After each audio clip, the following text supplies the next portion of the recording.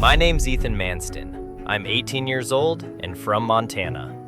And right now, I have 0 pounds to my name. No land, no farm, no money. Absolutely nothing. 2 years ago, I came to the UK, drove through Witcombe Valley, and something just clicked. So I came back, did a 2-year unpaid agricultural placement on a farm here, and lived in a caravan the whole time. Yeah, that one. My dad's built one of the most successful farming operations in Montana. But that was his journey, not mine. I'm not here to follow in his footsteps. I want my own farm, built my own way. Small, organic, sustainable. Something I can actually be proud of. This is where my journey begins.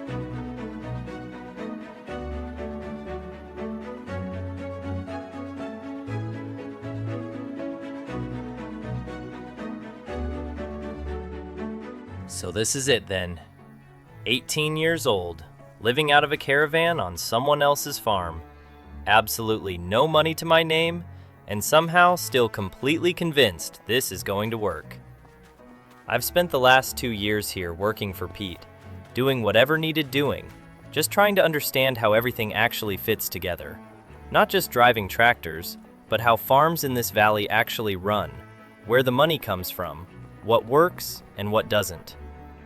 I've saved everything I could, which sounds good until you realize everything isn't exactly much when you're starting from scratch. The plan's there though. I know what I'd do if I had something to start with. I know the kind of operation I want to build. It's just that gap between knowing and actually being able to do it that's the problem right now. Still, something usually turns up. You just have to be ready when it does. Hey Pete. Morning, lad.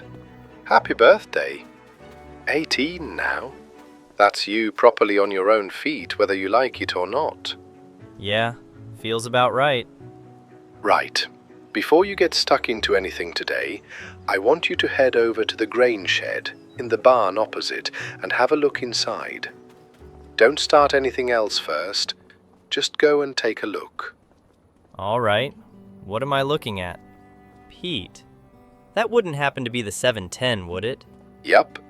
John Deere 710. Sat exactly where I last parked it. 13,000 hours on it. Hasn't turned over in a good couple of years now. Fuel system will want going through. Electrics will need sorting. And I wouldn't trust half the hoses on it as far as you could throw them. Yeah. It's yours if you want it. I've got no use for it anymore. And it's not doing anyone any good sat in that shed. Pete, I didn't actually have a starting point this morning. I knew what I wanted to do, but I didn't have anything to do it with. And now you do. Just don't make a big thing out of it. Get it running, make it useful, and go and earn with it. That's all it's there for. Yeah, I will. Good. And don't ring me asking what's wrong with it. You've worked on it enough. You can figure it out.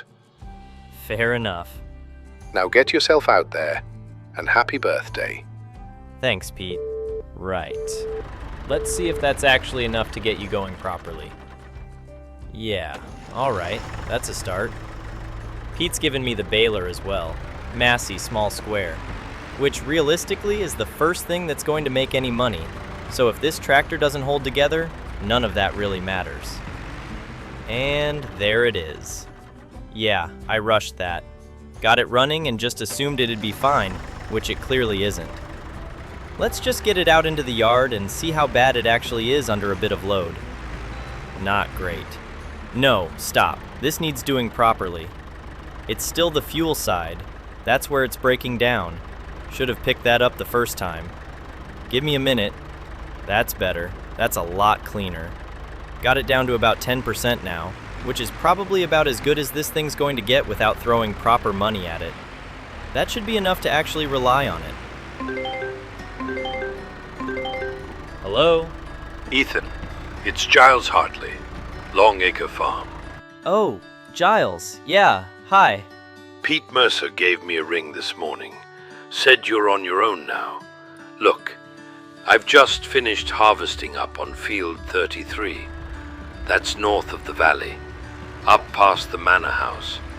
Straw's down and ready to go, and I need it baled up properly. Right. Okay. It's not a small field, and with that baler it'll take you a bit of time. But if you're willing to take it on, I'll put about 8,000 on it for you, just this once. Get you up and running. Yeah, absolutely. I'll take it. That'd be a massive help, Giles. Good. Head on up when you're ready. No rush on the day. Just get it done properly. I will. I really appreciate it. Honestly. You're Godric's boy. I know how he runs things. If you've taken anything from that, you'll be fine. I'll give it everything I've got. That's all anyone can ask.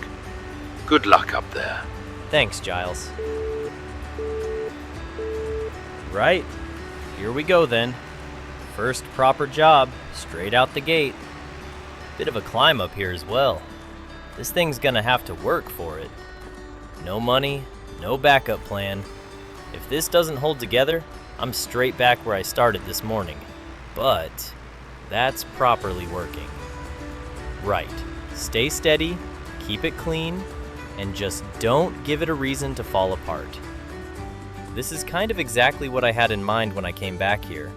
Start with whatever I can get, take on contract work, build something up piece by piece instead of trying to jump straight into owning everything. The way it works here, there's a lot of support if you do things properly. Government schemes, environmental payments, grants, but they're all tied to how you manage the land. So the plan's to do it right from the start. Keep everything clean, look after the ground, work toward organic if I can. I don't know exactly what this turns into yet, but I know I want it to be mine. That'll do. 8,352 pounds for the first job. And I can't really argue with that as a way to start things off. I knew there was money in it if you did it properly, but I didn't expect it to come together like that straight away. At the same time, I'm not kidding myself. That's not normal. And I can't build anything expecting that sort of payout every time something comes in. Giles was helping me out there, same as Pete did this morning, and I've got to treat it like that. A good start, not a standard. Summer's basically finished now as well, which changes things a bit. There won't be much more call for baling like that, so the one bit of kit I've got that actually earns money is already on its way out of usefulness. Right, autumn then.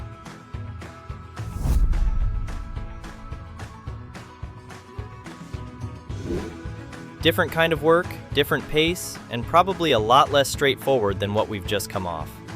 Summer gives you opportunities, autumn makes you think a bit more about how you're actually going to keep things moving. Hello? Ethan, Arthur Haynes. Arthur, yeah, hi. Pete and Giles both mentioned you're getting yourself started, so I thought I'd give you a call before someone else did. There's some deadwood down in the South Forest that needs clearing.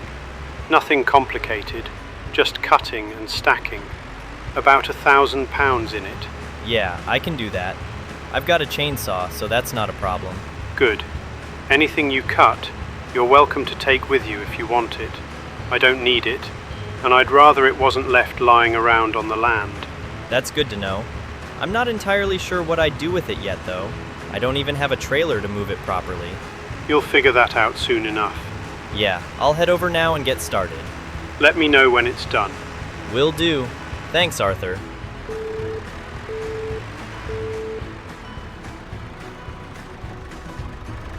Right.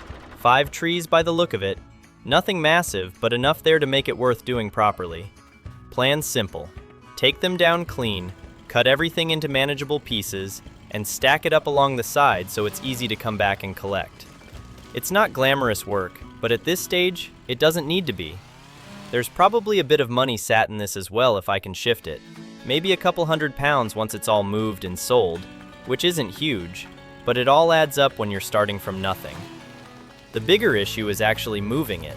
Without a trailer, it's just going to sit here, which defeats the point of doing it properly in the first place. So that's already the next problem to solve. How I turn this from just a job into something that actually creates a bit more value on top of it.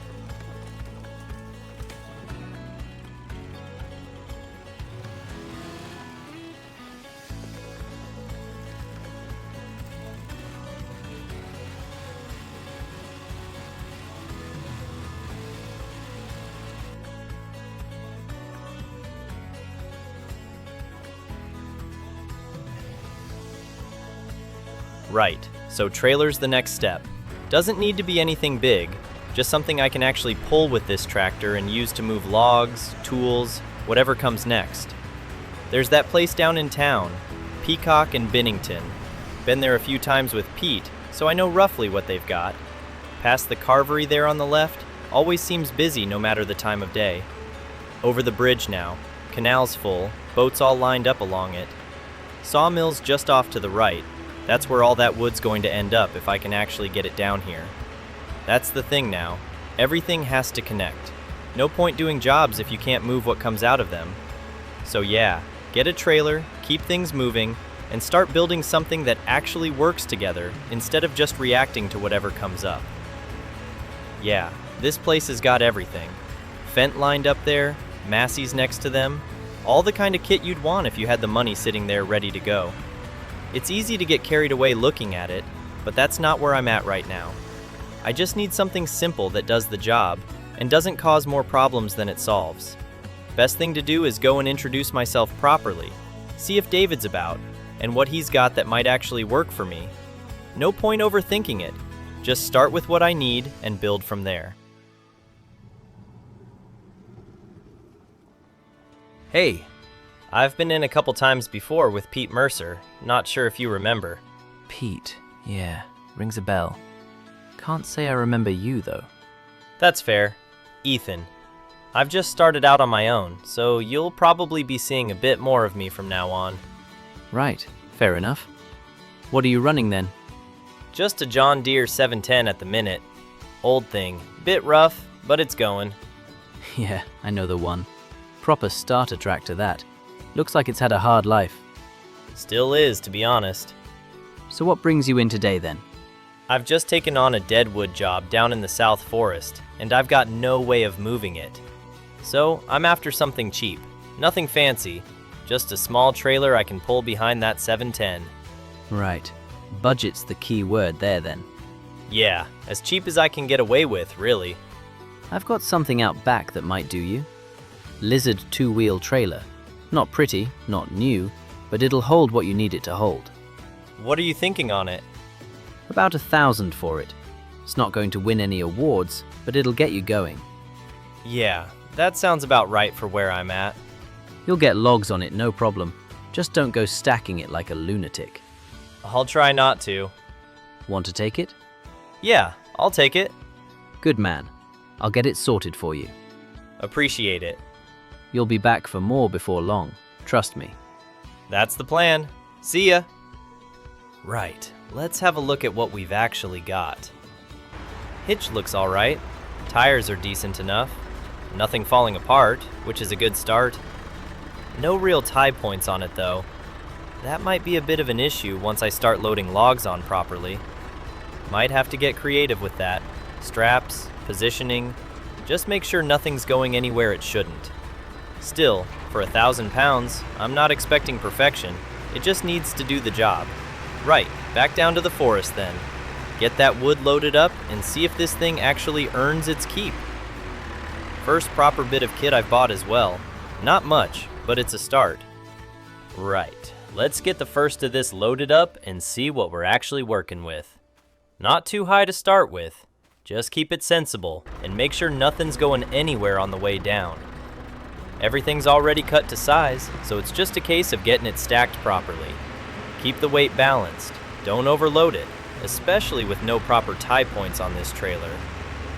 That should do for a first run. No point pushing it straight away. Better to make a couple trips and keep it all under control. Right, down into town then. Last thing I need now is losing half of it before I even get there. Be interesting to see what this actually comes out at. It's not exactly high-value stuff as it is, but it's better than leaving it sat in a pile doing nothing.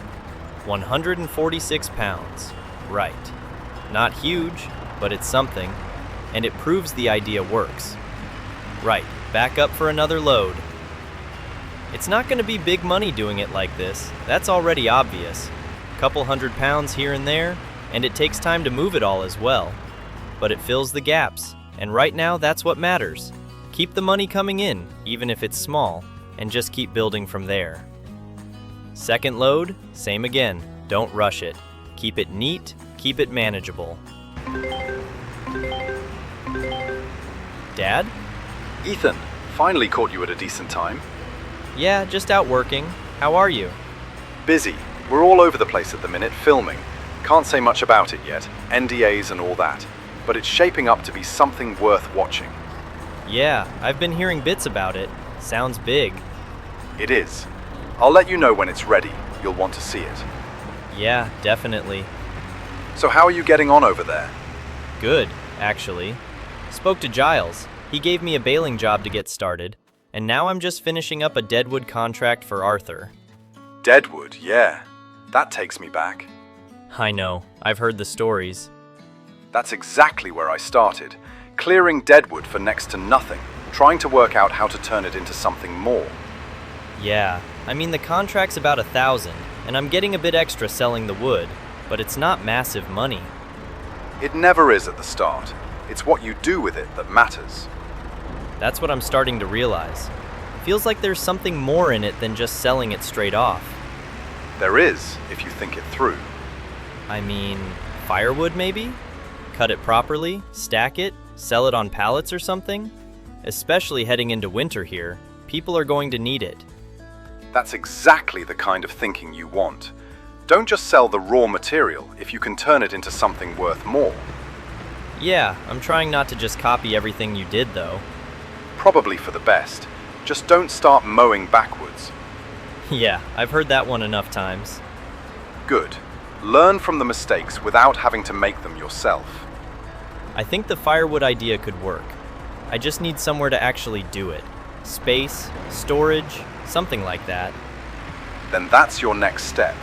And don't stay in that caravan too long either. It's fine for now, but it's not a long-term setup. Yeah, I've been thinking that as well. If I can find somewhere with a bit of land, I could set something up properly. Exactly. Build it so it works for you. I will. And call your mother. She'll want to hear from you. Yeah, I know. I will. Good. Don't leave it too long between calls either. I won't. All right, keep going. You're on the right track. Thanks, Dad. Right, firewood. That might actually be something. Finish this up first, then figure out how to turn it into something bigger.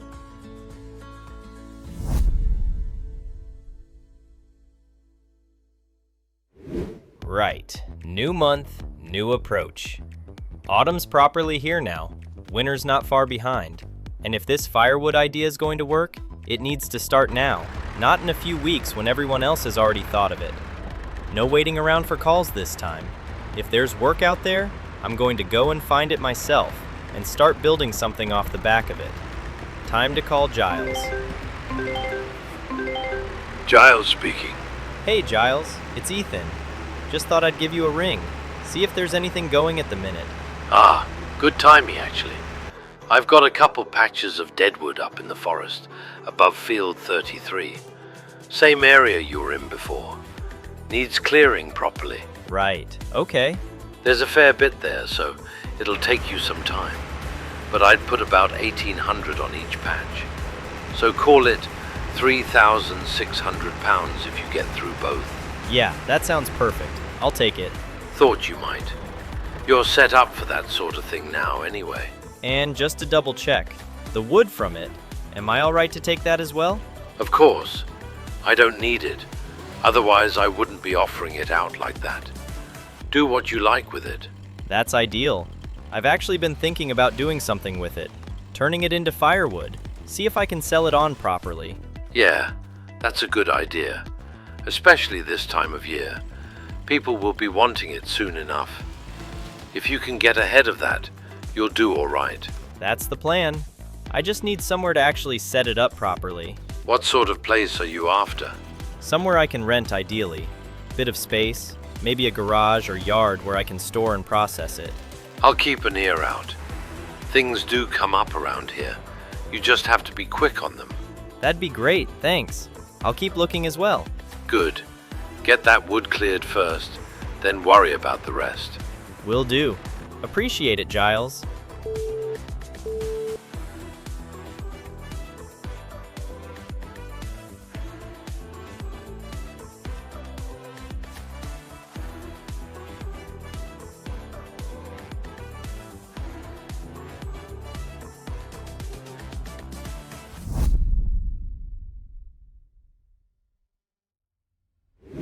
November already, and you can feel it now. Proper cold creeping in, leaves coming down everywhere.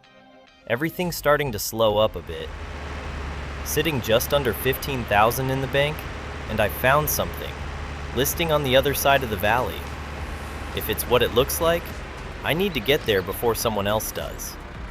From what I've seen online, it's more than I actually need for living, but that's not really the point. It's the space that matters. Somewhere I can actually set something up properly instead of trying to make everything work out of a trailer and a caravan. Yeah, this is it. Right, okay, that's bigger than I was expecting. House is more than enough. But that shed there, that's the important bit. Firewood stacked along that wall, maybe run pallets down this side. There's a lot more room here than I thought. Even space round the back as well. Yeah, this could actually work. $900 a month, about $11,000 a year. It's not cheap, not for one person anyway. But if this works, it pays for itself. That's the way I've got to look at it. Right, no overthinking it. This is the one. Get it locked in, get a year paid, and don't have to think about it again until next November. Let's see what we've actually got in here. Yeah, that'll do nicely. Bit of space. Couple of old tools left behind. Nothing special, but useful. Plenty of room for wood, for pallets, even space to keep everything under cover. This is exactly what I needed. Right, get the trailer in first. Keep everything out the weather. Leave that there, shut it up. Need to grab the baler from the caravan as well. Can't leave that sitting out. Back it in. Yeah, that fits nicely. That's everything under cover now. Proper base to work from. And this is where it starts. Little setup here, pallets ready to go, somewhere to process it properly. Cost me about $1,800 to get it going, which isn't nothing, but if it works, it's worth it. 2,500 liters in, nearly 6,000 out in pallets. That's where the margin comes from. Just over 2,000 a pallet. That's strong. And that's winter pricing as well. Drops right off outside of this time of year. So this is it. This is the window. Get as much made now as possible and move it while people actually need it. Right, no point standing here looking at it. Need wood. Messaged Giles already. He's got another patch up by field 33, same as before. That's the play then. Get back out there, bring it in, and start turning it into something worth selling. This is the first thing that actually feels like a business. Let's go get it moving. Before I forget again, I should probably call Mum. She'll have my head if I leave it too long. Hey, Mum. Ethan, hi. I was starting to think you'd disappeared on me. No, just been busy. Things are actually starting to come together over here. That's good. I miss you, though. The house feels very quiet without you. I've been traveling with your dad a bit, which has been nice, but it's not the same. Yeah, I know. I miss it too. I'll try and call more. I've just been trying to get everything going here. So tell me, what are you actually doing? Last time we spoke, you were still working for Pete. Got a little old tractor now, but I've done a few jobs now. Baling, deadwood contracts, and I've just set up a place to rent with a workshop so I can start doing firewood properly. That sounds like a big step. Are you keeping track of everything properly? Yeah, I mean, I know roughly where everything's at. Ethan, roughly isn't enough if you're turning this into a business. You need proper records, proper income tracking, And if you're selling products like firewood, you should really be doing it through something official. Yeah, I've been thinking about that actually. Especially if I start selling to places like the farmer's market. Exactly. Do it properly from the start and you won't have to fix it later. Yeah, that makes sense. And what about grants? Schemes? The UK has a lot of support if you qualify. I've looked into them. I know what's there. I just need land in my name before I can really use any of it properly. For now, I'm just renting and building up. That's fine. Just don't rush into anything financially.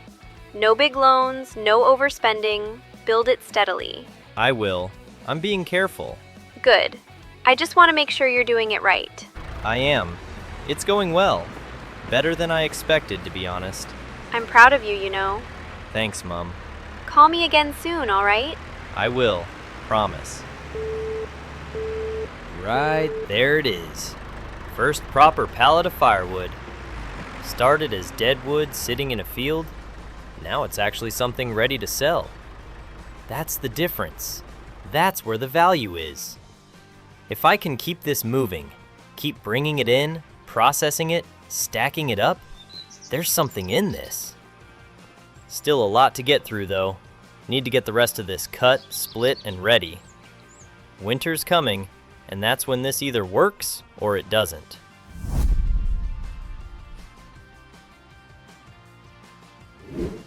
Winter's here. Properly here as well. Cold mornings, frost everywhere. Even got a snowman out front somehow. First time in a long time I've actually slept in a proper bed too. Not a caravan, not freezing overnight. Makes a difference. Right, let's see what we've actually got. 10 pallets? Yeah, that's solid. That's a really good start. Only issue now is getting them moved. No chance I'm lifting those by hand. They're far too heavy. Right, need something to shift them. Forklift, something small, something cheap. Crisp morning, 1 degree, fog sitting low across the valley. Proper winter feel now. Got about 2,500 left, so whatever I get needs to fit inside that. Not exactly a strong position to be buying equipment from, but I don't really have a choice. No one here. Back room, office. Brilliant, of all days. Right, I'll give Oxy a ring. No point wasting time. Hey Oxy, it's Ethan. I'm down at the shop. You about? No, sorry mate, I'm out today. What do you need? I've got pallets of firewood ready. Just need something to lift them onto the trailer. I've only got about 2.5 grand though, so it's gotta be cheap. Yeah, that's not much to play with, but I might have something. There's a manual forklift sat in the back room. Been there a while, no one's touched it. Manual? Yeah, all arm power. Not pretty, but it works. 200 quid. Yeah, that's perfect. I'll take it. Go grab it, it's yours. Transfer me the money when you've got it. Will do. Appreciate it. This really is manual, isn't it? Going to feel this one after a few lifts. Still, 200 pounds? Can't complain at that. Right, get it back, get it inside, and start moving these pallets properly. That'll do. Let's get it set up. Right, now I can actually move them. I need somewhere to sell them. I did see the farmer's market website. There was a number on there for someone called Diane. Yeah, worth a call. See if she needs any firewood down at the market. Hi, is that Diane? My name's Ethan Manston. I've just started up doing firewood locally. It is? Firewood, you say? Where are you based? Just over the other side of the valley. I've got about 10 pallets ready, and I'm looking to start moving them. You've timed that well. We've actually just run out at the market. Right, okay. Bring 4 down today if you like, and I'll take them. I can do just over £2,300 a pallet, cash, but that's because we need it immediately. Yeah, that works. That works really well. Now listen. This one I'll take as it is, but if you want to keep supplying, you'll need to do it properly. As in? Register a business, company name, invoices, proper records. I run the market, and everything that comes through me is accounted for. Yeah, that makes sense. I've been meaning to do that anyway. Good.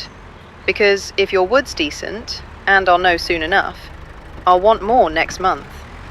It's good. Proper dry deadwood, processed clean. We'll see. When can you be here, do you reckon? I'll load up now and head over. Right, that sounds wonderful. See you shortly. Right. That's 4 pallets gone in one go. Proper sale, proper money. Yeah, that feels different. Just had a message from Arthur as well. Small deadwood patch. Nothing major, but worth doing. Yeah, straight onto that. No point slowing down now. More wood in means more pallets out. First time this actually feels like more than just bits of work tied together. That was a business transaction, even if it was a one-off. Next month, that changes. Need to get everything registered properly, get a name on it, start doing it properly through invoices and accounts. And if Diane wants more, which she will if that goes down well, then I need to be ready to supply it. That's the loop now. Cut it, move it, process it, stack it, sell it.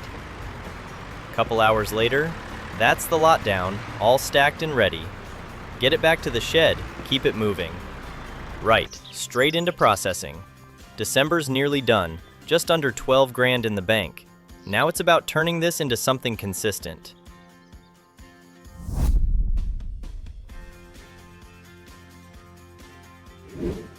New year.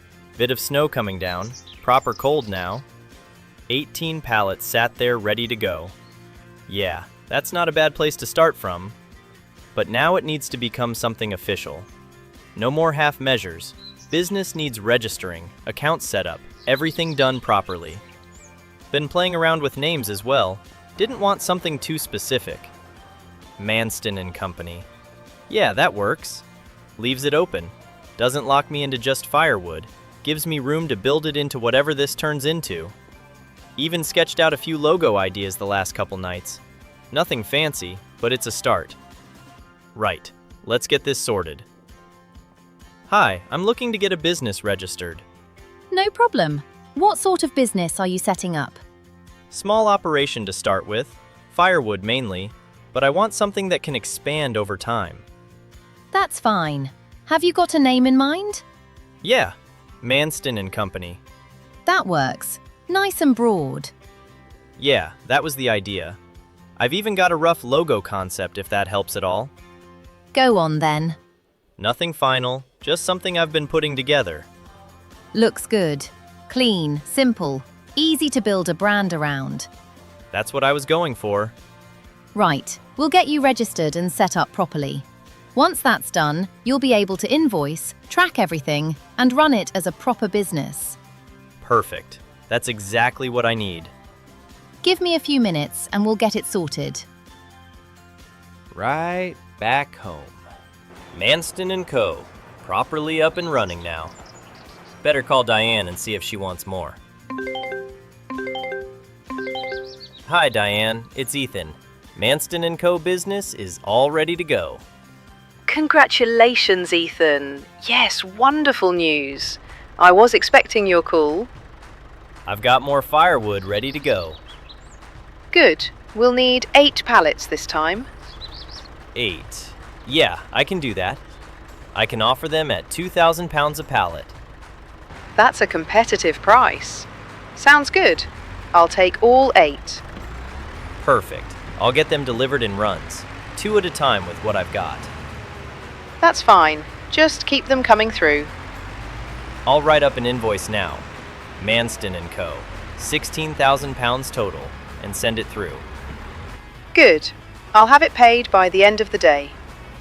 Appreciate it. Keep the quality consistent and we'll keep doing business. You've got it. Thanks, Diane. Right. First proper invoice sent. 8 pallets lined up. This is exactly what I was working towards. First load of 2 dropped off already, and it's running smoothly. Trailer's doing its job, forklifts holding up. Just takes a bit of time doing it this way. 3 more runs to go after this one, So it's not quick work, but it's steady, and that's what matters. This is the difference now. It's not just doing jobs and getting paid. It's producing something, moving it, and selling it properly. Once this is consistent, there's probably more I can do with it as well. Different sizes, different types, maybe even expand into other things alongside it. But one thing at a time. No point getting ahead of myself before this is properly stable. Load, drive, unload, repeat. Keep it simple, keep it moving. 16,000 pounds in for the first proper run through Manston & Co. That's a big step up from where this was even a couple of weeks ago, just cutting dead wood and hoping to shift it. It's still early, and there's a long way to go before this is anything stable, but that's proof that the idea works. If I can keep supply up and keep the quality there, there's something real in this. January's done, and for a first proper month running it as a business, I don't think I could have asked for a much better start than that.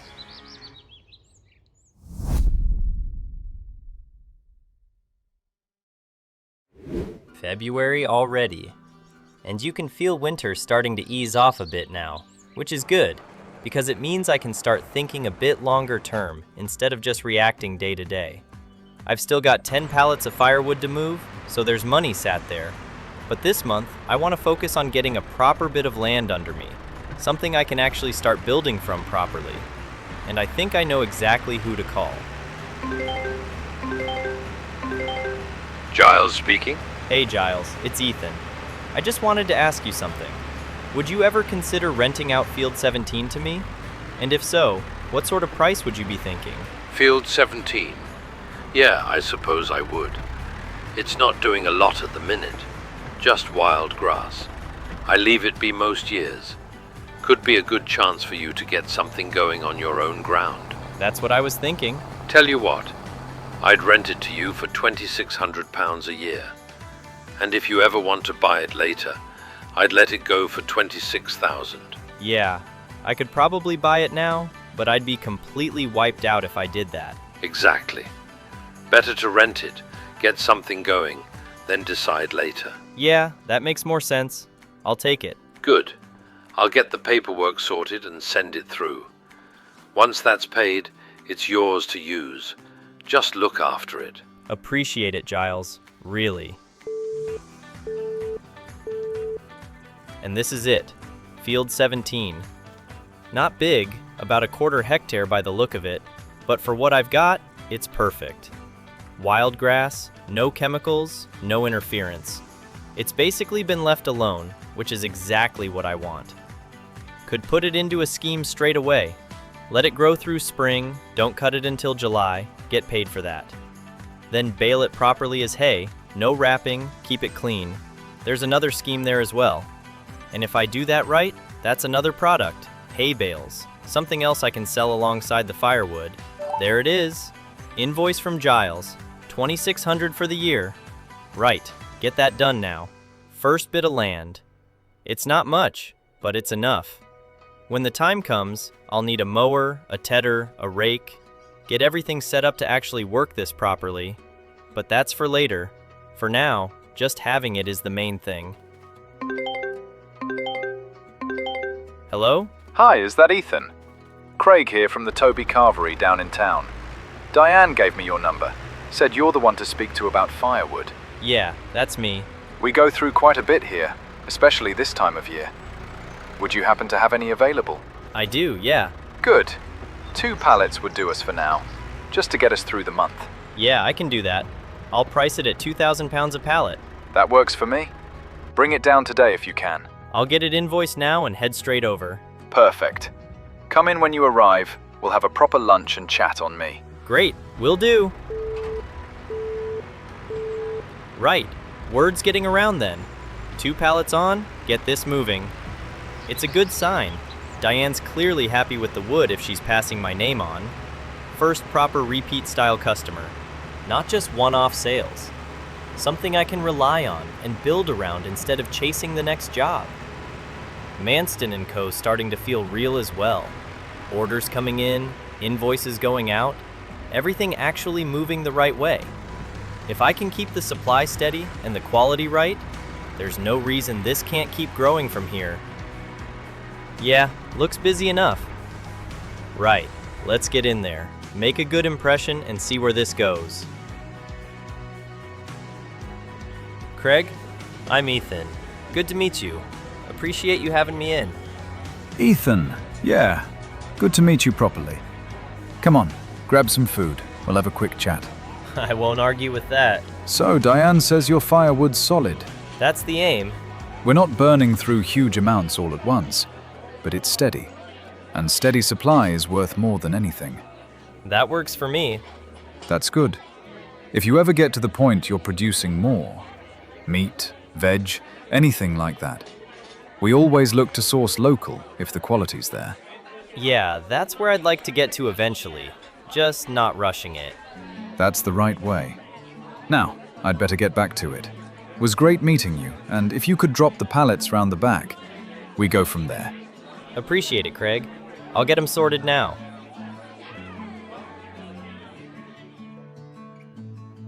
That's a good one to have. Proper customer, proper conversation, and something that could turn into regular work if I keep everything where it needs to be. 2 pallets dropped off round the back, all sorted, and paid straight away as well, which makes a big difference. It's starting to feel less like chasing work and more like actually building something that connects together. That's the key now. Keep supply steady. Keep the quality right. And make sure every order that goes out is something people want to come back for. Quick stop at the farmer's market as well, just to see how things are moving there. 4 pallets gone already, 4 still sitting there. So it's moving, just not as quickly now that winter's easing off a bit. That's fine though, it's done its job. It got things started, got money moving, and got my name out there. Back to the shed now. 8 pallets left here as well, so still in a strong position heading out of winter. Got 1 pallet of wood chips sitting there too. Might be something in that. Sawmill maybe, or someone local who can use it. No point letting it sit if it can bring something in. Overall though, February's done, and it's been a good one. Land secured, new customer in, steady sales. Everything's moving in the right direction. Now it's about carrying that into spring and seeing what this actually turns into.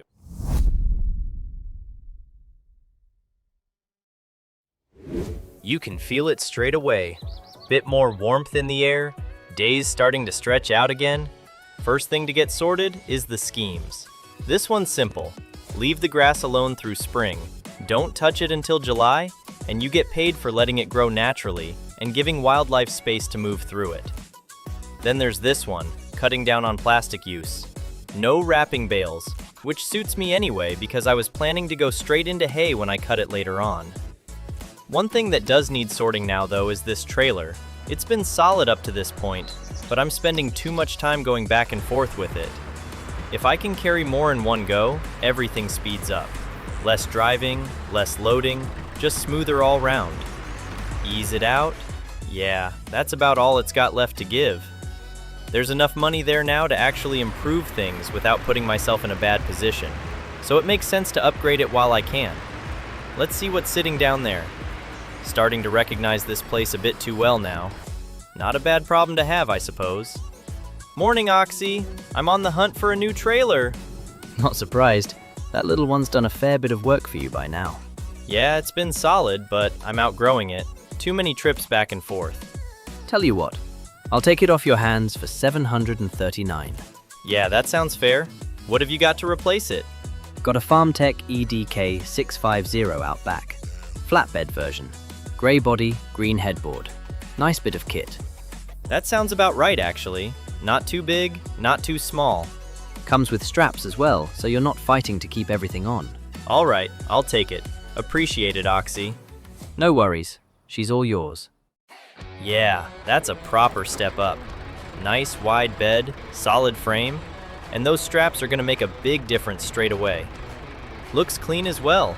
Simple, but exactly what I need. Now, let's put this to use. I think I'll call Arthur and see if he has any deadwood jobs on the go. Hey Arthur, it's Ethan. Just checking if you've got any more deadwood going? I do actually. Bit further out this time. Northern forest, right up near the top corner.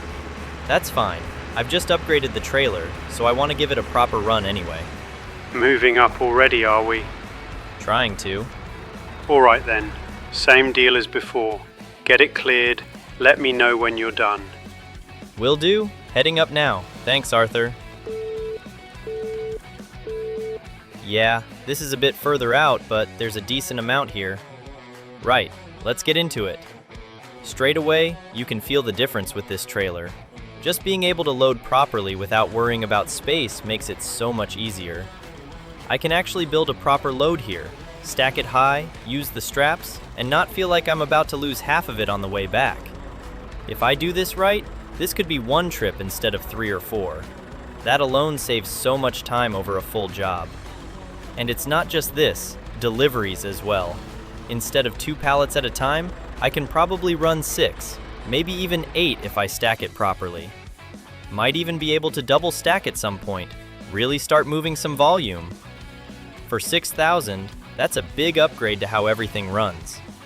Still got about 23,000 in the bank as well, so there's room to work, but I need to be careful with it. Tax bill's coming next month, and that could take a decent chunk out. And rent, 11 grand due later in the year, that needs to be set aside properly. Yeah, that's the priority. Make sure that money's covered first, then everything else builds around it.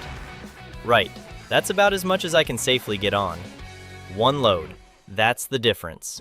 1 full load, stacked properly, straps holding everything in place, and I'm not worrying about losing half of it on the way back. Before this, I'd still be halfway through the job, going back and forth trying to move it all in smaller runs. Now it's 1 trip, 1 proper load, and straight back into processing. Let's see what this looks like coming off. There we go. Yeah, that's exactly what you want. Straight into the work area as well. Saves time straight away. Just need to split this out now. Keep one side ready to feed straight into the saw, other side stacked clean so it's not in the way. It's simple work, but doing it like this keeps everything moving without slowing me down later.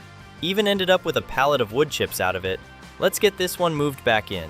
That's 2 pallets of chips now. Not entirely sure what the best use for them is yet, but I'll figure something out. Spring's here, so it's not going to move like it did in winter. Still, it's not a bad problem to have. Better to be stocked up than scrambling later when it picks up again. March done, and everything's in a good place heading into April.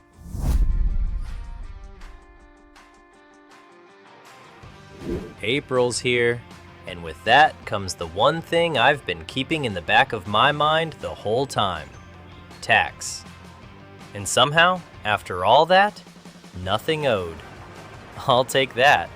Definitely wasn't expecting it to land like that. Couple of orders come through this morning as well. 2 pallets for Craig down at the carvery, and another 2 for Diane at the market. That's the kind of thing I want to see now. Steady, repeat orders just coming in without having to go chasing for them. Get these lined up properly. Keep the weight balanced, straps tight. Last thing I want now is undoing good work with something silly on the road. This trailer's made a massive difference already. Before, I'd be thinking about how many trips this would take.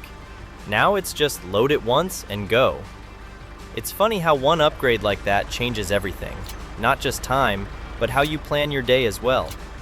You start thinking in full loads instead of half jobs. If I can keep this pace up, produce, stack, deliver, and not let things bottleneck, it's going to stay manageable. Out onto the road now. Roads are a bit quieter this time of day as well, which helps. Everything's starting to link together now. Supply coming in, product going out, customers coming back. It's not perfect, but it's working. There we go. First stop. It's been a solid month overall, just keeping things moving, refining how everything works, making sure nothing's getting wasted. Even started putting a bit more thought into the brand side of things as well. Manston & Co. isn't just the name anymore. It's actually starting to look like something. Got some bits made up, shirts, hoodies, hats, even mugs.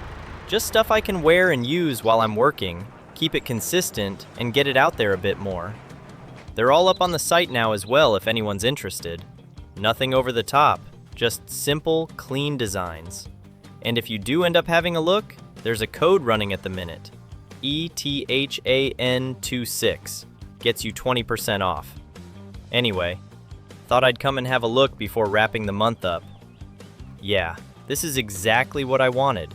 Grass is coming through nicely, all natural, no interference, just doing its thing. Letting it run through to July should work well. See what the scheme pays out, and then get it cut into hay properly. Be interesting to see how many bales come off it as well.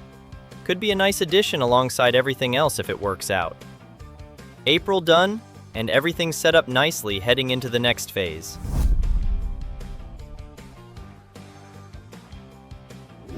May's started properly now, and for the first time, I'm not looking at the bank thinking how I'm gonna survive the month. July's the big one, that first proper cut on the field. And if I don't have the right gear ready before then, I'm going to be scrambling. So today's simple. Get a mower, get it stored, and make sure everything's lined up before the grass is ready. Just gotta be smart with it as well.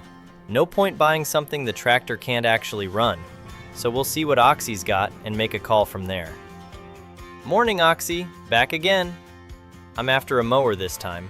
Something I can get in now and have ready for July when the field's ready to cut. Yeah, that makes sense.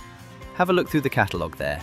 There's a few options under $5,000 that'll do what you need without overcomplicating things. All decent bits of kit. Just need something the tractor can actually handle without killing it. That's the thing. Your 710's right on the edge for some of these. That RDMR's a bit heavier and wider. I wouldn't bother with that one if I were you. The RP1700 though, that's probably your best bet. About 4,100, needs around 60 horsepower. That'll do the job nicely. Let's go with that one. Good choice. That'll see you right. Nice one. Cheers, Oxy. That looks the part straight away. Not too big, not too small. And it actually suits the tractor, which is the main thing. Hitch it up, make sure everything's sitting right, no wobble, no nonsense. Yeah, that's solid. Right, that's one job sorted. Next stop, Mayfair. Might as well see what's going on down there while it's on. You can hear it before you even get there. Loads of people, chatter, stalls. Definitely busier than I expected. Let's go have a look. Wow, this place is nice and busy. Always great to see all the locals out. Hey, sorry, I don't think we've met. I'm Ethan. Hey, I'm Rosie. Yeah, I've seen you around. You're the one doing the firewood, right? That's me, yeah. Still figuring it out, but it's getting there. Of course it is. You're the American, yeah? Yeah, that's right. Thought so. Didn't think we'd be short enough on farmers round here, we'd have to import one. Give it a few months. See how long it lasts. Callum. I'm not really here to take anything off anyone. Just trying to build something of my own. Yeah, well, this isn't Montana. Doesn't work the same here. That's enough. If you've got something useful to say it properly. Otherwise, don't say it at all. Was just saying. No, you weren't. Sorry about that. Don't worry about it. Comes with the territory, I guess. Good to see you here, Ethan. This is where people actually start to get to know you. Yeah, I'm sure he'll warm to me eventually. Anyway, I'd better get back to it. Well, bit of everything in there. Some good, some not so much. But that's probably how it's meant to be. You don't just arrive somewhere like this and fit straight in. You've got to earn it. Just got back and already got a message through from Craig at the Toby Carvery asking for another 2 pallets, which is ideal. Not massive orders, but it's consistent, and that's exactly what I need right now. I've sent him an invoice over for $4,000, $2,000 a pallet, so let's get those loaded up and taken down. It's starting to feel a bit more real now, not just scraping together whatever I can find, but actually having people come back and ask for more. 2 pallets here, 2 pallets there. It's not massive, but it adds up, and more importantly, it keeps things moving. That lad from earlier, Callum Draper, definitely not the warmest welcome I've had since being here. You can tell straight away he's not a fan of someone new turning up and getting involved, especially not someone from the other side of the world. Doesn't really bother me though. I'm not here to prove anything to him, just here to build something that works. Straight back to the shop now because I'm about to do something I probably shouldn't. Let's see what Oxy's got. All right, Oxy, back again. Back again already? What are you after this time then? Tedder and a windrower. Have a look in the windrower section. That Lizard Z240, about 800 quid. Bit old, but it'll do what you need. You can switch it between windrowing and tedding, just change the tines over. That actually sounds perfect, to be fair. Cheap, simple, does the job. Hard to go wrong with it. Yeah, all right, I'll take it. 800's a no-brainer for now, thanks. For the price, that's solid. Bit rough around the edges, but it's exactly what I need right now. Pete, good timing actually. I was just about to ring you. You got anything going at the moment? Yeah, actually. Field out the back of the yard. 98. Needs tedding. Not a big job, but it wants doing. Yeah, I know the one. I can head straight over now. I'll give you about £1,000 for the day. That works perfectly. I'll get on it. You've been keeping busy then? Yeah, more than I expected, to be honest. Ended up picking up a place on the other side of the valley with a shed. Started putting together a firewood setup out of there. Manston and Company. Been doing bits of contract work alongside it. Deadwood, baling when it comes up, and now starting to get a few repeat orders coming in, which helps. Sounds like you've not been wasting your time. Just trying to keep everything moving, really. Bit of everything at the moment, but it's starting to come together. Good. Keep it that way. Appreciate it, Pete. I'll leave you to it. This is exactly what I need. Work like this, steady, simple, keeps everything ticking over while I build the rest up around it.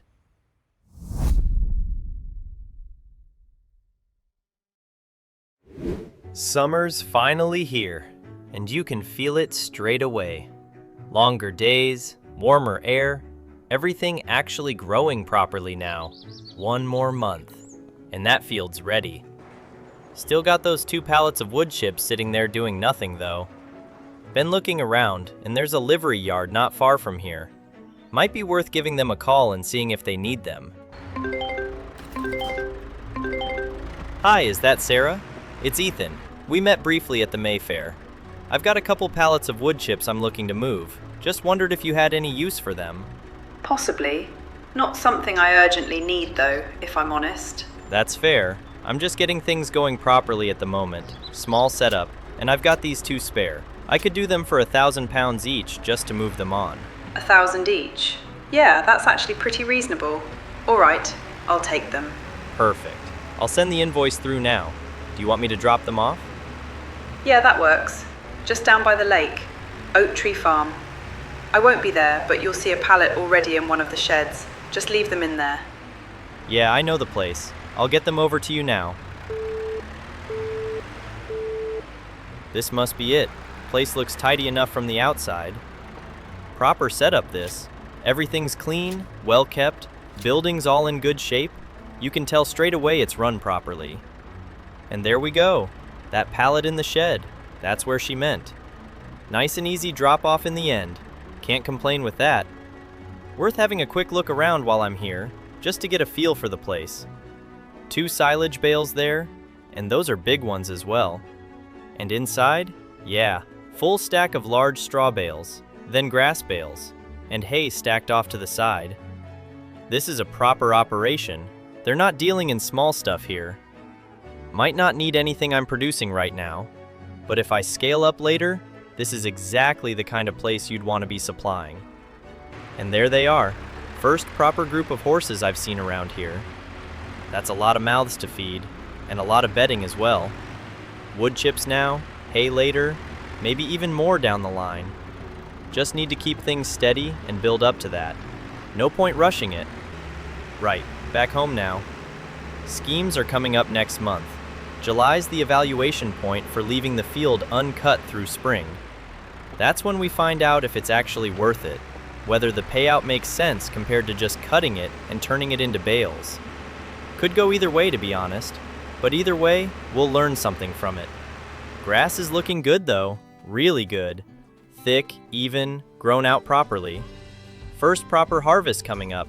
That's a big moment. Got everything ready as well. Mower, tedder, rake, baler.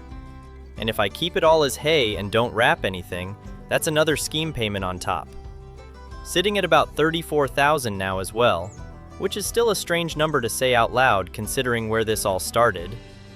And there's still space here, loads of it.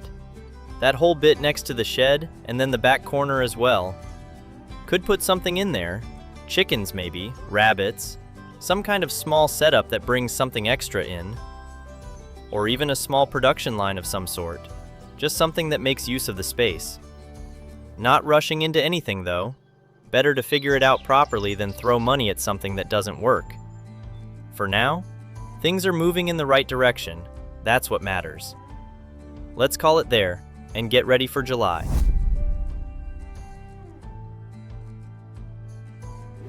This is it. July's here. Just had the email through from the schemes as well. First proper payout. Let's see what we've actually made. 3,000 pounds, just for leaving the field alone through spring. That's better than I expected, to be honest. Proper money, and I haven't even touched the grass yet. Which means now we've got a decision. Take the payout, then go and cut it anyway, turn it into something more, or just leave it and play safe. No, we're cutting it. That's always been the plan. And the second scheme? Yeah, that one's still running. No wrapping, hay only, next check's in August. So everything we do here now, it matters. 37,000 in the bank, everything finally lined up, and now we actually get to see if this all works the way it's supposed to. First proper job on my own field. Not a contract, not someone else's land. Mine. Been waiting a long time for this. Hang on. Why am I not moving? That's not good. That's really not good. It's the mower. It's too much for it. 50 horsepower trying to drag something that wants 60. And the ground's not helping either. Alright, don't panic. Just get it moving again. Back it off. Reset. Give it a bit of room to breathe. There we go. Moving again. Just need to be smart with it. Keep it rolling. Don't let it bog down again. That's better. At least it's cutting now. Although, there's not much coming off it. Edge of the field's always thinner though, so maybe it picks up further in. Just need to get into the middle. That's where it'll show. Alright, first lap's nearly done. Just keep it steady. Bit soft up here. Ground's starting to give a little. It's alright, still moving, still moving. No, no, no, no, not again. Come on! It's gone, completely gone. I'm stuck. That's it, just completely buried. First proper job on the field. First time everything's meant to come together, and I can't even move. Thought I had it all lined up this time. Got the mower, got the kit, got the plan, and it still isn't enough. This isn't just bad luck either. This is the tractor. It's not built for this. So what do we do now? Call someone? Get pulled out? Call Giles? Or just accept this is where we're at? Because if this doesn't work, then everything changes. We either fix this, or we upgrade. And I think I already know which one it's going to be. Well, that's not exactly how I imagined ending the first year. There goes the old 710.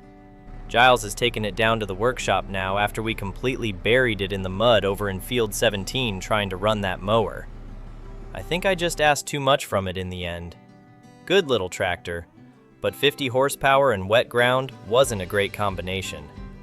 But maybe this is a sign as well. Maybe it's finally time to step things up a bit. I caught the bus into town this morning, and I'm heading down to Peacock and Binnington's now to see if Oxy's got anything that might work for us, because we can't leave that field sat half-finished forever. There's the shop now. Morning, Oxy. You look stressed already. Tractor finally died on me.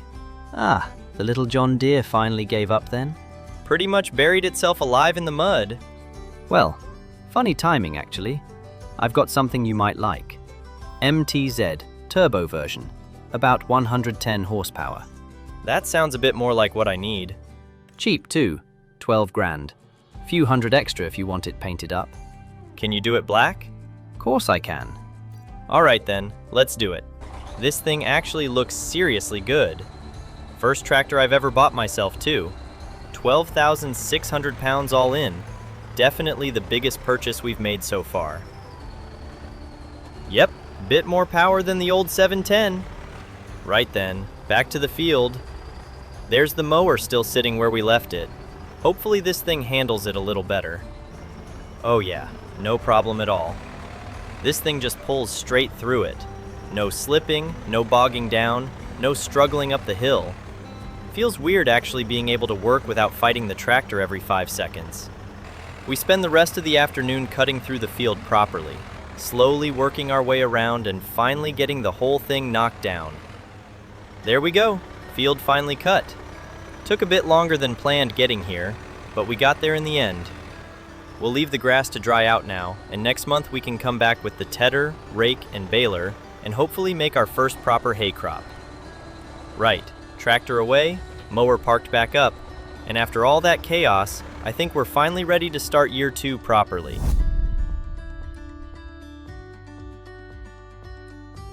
August already. Officially year 2 now. 1 full year gone already. This month should be a good one though. First hay crop off field 17, first real chance to use all the equipment we've bought over the last year, and hopefully the first time this little field actually starts paying us back for all the effort we've put into it. Alright, let's get moving. Still getting used to this MTZ, honestly. Compared to the old John Deere, this thing feels huge. So much more power too, makes everything feel way less stressful. Nice morning for it as well. Middle of August, sun's already out. Grass should be ready after sitting cut for a while now. There we are. Field's looking pretty good actually. First job today is tedding everything out so it dries evenly into hay. Basically just turning the grass over and spreading it around a bit more. Haymaking seems simple when people explain it, but there's definitely more timing involved than I expected. Hard to believe this was just wild grass sitting untouched earlier in the year. 3,000 pounds from the spring scheme definitely helped make this whole thing worthwhile too. There we go. Hay's looking much better already. Nice thing about this machine is it doubles as the windrower too, so we don't need another separate piece of equipment. Just switch the setup around a little and now we can start pulling everything into rows. This part's honestly way more satisfying. And hopefully there's enough here to make a decent amount of bales because I genuinely have no idea what a field this size is supposed to produce. Alright, rows are done. Looks really clean actually. Time to head back and grab the baler. Funny thinking this little baler was one of the first things we got given. It's basically been sitting in the shed waiting for this exact moment all year. Back into the garage nice and easy. Tedder back where it belongs. Mower over there. And now the important part. There she is, little Massey Ferguson baler. Kinda nervous, honestly. Never really done this before. Rows still look good though. Hopefully the baler agrees. Alright, let's see what happens. Okay, yeah, we're picking it up. And there goes the first bale. Hold on a second. Man, that's actually really cool seeing that sitting there in the field. First ever Manston & Co. hay bale. Looks good too. Nice, clean little hay bale. After that, we just keep going row by row through the field, slowly watching more and more little bales appear behind us. Whole place gradually filling up with them. Need to figure out pricing too, because eventually these things need to actually make money. I checked the store prices earlier, and they're selling these same size bales for around 300 pounds each, which honestly feels insane. But then wholesale prices are way lower than I expected too. If I just sold straight into the market, we'd barely make anything. So maybe somewhere in the middle makes sense. 150 pounds maybe? Cheap enough that people would rather buy from me than the store, but still enough to make all this worth the effort. And there we go, final row done. That's not bad at all. Whole field baled up, proper first harvest. And we should definitely be able to get another cut off this field later in the year too. Means this isn't just a one-time thing. Alright, time to head home and swap equipment again. Baler back into the shed for now. One last job left though. Need to actually get all these bales home. trailer back on, and now it's straight back down the road to the field again. Feels weird how normal this drive's starting to feel now. House to field to town, town back home. Starting to actually feel settled here. There they are, whole field full of little hay bales. Luckily, these are still small enough to move by hand, so we spend the next while loading them onto the trailer one by one and stacking them carefully into rows. And while I'm doing this, I keep thinking about the pricing again. 150 pounds really does feel about right. Half the store price, still decent money for us, and hopefully cheap enough that local people actually want to buy them. Especially considering this field already made us $3 grand before we even touched it. 34 bales too. Honestly, better than I expected from a field this size. Alright, all strapped down and ready to go. First ever load of Manston & Co. hay bales. Gate shut behind us, and back home we go. Pretty good way to start year 2, honestly. First proper harvest done, first bales made, and now we've actually got another product to start selling alongside the firewood. Back into the yard, nice and easy. There we are, 34 bales sitting on the trailer, 25,000 pounds still in the bank, and plenty still left to figure out. But standing here looking at all this, it finally feels like Manston & Co. is becoming something real.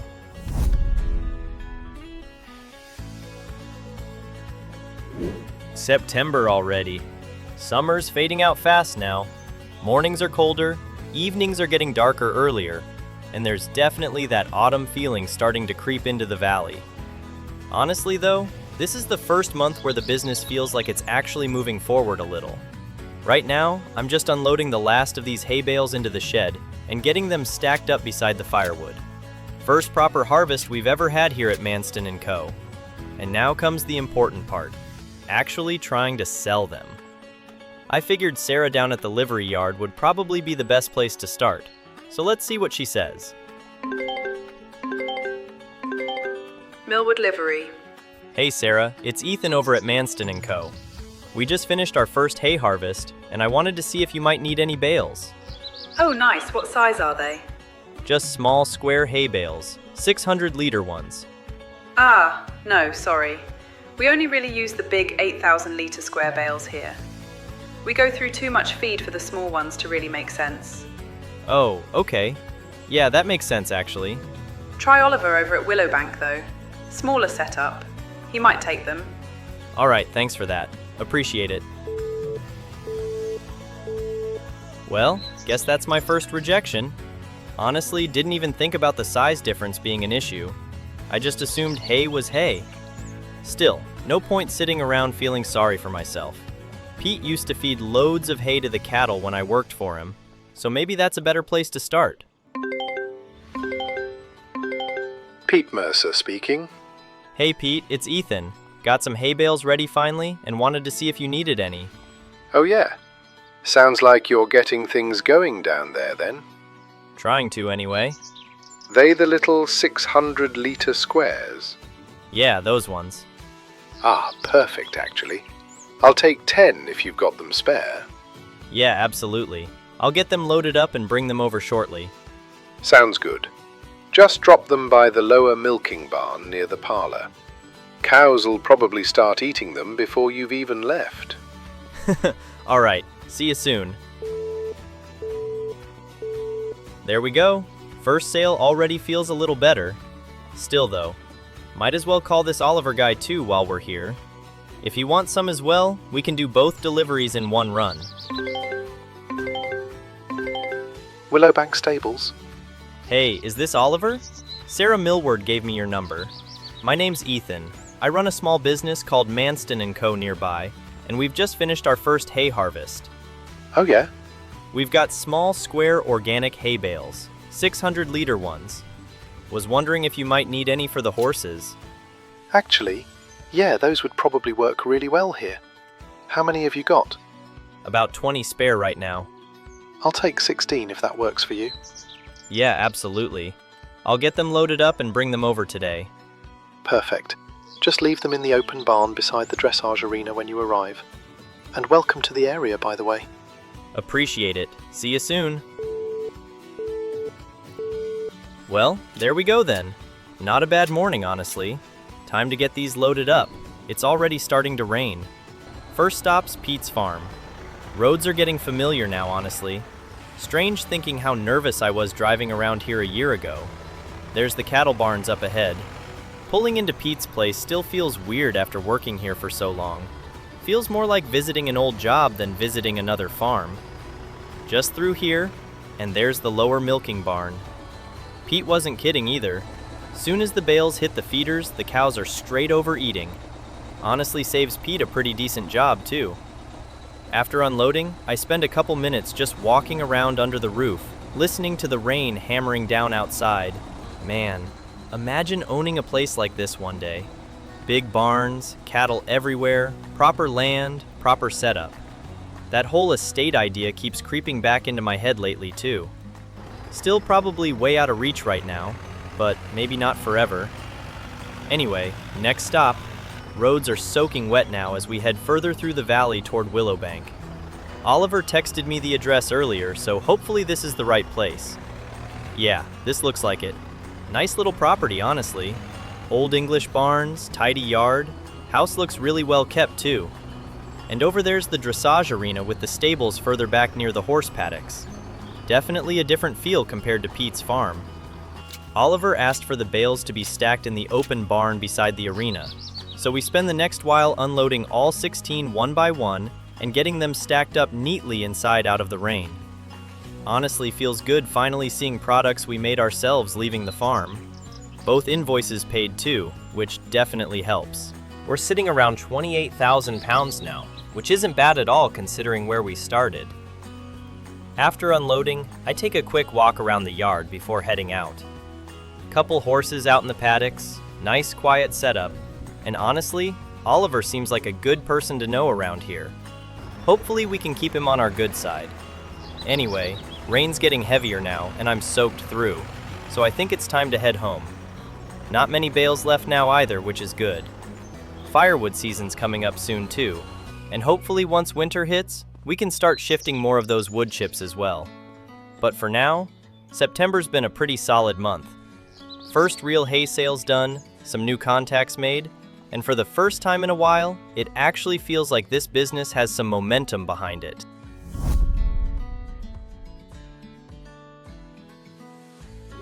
October rolled in overnight. Trees around the valley are starting to turn orange now. Mornings are damp, and there's that cold feeling in the air where you know winter's not too far away anymore. But before everything slows down for the year, we've still got one more cut left in Field 17. So first job this morning is getting the mower hooked back up and heading down there before the weather changes again. Honestly, still feels kinda strange having equipment sitting in this shed now. Year ago, I barely owned anything at all, and now we've got a mower, tedder, baler, trailer, tractor. Little setups growing slowly. All right, mower's on, let's head out. Roads are covered in leaves already too. Whole valley looks different compared to summer. There's the field up ahead. Grass actually came back pretty well after the first cut. Definitely worth doing another harvest before winter sets in. All right, mower down. And there we go, cutting nice and clean again. Crazy thinking this field was basically abandoned before we got here.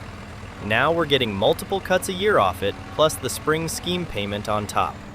Honestly, the spring scheme still feels like the smarter option too.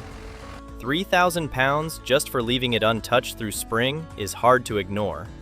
We'd probably make slightly more from another cut, but once you factor in all the fuel, time, loading and deliveries, it balances out pretty fast. While I'm mowing, I keep finding myself thinking about Blackthorn Estate too. Most of the valley around here is owned by them. Big manor house over on the hill, loads of farmland, old barns, woodland, pretty much half the area honestly. They lease farms out sometimes through applications and interviews, but apparently nothing's available right now. Still, if something does come up eventually, maybe it's worth trying for. Could be a huge step for us one day. Anyway, focus on this first. Last strip coming up now. And there we go. Whole field cut again. Looks good too. Nice, neat layer sitting there ready to dry out and get turned over. Quick look around. Yeah, definitely worth doing. All right, back to the house for the tedder. This road between the house and field might as well be our driveway at this point. Back into the shed nice and easy. Mower off, tedder on, and straight back out we go. Clouds are rolling in a little now too. Hopefully weather holds long enough to get all this done. Back through the gate and into the field again. All right, let's get this hay turned over. Hey kid, Hey Dad, what are you up to? out in the field tedding hay. Last cut before winter. Man, hearing that brings back memories. Yeah?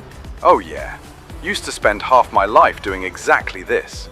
Long days chasing weather forecasts and hoping rain stayed away. Sounds about right, honestly. How's everything going over there anyway? Good, actually. Better than I expected. We've got the field producing now. Firewood's still moving. Sold most of the hay already, too. That's awesome, Ethan.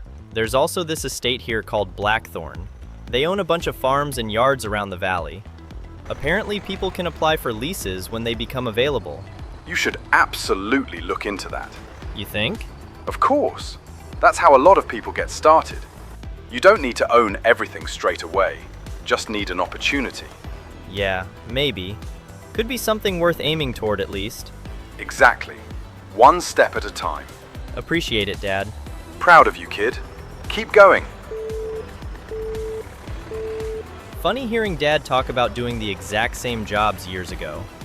Makes this whole thing feel bigger somehow. Rows are looking good though. Nice and thick again. Now it's time for the baler. Back down the road one more time. Tedder away, baler hooked on, and straight back to the field yet again. Busy month this one. Rows are still dry too, which is good. All right, let's start baling. Always satisfying watching the little bales pop out behind the baler one after another. Whole field slowly filling back up with them. While I'm doing this, I've been thinking a lot about winter too, and how we keep the business moving once the grass stops growing. One idea I've got is maybe building some raised garden beds beside the house. Nothing huge, just enough to grow a few vegetables and maybe sell some produce down at Diane's market. Would have to be temporary though, since this place is rented. Need something we can eventually pull apart and move somewhere else if we had to. Still, could be a nice little extra income stream. And there we go. Final row done. Field full of bales again. Looks like about the same amount as last time too, which honestly surprised me this late in the year. Back home for the trailer now. Baler tucked away, trailer hooked up, and now we do the slow part. Back through the gate once again and straight into the field. 33 bales this time. One less than the first cut, but honestly that's still really solid. We spend the next while lifting them onto the trailer one by one, stacking them carefully into rows, and trying not to wreck our backs in the process. Definitely feel this tomorrow morning. Last few bales loaded now, straps on, trailer secure, and that's October done. Field's empty, grass is cut, and winter's officially on the way.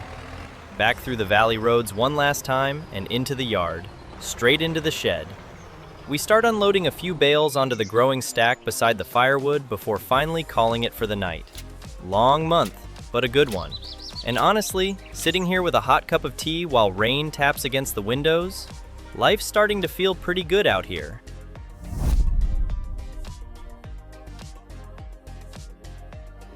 November hit hard this year. Woke up this morning and the whole valley was covered in fog. Bare trees everywhere, freezing air coming through the yard, and mud starting to build up around the gateways again. Walking into the shed this morning though, it's kind of satisfying seeing everything we've managed to build up over the last year and a bit. Trailer still loaded with hay bales from the last cut, couple more stacked off to the side, pallets of firewood lined up ready for winter deliveries. Rent day. 11,000 pounds gone instantly for another year on the house and yard here. Watching the account drop from 28,500 down to 17,500 definitely hurts a little. We also got the payment through from that reduced bale wrapping scheme as well. Whole grand total, 177 pounds. So yeah, probably not something we'll be relying on too heavily in future. Nice little bonus, I guess, but definitely not life-changing. Morning, Ethan. Hey Pete, how's things? Good, actually. cows absolutely tore through those hay bales you dropped off earlier in the year. Don't suppose you've got any more?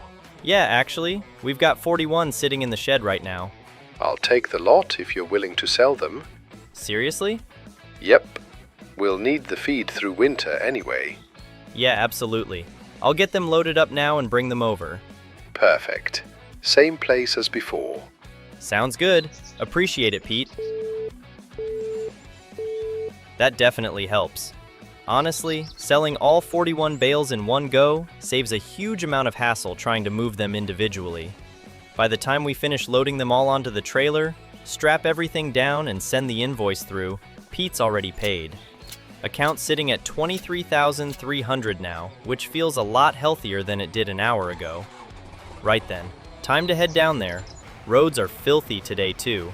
Constant drizzle, mud everywhere, and tractors leaving tracks all over the lanes. There's Pete's place up ahead. Driving through here always reminds me where this whole thing started, honestly. We roll past the first cattle barn, and all the Herefords are already crowded along the barriers, watching the trailer go by like they somehow know food's arriving. Then down past the muck heaps and lower into the milking yard. Soon as we start unloading the bales into the feeders, the cows are straight over eating again. Guess they really did like the last lot. Honestly, it feels good knowing something we grew ourselves is feeding a whole yard of cattle through winter. And Pete paying us for it at the same time definitely helps. Once the last bale's unloaded, there's not really much else planned this month. Still got firewood sitting back home, but nobody seems desperate for it yet. Think people are probably still waiting for winter to really kick in before they start buying larger loads. So while we're leaving the yard, I figure I may as well give Giles a call and see if there's any forestry work going. Hello, mate. Hey Giles, just wondering if you've got any deadwood jobs going at the moment? Actually, yeah. There's a patch up in the forest needing cleared out, if you're interested. Yeah, definitely. I'll send you the coordinates now. Just dead standing trees, mostly. Perfect. Appreciate it. No worries. Keeps you busy through winter at least. And honestly, he's right. So, from there, we head straight up into the forestry section above the valley and spend most of the month working through deadwood contracts. Cold mornings, chainsaw running constantly, loading log after log onto the trailer while rain drips through the trees overhead. Definitely not glamorous work. But there's something satisfying about it. Whole process becomes routine after a while. Cut the dead trees down, trim them up into manageable lengths, load the trailer, head back home, unload the logs, then head straight back for another load. By the second or third run, the yard's starting to fill up again. Huge log piles building on the left side, splitting area on the right getting busier every day, and slowly but surely, more pallets of firewood stacking up beside the shed. Days start getting shorter too. Feels like every time you look up it's getting dark already. But we just keep going. Chainsaw, trailer, splitter, forklift, over and over again. And before long, late November rolls around. Now we've got nearly 20 pallets of firewood stacked up ready to sell, one full pallet of wood chips finished too, and only a little bit left to process from the final log pile. Tonight though, I think we've earned a break. We finish stacking the final pallet into place using the forklift, shut everything down, and for a second, just stand there looking around the shed. A couple years ago, none of this existed. Now there's tractors parked inside, tools hanging off the walls, firewood stacked to the roof, and a business slowly taking shape, 1 month at a time. Anyway, freezing cold out here now. Time to shut the lights off and head inside for dinner before December arrives.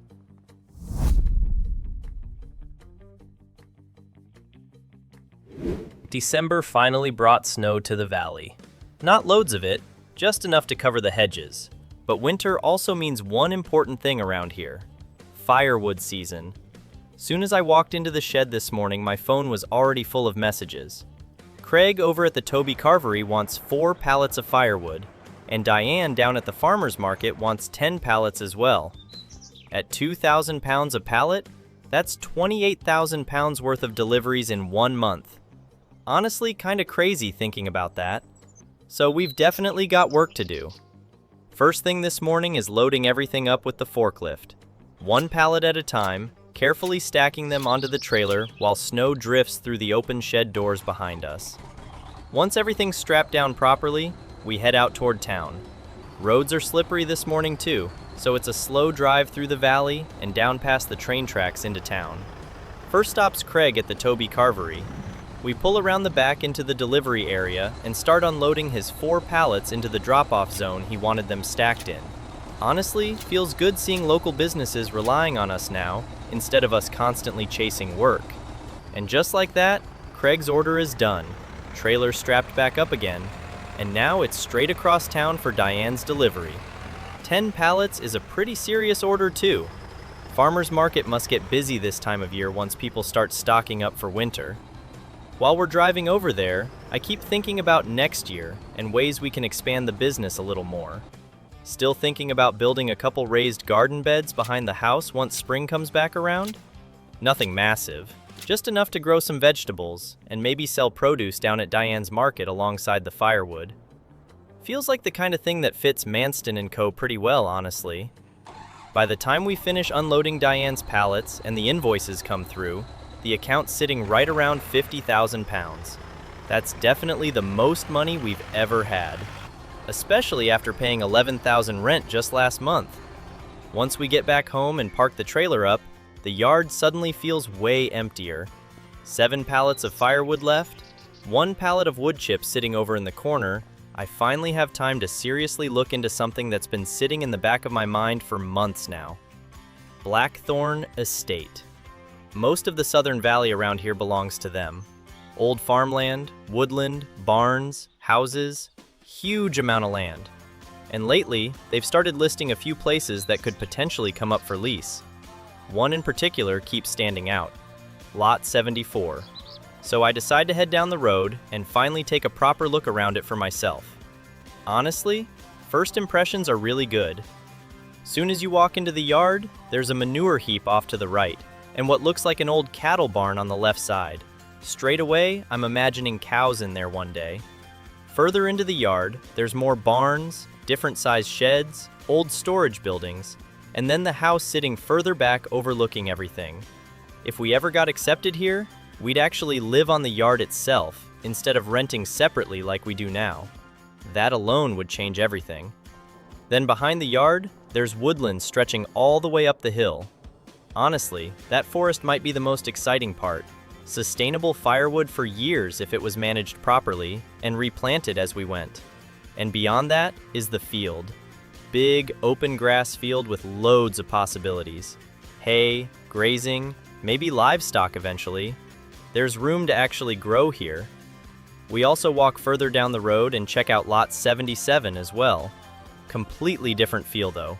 More commercial looking, more buildings, but somehow less character. Could still work eventually, but Lot 74 just feels different. Anyway, snow's starting to settle heavier now, and Christmas is only a few weeks away. Think it's time to head home, get the fire going, and enjoy a quiet Christmas before January rolls around and things start moving again.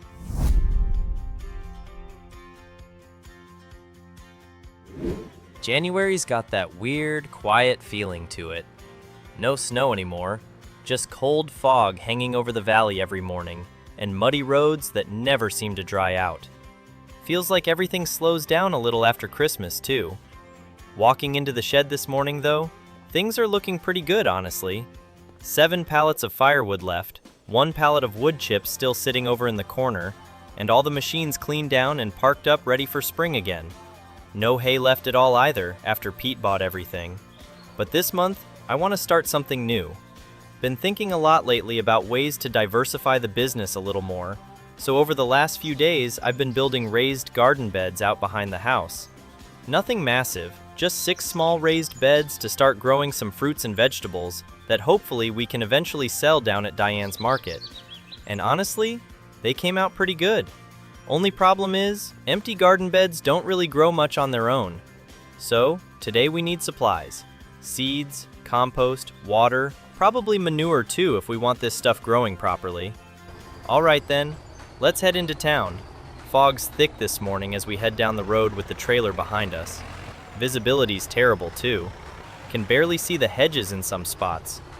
There's the garden center up ahead though. Brockworth Garden Center. Never actually been in here before. We pull into the car park beside the market and park the tractor up near the side entrance before heading inside. Ethan? Didn't know you worked here. Part-time mostly. What are you doing here? Built some raised garden beds behind the house, and now realizing I have absolutely no idea what I'm doing. Sounds about right. I need seeds, compost, maybe manure if you sell it here. We do actually. Compost and seeds are easy enough. Manure too. But you'd need to bring something proper to haul it with, since it's loose. Yeah, trailer's probably not ideal for that. Definitely not. All right then. 6 bags of compost should probably do for now. That'll be £24. Perfect. And what about seeds? Honestly, little bit of everything. Dangerous strategy. Seed bags are £63 each. Sounds good. I'll take 4, please. Thanks, Rosie. See you again soon. See you, Ethan. So we load everything onto the trailer, strap it down, and head back home through the fog. Feels weird hauling seed packets around in the tractor instead of logs or hay bales. Back at the house, we pull around the side yard and start unloading everything beside the raised beds. Compost first, then the seeds. And after that, I spend the next while sorting out the water situation by running an extension line from the garage tap over toward the garden. Little rough looking, but it works. That's all that matters. Once the water's sorted, we finally start planting. Tomatoes down one side, spring onions beside them, then lettuce, garlic, Napa cabbage, and chili peppers spread through the rest. Only thing we can't plant yet are the strawberries because apparently they need straw underneath them, and we don't really have any spare right now. Still though, not bad for a first setup. Everything's planted, compost is down, water system's running, and now we just wait and hope something grows. Actually feels pretty relaxing working on something smaller for once, instead of constantly hauling timber around. Eventually though, we still need proper work to finish the month, so I give Giles a call to see if there's any forestry contracts left going. Hello, mate. Hey Giles, got any deadwood jobs left? One more up near Field 33 if you want it. Probably the last decent one for winter, though. Yeah, I'll take it. Thought you might. Have fun out there. Thanks, Giles. So from there, we spend the rest of January back up in the forestry, cutting deadwood once again. Cold mornings, chainsaw noise echoing through the trees, trailer slowly filling with logs while fog hangs over the hills. Feels familiar at this point, and honestly, that's probably a good thing.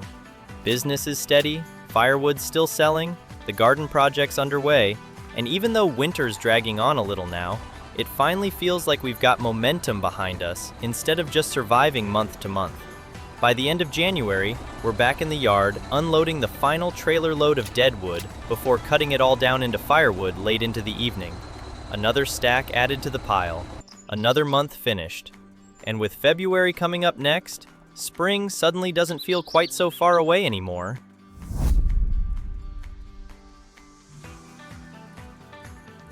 February's been one of those slow winter months where the days all kind of blur together. Cold mornings, gray skies, light snow drifting through the valley every now and then, but never really settling properly. Feels like the whole countryside's just waiting for spring to show up again. Still though, winter means firewood. And this morning, we've got 2 more orders waiting for us. 10 pallets for Diane down at the farmer's market, and another 4 pallets for Craig over at the Toby Carvery. So first thing today is getting the shed opened up and loading everything onto the trailer. Honestly, the yard's looking pretty stocked at the moment too. 21 pallets of firewood sitting inside ready to sell, 3 pallets of wood chips over in the corner, and no hay left at all, which honestly is exactly what we wanted. Once everything's finally stacked and strapped down, we hop into the tractor, back out of the shed, and head off toward town. Roads are quiet this morning too. First stop's Craig at the Toby Carvery. We pull around the back into the delivery area, reverse into the usual space, and start unloading his 4 pallets into the pickup area. Should keep him going for another couple months, honestly. And with that done, we strap the rest back down and head across town toward Diane's place. But before we get there, we quickly stop at the petrol station because the tractor's almost completely empty. Definitely one expense I keep forgetting about sometimes. Fuel disappears fast once you're constantly hauling trailers around every day. Still though, hard to complain too much, considering these 2 invoices alone have pushed the business account up to around £76,000 now. That's honestly kind of wild to think about. Feels like winter's completely changed the business. Firewood's become our biggest income stream by far these last few months. And combined with the hay sales earlier in the year, it's really starting to add up now. Hopefully once spring comes back around, the garden setup starts helping too. Still need to talk to Diane properly about whether she'd actually be interested in buying vegetables from us once everything starts growing. But hopefully that's another little income stream we can build up over time. 10 pallets gone, just like that. Honestly feels good seeing all this stuff leave the yard instead of just sitting there stacked up.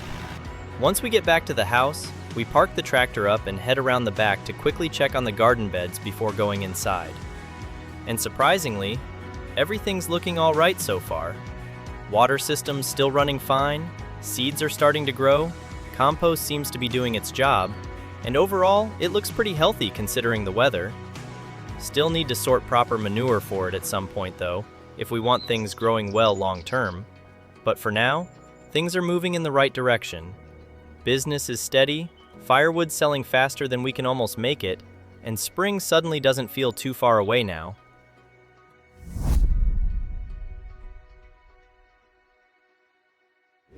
March finally feels like the valley waking back up again.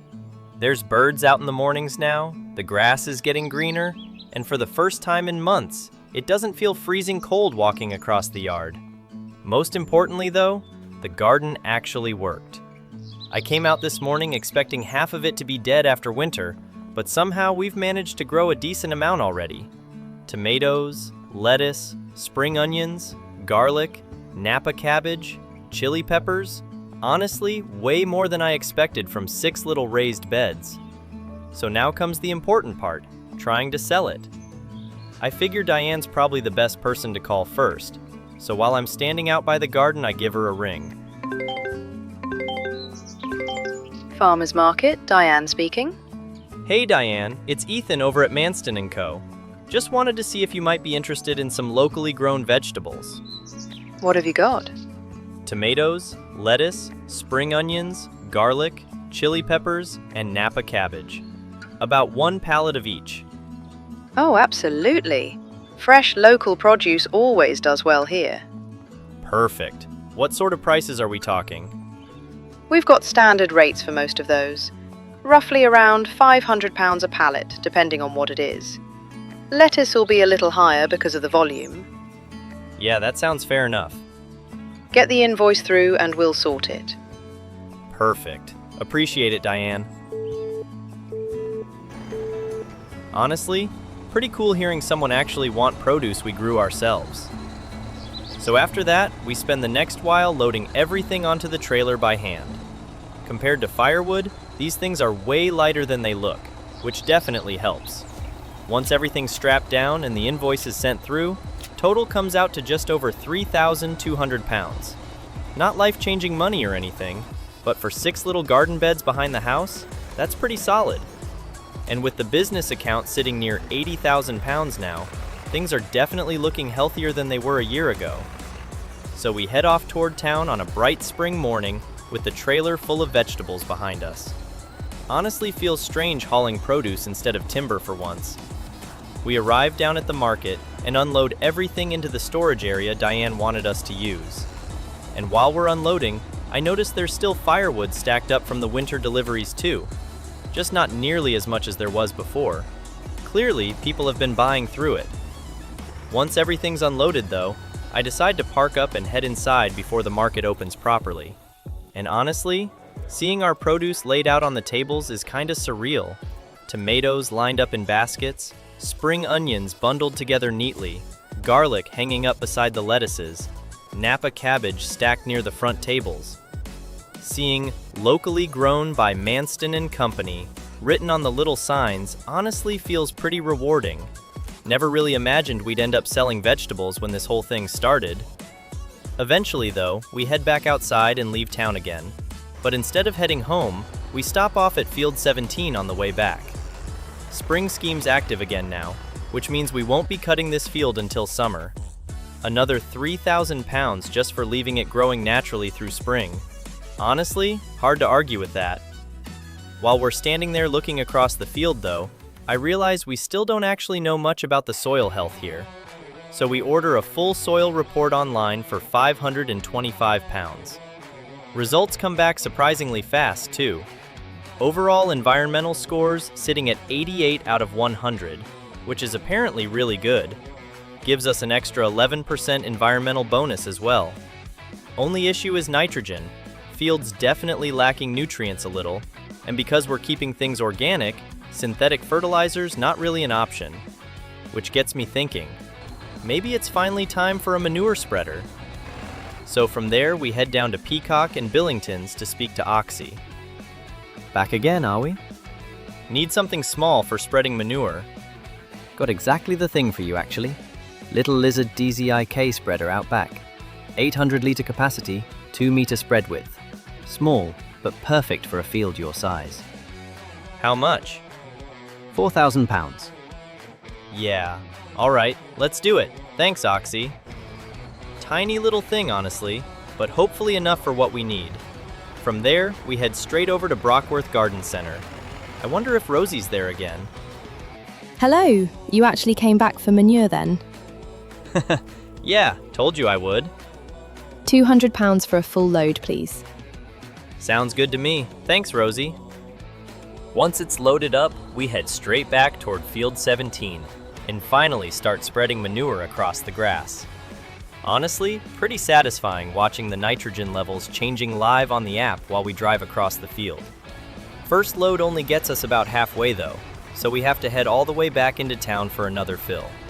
Another 200 pounds later, and we're back finishing the second half of the field. And by the end of it, honestly, the place is looking great.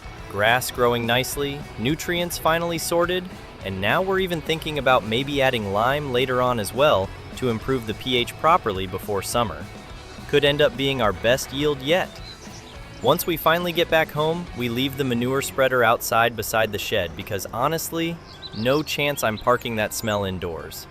Tractor goes away though, shed doors close up, and just standing there looking around the yard now compared to last year, it's kind of crazy how much has changed already.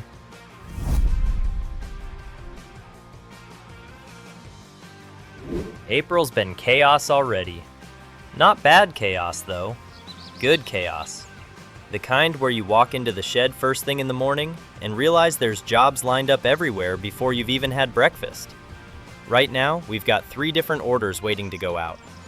Oliver, over at Willowbank Farms, taking the last 3 pallets of wood chips for 1,000 pounds each. Diane wants another full batch of vegetables for the market, and Craig's put another order in for 6 pallets of firewood down at the Toby Carvery. Honestly, pretty crazy thinking how many different income streams we've suddenly got running at once now. So, first job this morning is loading everything up. Wood chips onto the trailer first, then the firewood after that. Feels like half the business is just loading and unloading things lately. Still, not complaining. By the time everything's strapped down and ready to go, the trailer's packed full. Spring weather's really kicked in now too. Warm mornings, bright skies, birds everywhere. Whole valley looks completely different compared to winter. Hey, sweetheart. Hey, Mom. Just checking in. How are things going over there? Honestly, really good actually. Busy. Like properly busy. Properly. You sound just like your father. Sorry, bad habits. We've got vegetables growing now, still selling firewood, sold hay through winter, and now Oliver's buying wood chips as well. See? I told you it would start coming together eventually. Yeah, feels different this year. Like it's becoming a real business now instead of just surviving. Your dad keeps talking about it constantly, by the way. Sounds about right. And you're keeping up with your invoices and taxes properly? Yeah, I actually just got my next tax bill through this month. Nothing too scary though, just a couple thousand due later in the year. Good, as long as you stay on top of it. Trying to. And what's this estate thing your dad mentioned? Blackthorn Estate. They've got a few farms that might come up for lease later this year. Been looking into applying. Ethan, that's huge. Maybe. Still a long shot though. Still proud of you. Thanks, Mum. Talk again soon. 91,000 pounds sitting in the account is something I never thought I'd see when this whole thing started. At the garden center, we park up and head inside to grab more seed bags for the garden. Costs a bit more than expected too. 8 new seed bags comes out around 2,500 pounds, which definitely stings a little handing over that much money for seeds. Still though, if the garden keeps producing like it has been, it should easily pay for itself over the next few months. So we get everything loaded up onto the trailer and head back home. Once we arrive back at the house, we start unloading everything beside the garden beds one by one. The water system's still running perfectly too, which is nice. Saves a huge amount of effort not having to manually water everything constantly. But while we're checking everything over, I realize we're basically out of manure again. There's still about 300 liters left in the spreader, so we empty the last of that into the garden first and work it into the beds. Honestly, the place is looking great now. Everything's green, growing nicely, and actually starting to resemble a small market garden instead of just 6 random wooden boxes in the backyard. Still though, definitely need more nutrients in there. So once the last of the manure's emptied out, we head back into town again with the spreader attached and return to Brockworth Garden Center. Another 200 pounds later, and we've got a fresh 800-liter load ready to go. From there, it's straight back home one final time. We pull into the yard, unload the manure beside the garden, and finally call it a day. Honestly, April's been a good month. Busy, exhausting, constantly driving around, but good. Business is growing, the garden's producing more every month, and with spring fully here now, it finally feels like everything around the farm's moving forward again. Anyway, sun's starting to go down now, and I think we've earned a break. Time to shut the shed up and head inside before May rolls around and things somehow get even busier.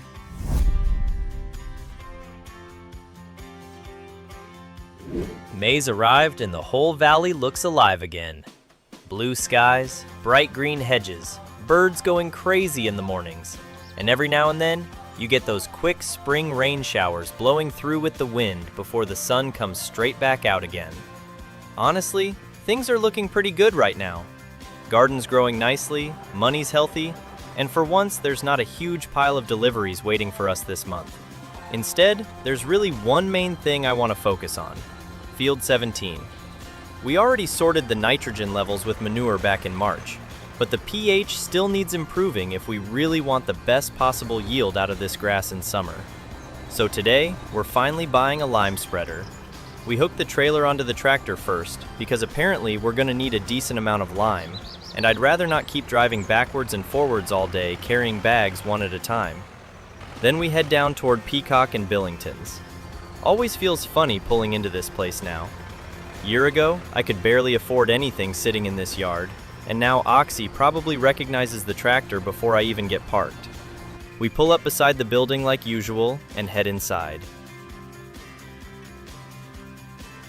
There he is. Thought you'd disappeared on me. Nah, just been busy. Doing all right for yourself these days by the sounds of it. Trying to anyway. Garden's going well, still doing organic stuff, still selling firewood through winter. Heard about that actually. People talk around here. Hopefully good things. Mostly. Fair enough. So what brings you in today then? Need something for spreading lime. Small field, organic setup. Easy. Got exactly what you need. Little UNIA Special 3 spreader out back. 500-litre capacity, 18-metre spread width. Works with lime, no problem. Perfect. How much? 2,500. Yeah, alright, I'll take it. Need lime too? Definitely. Got 50-litre bags in packs of 5. 110 pounds per pack. Sounds good. I'll take 4, please. Once we head outside, Oxy's already loaded the spreader onto the trailer for us. which definitely saves some effort. We load the lime bags in behind it and then head straight out toward Field 17. Honestly, the trailer almost tipping backwards when we unhitch it at the field entrance nearly gives me a heart attack. Turns out 8 packs of lime weigh more than I expected. Still though, once we get everything sorted out, we start loading the spreader up. 2 bags fills it completely, which honestly isn't much at all considering how quickly it's apparently going to disappear. Then we finally get started. Watching the pH values changing live on the app while driving across the field is actually pretty satisfying though. You can literally see the field health improving strip by strip as we go along. Only problem is, Oxy was absolutely right. We barely make it half a lap before the spreader's completely empty. So back to the trailer we go. 2 more bags tipped in by hand, and back out across the field again. By the final refill, there's only 1 strip left running through the middle of the field. We load the last bags in, head back out, and finally finish the entire thing off. And honestly, it looks great. Field's sitting almost perfectly now, best condition it's probably ever been in, which hopefully means more hay bales in July. And considering we're getting the spring environmental payment again this year as well, improving the field health even more just feels worth doing. I keep thinking about the Blackthorn application we submitted earlier this month. 5-year lease application for Lot 74. Honestly felt strange sending it through. Had to explain the whole business model, sustainability plans, organic farming approach, forestry replanting ideas. Basically everything we've been building here over the last 2 years. They said they'll get back to us within 4 to 6 weeks if they want to move us forward to the interview stage. So now, we wait. Then it's one final trip back to the field to collect the trailer before heading home for the last time that evening. Trailer back into the shed, leftover lime stacked neatly against the wall beside the seed bags, straps packed away, and that's May done.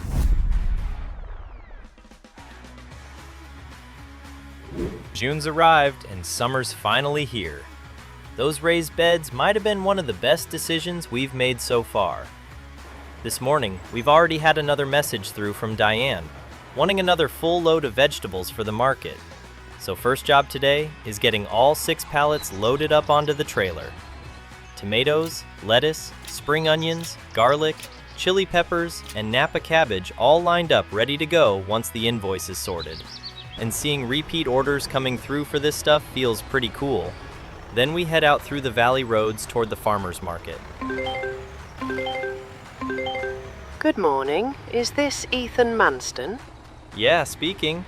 My name is Eleanor Whitmore from Blackthorn Estate. I'm calling regarding your application for Lot 74. Oh, right. Yes, hi. We've reviewed your proposal and would like to invite you to interview stage next week at Blackthorn Manor. Seriously? Yes. Your sustainability proposal and long-term land management plans were very well received. Wow. Thank you. Please arrive on time and bring any supporting documents you feel may strengthen your application further. Absolutely. I'll be there. Excellent. We look forward to meeting you properly. Honestly can't even explain how unexpected that felt. Actually making it through to interview stage suddenly makes this whole thing feel real now. So after dropping the vegetables off with Diane, the rest of the week basically becomes preparation. Notes, plans, budgets, sustainability ideas, forestry management, environmental schemes. Everything we can think of that might help us stand out. Then, before we know it, interview day arrives. And unfortunately, the tractor's still our only transport option. So yes, we literally drive to a huge country manor house in an old Belarusian tractor. Honestly, kind of fitting in a weird way. The drive up there's nerve-wracking too. Massive iron gates. Blackthorn Manor honestly looks more like something out of an old movie than a farm estate. While we roll in sounding like an old diesel tank. Definitely makes you feel a little out of place.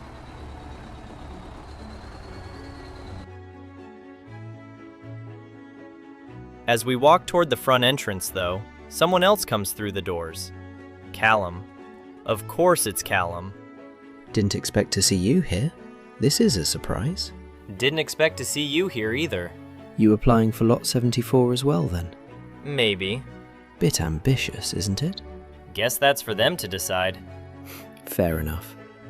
Good luck in there, American. Thanks. You'll need it. Mr. Manston? Yep, that's me. Eleanor Whitmore. Lovely to finally meet you properly. Please, come through. Thank you. First of all, congratulations on reaching interview stage. We had a very high number of applications this year. Thank you for having me. Your proposal stood out quite strongly compared to most, especially your sustainability plans. That's been a pretty big focus for me from the start. Tell me a little more about your plans for Lot 74 specifically. Mainly sustainable forestry and organic hay production. The woodland's probably the biggest opportunity there long term. I wouldn't want to clear sections aggressively or anything like that. More selective logging, constant replanting, keeping the forest healthy while still producing firewood and timber logging. That aligns very closely with the direction the estate's trying to move toward. That's good to hear. And the grassland? Organic hay mostly. Maybe livestock eventually, years down the line. But for now, I'd focus on improving soil quality naturally. Manure, lime, environmental schemes, rotational cutting, things like that. We saw your environmental score submission from Field 17. 88 out of 100 is very impressive. Took a lot of work, honestly. Your application also mentioned local business partnerships? Yeah, I already supply local businesses around the valley. Firewood, hay, vegetables through the market. I'd want to keep building that side of things rather than becoming some giant commercial operation. And financially, do you believe the business is in a stable enough position for expansion? Yeah, definitely more stable now than it used to be. Last winter especially helped a lot with firewood sales. Current account balance? About £90,000 currently. That's very respectable for a business of your age. Appreciate that, thank you. And why should Blackthorn Estate choose you over the other applicants? Because I actually care about the land itself. I'm not looking to squeeze every penny out of it as fast as possible. I want to build something sustainable that lasts a long time and improves the place while I'm there. One final question then. Where do you realistically see yourself in 5 years? Hopefully still farming here in the valley. Bigger business, healthier land, maybe livestock eventually, but mostly just proud of what I've built. Well, Ethan, I'll be honest, you've made a very strong impression today. That's really good to hear. We still have remaining applicants to interview before a final decision is made, but you should absolutely be proud of how far you've already come. Thank you. Seriously. We'll be in touch soon. Appreciate the opportunity. I honestly don't even know how to feel right now. That interview could have gone way worse than it did. Eleanor actually seemed genuinely interested in everything I was saying. Lot 74 though, that place just feels right. The woodland, the grass field, the barns, the house. It's exactly the kind of place I could see Manston and Company growing into over the next few years if this somehow works out. Guess now all I can really do is head home, keep working, and wait for the call. Hopefully we've done enough.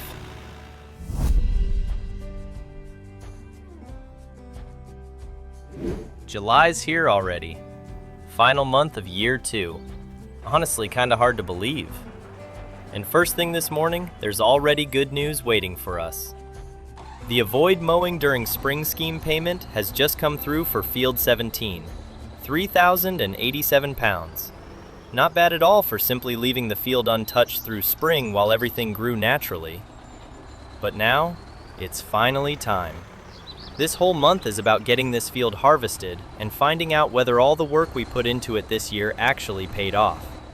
The manure spreading, the liming, improving the nitrogen, fixing the pH levels, all of it. So first thing this morning, we head out through the valley toward Field 17. Honestly, the field looks incredible when we arrive. Thick grass everywhere. deep green color, healthy all across the app readings too. Perfect nitrogen, perfect pH, exactly what we were aiming for. So I hop back into the tractor, lower the mower down, and finally get started. First lap goes around the outside edge like usual before slowly working inward line by line. And honestly, it's cutting beautifully. Way thicker than last year too. If Lot 74 actually happens next year, and we get that bigger meadow attached to it, this whole operation changes completely. More grass, more hay, more bales, but also way more responsibility. 30,000 pounds a year lease payments isn't exactly small money either. Before making any profit at all, I'd already need enough income just to survive paying that every year. Still though, hard not to dream a little. Eventually the mowing's finished and we head back home to swap equipment over. Mower goes away in the shed, and next up is the tedder. Then it's straight back down the road toward the field again. Once we arrive back at field 17, we lower the tedder down and start turning all the fresh cut grass over into hay. Long, warm summer day too. Perfect weather for it, honestly. If the estate happens, this tiny setup probably won't cut it forever. Small baler, little dual-purpose tedder and windrower, old trailer, it all works, but it definitely works slowly. Still though, for now, it does the job. Eventually, the tedding's done, and I switch the machine back over into windrow mode. Then we start rowing everything up into neat straight lines across the field, ready for baling. This machine's been one of the best purchases so far. Being able to ted and windrow with the same equipment saved a huge amount of money. But again, if things get bigger, eventually I'll probably need proper dedicated equipment for each job.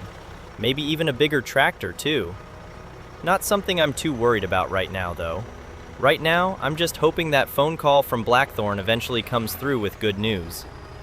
Once the rows are finished, I head back home again, drop the machine off in the shed, and hook the baler up. Then it's straight back out to the field one more time. Honestly, feels like I've spent half my life driving up and down this road the last 2 years. Back at the field, I line the baler up with the first row, lower everything down, and get started. And immediately, bales start appearing behind me, one after another standing upright across the field. Honestly, looks great. But while I'm working through the rows, I keep thinking about all the money spent improving this field this year. So if we don't actually get significantly more yield out of this field after all that, was it even worth doing? Maybe naturally grown organic hay's just the better option financially. Or maybe I need to increase the bale prices a little. Hard to know yet. Eventually though, the baling's finished, and I head back home once again to park the baler away before grabbing the trailer for the final job of the month. And honestly, final job of year 2. Back at the field for the last time that evening, the whole place is covered in small square bales. So I hop out and start loading them one by one onto the trailer by hand. Lines of 4 stacked carefully across the trailer while the sun starts dropping lower over the valley. I can't help thinking about how much has changed this year. Vegetable sales, firewood contracts, the market, the estate application, the interview, everything. By the time the final bale's loaded and strapped down, the field's completely empty again. 35 bales total, only one more than last year. Honestly, probably not enough to justify all the extra costs, but that's something to figure out another time.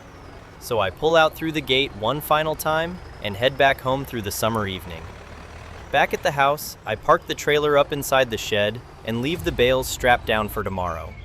Then I step back for a second and just look at everything sitting there. 2 years ago, this place was empty. Now there's equipment everywhere, stacked bales, a business account full of money, and an actual future starting to form. Hello, Mr. Manston. It's Eleanor from Blackthorn Estate here.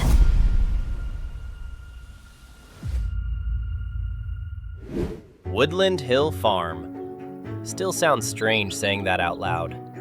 I got the place. 5-year lease through Blackthorn Estate. After all the interviews and paperwork and waiting around, Eleanor finally called back and said they wanted me to take it on. 32,000 pounds a year lease payment starting next August. which means for the next 12 months, every pound this place makes over that number is mine to keep. That's the challenge now. Keep this place alive, keep the estate happy, and somehow turn it into a proper business before that first payment comes due. So, welcome to year 3. First thing I wanted to do was walk the place properly while it still felt new. Sheep barn on the left as you come in, couple decent machinery sheds, big grain haul in the middle, and the house sitting at the back overlooking the meadow. Then, behind all of it, the woodland. My woodland now. Still hard getting my head around that part.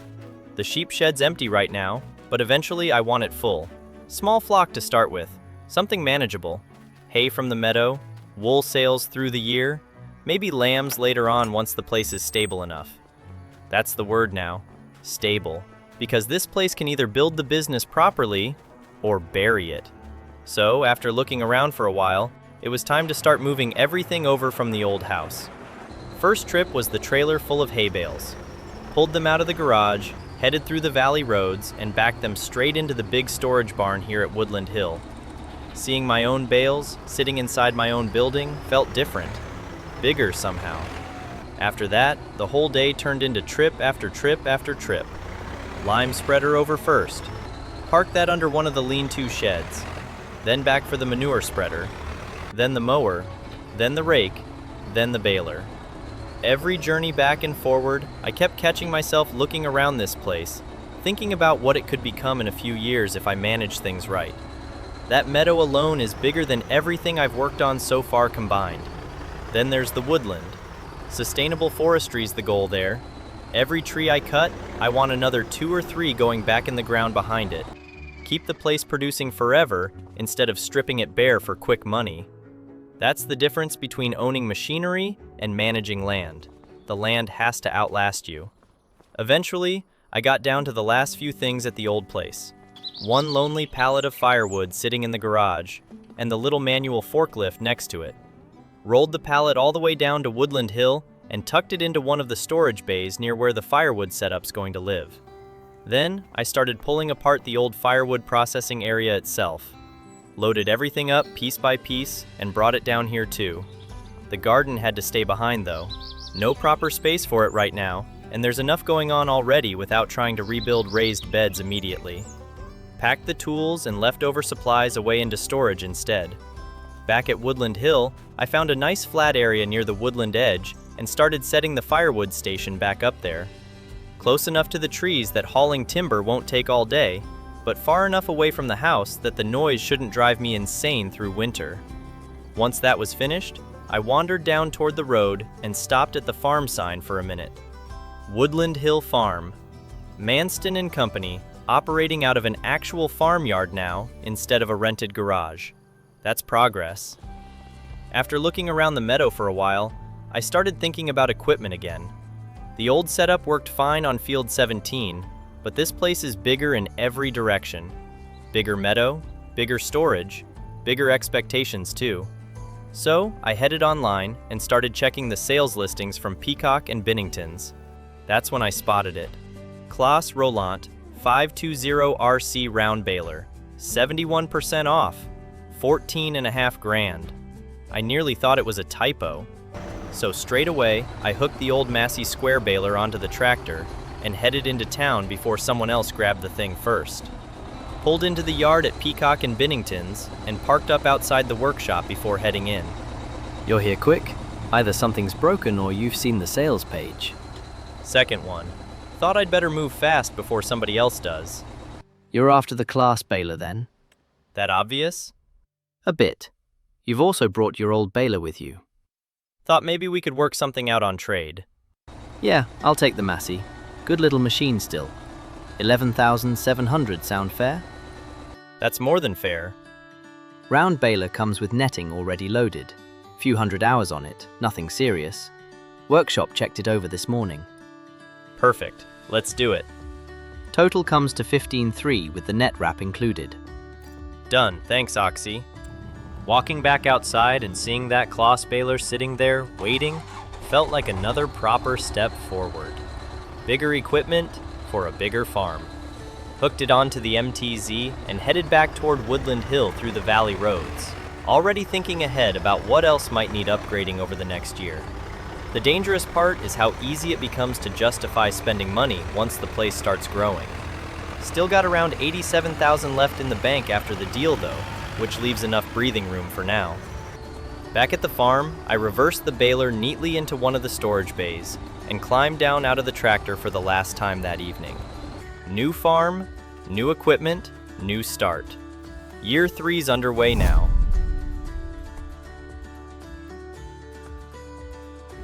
September already. First full month here at Woodland Hill Farm. Woke up this morning looking out across the meadow, and it still doesn't feel real saying that. And speaking of money going out, tax got paid this month as well. 8,800 pounds gone straight out of the account. That hurt a little bit, but at least it's done now. One less thing hanging over me. Still got the Blackthorn estate payment next August though. 32,000 pounds due after the first year here, so every decision I make now matters. Which brings me on to today. This gear has done me well, but Woodland Hill's on another level compared to the tiny setup I started with. Bigger field, bigger workload, bigger opportunities. So I think it's finally time to start upgrading some machinery. First thing to go is the old mower. So we'll get that down to Peacock and Binnington's and see what Oxy reckons. After dropping the mower off, I headed back to the farm and picked up the rake as well. No point keeping half the setup old and half new. If we're upgrading, we may as well do it properly. Back down to town we go. Dropped the rake off beside the mower in the maintenance area and then parked up around the front before heading inside. Morning. Looks like somebody's spending money today. That obvious? You've dumped half your equipment out the back. Yeah, I think it's time. Woodland Hill's too big for the old setup now. Fair enough. What are you looking for? Bigger mower, bigger tedder, bigger windrower. I've got a Claas disco front mower here, 3.6 meter working width. How much? 22,500 pounds. All right, I'll take that. Good choice. What about the tedder? What have you got? Claas Volto 60, 5.8 meter width, 13,000 pounds. There's a bigger one, isn't there? Yeah, the Volto 80, 7.7 meters. Costs another 5,000 pounds though. Nah, I think the 60's enough for now. Fair enough. Then you'll need a windrower. Yep. I've got a smaller one for 12,000 pounds, but if I'm honest with you, you'll outgrow it pretty quick at Woodland Hill. What's the better option then? Claas Liner, 7.4 meter width. You can even extend it out to 8 meters if you want the wider setup. 21,500 pounds. That's a lot of money. It is, but it'll last you years. All right, let's do it. Good man, you're building a proper setup now. Feels like it. Terrifying, but good. That's farming. By the time everything was added up, I'd spent 57,000 pounds. That dropped the bank account all the way down to 21,100 pounds. Biggest equipment purchase I've made so far by a mile. Still, if Woodland Hill's going to work long term, this is the kind of gear I need. So after sorting all the paperwork out, I picked up the mower and tedder and took them back to the farm. Seeing matching Claas equipment sitting in the yard looked pretty incredible actually. Proper farm gear now instead of tiny starter equipment.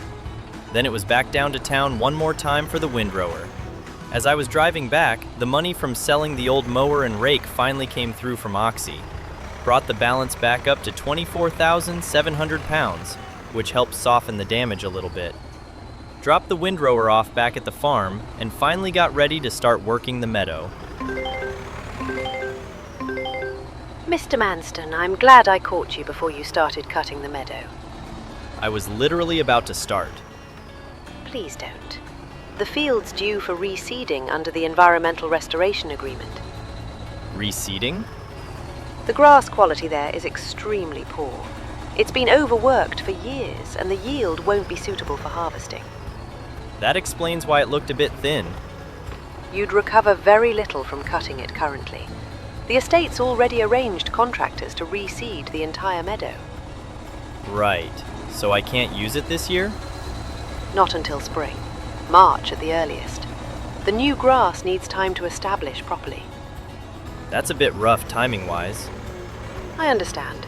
Though once it's established, the field should produce significantly better yields moving forward. All right, thanks for letting me know before I started mowing it all then. You're welcome, Mr. Manston. That one definitely knocked the wind out of me a little. Spent all that money upgrading the equipment, ready for this huge meadow. And now I can't even touch it until spring. A few days later, the contractors arrived and reseeded the whole thing. Looking out across it now, it does already look healthier. Still frustrating though. All this shiny new gear sitting parked up waiting for work. I parked everything away in the sheds at the end of the month and headed inside, hoping all this spending starts paying off soon, because year 3 is getting expensive very quickly.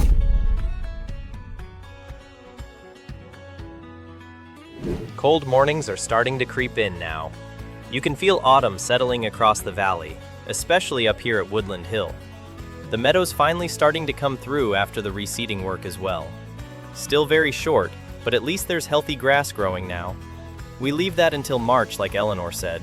Then hopefully next year, we finally get a proper harvest off it. Bit frustrating seeing all this new grass equipment sitting here and not being able to use it on the big field. But we've still got field 17 down the road, so that's exactly where we're heading today.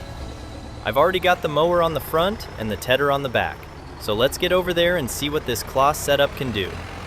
Straight away, this thing feels quicker than the old gear. Being able to mow and ted at the same time is saving a huge amount of time already.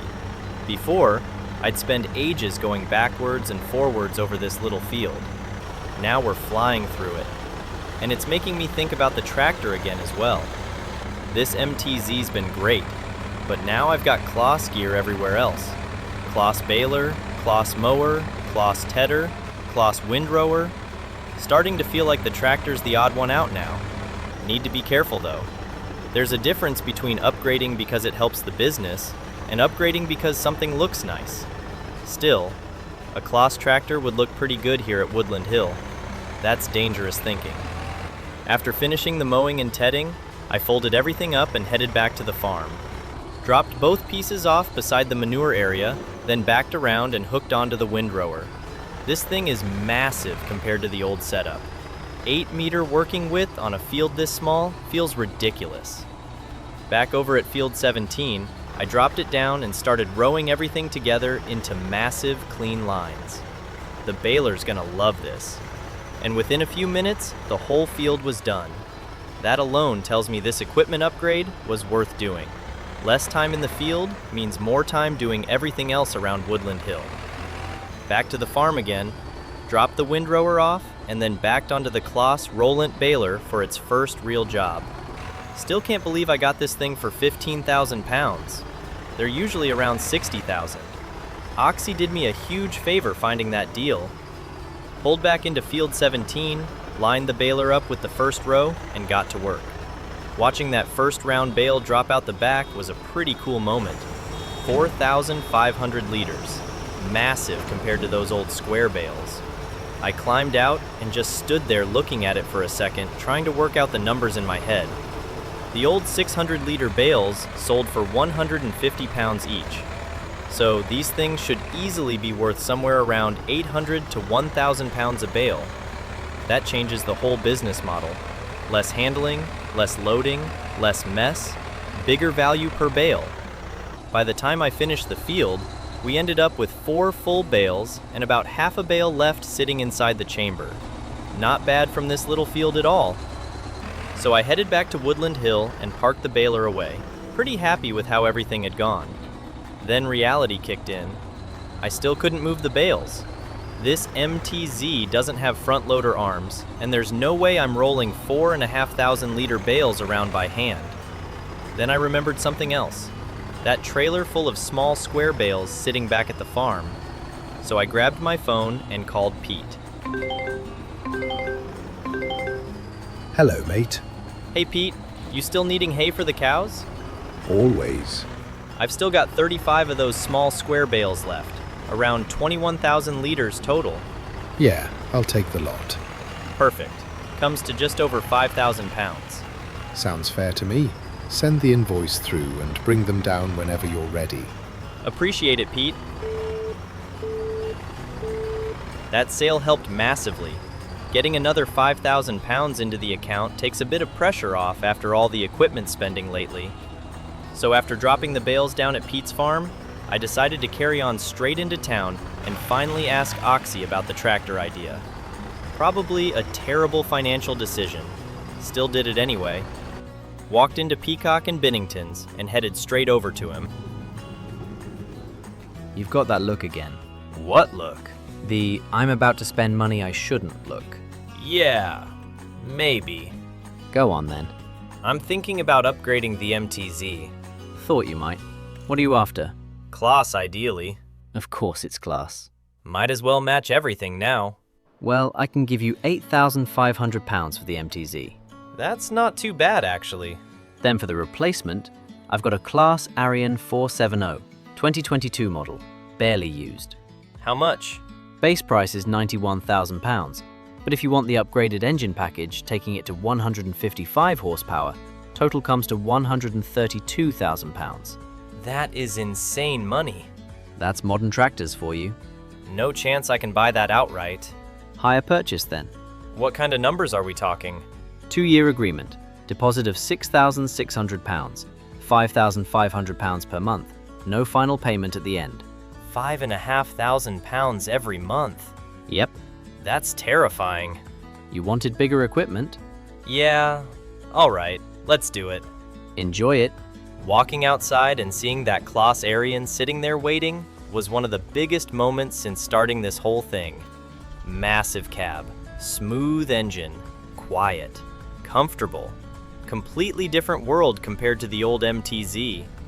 Then I remembered the entire reason I was there in the first place, bale handling. So I picked up the Claas FL140 front loader arms for £9,500 and a bale spike for £600 to go with it. That left £21,000 in the bank and about 2 years worth of financial stress. Straight from the dealership, I headed back to Field 17 and finally loaded the round bales up. The front loader handled them with ease.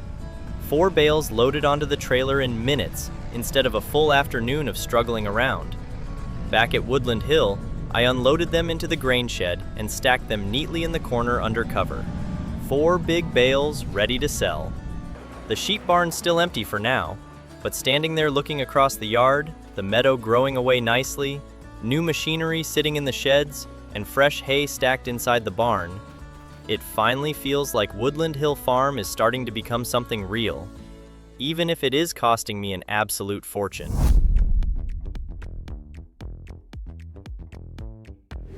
Leaves are covering the yard now, and the mornings are getting colder.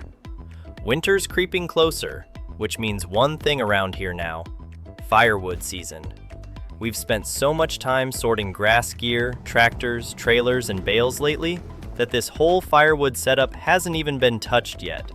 It's all sitting here ready to go though, and if we want to survive these monthly tractor payments, we need income coming in through winter. So before we even think about cutting trees down, there's one little project I want to get sorted first. These old raised garden beds from the previous house are finally getting dismantled properly and turned into something useful. I've used the timber to build a small sapling shed beside the woodland edge here. Picked up some nails, sacks, shovels, lighting, and a few bits for around 3,000 pounds total, and now the whole thing's finished. Looks great actually. Inside we've got storage for saplings, bags ready for planting runs, and enough room to keep everything dry through winter.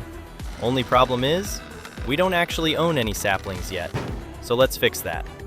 We hook up the trailer and head down to the garden center. Hopefully Rosie can help us out because we need quite a lot. The plan here is simple. Every single tree I cut down from Woodland Hill gets replaced with at least 2 or 3 more. That woodland's part of the farm now. Can't just destroy it for quick money. We pull into Brockworth Garden Center, park up, and head inside. Well, this is a surprise. Good surprise, hopefully. Depends how much money you're about to spend. Probably too much again. What's going on then? I got the farm. Wait, Woodland Hill Farm? Yeah. You actually got it? 5-year lease through Blackthorn Estate. That's massive, Ethan. Seriously, congratulations. Thank you. Still doesn't feel real. So what brings you in here then? Don't tell me you're starting a garden centre next. No, but I do need saplings, lots of them. For the woodland? Yeah, any tree I cut down, I want to replace with 2 or 3 more. That's actually a really good way of doing it. Most of the woodland up there's oak and shagbark hickory. Then stick with the same species. Best thing for the ecosystem around there. What have you got? Plenty. Oak saplings, 20 per pallet for £1,000. Same price for shagbark hickory. Perfect. You want anything else mixed in? Maybe one more pallet of something different. Beech? Yeah, let's do beech. Another £1,000 for that pallet. All right, let's take all 3. That's 60 saplings total. Should keep me busy for a while. Hopefully I'll see you again soon then. You definitely will. £3,000 later, and the account drops to around £9,000. But at least now we've got 60 saplings ready to go.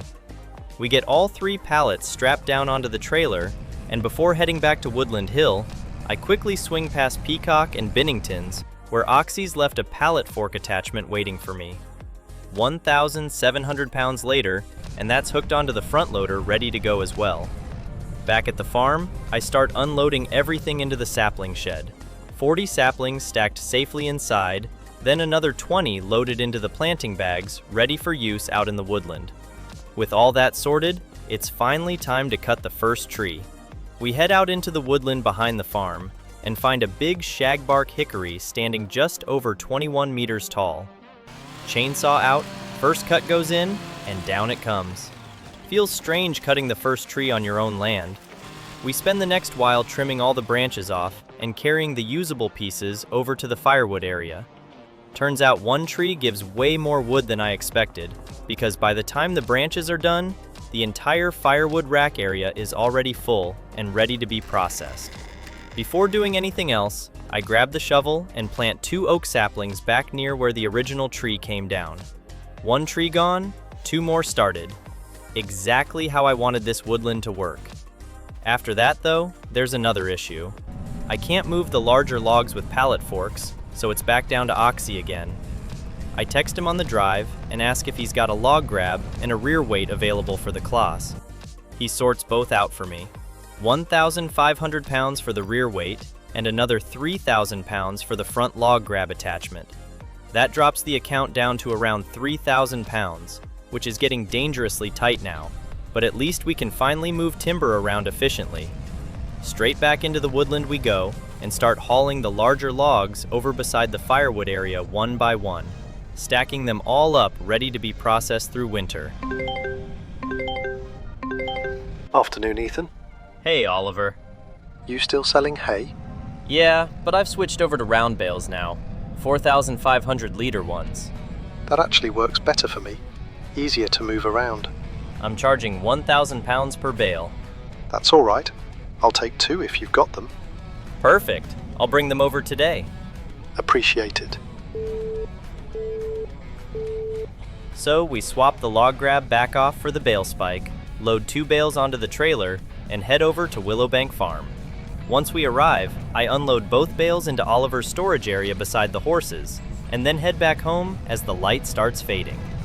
Back at Woodland Hill, the trailer goes away, the Claas gets parked back in its shed, and then it's straight over to the firewood area for the rest of the evening.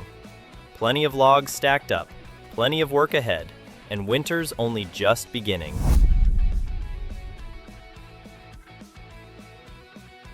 December's here, and the weather's finally starting to turn.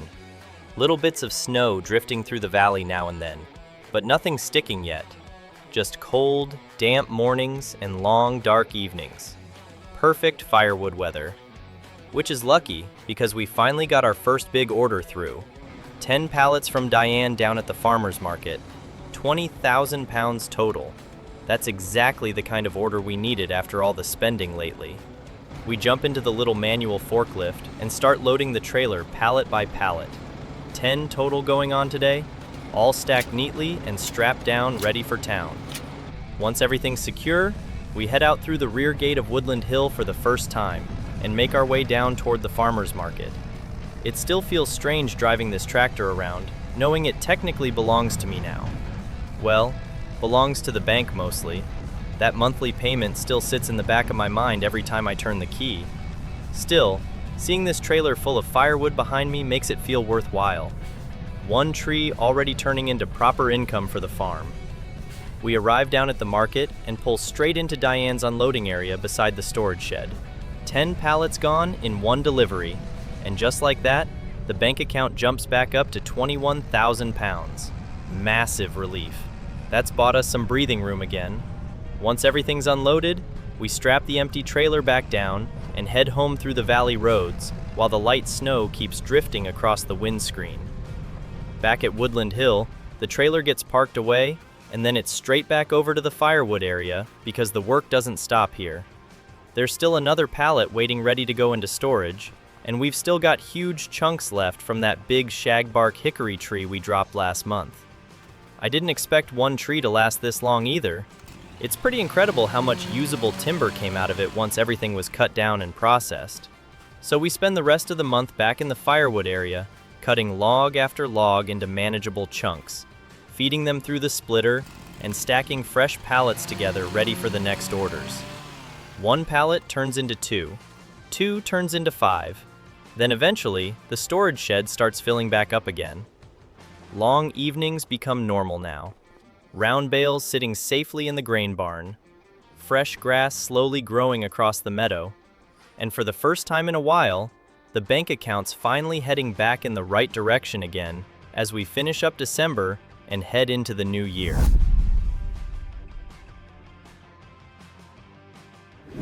New year, same freezing mornings. The valley's covered in frost again, and every time I walk through the yard, my eyes still go straight to this Claas tractor sitting here. Cost an absolute fortune. 5,500 pounds every month for 2 years. Still terrifying. But at least now it's starting to earn its keep. The firewood business is carrying us through winter far better than I expected, so this month the plan's simple. More trees, more firewood, more income. We hook the trailer onto the Claas and head up into the woodland behind the farm. After a bit of walking around, we settle on a nice oak tree about 13 meters tall. Big enough to give us a decent amount of timber without leaving a massive gap in the woodland. Chainsaw out, and down it comes.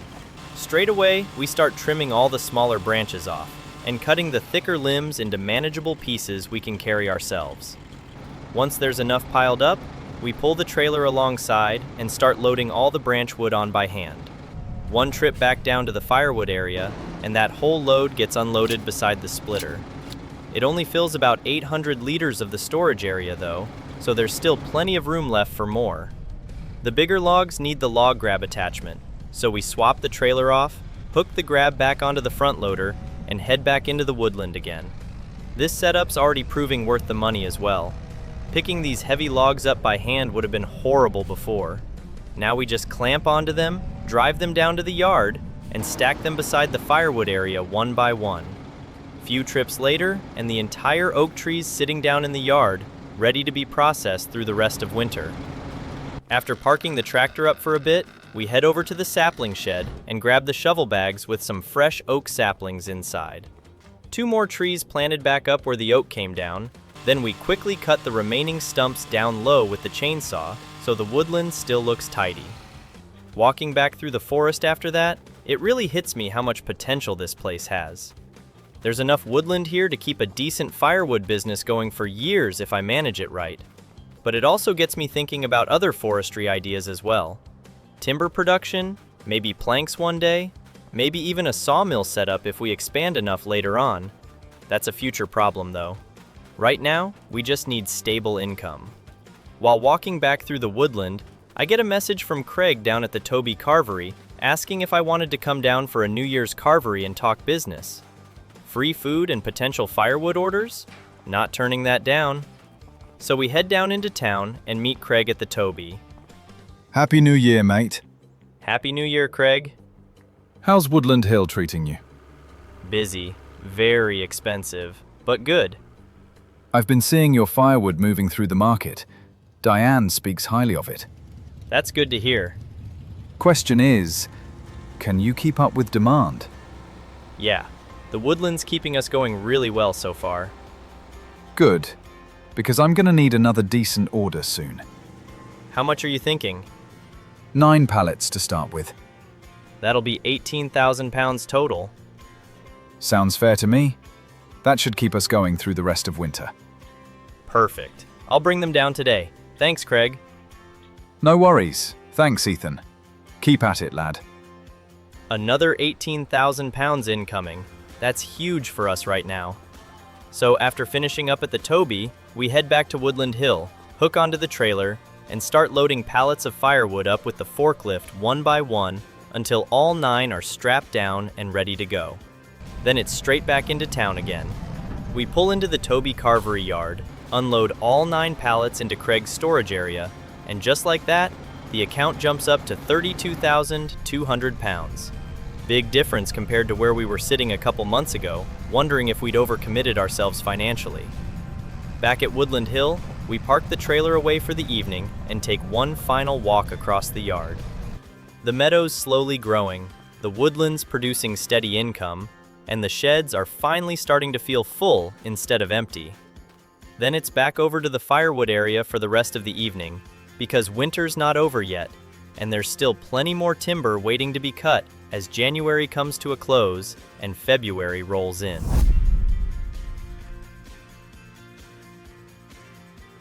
February's arrived, and overnight the valleys turned white.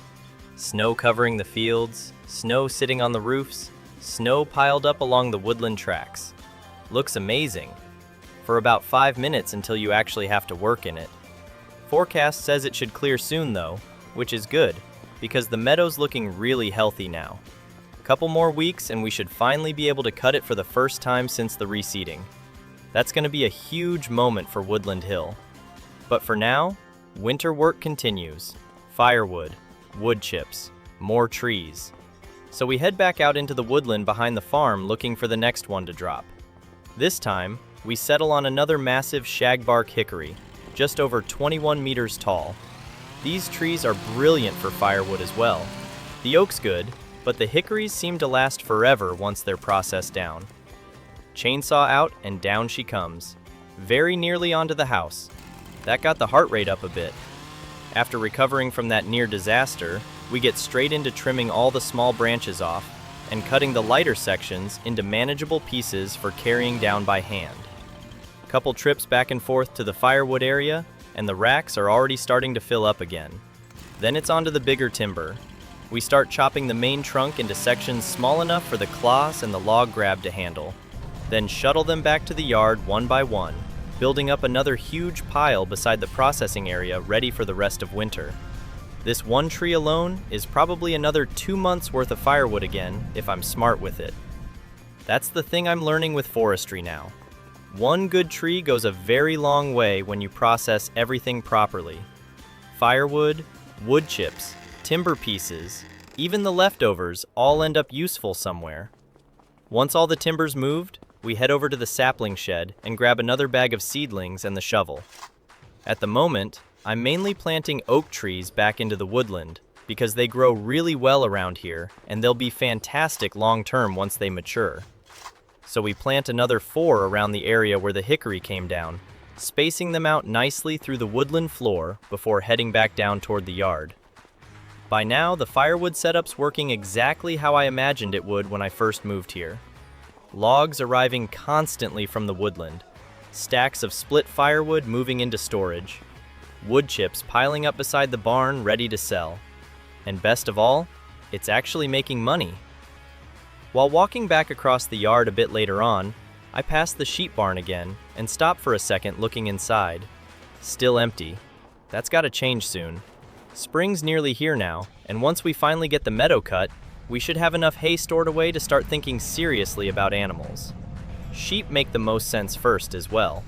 Smaller investment, easier to manage, and we've already got the barn sitting here waiting.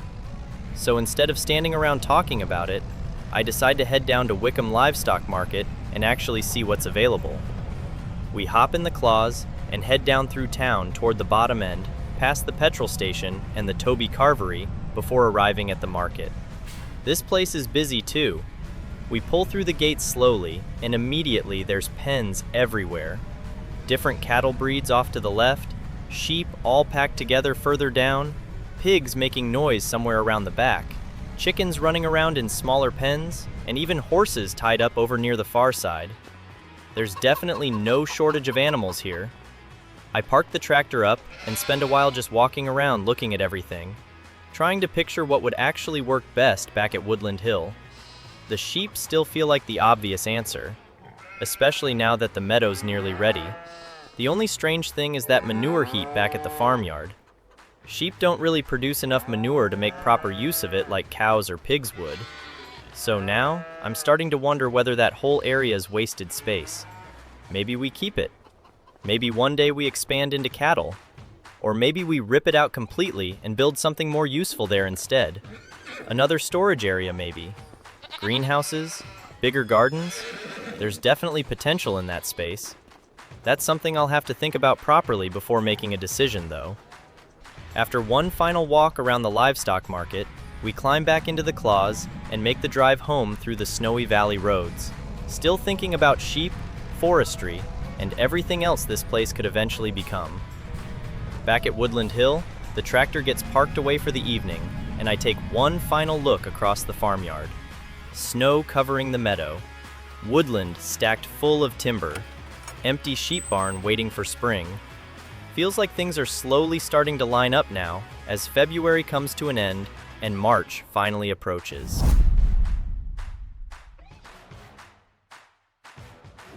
March has finally arrived, and the meadow's finally ready for its first proper cut since the reseeding. But before any of that, we've got deliveries to do. Big ones as well. 6 pallets of firewood for Diane at the farmer's market, and another 6 for Craig down at the Toby Carvery. 24,000 pounds total between the 2 orders, which is massive for us right now. That instantly pushes the account back up to 43,000 pounds, exactly what we needed. We've still got 4 pallets of wood chips sitting in storage as well, plus loads of logs left ready to process into more firewood later on, so the woodland operation's looking really healthy at the moment. Everything's already strapped down and loaded up on the trailer, so we hop into the Claas and head into town. First stop's Craig's. We pull around into the rear yard of the Toby Carvery and unload the 6 pallets into the usual drop-off area. Looks like he's even started putting up a little outdoor market stall setup around the side now as well, probably for spring trade. Once Craig's order is unloaded, we strap Diane's pallets back down and continue through town toward the farmer's market. We pull in, unload her 6 pallets into storage, and just like that, the account jumps again. 43,200 pounds sitting there now. Huge difference compared to winter. With the deliveries done, it's finally time for the thing I've been waiting months for, the meadow. We head back to Woodland Hill, drop the trailer off, and hook the Claas mower onto the front of the tractor before heading out through the gates toward the field. First pass across the meadow, and finally, grass starts dropping behind the mower. Actual yield. That's a relief. The reseeding worked perfectly.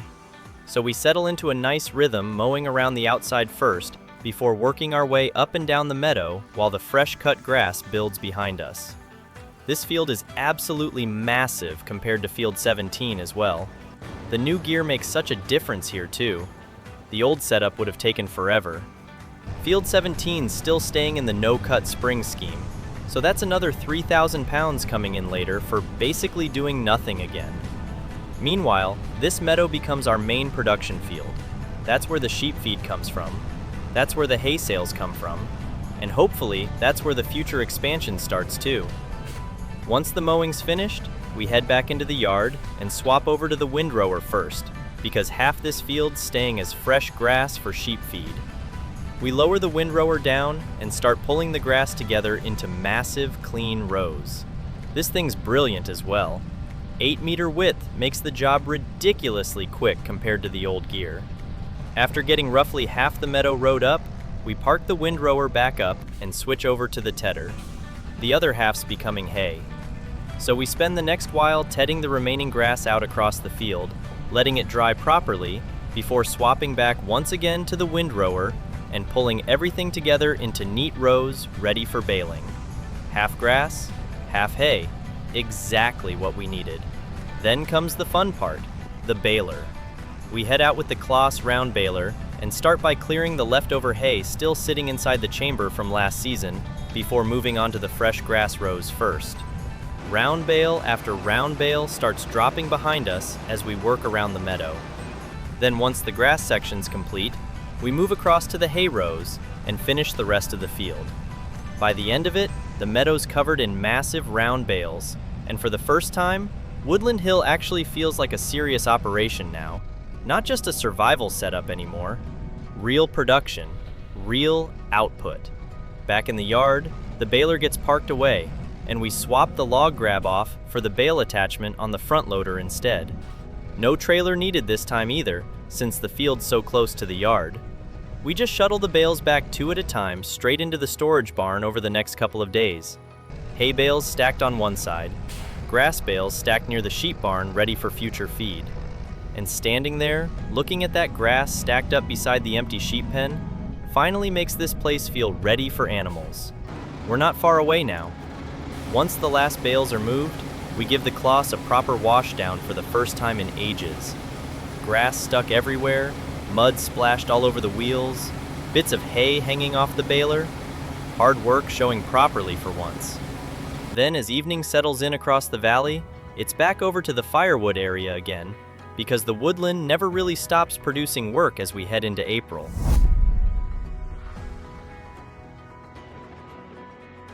April's arrived, and Woodland Hill's finally starting to feel busy all the time now. There's always something moving somewhere around the yard.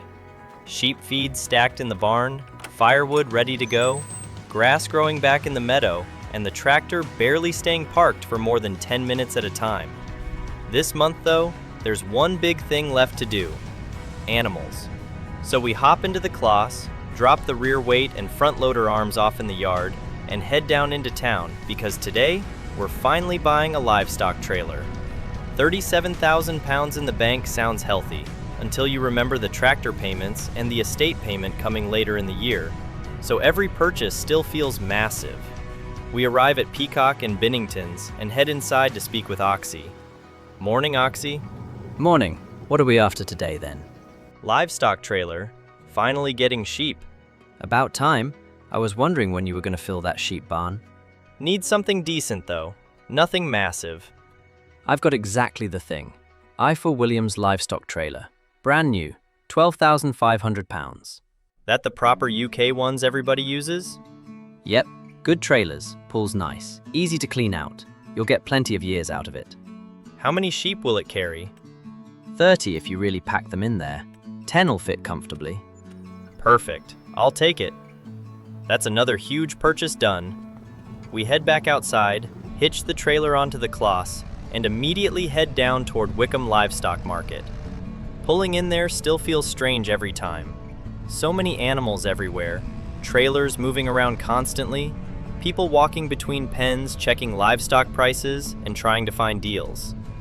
We park up near the loading area and start looking through the listings before settling on 10 blue-faced Leicester sheep around 8 months old. Exactly what we wanted. Good wool sheep and perfect to start building the flock properly.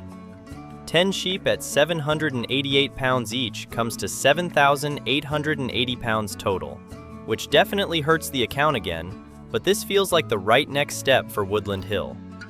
We watch them all get loaded into the trailer and then take a quick look inside before leaving. First livestock on the farm, that's a pretty cool moment. Then it's back through town and home toward Woodland Hill. We pull up beside the sheep barn, open the trailer up, and unload all 10 straight into the pen. Soon as they're inside, they start wandering around investigating everything, already digging into the grass bales we stored for them last month. Seeing animals here completely changes the feeling of the yard as well. The place finally feels alive now. Water troughs all connected up already too, so they've got constant water flowing through the system around the farm, which saves a lot of hassle. Once the trailer's emptied, we park it up beside the manure heap ready for future use, and take a slow walk around checking everything over. 10 sheep settled in nicely, 7 grass bales stored ready for feed, 7 hay bales sitting in the storage barn waiting to be sold. The meadow's growing back nicely too after the first cut, though it'll still need another couple months before it's ready again. Afternoon, Ethan. Hey, Oliver. Those round bales you sold me last time were brilliant. Horses loved them. Good to hear. Any chance I could get another 6? Yeah, no problem. Since you're buying 6, I'll do them for 950 pounds each. That's a great deal. I'll take them. Perfect.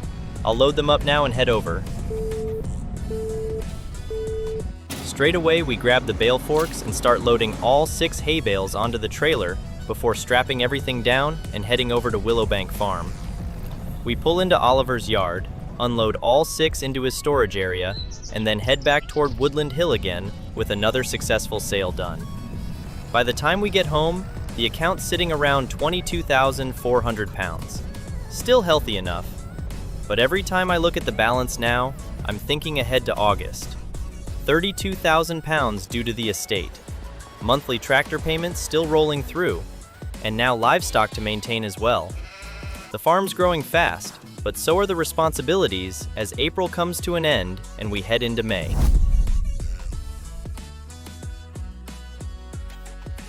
May's rolled around already, and the valley's properly starting to wake up now. Trees are green again, the meadows thickening up nicely after the first cut, and the sheep have settled into Woodland Hill far quicker than I expected.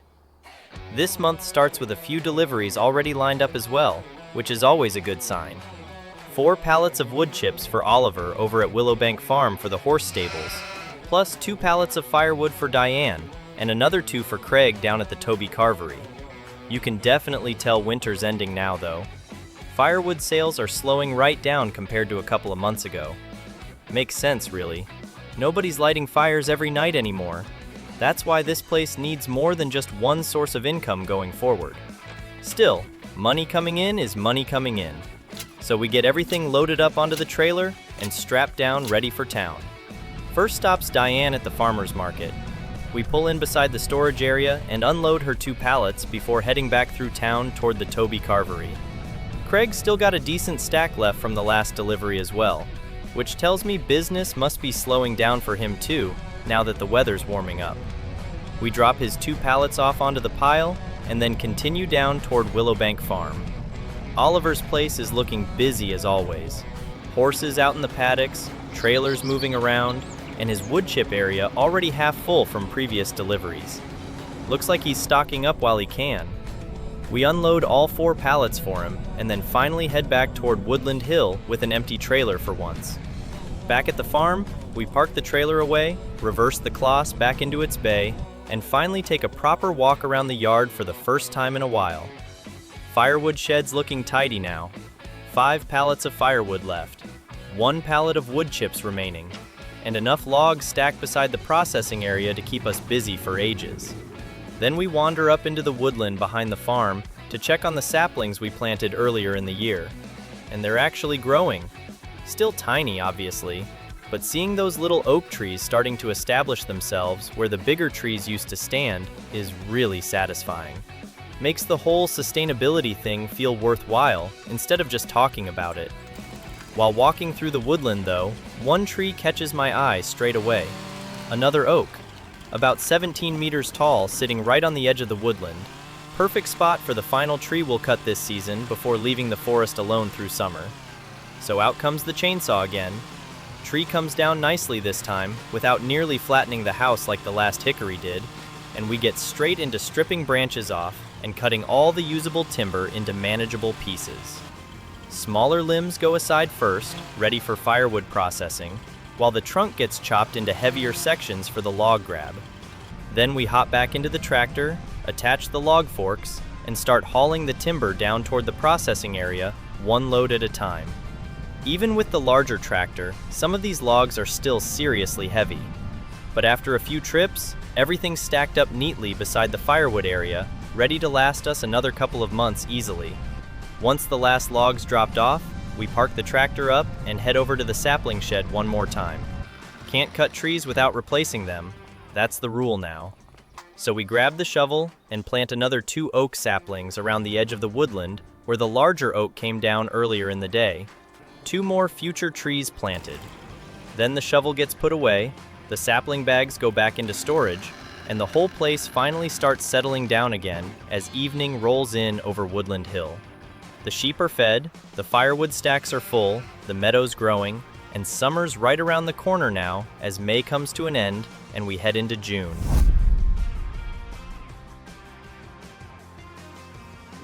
June's here, and Woodland Hill's looking incredible right now. The sheep are settled in properly, wandering around the paddock happy as anything, grass growing thick across the meadow, and for the first time, the whole place is starting to feel balanced. Even the forestry report's looking good now. 9 trees planted, 3 cut down, Tier B sustainability rating, 6 environmental points gained, animal welfare and feed storage all passing inspection as well. That's exactly what I wanted this place to become when I first took the lease on. Now though, it's time for another cut, because we're down to our final hay bale sitting in the storage barn, and these sheep are getting through feed quicker than I expected. So this month, the plan's simple. Everything becomes hay. No grass bales this time. We've already got plenty stored for the sheep, so now we need stock ready to sell. We head out into the yard, hook the mower onto the front of the Claas, and roll out into the meadow. Soon as we drop the mower down and start the first pass around the edge, huge rows of fresh grass begin piling up behind us again. The meadow's looking brilliant this cut as well, way thicker than the first one. We settle into a rhythm, mowing lap after lap, while talking through the plans for the year. Every bale sitting out here is roughly another 1,000 pounds once sold. All organic, all naturally grown. And with the size of this field now, there's proper money sitting in the grass alone. Meanwhile, Field 17's still sitting untouched under the no-cut scheme, waiting for July, which means another easy 3,000 pounds coming in again later. Once the mowing's finished, we head back through the gate and swap straight over to the tedder. Back out into the meadow we go, and this thing absolutely flies compared to the mower. Double the width, higher speed, huge coverage. Perfect summer weather for it too. Sun's out, grass drying quickly, and within no time, the whole field's transformed from fresh grass into drying hay spread across the meadow. Then it's back again for the windrower. We lower it down along the edge and start pulling everything together into massive clean rows across the field. 20 minutes ago, this place looked like chaos. Now it looks perfect for baling, and that's exactly what comes next. We park the windrower up, hook onto the baler, and roll back out for the final stage. Straight away, the Claas starts swallowing row after row of hay, and before long, bales are scattered all across the meadow behind us. Halfway through the field already looks incredible.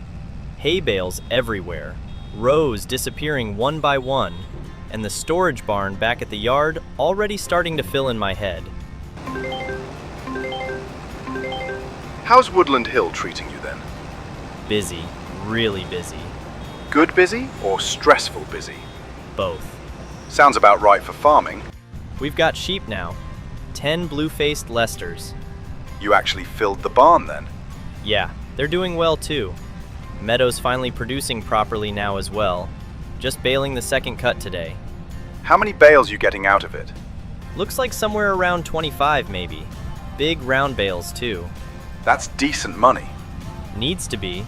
Tractor payments still hurt every month, and I've got the estate payment coming in August. You're handling it though. That's the important part. Feels weird sometimes. A couple years ago I was loading tiny square bales by hand out of one rented field. And now you've got your own farm, woodland, livestock, and a Claas tractor sitting in the yard. Sounds like progress to me. Still feels like there's loads left to do. There always will be. That never changes. Anyway, I better get back to it. No worries. Nice catching up as always. Speak soon, Ethan. Bye, Dad. And with that, the whole meadow's done. We park the baler away, switch over to the bale spikes, and spend the next while hauling everything back into storage 2 bales at a time. By the end of it all, 24 hay bales are stacked safely inside the barn ready to sell. That's serious money sitting there now. Then, after washing the Claas down and parking it away for the evening, we take one final walk around the yard before finishing up the month. 12 pallets of firewood in storage.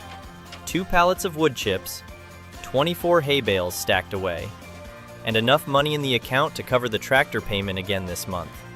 Now we just need those sales to keep moving before the estate payment arrives as June comes to an end and summer carries on into July.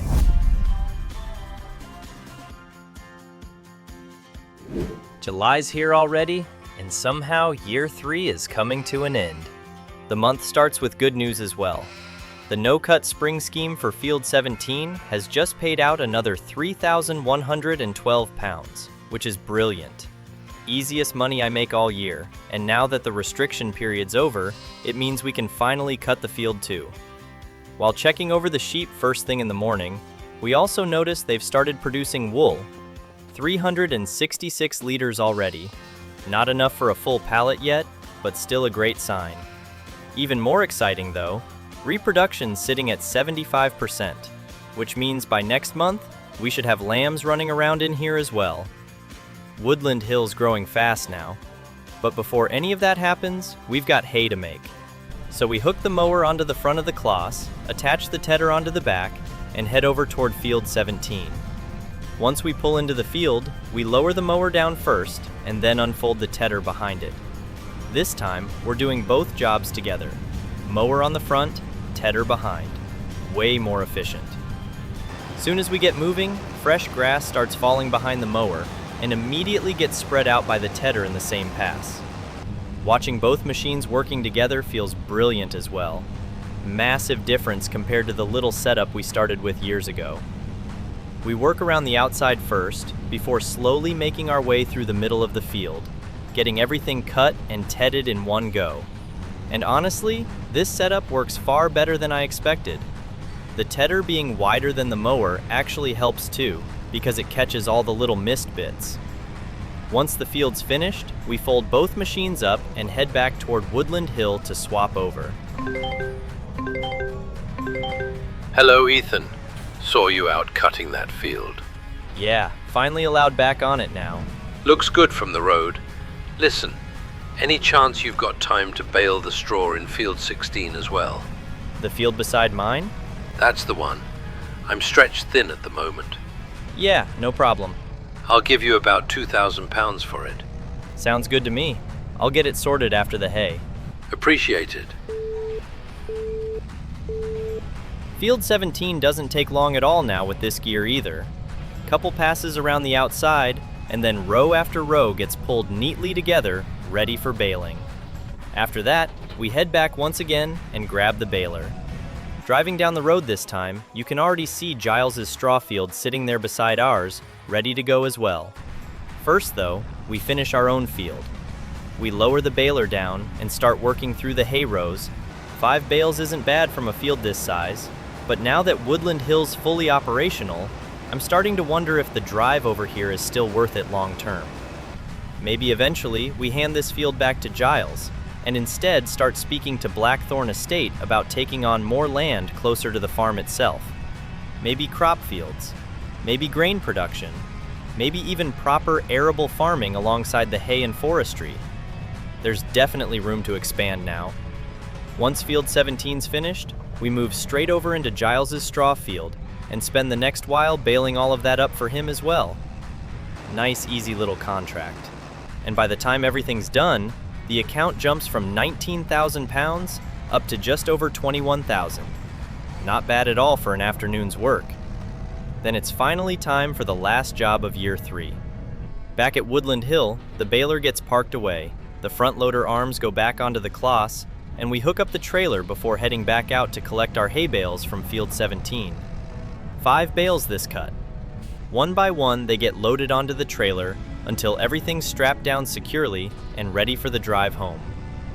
Back at the farm, we reverse into the big storage barn and unload all 5 alongside the rest of the stack. 29 bales total, now sitting under cover, ready to sell.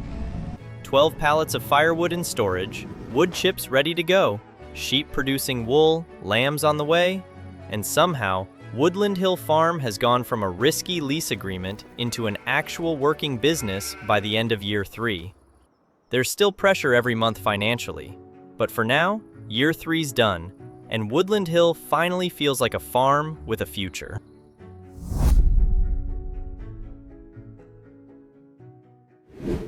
Summer's in full swing here at Woodland Hill Farm. The barns are packed, the lambs are running around everywhere, and for the first time since taking this place on, it feels like the farm's finally building some momentum. That being said, this month starts with one massive problem hanging over us. By the end of August, Blackthorn Estate takes their first yearly payment for Woodland Hill Farm, £32,000. Then on top of that, the Claas tractor payment still takes another $5,500 as well. So before we do anything else, we need money. Fast. Luckily, Pete down at Yew Tree Farm has put an order in for 10 hay bales at £1,000 each, which is a massive help straight away. So with £24,000 currently sitting in the bank, we get the trailer loaded up first thing this morning and head over there. We make our way down to Pete's farm and pull into the yard with the cows already crowding around waiting. I back the trailer in beside the feeding area and start unloading bale after bale for him. This arrangement with Pete's worked out brilliantly, really. He gets reliable organic hay, and I get consistent sales every few months whenever stock starts piling up too much. Once the final bale's unloaded, we head back toward Woodland Hill, and the messages immediately start flooding through. Craig wants another 2 pallets of firewood for the Toby Carvery. Diane wants 2 more pallets for the farmer's market. Then Oliver messages through asking for another 2 pallets of wood chips as well. That's another £10,000 worth of deliveries waiting for us. And while stacking everything onto the trailer, all I can think about is how quickly money disappears around this place now. The estate takes $32,000. The tractor finance takes another $5,500. Then there's feed, repairs, fuel, maintenance, and everything else stacked on top of that. This farm's growing quickly, but the pressure's growing with it. Once everything's strapped down, we head off again. First stop is Willowbank Farm, where we unload the wood chips beside Oliver's horse paddocks. Then we head through town and pull into Diane's farmer's market to unload her firewood beside the little stall area. After that, we make our way over to the Toby Carvery, where Craig's already got a decent little stack of firewood sitting from previous deliveries. Even through summer, he still gets through loads of it between the outdoor cooking area and the fireplaces inside the pub. By the time everything's delivered and we finally make it back home, the bank account's sitting at £34,000. Enough for the estate payment. Just enough. Feels like a massive weight off my shoulders finally getting over that line. Hey, Ethan. Thanks again for dropping those wood chips off. Horses are getting through loads of them lately. No worries. Glad they're helping. You don't happen to have any more hay left, do you? Yeah, still got a fair amount stored up. I'd happily take another 6 bales if you've got them available. Yeah, no problem. £6,000 total, all right? Perfect. I'll get that invoice sorted now. Nice one. I'll bring them down shortly. That's exactly the sort of phone call I needed this month, and make the drive back down to Willowbank Farm for the second time today. Once everything's unloaded, the account finally climbs up to £40,000. Massive relief. That gives us enough for the estate payment, enough for this month's tractor finance, and leaves us with at least a little breathing room moving into autumn. Back at Woodland Hill, we finish the evening checking on the sheep and lambs. 18 lambs from the original 10 sheep, which is incredible, really. Lots of twins in there, too. The sheep barn suddenly feels a lot smaller than it did a few months ago. Still, seeing the place full of life like this makes all the stress feel worth it. Year 4's underway, the bills are paid, and Woodland Hill Farm's still moving forward.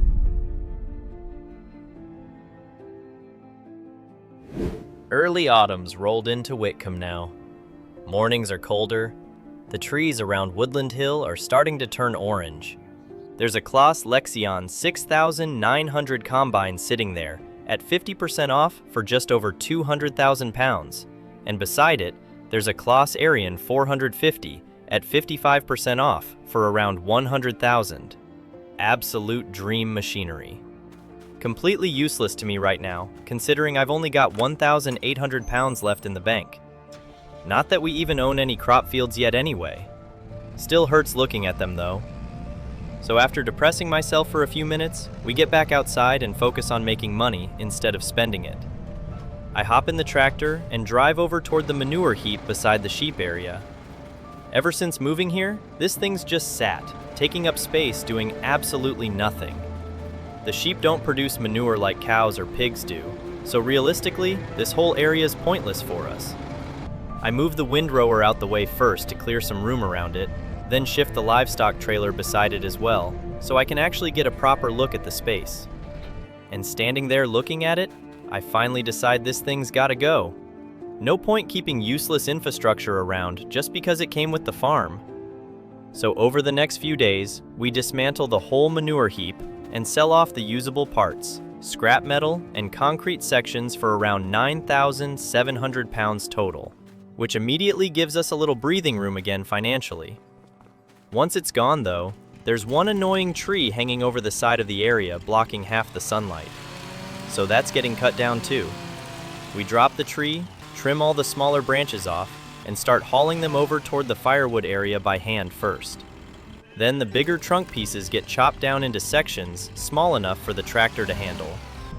I hop back into the Claas with the log grab fitted on the front and start carrying the larger pieces over one at a time, stacking them beside the firewood processor ready for winter. That tree alone should keep us going for another month or two easily. Once everything's cleared away, I head back over to the old manure pit area and finally get a proper look at the empty space. And standing there, I suddenly realize exactly what I want to do with it.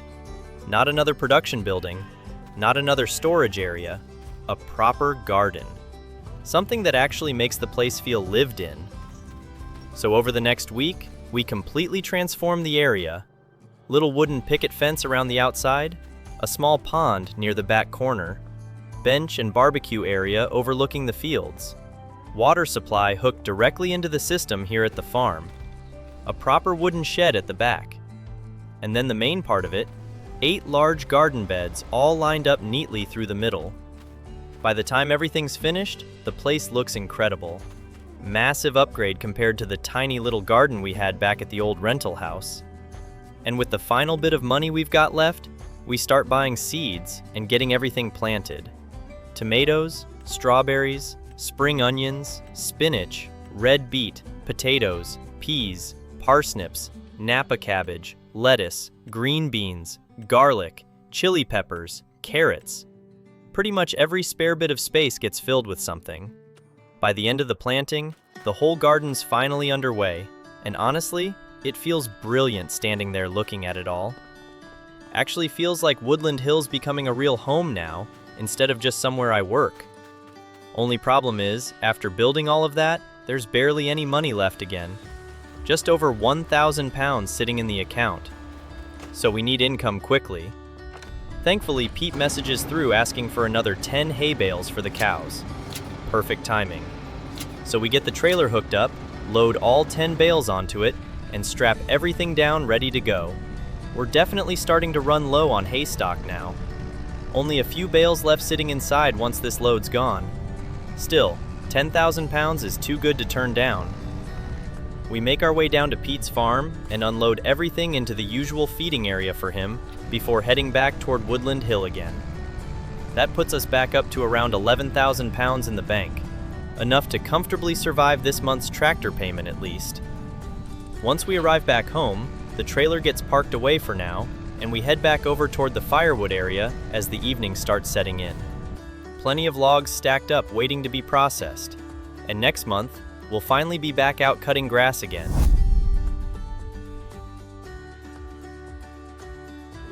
Autumn's settled into the valley now. The trees above Woodland Hill are glowing orange and gold, and walking through the forest this morning actually felt pretty rewarding seeing the saplings we planted earlier in the year finally starting to gain a bit of height. The larger trees further up the hill are looking good too. Plenty still standing ready for winter firewood once we need them. After checking through the woodland, we head back down into the yard and have a quick look through the barns. Still a few bales left from the previous cut, which is good.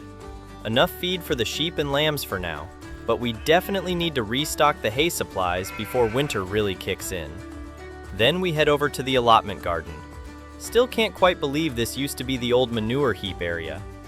Everything's growing nicely already, even if nothing's fully ready yet. Another month or so, and we should finally start harvesting fresh produce from here. After checking through the garden beds, we head over toward the meadow and look across the field. Grass is ready. Perfect timing. Before getting started though, I quickly stop by the firewood shed and check stock levels there too. 16 pallets of firewood, 2 pallets of wood chips. Exactly what we needed heading toward winter. So with all that checked over, we finally hop into the Claas and get to work. Tedder on the back, mower on the front, straight out into the meadow. Once we arrive, everything gets lowered down, and we begin making the first pass around the edge of the field, mowing and tedding at the same time. As we work our way through the field, all I can think about is how important this cut's going to be for winter income. Every bale matters now. The tractor finance still takes 5,500 pounds every month, and there's no room for falling behind on payments. By the time we finish the final pass, the entire field's cut and tedded ready for rowing. Then, instead of heading back straight away, we continue over toward field 17 to repeat the process there as well. This little field's been useful over the years, but while working through it today, I keep questioning whether it's still worth renting. 5 bales every cut isn't bad, but compared to the meadow back at Woodland Hill, it's starting to feel pretty small now. Once both fields are finished, we head back to the farm, swap everything over, and grab the windrower. Then it's straight back out to the meadow again. The Claas windrower absolutely flies through this field now. Massive difference compared to the old setup we used to run. One pass after another, pulling everything into clean rows ready for baling. Once the meadow's complete, we repeat the same process over at field 17, before finally heading home again to grab the baler. Now comes the satisfying part. We head back into the meadow, lower the baler down, and begin working through the rows. Bale after bale starts dropping behind us across the field. Big organic hay bales worth real money now. By the time we finish the meadow alone, there's close to 20 bales sitting across the field. Then we head over and finish field 17 too, adding another 4 or 5 bales onto the total. Nearly 30 bales altogether once everything's done. Once baling's finished, we head back to the farm again, swap over onto the trailer and bale spike, then spend the rest of the evening hauling everything back into storage. By the time the final bale's stacked away inside the barn, it's late evening, and the place is looking packed again. 27 bales stored up ready to sell. Then, while checking the account balance afterwards, reality hits again. Only 4,800 pounds left. Not enough for this month's tractor payment. So one final job before October ends. The old manure spreader's getting sold. We haven't touched the thing in ages, and realistically we've outgrown it anyway. So we hitch it up and head down to Peak of Binnington's, where Oxy agrees to take it back off our hands for 3,000 pounds. Not a bad result, really. It served its purpose and proved something important. Spreading manure on the grass fields just wasn't worth the extra cost. Natural growth works perfectly fine for what we're doing. So by the time we head back home, the account's sitting at 7,800 pounds. Enough to survive another month.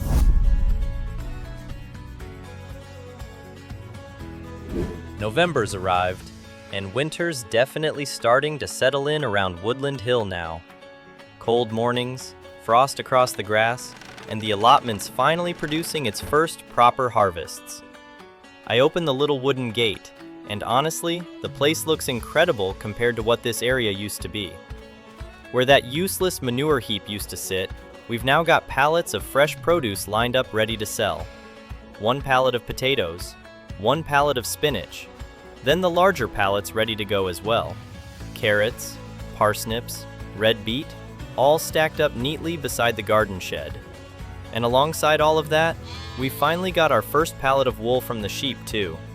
Seeing all of this together really makes it hit home how much this farm's changed over the last couple of years. This place finally feels productive in every direction now. I give Diane a call down at the farmer's market. Morning, Ethan. How's things? Good, actually. Finally got the allotment fully going. Have you now? What have you got? Little bit of everything, really. Potatoes, spinach, carrots, parsnips, red beet. Got some wool as well from the sheep. That sounds brilliant. Bring it all down. Perfect. Total invoice will come to £5,800. Yep, sounds good to me. Just drop it off at the usual place when you're ready. Nice one. I'll head down shortly. I'm already backing the trailer into the allotment area and getting everything loaded up. All the vegetables, the wool pallet, everything strapped down, ready to go. Then we head down through town toward the farmer's market for the first proper sale from both the allotment and the sheep. Honestly, seeing our own produce sitting there at the market felt pretty rewarding, especially knowing this entire area used to just be wasted space a couple of months ago. Once everything's unloaded, we head back toward Woodland Hill with about £7,500 now sitting in the account. Enough for this month's tractor payment already, which is a massive relief. Then the phone starts going crazy again. Pete wants another 10 hay bales for the cows. Same order as always, £10,000 worth. Then Oliver messages asking for another 4 hay bales and 3 pallets of wood chips. Another £7,000 there. And then Craig messages through wanting a massive order for the Toby Carvery. 12 pallets of firewood, £24,000 worth in one go. So suddenly, this month turns into non-stop deliveries. We head over to Willowbank Farm, unload the hay beside the horses, and drop the wood chips off into his storage area before turning straight back around toward home.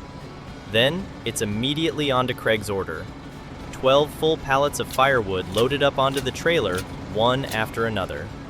By now, the firewood operations become second nature, really. A couple years ago, I was hand-splitting tiny piles trying to survive winter. Now, we're supplying pubs and local businesses with proper bulk orders. We head down to the Toby Carvery, unload all 12 pallets into Craig's storage area, and then make our way back once again. At this point, the account's sitting at around £46,000. Best it's looked in quite a while. But there's still one final job before the month ends. Pete's hay order. So once back at Woodland Hill again, we get the trailer loaded with 10 more bales and make the drive down toward Utra Farm. The cows are already gathered waiting by the feeding area when we arrive. We unload the final bale, pull out of the yard, and finally make our way home for the evening. Back at the farm, I stop by the firewood shed one last time before putting the tractor away. 10 pallets of firewood still stored inside, another 4 outside ready to process. Plenty left heading into winter.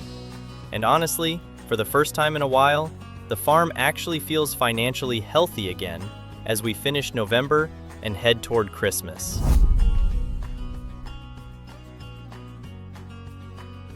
Winter's arrived properly now.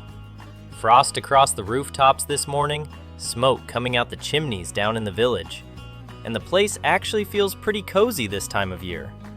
Best part is we start December with another huge firewood order. Diane's put a request in for 12 pallets down at the farmer's market, which is another £24,000 if we can get that delivered. Massive amount of money for us, and exactly what we needed heading toward the end of the year. So first thing this morning, we're out in the firewood shed checking stock levels and getting everything loaded up. 12 pallets lined up ready to go, before getting everything strapped down and ready for transport. Then we hop in the tractor and make the drive down through the valley toward the farmer's market. By now, dropping stuff off down here's become pretty routine, really. We pull into the market yard, unload all 12 pallets into Diane's drop-off area, and then head back home again with a very healthy-looking bank account. £62,000 sitting there now. Massive difference compared to where we were just a couple months ago. Once back at the farm, we stop by the allotment for a quick look around.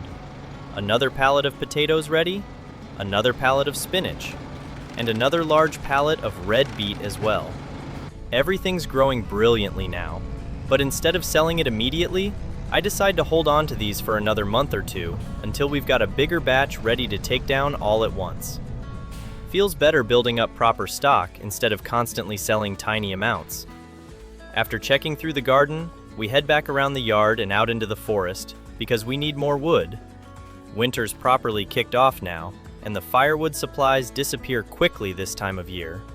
So after walking through the woodland for a bit, we settle on a nice big oak tree around 18 meters tall and get to work dropping it. Once it's down, we start trimming all the branches off and carrying the smaller pieces over toward the firewood area by hand. Then the larger trunk sections get cut down into manageable chunks, ready for the tractor. After that, we hop back into the Claas, fit the log grab onto the front, and start hauling everything back one piece at a time. The forestry side of this farm's become one of my favorite parts, honestly. There's something really satisfying about planting the trees yourself, managing the woodland properly, and then seeing it all turn into usable products later on. Once the logs are stacked up beside the firewood area, we head over to the sapling shed and grab another bag of oak saplings along with the shovel. 3 more trees planted back into the woodland to replace the one we cut down. That leaves 3 left in the bag ready for next time. After that, we take a quick walk back through the yard checking on the sheep and lambs. Everything's looking good there too. Plenty of bedding, plenty of feed, plenty of water. Then we make our way back toward the firewood area, and standing there looking at all the stacked logs beside the firewood processor, I decide it's finally time to take things another step further. So this month, we invest in a small sawmill setup. A little orange wood miser style sawmill fitted neatly beside the firewood area under its own small roof. Nothing massive, just enough to start producing proper planks and beams from the larger logs, instead of cutting absolutely everything into firewood. And honestly, seeing that thing sitting there feels like the start of something much bigger. So the rest of December gets spent cutting timber, processing planks, stacking firewood, and building up stock ready for the new year. By the time the month comes to an end, we've got 26,000 pounds left in the bank, loads of products ready to sell, and another brand new part of the business now underway.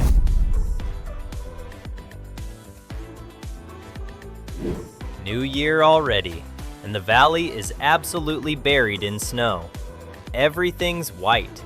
The roads, the fields, the forests, even the roofs around town are covered in layers of it. And for the first couple mornings of January, I barely even wanted to leave the house. So instead, I spent some time inside, looking through all the government schemes again to see what was available this year. The usual avoid mowing during spring scheme has come back up again, and this time, I've decided to put both the Meadow and Field 17 into it. For now though, there's snow everywhere, and apparently the council needed help clearing roads, so I signed us up for the winter road salting scheme as well. That meant heading down to the shop to collect the spreader they'd prepared for us. So we hop in the tractor, head through the snow-covered roads, and arrive down at the yard where the spreader's already sitting there, loaded full of salt, ready to go. Once that's hitched up, we head out looking for roads that still need clearing. Most of the main roads around town are already pretty clean, but some of the side roads are completely covered.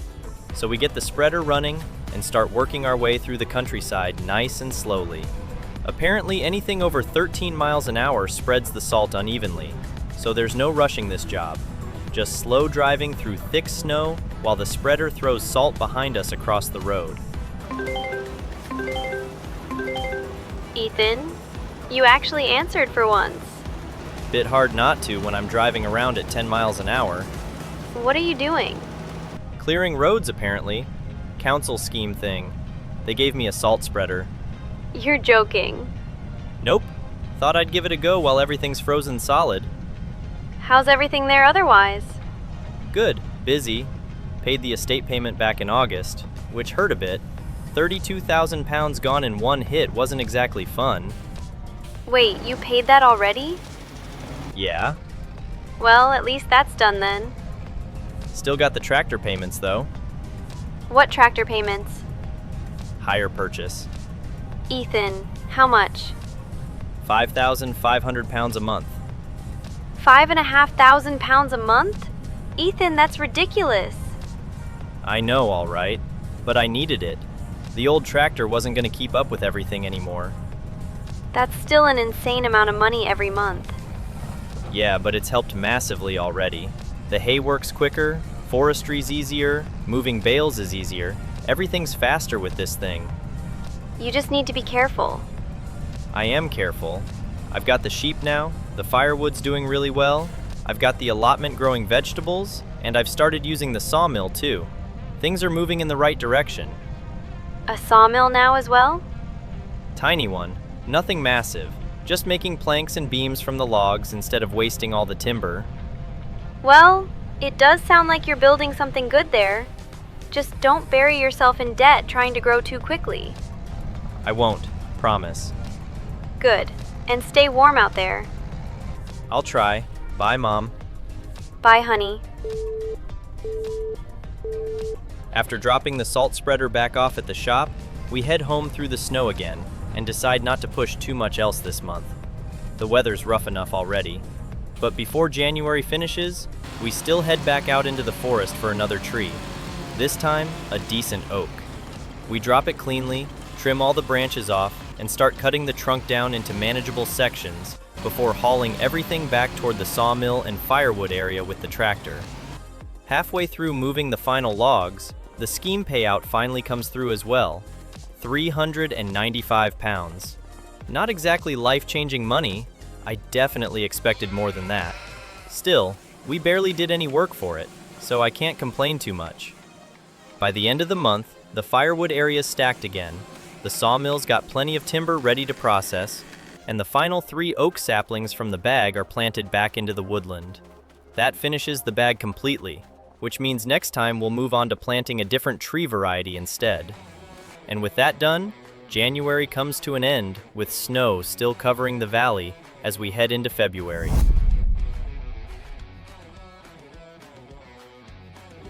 February's arrived, and somehow there's even more snow than last month. The whole valley's buried in it now. Roofs white, fields white, roads white, everything. But despite all of that, the farm's still ticking along nicely. We start the month down at the new sawmill after finishing up our first proper batch of timber, and sitting there beside the machine is our very first pallet of planks. After that, we head across to check the sheep, and honestly, the amount of them now is getting ridiculous. 41 sheep altogether, another 9 babies born this month, after the 4 we had last month as well. But they all look healthy. They've got loads of hay, loads of water, warm bedding, and the barn's doing exactly what we needed it to through winter. Ethan, Alfie Turner here from the Witcombe Plough. Craig gave me your number. Yeah, mate, how's it going? Bit desperate, honestly. My firewood guy's got no stock left, and we're burning through loads with this weather. You got any spare? Yeah, plenty actually. How much you after? 12 pallets would be ideal if possible. Yeah, no worries. That'll be 24,000 pounds altogether. Perfect. You able to deliver as well? Yeah, of course. I'll get it loaded now and head over shortly. Bloody legend. Cheers, Ethan. So after that call, we finish loading the trailer, strap all 12 pallets down, and make our way over toward the pub. Really cool little place tucked outside the village. Playground around the side, smoke coming out the chimney. Honestly, exactly the kind of pub you'd expect to need loads of firewood this time of year.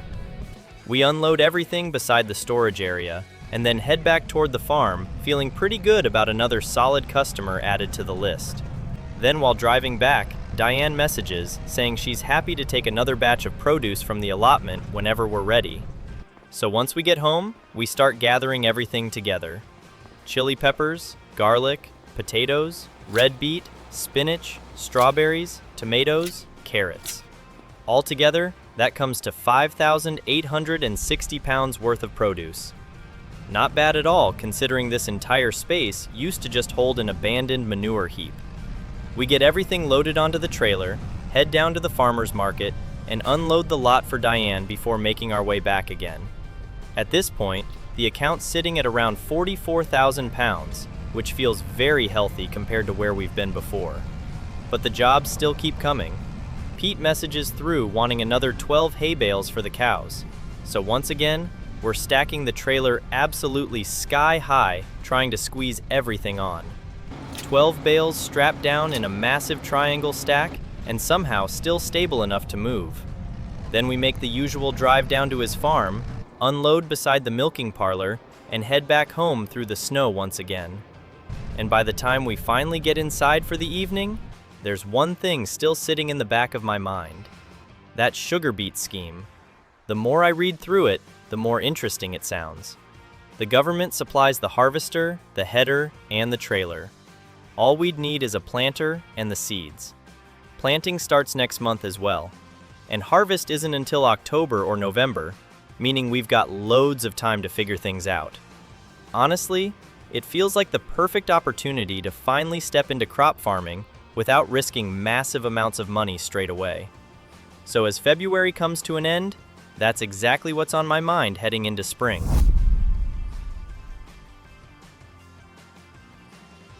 Spring's finally starting to show itself again, but the fields are beginning to wake back up, and this month feels like the start of something completely different for the farm. After a lot of back and forth with the estate over the last few weeks, they've officially agreed to rent us Field 3, which is massive. It's another £8,000 added onto our yearly costs, meaning from this August onward, we'll owe the estate £40,000 every year instead of 32. Big jump, and honestly pretty terrifying when you actually say that number out loud. But hopefully this field makes more than enough money to justify itself, especially with the sugar beet scheme now underway. And speaking of that, the first thing waiting for us outside this morning is the beet harvester arriving at the yard. This thing is absolutely ridiculous. Massive yellow tiger 6 sugar beet harvester sat on the back of a transport truck looking bigger than half the buildings around here. The header alone is enormous. I climb up into the cab, start the thing up, and slowly drive it off the trailer while the delivery driver watches me, trying not to hit absolutely everything around the yard. Honestly, no idea where we're even supposed to store this thing. It barely fits anywhere. Eventually, I squeeze it beside the allotment for now, and climb back out just staring at it for a second. Never thought we'd own something like that, even if technically it belongs to the government scheme. After that, we get back to reality and start sorting the yard out a little bit. The livestock trailer gets moved out the way. We head down to Peacock and Bennington's, because there's one thing we still need before any planting can happen: a planter. We park up outside and head in to speak with Oxy. Heard you got yourself onto the sugar beet scheme. Yeah, somehow managed it. Got the harvester dropped off this morning.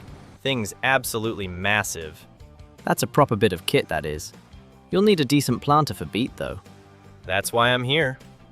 Well, realistically, this Amazon Precia 4500 would do everything you need. How much? About £50,000 new. Yeah, definitely not happening. Can I lease it? Honestly, that's probably your best option if you're only using it for this crop. Should cost you about £2,500 for the month. That's manageable. You'll need seeds as well. Yep, grab me a pallet of those too. Thanks, Oxy. Once everything's sorted, we head back outside and have a quick look at the numbers. £8,000 for the field rental.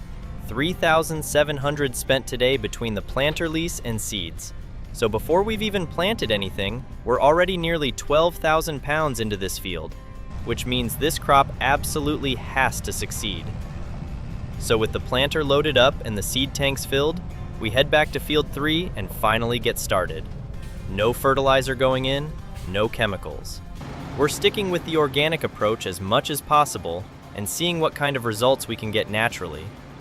Once we lower the planter and begin the first pass around the edge of the field, it suddenly feels very real. Our first proper crop. As the hours go by, row after row of sugar beet gets planted across the field, while I keep running the numbers in my head, trying to work out whether this is genius or financial suicide. Hopefully genius. By the time we finally finish, the whole field's planted and looking great. The nitrogen levels aren't too bad either. Only thing that looks a little rough is the lime content in the soil. So at some point before harvest, we'll probably need to get some lime spread across here to help the yield a bit. But for now, the important part's done. The crop's in the ground. So before the month ends, we take the planter back to the shop, return it before another lease payment hits us, and head home feeling cautiously optimistic about what this field might become over the next few months.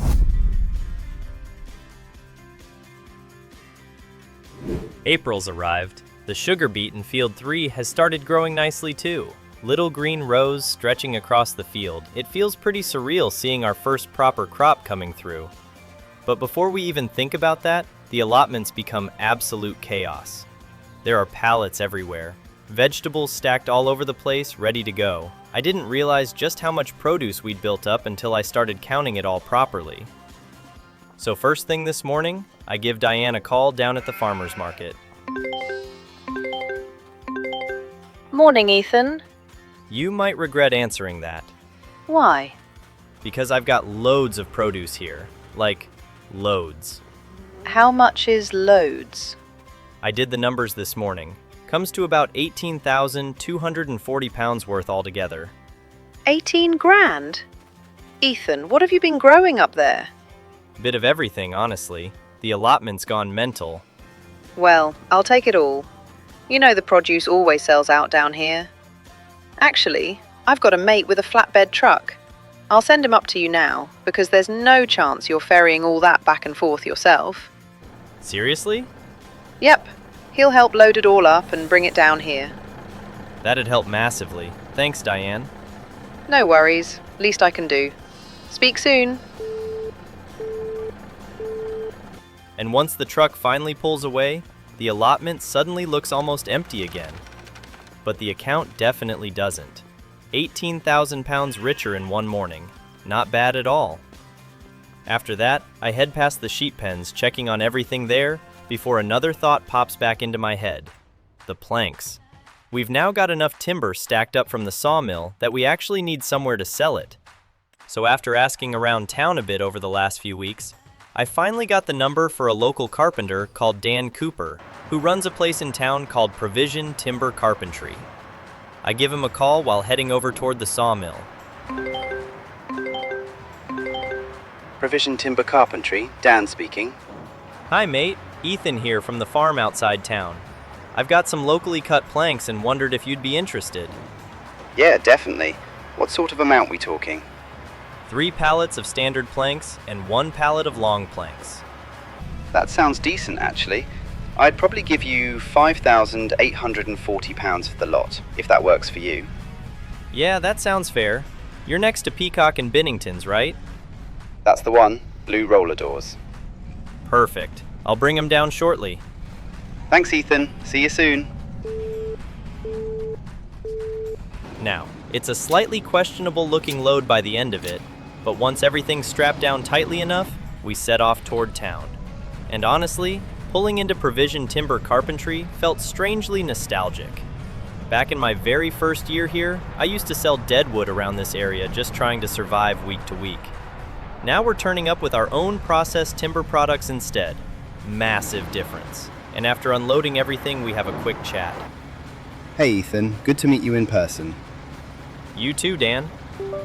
Looks good quality planks, actually. Yeah, thanks. Better than just turning everything into firewood. You planning on expanding the sawmill side of things? Maybe eventually. Still figuring it out. Well, if the timber stays like this, I'll definitely take more.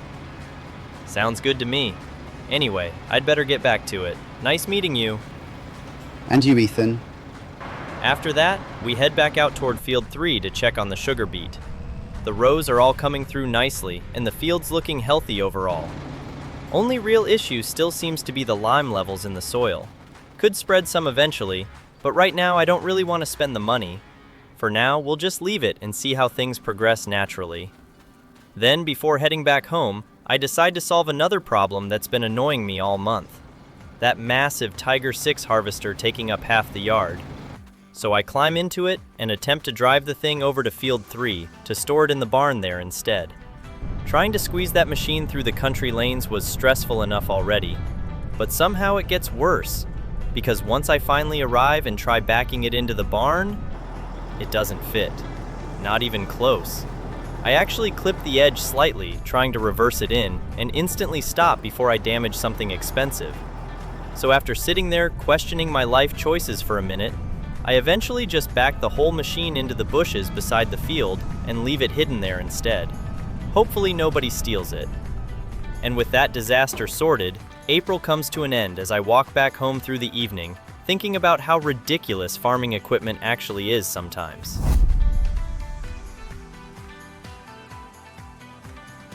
Cold spring mornings are still hanging around as May rolls in, but the yard's already busy before breakfast. We've got 54,000 pounds in the bank right now, which sounds great on paper, but with the tractor payment still hanging over us every month and another 40,000 due to the estate later this year, there's no time to relax. First job this month is sorting these sheep out. There's way too many packed into this pen now, and with another batch of lambs due next month, we need space. So I hop in the tractor, hitch up the livestock trailer, and reverse it carefully into the sheep yard before climbing in and checking through the flock. The 3 2-month-olds are going, the 9 3-month-olds are going, the 4 4-month-olds are going too. Then we pick out 2 of the older sheep that aren't pregnant either. 18 in total loaded into the trailer, which should balance things out nicely once the next lambs arrive. Once they're all loaded up, we close the gates, pull out of the yard, and make our way down through town toward the livestock market. And halfway through town, there's just a random cow standing loose in the middle of the road. No farmer in sight, no panic, just a cow casually wandering around like it owns the place. So we squeeze around it carefully and carry on toward the market. Once we arrive, we pull into the unloading bay and start selling everything through.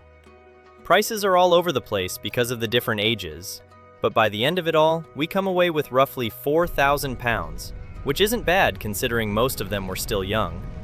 More importantly, we've now actually got room in the sheep pen again, so we turn around and head back home. As soon as I'm parking the trailer back up at the farm, the orders start coming in again. 6 pallets of firewood for Diane, another 6 pallets for Craig down at the Toby Carvery. Then I message Dan Cooper, letting him know we've got more timber products ready from the sawmill. 2 pallets of wood beams, 1 pallet of planks, and another 2 pallets of long planks. Dan replies almost immediately saying he'll take the lot for 11,000 pounds. Perfect.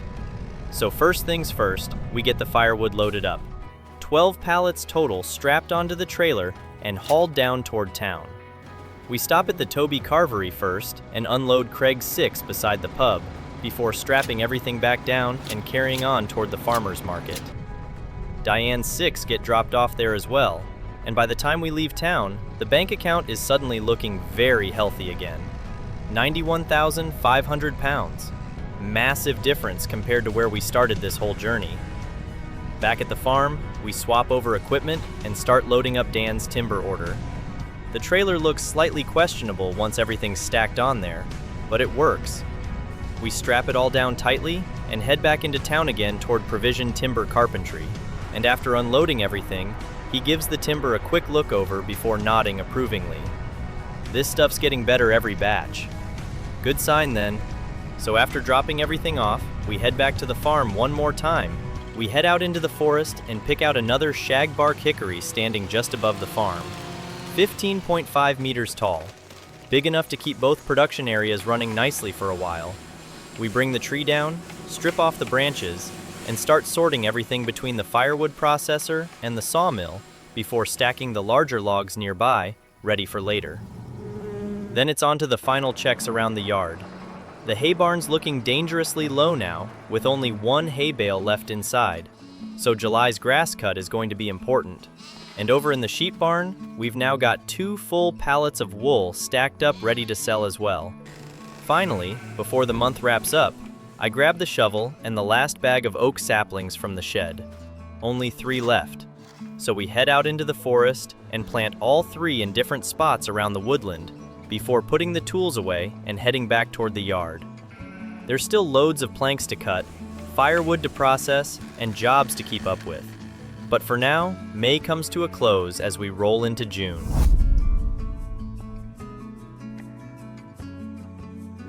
June rolls in with warm weather finally settling over the valley and 85,000 pounds sitting in the bank account, which feels a whole lot healthier than it did a few months ago. First thing this morning though, I wanted to go check on field 3 and see how the sugar beet's getting on. So we hop in the tractor and head off down the road toward the field. But as soon as I arrive, a whole bunch of wild boars. So I jump out the tractor and sprint across the field after them, waving my arms around like an idiot trying to scare them off. Eventually, they disappear back into the bushes surrounding the field, but not before flattening part of the crop. Bit annoying considering how much money we've already sunk into this field. Still, after checking things over properly, most of the crop looks fine, and it's all growing nicely otherwise. So we hop back in the tractor and head home. Once we arrive back at the yard, we stop by the sheep pen for the usual checks, and immediately realize we've got another problem. More lambs.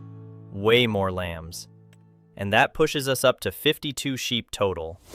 Problem is, this pen only holds 50. So now we've got decisions to make. After a quick walk through the allotment, checking on all the pallets stacking up there, ready for another future sale to Diane, we decide there's only one realistic option for now. The trailer's coming back out again. So we hitch up the livestock trailer and reverse it into the sheep yard before sorting through the flock. We load up one of the older 22-month sheep that isn't pregnant anymore, then unfortunately, all 26 of the newborn lambs as well. As much as I'd love to keep them all, there's just no room, and the older sheep are more valuable long-term for wool production and future breeding. Once everything's loaded up, we pull out onto the road and head down toward the livestock dealer again.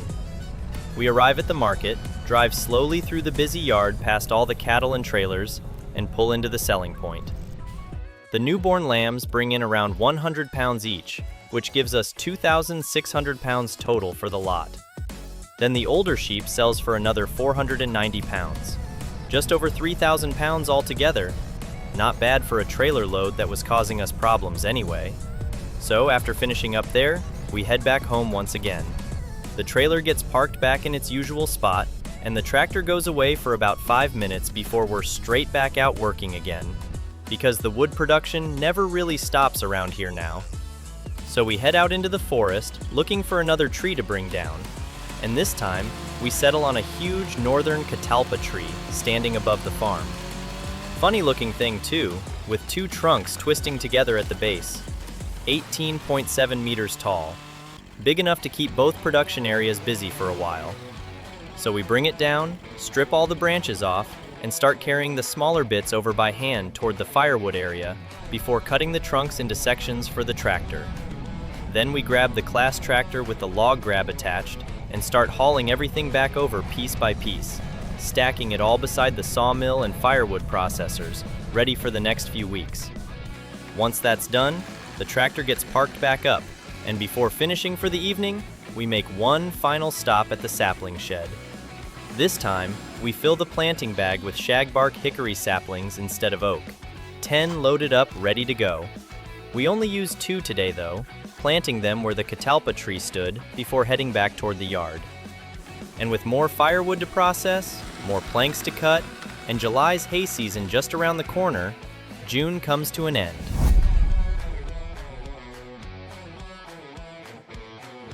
July arrives with blazing summer heat across the valley, and for once, things actually feel under control. 95,000 pounds sitting in the bank, plenty of firewood stacked up, 6 pallets of wood chips ready to sell, wool piled up in storage, planks waiting beside the sawmill, even the allotments overflowing with produce again. Compared to where we started a few years ago, the place feels completely different now. And the timing could not be better because this month we finally received the government scheme payments for avoiding the spring grass cuts. Field 17 pays out just over 3,000 pounds like usual. Then the meadow pays just over 10,000 pounds on its own. Not bad considering we didn't touch the fields for months. Still, while driving over toward the grass fields, I'm thinking about whether the scheme is actually worth it long term. Because yes, 10,000 pounds for doing absolutely nothing sounds great. But if we'd cut the grass multiple times, turned it into hay, and sold all the bales, we would have made a lot more money overall. The trade-off really comes down to time. And this year, we've been so busy with sheep, timber, firewood, and the allotment that the scheme money actually worked out pretty nicely. So for now, we'll take it.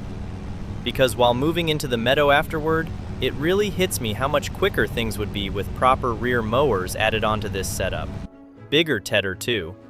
Another field the size of this meadow, and suddenly the hay operation becomes something serious. So we finish mowing and tedding, fold everything up, and head back to swap over equipment. Next comes the windrower. Field 17 gets rowed up first in no time, before we move straight into the meadow and begin pulling everything into nice, clean rows. And while working through the field, another thought starts bouncing around in my head. Silage. Because wrapped silage bales sell for way more money than hay. Problem is, wrapping them means extra work, more equipment, and more time waiting for fermentation. At the moment, hay's been reliable, simple, and easy to store. But maybe eventually, silage becomes the next step if we really want to scale things up. Once all the rows are finished, we head back again and swap over to the baler. The meadow comes first. Long rows of hay disappearing into the Claas Roland, while bale after bale drops out behind us across the field. And while going up and down the rows, I start thinking about the baler situation too. This little round baler's been fantastic for us, but stopping every time to let another bale out definitely slows things down. One day, moving up to a proper square baler setup could make a lot of sense, especially if we start taking on more grass fields. Could even start selling larger quantities commercially instead of just doing local deliveries. But that would also mean needing a more powerful tractor eventually. More money, more fields, more risk. Still plenty to think about. Eventually the meadow's done, and we head over to field 17 to finish the final rows there too. 5 more bales sitting in the field by the end of it all. Not bad at all. So we head back home, park the baler away, and decide to leave all the bales out overnight for now. We'll collect them next month. The tractor gets washed down in the yard while the evening sun starts dropping behind the hills. And after everything's cleaned up, I take one final walk around the meadow, thinking about how far this place has come already. 4 years in, a proper farm now. But it still feels like we're only just getting started.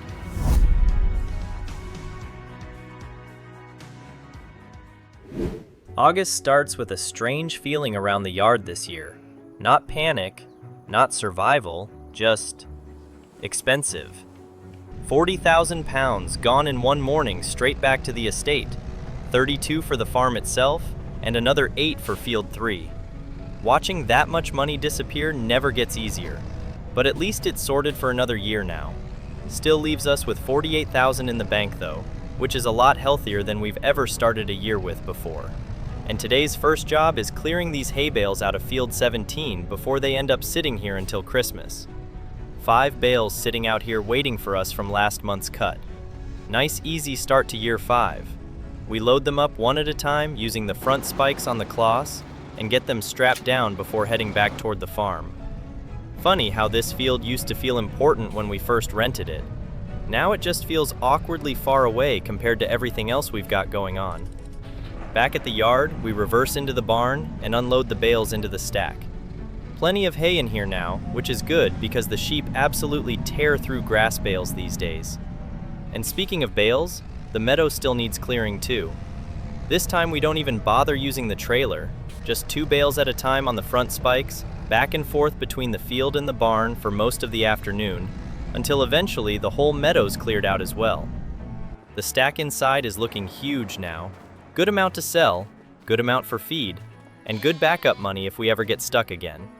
We head over to the sheep pens for a quick check on those. 36 sheep altogether now, and everything's looking healthy. Plenty of wool building up again, and another batch of lambs due in a few months' time. Only issue is they're almost out of feed, so we head back into the barn, pick up 2 grass bales on the front spikes, and carry them round to the feeding area before dropping them into the pen. That should keep them going for a while. From there, we make our way over toward the allotment, and the second I open the gate, I just stop and stare for a minute. It's getting to the point where I'm spending more time moving pallets around than actually farming. So while looking through all the produce, we put together another invoice for Diane at the farmer's market. 20,000 pounds worth this month. And instead of us hauling it down there ourselves, she's organized a flatbed truck to come collect the whole lot directly from the farm, which feels like a massive step forward. That's one of the biggest goals this year. Less back and forth driving, less repetitive jobs, more systems. If we can start organizing regular collections for all our repeat buyers, things around here become far more manageable. Once the truck leaves with all the produce, we switch attention back to Field 3. The sugar beet harvest is getting closer now, and I want this field looking as good as possible before we bring that Tiger 6 out. So we hitch up the lime spreader and head down the country roads toward the field. The beet itself looks fantastic. Thick green rows all across the field now. Only thing dragging the field quality down is the soil. So we lower the spreader and begin making passes around the field, spreading lime across the surface. The problem is, the spreader absolutely chews through lime, barely gets through part of the field before running empty. So we leave it parked beside the gate, head back for the trailer, and drive down to Peacock and Bennington's, where Oxy's already got 4 pallets of lime waiting for us out the back. We get those loaded up and hauled back to Field 3 before unloading them beside the barn. And then, the rest of the evening becomes a cycle of filling the spreader, making a few passes, refilling it again, and carrying on until eventually the whole field's finished. By sunset, the soil levels are looking much healthier, and Field 3 is finally ready for harvest season. And if this sugar beet crop works out the way I'm hoping it does, this could be the year the farm finally starts moving beyond survival mode and into something much bigger. September starts with paperwork spread all across the kitchen table again. Invoices, orders, delivery schedules. Feels strange looking at all this now, because 5 years ago, I was counting coins trying to afford diesel for the old tractor, and now we've got multiple businesses running out of the farm at the same time. First thing this month is getting another timber order sorted for Dan Cooper down at Precision Timber Carpentry. The sawmill's been working flat out lately, and we've got pallets stacked up everywhere around the woodworking area. Planks, beams, long planks. The place is starting to look like a proper little timber yard now. So we hitch up the flatbed trailer and pull alongside the sawmill ready for loading. We stack everything on carefully and strap the load down tight before heading off through the gates and down toward town. Pulling into Dan's place still feels satisfying every time. Big blue roller doors open, forklift moving around inside, stacks of timber all over the place. Feels like we're supplying an actual industry now, instead of just scraping by selling whatever we can. We unload everything for Dan, and that gives us another 11,000 pounds into the account, which is a brilliant start to the month. From there, we head straight back to the farm because there's another produce run waiting at the allotment for Diane. This one's much smaller than the last big delivery. Just a few crates of carrots, spinach, potatoes, parsnips, and red beets stacked up beside the gate ready to go. Still worth 5,700 pounds though, which is ridiculous considering what used to sit here before all this. We get everything loaded up and strapped down before heading into town once again. After dropping the produce off at the farmer's market, we head back toward the farm, sitting at around 76,000 pounds in the bank. And while driving home, I start thinking about how much time gets wasted every single month just doing deliveries. Half the days disappear, driving backwards and forwards between customers. So once we get back to the yard, I decide it's time to finally sort that problem out. Farmer's Market, Diane speaking.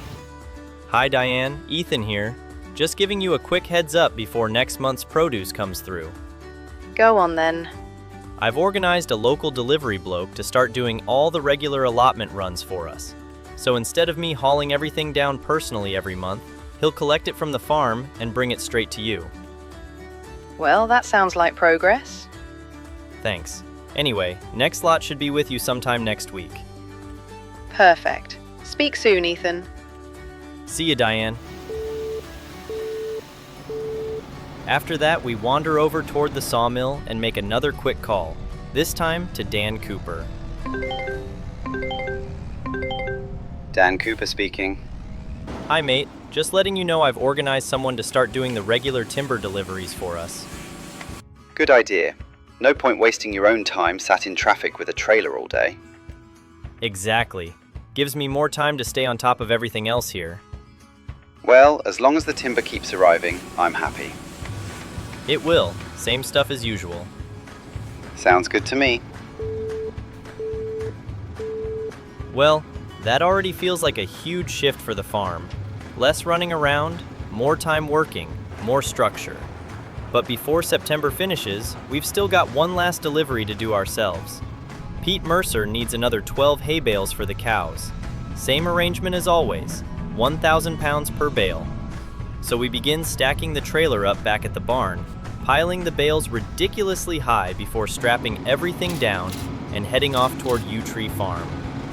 We arrive down at Pete's place, pull through the yard past the cows, and unload everything beside the feed area for him.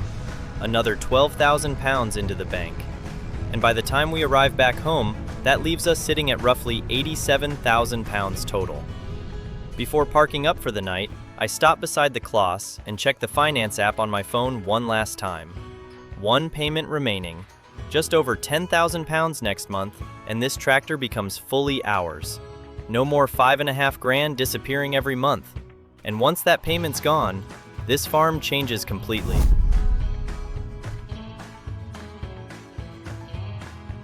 October arrives with one massive job hanging over the farm: sugar beet harvest.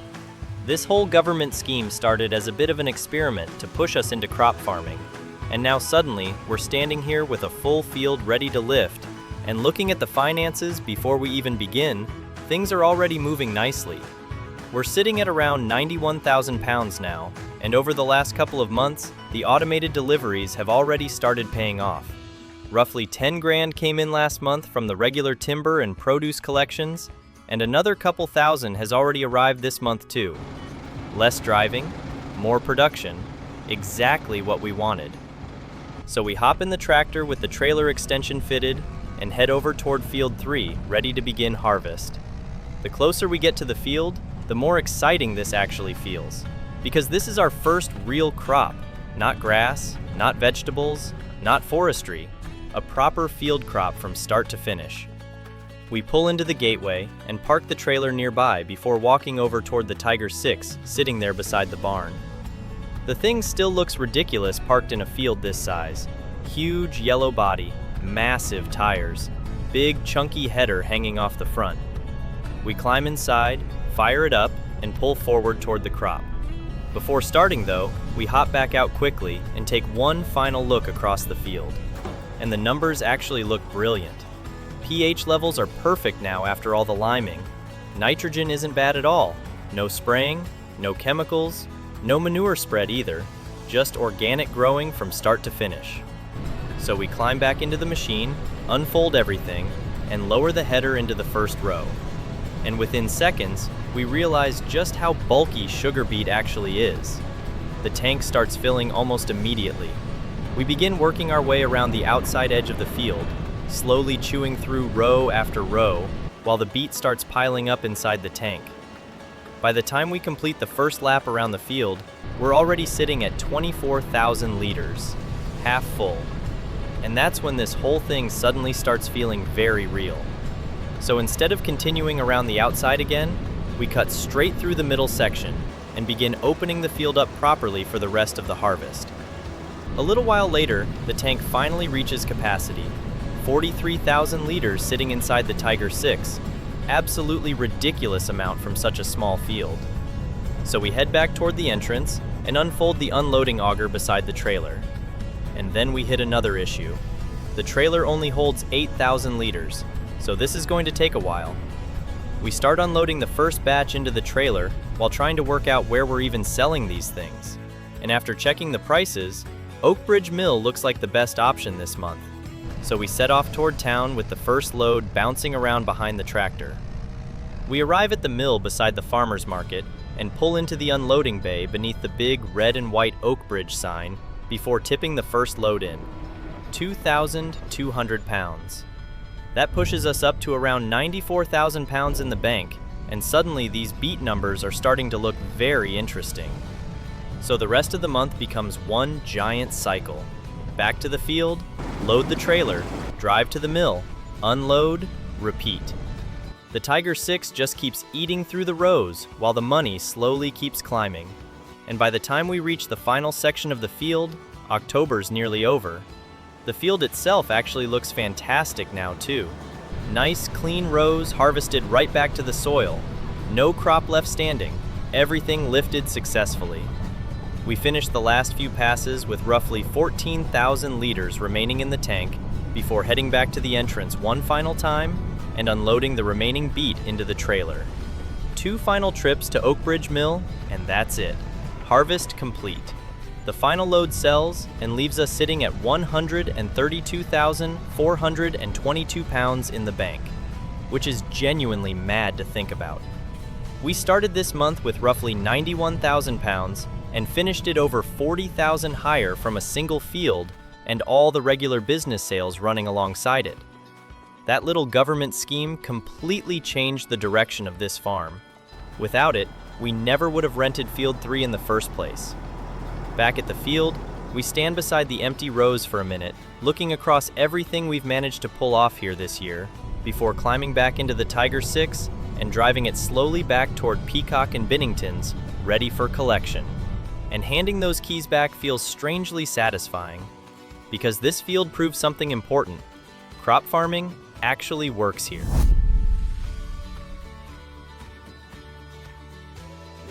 November arrives, cold, damp, and busy. The trees around the farm are almost bare now. The mornings are darker, and winter's starting to creep into the valley, which means there's still one massive job left before the weather completely turns: grass work. But before any of that starts, we've got another delivery heading down to Pete Mercer first thing in the morning. So we hitch up the trailer loaded with hay bales and make our way through the lanes toward Yew Tree Farm while the mist's still hanging over the fields. We pull into Pete's driveway, past the cows, and reverse alongside the feed area before unloading everything for him. Same arrangement as always: 12 bales, 1,000 pounds each. And after dropping those off and heading back home, we're sitting at around 148,000 pounds in the bank, which still feels completely ridiculous to say out loud. Back at the yard though, there's no time to stand around admiring bank balances, because today's all about efficiency. The little mower setup's done its job for years now, but these grass cuts still take too long. So instead of heading straight to the fields, we drive down to Peacock and Binnington's with the front mower attached, and head inside to speak with Oxy. Morning, Ethan. What can I do for you? Need a bigger mower setup. This grass work's taking forever now. Well, you've already got the front disco mower there. You could always pair it with the Disco 1100 on the back. How wide's that? 10 meters combined. You'd fly through fields with it. Only thing is, your Arian's right on the edge horsepower-wise, especially on hills. It'll survive, hopefully. That's usually what people say before smoke starts coming out the bonnet. Still cheaper than buying another tractor. Fair point. You wanting it then? Yeah, go on. 46,500. Painful, but worth it. You'll notice the difference instantly. I'm also thinking about upgrading the tedder soon. Bring the old Volto in when you're ready, and we'll sort something out. Thanks, Oxy. After that, we head back outside and hitch the massive new rear mower onto the tractor. And suddenly this setup looks serious. Front mower, huge rear mower, 10-meter working width. The only painful part is watching 46,000 pounds disappear out the bank account. Still leaves us with just over 100 grand though, so things are still looking healthy. From there, we head straight down to Field 17 to test the setup out. We unfold both mowers, lower everything down, and start the first pass. And instantly you can feel the difference. This thing absolutely flies through the grass. Within a few passes, the entire field's basically finished already. Years ago, this would have taken most of the afternoon. Now it's done before lunch. So we fold the setup back up and head over to the meadow next. This is the real test. The hills in this field instantly make the tractor work for its life. You can hear the engine digging in on the steeper climbs. But once we start working side to side across the slopes instead of straight uphill, it handles things much better. And the amount of ground we're covering now is ridiculous. Pass after pass disappears behind us until eventually the final strip of grass falls and the meadow's completely finished. That mower upgrade already feels worth every penny. Once the cutting's done, we head back to the yard, park the mower set up beside the allotment, and hitch up the tedder. But instead of going straight to the field, we head back down to Peacock and Binnington's once again. This time, we trade the old Volto 60 in for 8,500 pounds and upgrade into the larger Volto 80 for 18,000. 10,000 difference overall. Not too bad considering how much bigger it is. Then it's straight back to the meadow, where we finally begin tedding the grass out. Field 17 gets left alone this time though, because we're keeping that as fresh grass bales for the sheep through winter. Well, look who finally answers his phone. I've been a bit busy. Clearly. Haven't heard from you in ages. How's things over there then? Good actually, really good. Been flat out the last few months. Doing what? Bit of everything. We finally harvested that sugar beet field from the government scheme. Oh yeah? How'd that go? Way better than I expected. Made a decent amount out of it too. Enough that it actually made Field 3 feel worth renting. That's good going. Didn't think you'd end up getting into crop farming this quickly. Neither did I, honestly. Kinda snowballed once we had the field there. What else you been up to then? Upgraded the mower setup. Got a massive rear mower for the Claas now. That little Aryan pulling a big mower setup. Barely. It survives. Just. Well, sounds like you're doing all right over there. Yeah, it's going well. Talk again soon. Bye, Ethan. By the time the final bale's in the barn and the baler's parked away, it's fully dark around the yard. The barn's stacked with feed. The sheep are sorted. The grass work's finished. And with winter now right around the corner, we finally shut everything down for the night and head inside ready for December.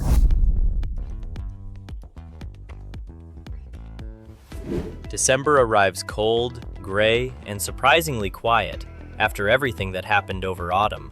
First thing this month, we received the final crop promotion payment from the government for doing the sugar beet scheme.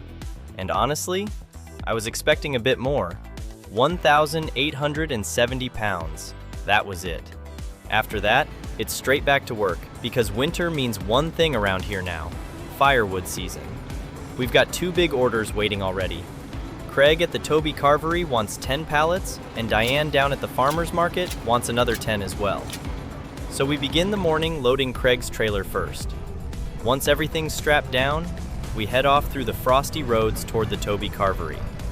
The pub's looking busy already, with Christmas decorations up outside and smoke coming out the chimney as we pull around the back and unload all 10 pallets for Craig. That's another nice bit of income into the account before we head straight back home for round 2. Back at the farm, we pull alongside the firewood shed again and start loading Diane's order onto the trailer. Another 10 pallets. At this point, it feels like half the woodland around the farm just turns into firewood every winter. Once everything's loaded, we head off toward town again and pull alongside the farmer's market before unloading the whole trailer there for Diane. That pushes us up to around 135,000 pounds in the bank, which still feels ridiculous considering where this place started. After getting back home though, we realize the firewood stocks are looking a bit thin again already. So we swap the trailer over for the front arms and log grab before heading out beside the house toward one of the larger oak trees nearby. And then, the rest of the afternoon becomes the usual forestry routine. Cutting branches, shaving limbs off, sectioning the trunk up into manageable lengths. By sunset, we're carrying the final log over toward the woodworking area using the tractor grab and dropping it into the pile beside the sawmill and firewood processor. The whole place is stacked with timber again now, enough to keep us busy all winter. Before finishing for the evening, we head into the sapling shed, grab the shovel and a fresh bag of shagbark hickory saplings before walking back over to where the oak tree used to stand. 2 new saplings go into the ground in its place, and standing there in the freezing cold, planting new trees under the fading evening light, kind of sums this farm up now. Everything we take out, we replace again. After putting the tools away, we head back toward the woodworking area, ready for another winter of splitting logs, cutting planks, and keeping the business moving through the colder months, as December comes to an end and we head into January.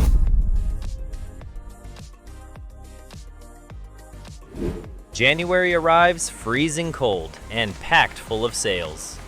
And suddenly everybody wants firewood, hay, or something delivered. and trying to work out the best long-term system for all this. There's still 10 pallets of firewood stacked up ready to go, plenty of logs waiting to be processed, and the sawmill's still turning out beams and planks constantly. Meanwhile, over in the bale barn, we've got 17 hay bales left, alongside enough grass bales to keep the sheep fed comfortably through winter. Speaking of sheep, there's another problem. There are now 71 sheep in a pen built for 50. Absolute chaos. So after checking they've got enough feed and water, we decide it's finally time to thin the numbers down a bit. We hitch up the animal trailer, reverse it up to the pen, and begin sorting through the flock. 21 of the older sheep are selected to go this time, which drops the pen back down to capacity again.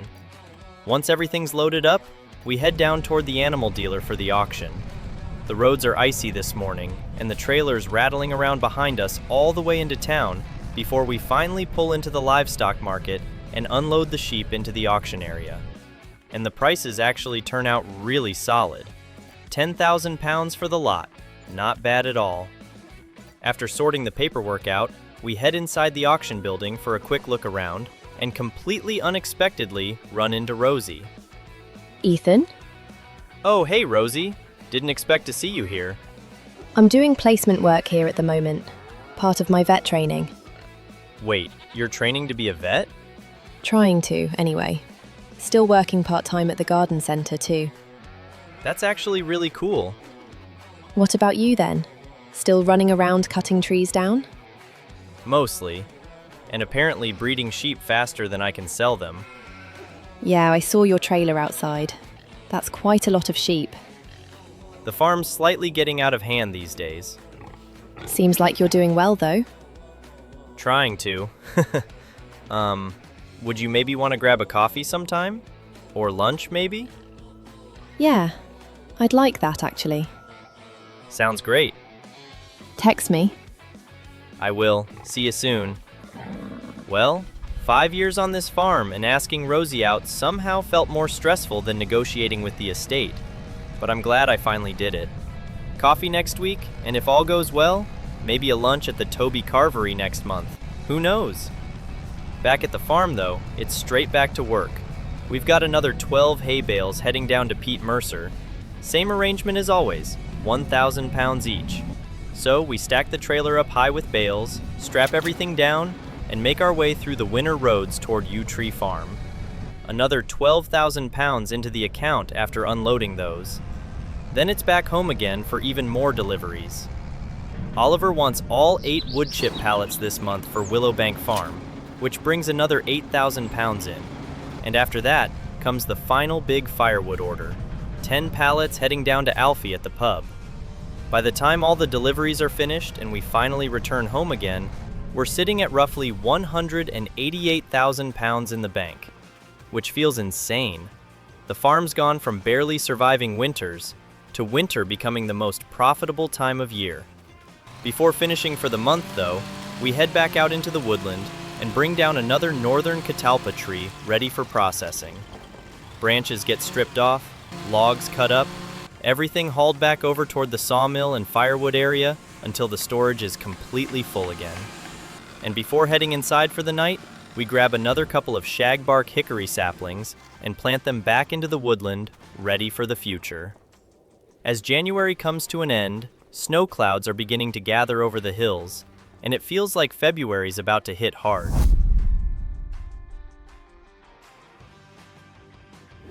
February arrives buried in snow.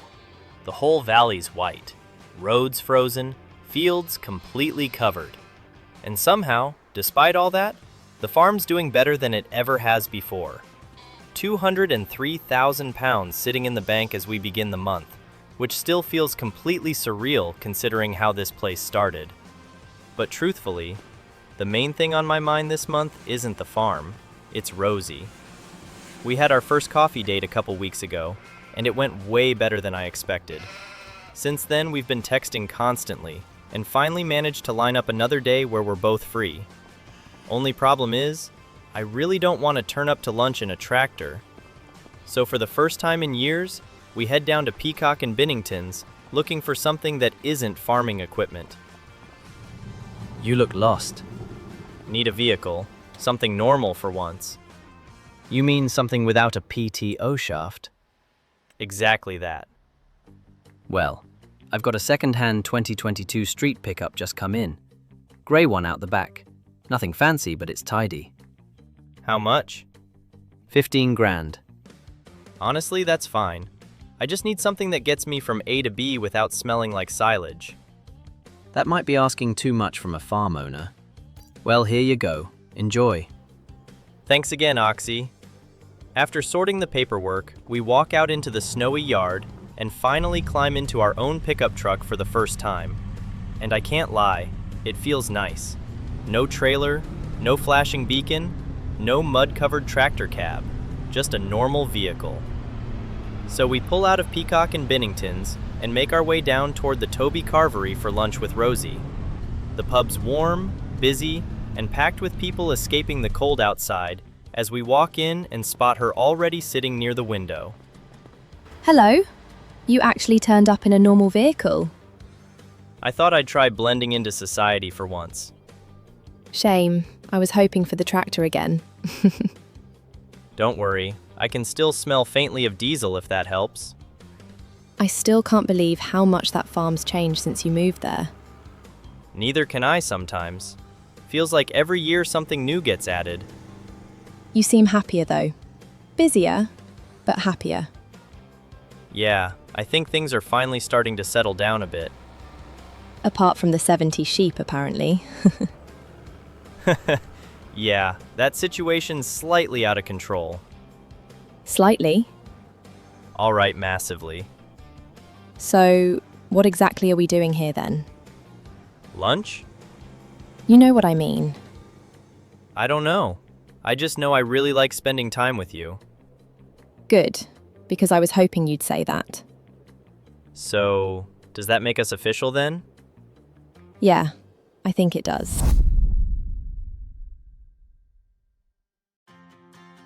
March arrives with the snow finally starting to disappear. The fields are soggy, the mornings are still freezing cold, but there's finally a bit of color returning to the valley again after months of gray skies and ice. And sitting in the yard this morning, looking through the government schemes for the year, there's honestly not much catching my attention this time around. Nothing really worth diving into, which is honestly fine because after last year's beet adventure, I think this farm needs a slightly calmer year financially. We're sitting at 209,000 pounds in the bank now, which still feels mad to say out loud, but money disappears frighteningly quickly once machinery starts getting involved. And speaking of machinery, today's first job is getting Field 3 ready again. So we hop in the Claas and head down to Peacock and Bennington's because we finally need to buy ourselves a cultivator. We pull into the yard, head inside, and find Oxy leaning over the counter as usual. Morning, Ethan.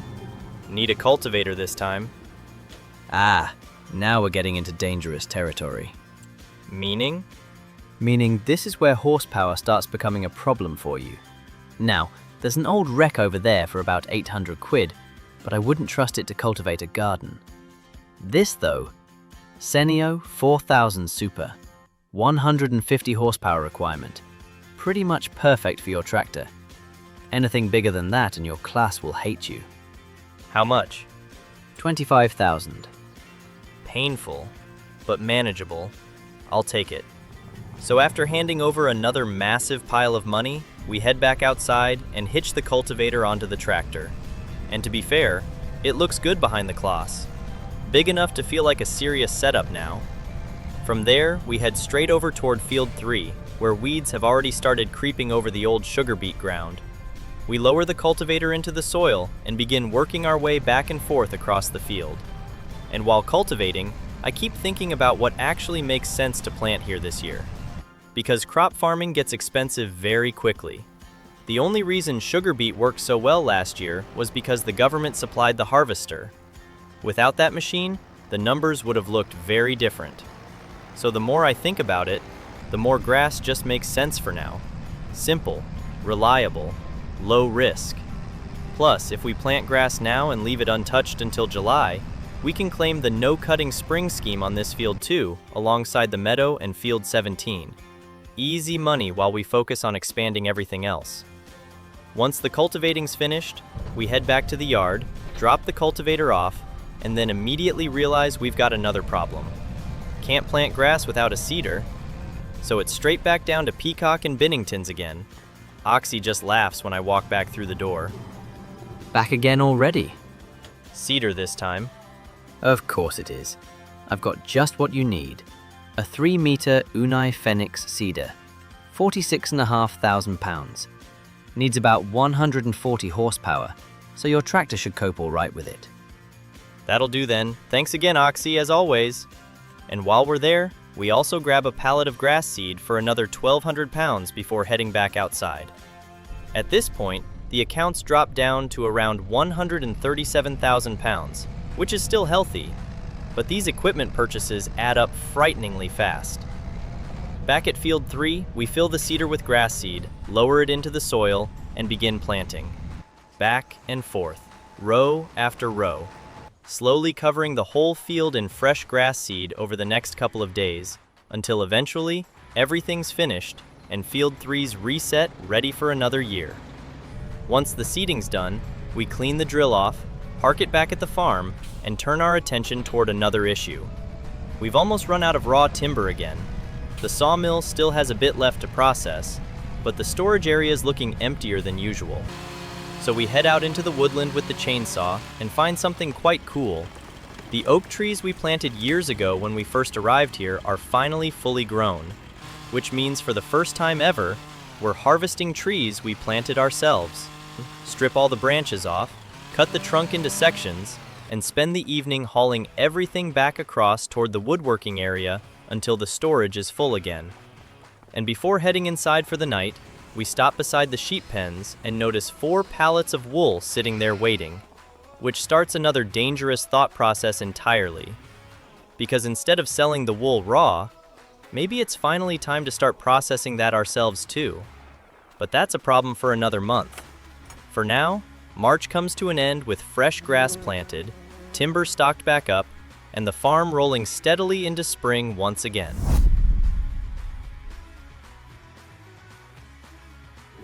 April arrives quietly. The trees are turning green again, the mornings are finally warming up a little, and for once, the farm actually feels calm. No massive harvest, no huge financial stress, no giant machinery parked awkwardly in fields, just steady progress. We start the month walking through the sheep pens, checking on everyone.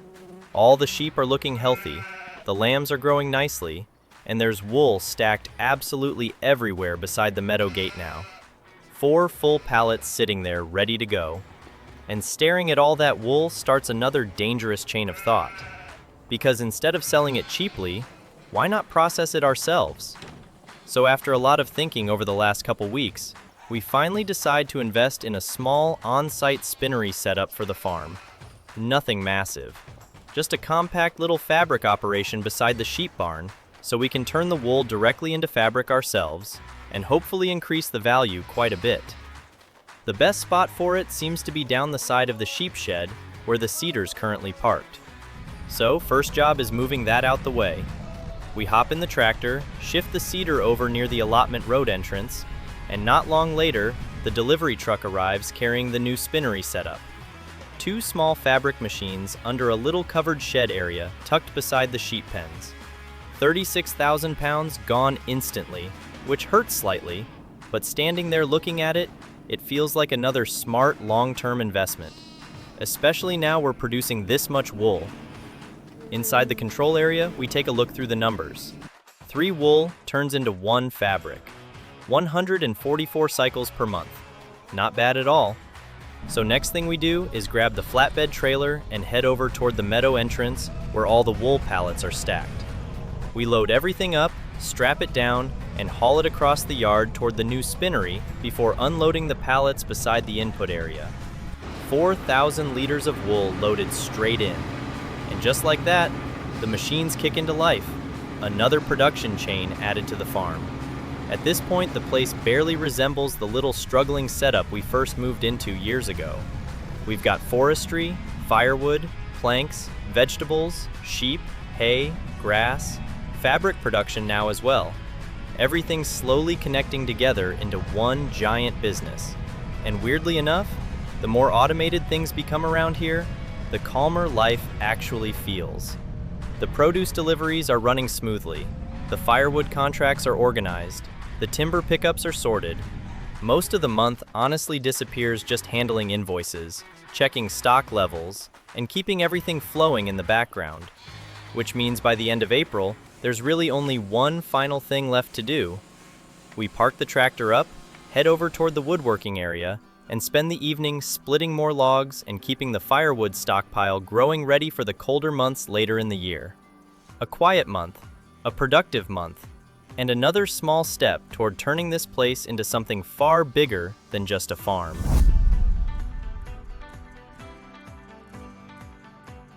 May arrives bright, warm, and busy.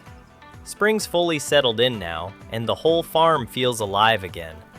Grass growing fast across field 3, lambs everywhere in the sheep pens, and the allotments pumping out produce constantly in the background.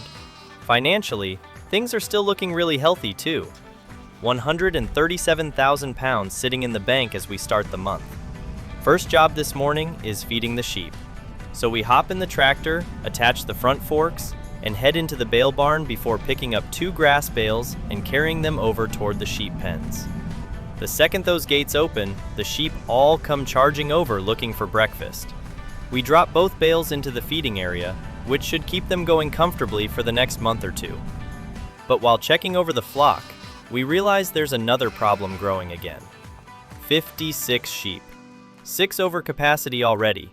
And with another 5 pregnant as well, we're quickly heading back toward complete chaos. So after putting the forks away, we hitch up the animal trailer once again and reverse it up alongside the pens.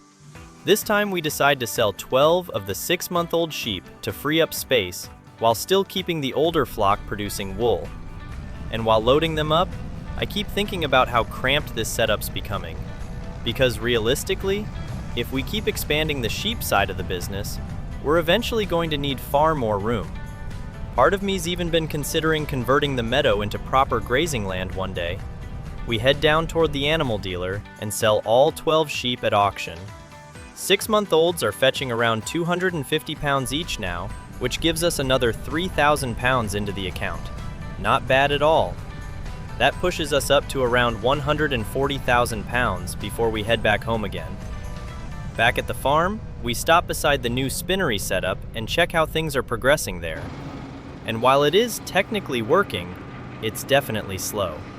We've burned through around 500 liters of wool so far and only produced about 150 liters of fabric. To actually sell fabric properly, we need 1,000 liters stacked up. So it's going to take a while before this investment really starts making noticeable money.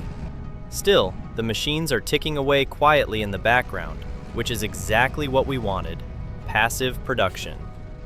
After parking the animal trailer beside the spinnery, we wander over toward the allotment for a quick look around there too. Everything's growing brilliantly, and having the delivery driver collect produce automatically every week has completely changed how manageable this place feels now. The income just quietly rolls in while we focus on everything else. From there, we swap over into the pickup truck and head down toward field 3 to check on the grass. The field's looking fantastic. Thick green growth all across it already. Technically, it's harvestable now, but it's still too short to bother with. If we leave it untouched until July, we'll qualify for the spring no-cut scheme on this field alongside the meadow and field 17, which should bring in another decent payout. So for now, we leave it alone. After checking the field, we carry on into town because I've got a couple errands to run, and one excuse to stop by the garden center. Rosie's working today, but she's on lunch break when I arrive. So we grab a table at the little cafe inside and sit down together for a quick catch-up. Hey, you actually look relaxed for once. I think automating half the farm might have saved my life. Either that or the pickup truck changed you. Careful, I'm basically sophisticated now. You still smell like sheep. Right.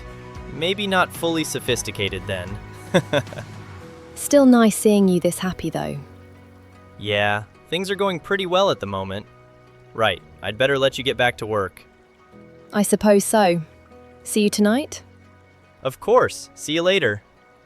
And with that, May quietly comes to an end as we head towards summer and into June.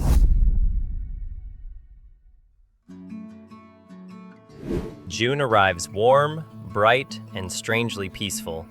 The farm's ticking along nicely now. Grass fields are thick and nearly ready for cutting next month. The sheep are happy. The spinnery's quietly working away in the background, and for once there's not some giant disaster waiting around the corner. So this month ends up being mostly about forestry. We start the morning straight out in the woodland, bringing down another oak tree. Big thing too, 18 meters tall. The chainsaw cuts through the base, and the whole tree slowly creaks over before crashing down through the forest floor. Then, it's the usual routine after that.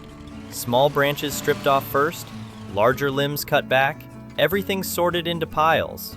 We spend most of the day carrying the larger branches back across toward the woodworking area, one by one, before eventually bringing the tractor over and hauling the main logs across too. By the time we finish, both the sawmill and firewood areas are absolutely stacked again. Enough timber there to keep production running for quite a while. After cleaning up the last bits around the forest floor, we grab the remaining shag bark hickory saplings and the shovel before planting all 4 of them back through the woodland. 2 over near the newer growth section, 2 more closer toward the middle clearing. And standing there looking across the forest afterwards is actually pretty satisfying. 5 years ago, most of this woodland felt untouched and forgotten. Now it feels managed, planned, like part of the business. Once the tools are put away, we take a slow walk around the yard, just looking over everything that's changed. The sheep barns, the allotment, the spinnery, the woodworking area, the growing machinery lineup. Even the pickup truck sitting outside the house still feels strange sometimes. Eventually, we hop into it and decide to head out for a drive. Not for work this time, just thinking. And after passing the Witcombe plow and following the road further out through the valley, we end up pulling into a place I've driven past loads of times before, but never really stopped at properly. The old commercial sawmill site. And compared to our little setup back at the farm, this thing is enormous. Huge warehouse buildings, proper loading bays, industrial saw equipment, space for logging trucks, storage yards, a real forestry business. Just looking around, thinking about what something like this would actually take. 300,000 pounds just for the land and buildings. Then you'd need forests to harvest from, logging machinery, harvesters, forwarders, excavators, millions worth of equipment once you really get into it. And part of me genuinely loves the idea. The forestry side of the farms become one of my favorite parts of the whole business. The firewood, the planks, the sawmill work, planting trees and watching them grow back over years. It's satisfying in a completely different way to farming. But sitting there, looking across that massive industrial yard, also makes me realize just how huge that world really is. That's not a small expansion, that's an entirely different business. And right now, even with the farm doing better than ever, it still feels out of reach. Maybe one day, but not yet. So after one last look around, we start the truck back up and head home through the summer evening while the sun drops over the valley. June comes to an end quietly, and with the grass fields now almost ready to cut, Year 5's final month is waiting just around the corner.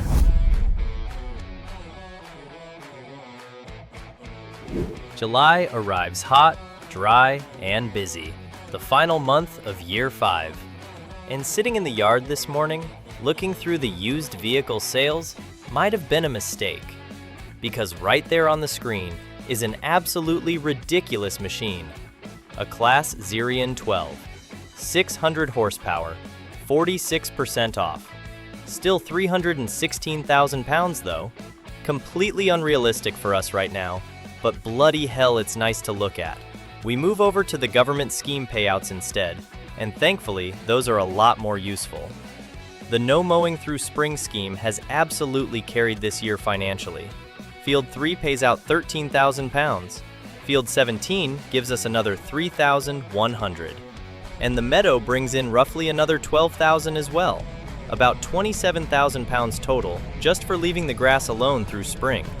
And when you think about the amount of mowing, tedding, baling, and hauling we would have had to do otherwise, it's actually been a fantastic deal.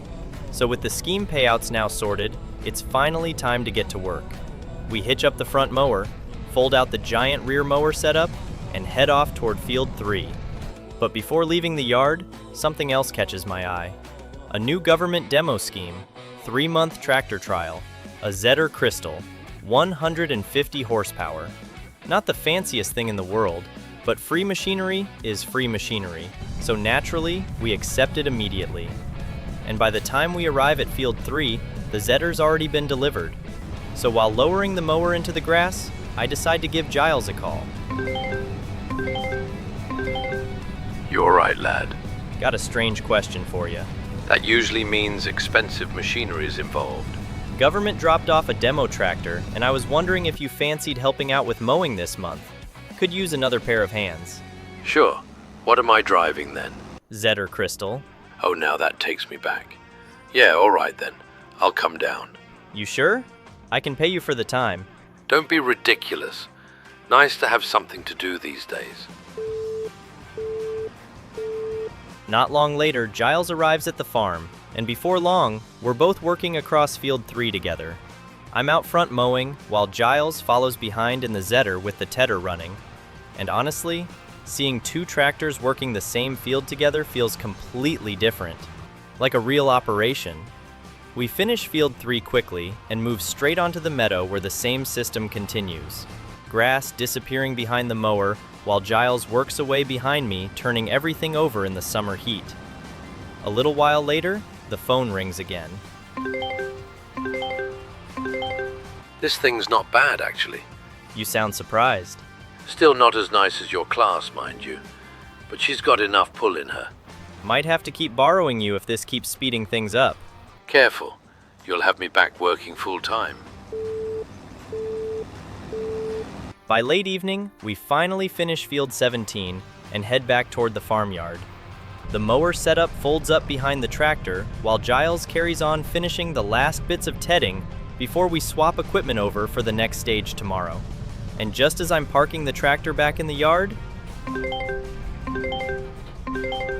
All right, Pete? Ethan, it's Sandra, Pete's wife. Sandra? What's happened? Pete had a heart attack a couple days ago. He passed away yesterday morning. What? I didn't know how to call you sooner. I'm sorry. No, it's all right. Pete's gone? Yes, I'm sorry. We are devastated. Ethan, there's something else. You were mentioned in Pete's will. There's something he wanted you to have. I really think you need to come down to the farm. Right now. Yeah, all right. I'm on my way. I don't even remember grabbing my keys. One minute I'm standing beside the tractor, and the next I'm flying down the valley roads in the pickup truck toward Pete's farm with my head spinning. Pete's gone, and somehow, for some reason, he left something to me.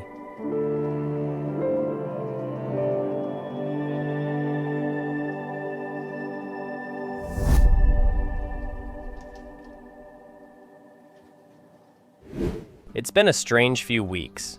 Ever since Sandra called me that evening and told me Pete had passed away, everything's happened so quickly that I don't think it's really sunk in yet. The funeral came and went. Family arrived from all over the country. The valley turned out in huge numbers. Pete was one of those people everybody seemed to know and respect. Farmers, contractors, shop owners, neighbors, the church was packed. Afterwards, Sandra sat me down and explained everything.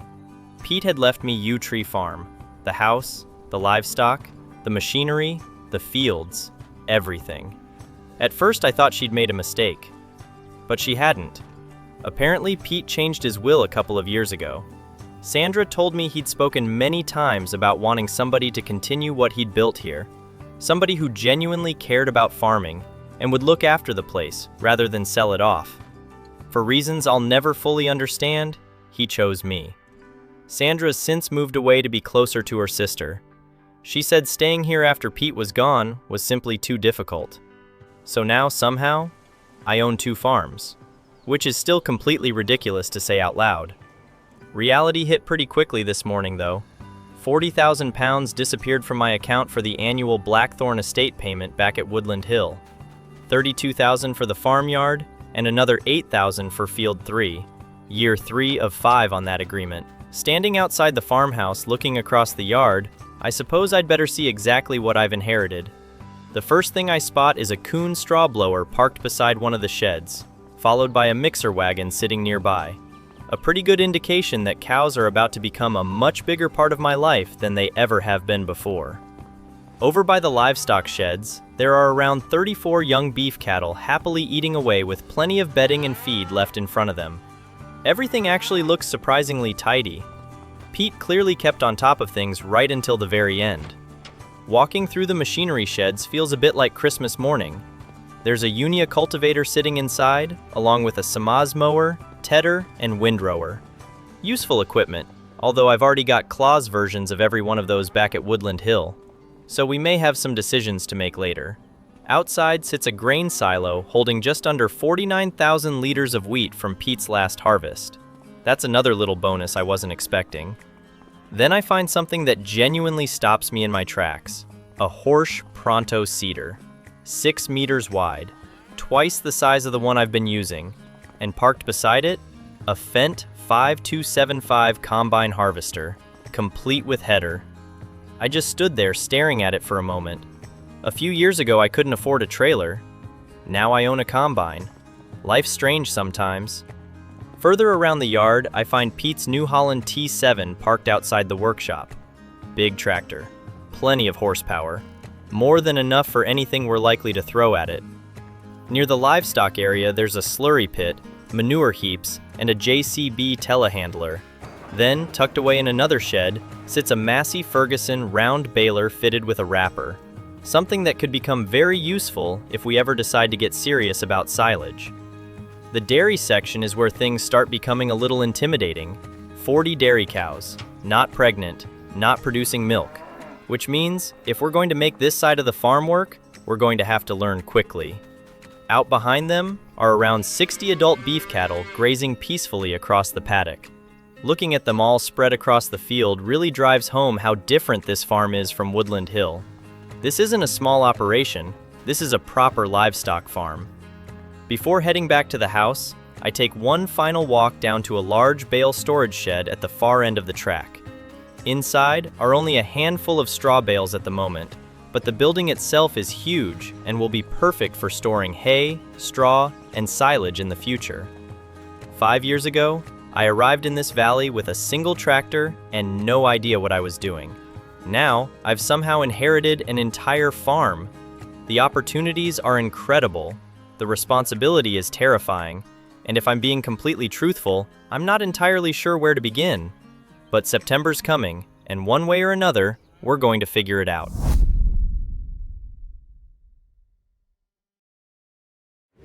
Some months feel like farming. This month feels more like running a business.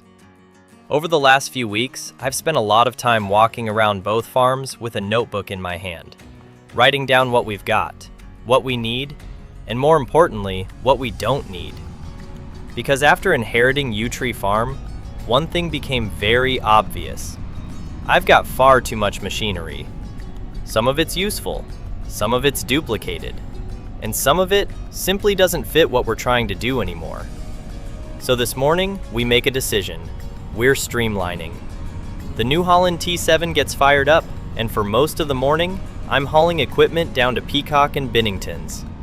First goes the Samaj tedder and windrower, then the mower, then the sprayer, then, after a bit of thinking, the New Holland itself. Call me crazy, but trust the process. By lunchtime, most of the yard is empty, and for the first time, I'm starting to see what Yew Tree Farm could actually become, rather than simply what Pete left behind. Back at the farm, I jump into the little Fendt, hook up the Massey baler, and take that down as well. By the time everything's sitting in the sales yard, it's quite a collection, and I suddenly feel slightly sick.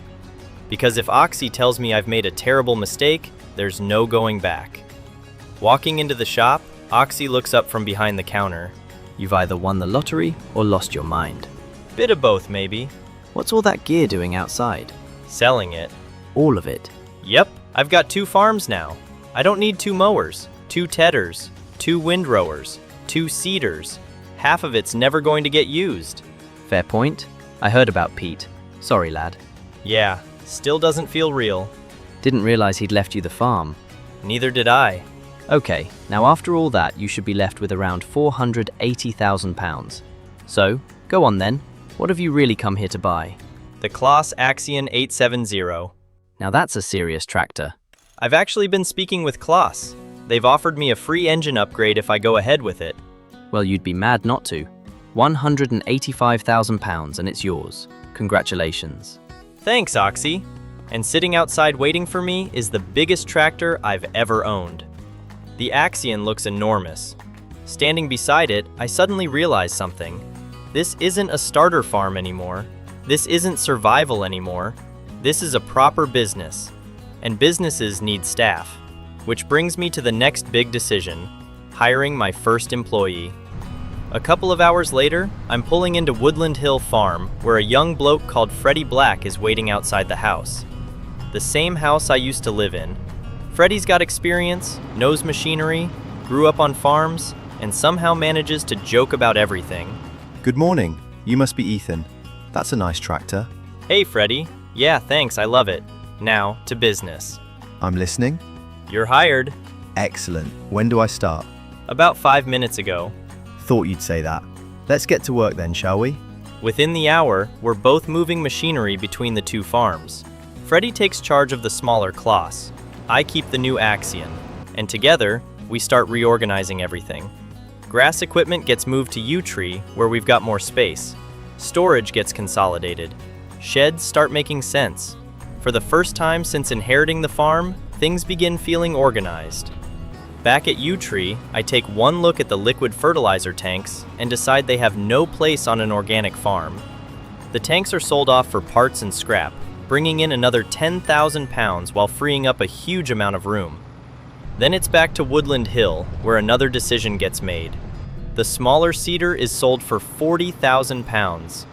Freddie takes the trailer down to the shop while I sit down with Oxy once again and finally buy 2 things that are going to make life much easier.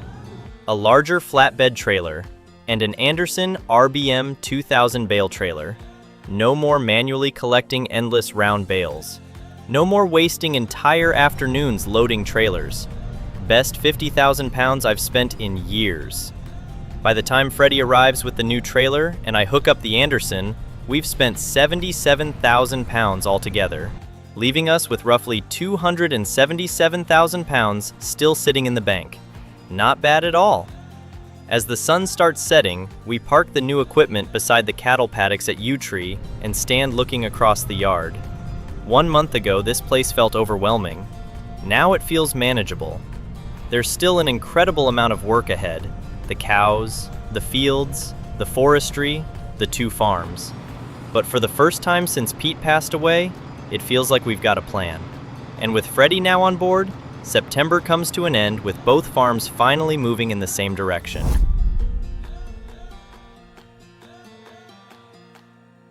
You can always tell when autumn properly settles into the valley. The mornings get colder, the grass stops growing quite so aggressively, and suddenly everybody starts racing against the weather before winter arrives.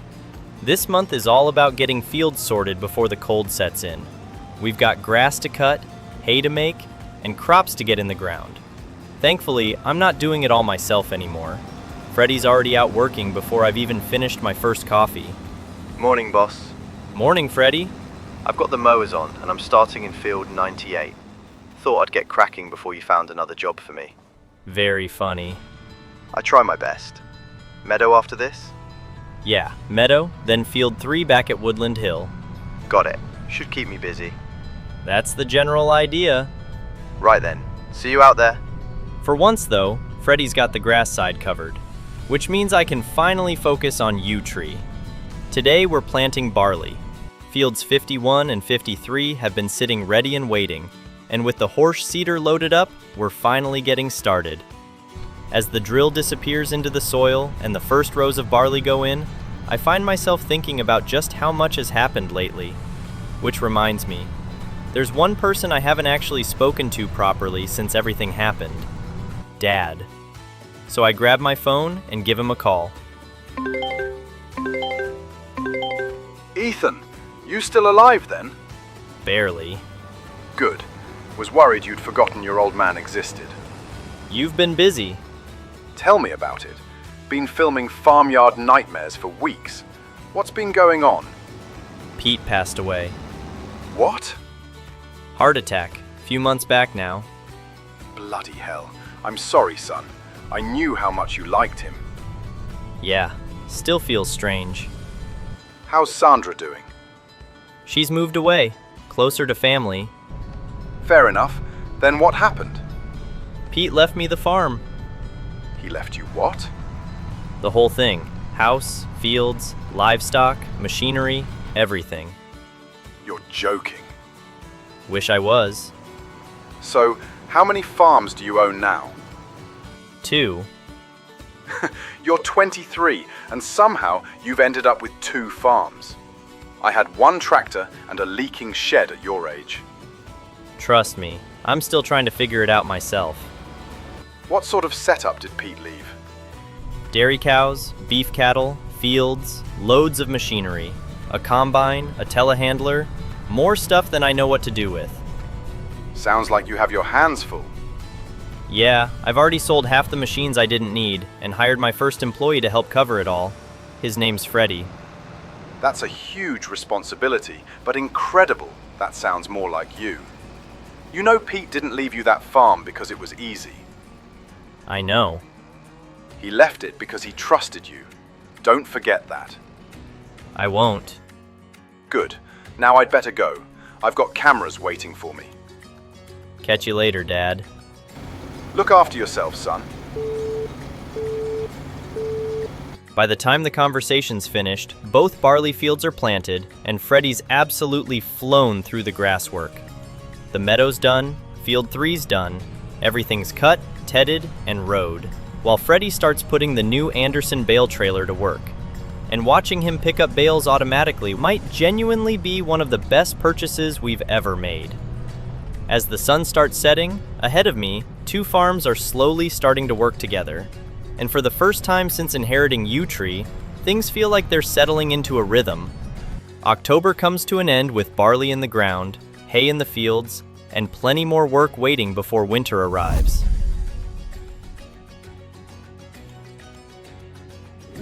For the first time since inheriting U-Tree Farm, things are starting to feel settled.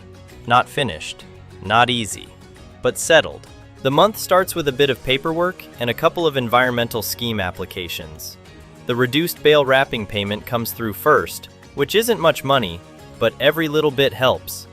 More interesting are the new schemes we're signing up for. The natural grazing scheme works perfectly for what we're already doing with the cattle, while the natural fertilizer scheme rewards farms for using manure and slurry rather than manufactured fertilizer. Considering the amount of cattle we've inherited, that feels like free money. Walking through the dairy barn, I stop for a while and check on the Jersey cows. Rosie's been helping us recently with the breeding program, and all 40 cows are now successfully in calf. They're still early into pregnancy, but everything seems to be progressing well. It's strange looking at them now, knowing that in less than a year, this entire side of the farm could be producing milk. That'll completely change the business. The younger beef cattle inside are looking healthy too. They've got plenty of feed, plenty of bedding, and are growing steadily. For now, they're living almost entirely on hay, which keeps things simple while we learn more about the cattle side of the farm. After checking everything over, I jump into the pickup and head across the valley towards Woodland Hill. Everything all right over there? Yeah, just checking on the sheep. How's your day looking? Feeding cattle, checking fences, trying not to get buried under paperwork. Sounds exciting. Living the dream. I'll leave you to it then. Appreciated. When I arrive at Woodland Hill, the first stop is the spinnery, and sitting there waiting for me is our first pallet of fabric. It's only 1 pallet, but it's proof the investment is working. The wool isn't just sitting around anymore, it's becoming a product. We'll hold on to it until spring, and hopefully sell everything at a much stronger price. The next job is something I've been thinking about for months, the sheep. We've completely outgrown the old barn. Every season we're having to sell animals simply because we've got nowhere to put them. Standing at the gate looking across the meadow, it suddenly seems obvious.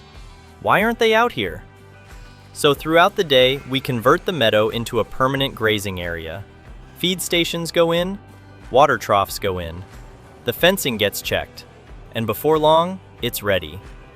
The older sheep are moved outside while the barn becomes dedicated lambing space. Watching the flock spread out across the grass feels like a major step forward. Suddenly we've got room to expand. More wool, more lambs, more opportunities. As the sun starts disappearing behind the hills, I stand by the fence for a few moments, watching them settle in. The dairy cows are over at Yew Tree. The sheep are here at Woodland Hill. The forestry operation is ticking away. The barley is in the ground. For the first time since Pete passed away, the two farms are beginning to feel connected. Not two separate businesses, one bigger operation. And that's a good feeling to end November on.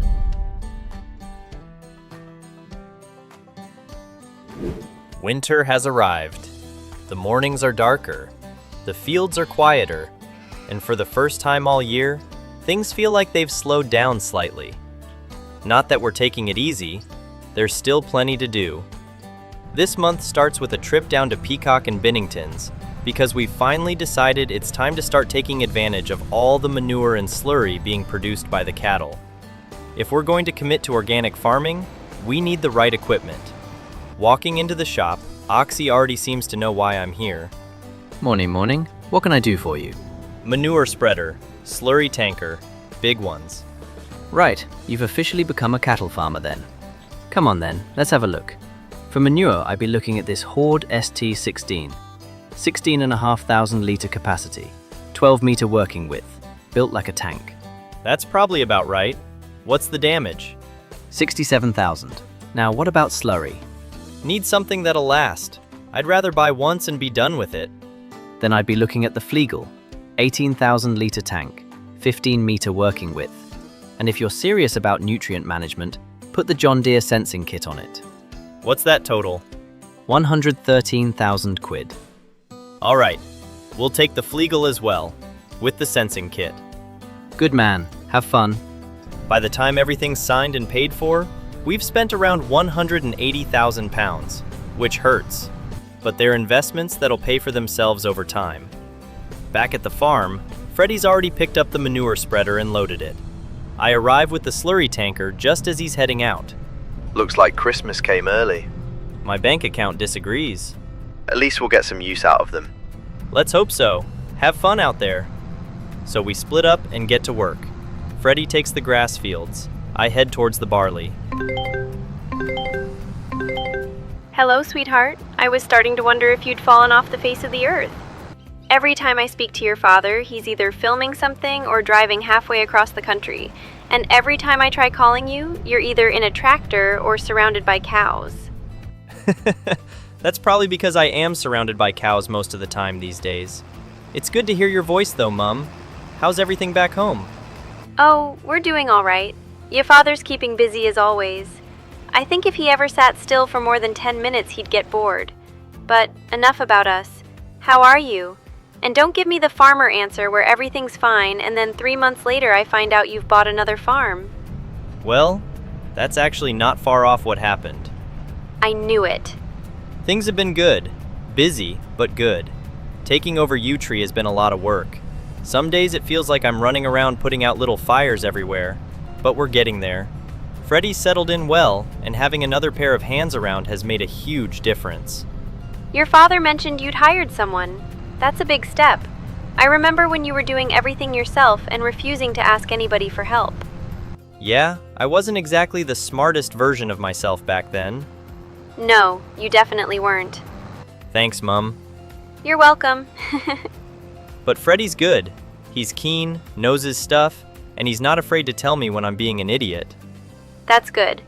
Now then, before we finish this conversation, there is one very important question I need to ask. How's Rosie? I knew that was coming. Of course it was coming.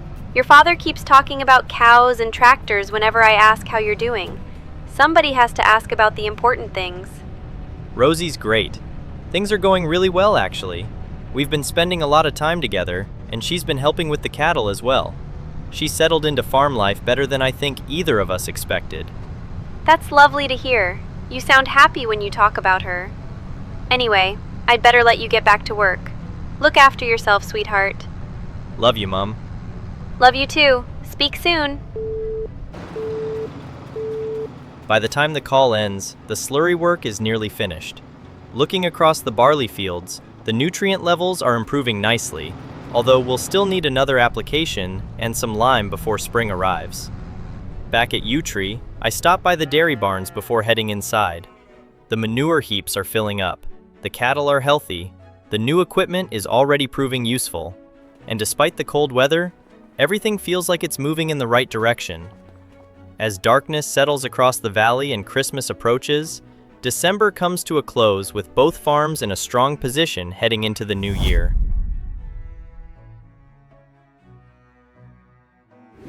The Christmas decorations have come down.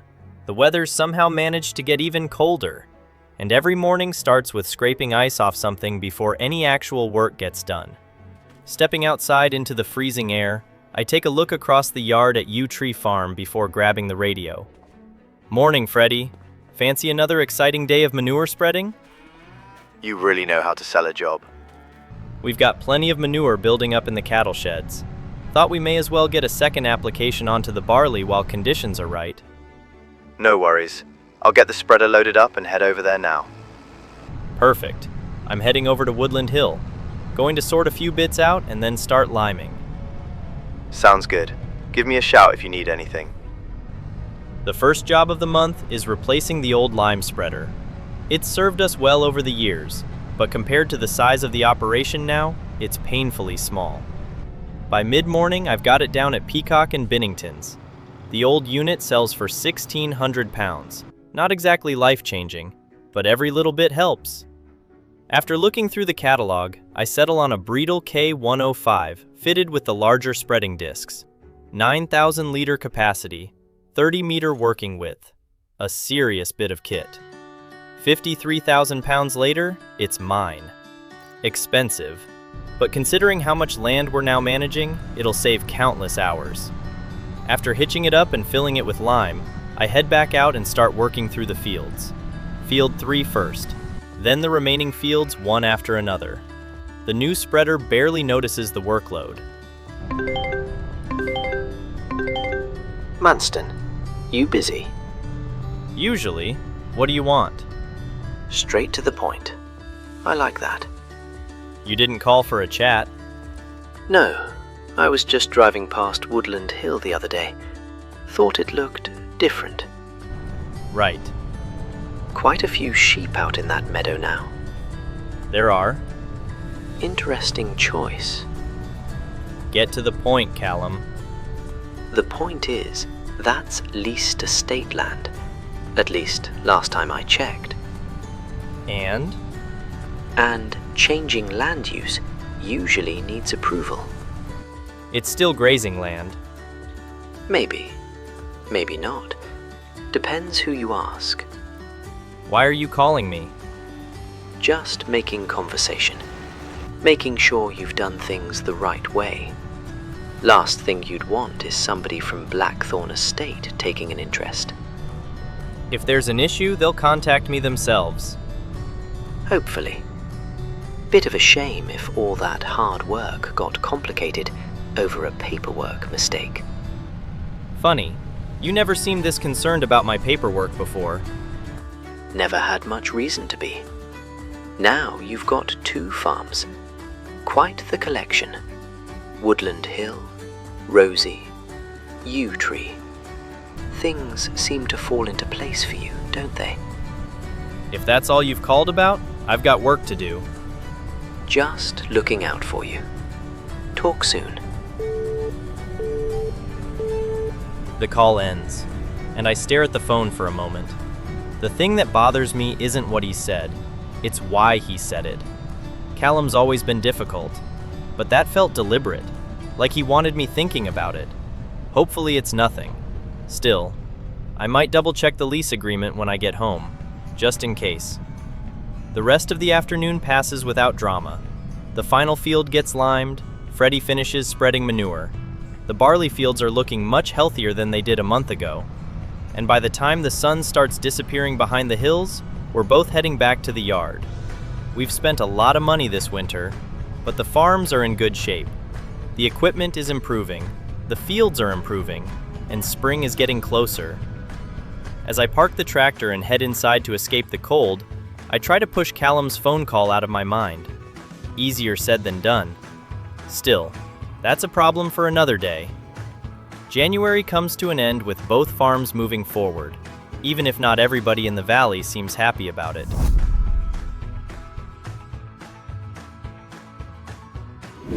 Winter has well and truly settled across the valley. Snow covers the fields, the roads are white, and most mornings start with wondering whether it's worth leaving the house at all. Today, though, I've actually got something to look forward to. Rosie's spending the day at Woodland Hill carrying out health checks on the sheep and lambs, so I jump into the pickup and carefully make my way across the valley through the snow. The roads are slippery, the hedges are covered in frost, and despite the cold, it's one of those beautiful winter mornings where everything looks almost peaceful. Pulling into Woodland Hill, I immediately spot Rosie's car parked outside the sheep barn. I find her exactly where I'd expected, inside the lambing barn, surrounded by sheep. Hey you! Well, don't just stand there looking lost. If you've come to help, I've got about 20 more of these little troublemakers to get through before lunch. I was considering helping. Then I realized I'd probably just get in the way and make your job harder. That's a surprisingly self-aware answer.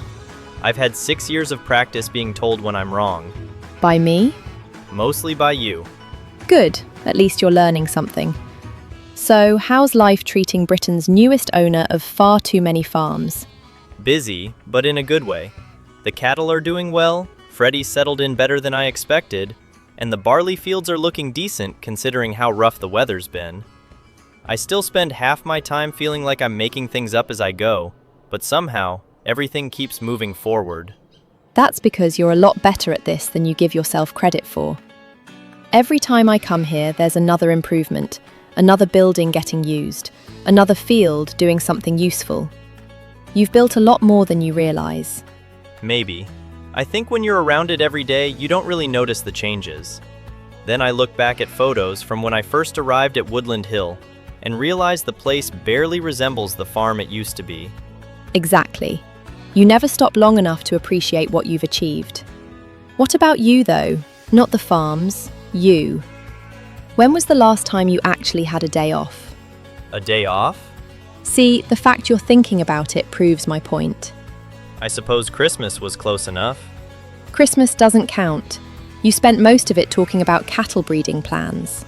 In my defense, they're quite important. Ethan, normal people don't discuss cattle breeding over Christmas dinner. Good thing I'm not normal then. That's definitely true. Actually, there was something I wanted to ask you about. That sounds dangerous. Callum called me a few weeks ago. Oh, what did he want? Started talking about the sheep meadow, estate rules, paperwork. The sort of conversation where nothing sounds like a threat, but somehow feels like one. Yeah, that sounds exactly like him. I don't get it. He's got his own farm. He's doing all right. Why is he still so interested in what I'm doing? Because Callum keeps score. He always has. When we were younger, everything was a competition. School, work, football, farming, it didn't matter. If somebody else had something he wanted, he'd obsess over it. That sounds exhausting. It was. That's one of the reasons things didn't work out between us. Life doesn't need to be a constant competition. Do you think he's actually going to cause problems? Don't know. Most of the time he's all talk. But if he decides something matters to him, he can be stubborn. Just don't let him get into your head. That's usually what he's trying to do. That's easier said than done. Maybe. But you've got enough real problems without borrowing his as well. Right, I'd better get going before the roads get any worse. Okay, thanks for your help with the lambs. See you tomorrow for dinner. Sounds like a plan. After she leaves, I spend a little while walking around the sheep operation. The meadow is working brilliantly. The flock has plenty of room. The lambing barn is doing exactly what we'd hoped. And despite the snow and cold weather, everything feels in a really good place. As the afternoon fades away, I head back toward Yew Tree. The fire will be going soon. The cattle will need another check, and there'll be plenty more jobs waiting tomorrow.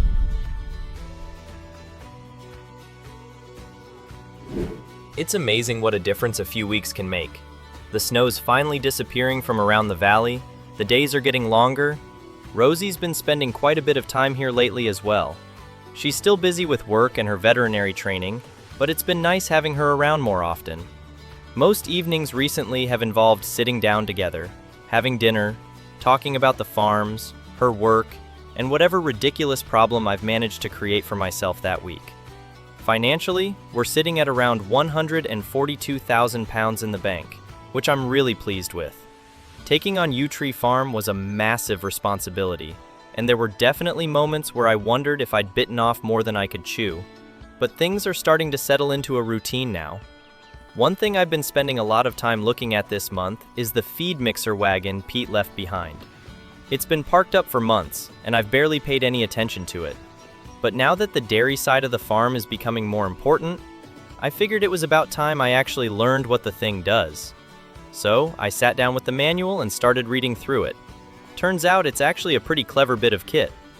From what I've learned, if you mix the right combination of silage, hay, straw, and mineral feed, you can create total mixed ration, which is apparently one of the best feeds you can give dairy cattle. The cows love it. The problem is, we're not quite set up for it yet.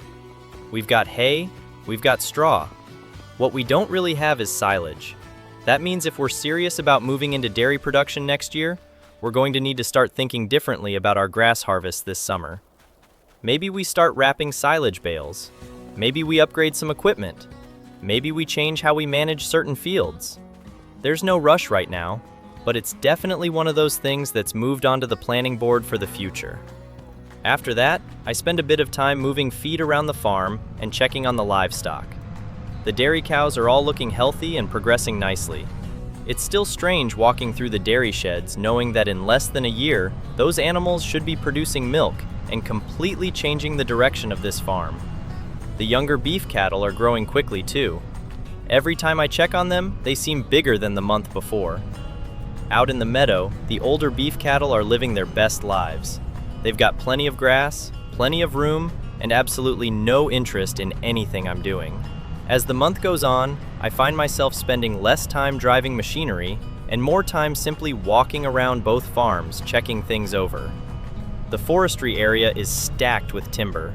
The spinnery is producing fabric in the background. The cattle are healthy, the sheep are healthy, even the barley fields are looking fantastic. Towards the end of the month, I head out for a walk across the fields just to see how everything's progressing. The barley is looking strong. The pH levels are right where they need to be. The nitrogen levels have come up nicely thanks to all the manure and slurry work we did through winter. Even the grass fields are starting to wake up again. The animals are healthy, the crops are growing, the businesses are making money, and for once, everything feels calm. Which usually means something's about to happen. But that's a problem for April. For now, we'll take the win and enjoy a quiet end to March. Some months are full of projects. Some months are full of purchases. Things are running smoothly across both farms at the moment. The dairy cows are doing particularly well. They're now around 77% through reproduction, which is fantastic. We've kept them well fed all winter, they've got plenty of bedding, and if everything continues as planned, we're getting closer and closer to seeing the first real milk production begin next year. Standing there looking over the herd, it's hard not to get excited about what's coming. But before I get too carried away with work, there's somewhere I want to go. Somewhere I've been meaning to visit for a while. So I jump into the truck and head into town. A short drive later, I pull up outside the church. The engine falls silent, and for a few seconds, I just sit there. Then I climb out and make my way through the old stone archway into the churchyard. It's quiet, just birdsong and the occasional breeze moving through the trees. I slowly make my way through the rows of gravestones until I find the one I'm looking for. Pete Mercer. Pete, it's been a while. I just wanted to stop by and let you know everything's all right. The farms are doing well, the cattle are healthy, the sheep are healthy, and somehow, despite having absolutely no idea what I was doing when all this started, things seem to be working out. I still catch myself expecting to see you around the corner sometimes. Still hear your voice in my head whenever I make a decision, usually telling me I've done something stupid. But I wanted to say thank you. Thank you for believing in me. Thank you for trusting me with Yew Tree. I know what that farm meant to you, and I promise I'll look after it. I won't let you down. After standing there for another moment, I quietly nod, turn around, and begin walking back towards the truck. It's a sad visit, but somehow it feels like something I needed to do. The drive back out of town helps clear my head, and before long, I'm arriving at Woodland Hill. Work doesn't stop. It never does. Pulling into the yard, I stop beside the spinnery and check on production. Sitting there waiting for me is another pallet of fabric. Seeing that pallet feels pretty satisfying. For months, we've been feeding wool into those machines, and finally, we're starting to see the results. I load it into the back of the truck and strap it down before taking a walk around the farm. Inside the lambing barn, the younger sheep are doing great. Outside in the meadow, the larger flock is spread across the hillside grazing peacefully. Moving them out here was definitely the right decision. They've got more room, they're healthier, and we're already seeing more lambs appearing around the farm. The whole sheep operation feels like it's finally found its rhythm. Before leaving, I stop by the storage barn and check our supplies. We've still got plenty of hay stacked away, a few grass bales as well. More than enough to keep us comfortable heading into the coming months. From there, I head over to Field 3. Pulling up alongside the gate, I climb out and walk the edge of the field. The grass is looking fantastic. The pH levels are exactly where they need to be. Nitrogen levels are looking strong, and the yield potential is excellent. Everything we've done over winter is showing up now. The temptation to cut it is definitely there, but July isn't far away, and the no mowing scheme payments will make the wait worthwhile. So for now, the mower stays parked. Back in the truck again, I decide to finish the day by selling the pallet of fabric. A quick check of the market prices points me towards Diane at the farmer's market, as usual. A short drive later, I'm pulling into town and unloading the pallet. A few minutes later, the sale goes through. 6,800 pounds for a single pallet. Not bad at all. In fact, standing there looking at the payment come through, I start wondering if the spinnery might deserve a bigger role in the future. As I make my way back through the valley towards home, just steady progress. The kind of month every farmer hopes for. And with April wrapped up, it's time to see what May has in store.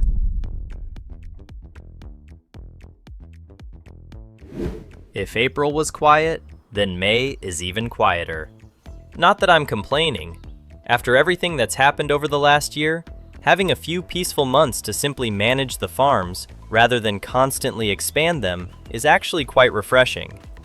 Freddie's still away this month as well.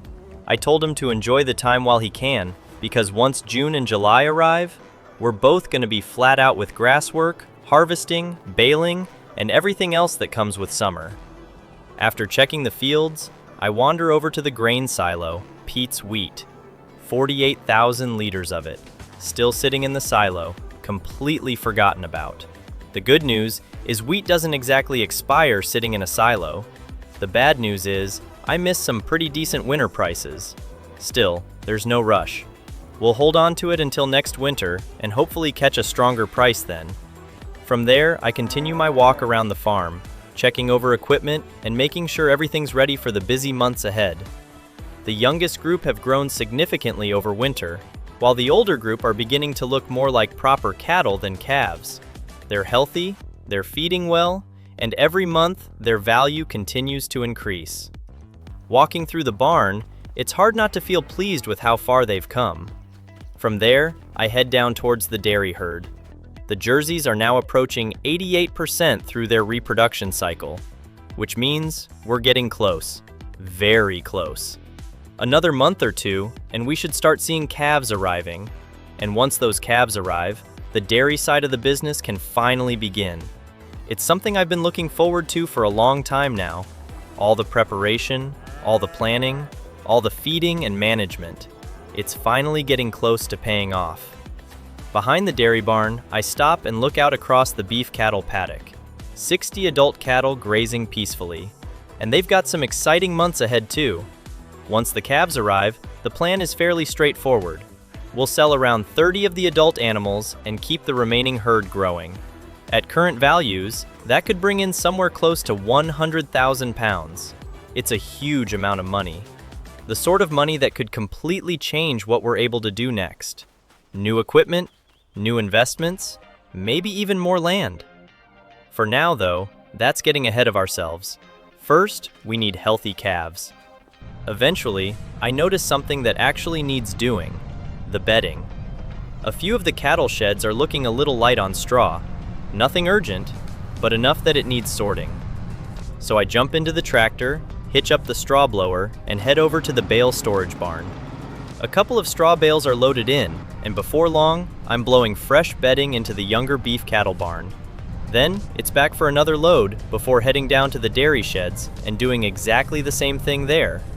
Just one of those everyday jobs that keeps a livestock farm running. By the time everything's finished, the cattle are comfortable, the barns look tidy again, and the tractor is heading back towards the workshop. As I park up for the evening and look around the farm one last time, there's a real sense that everything is building towards something. And Freddie will be back next month, just in time for the busiest part of the year. And with June right around the corner, things are about to get very busy indeed.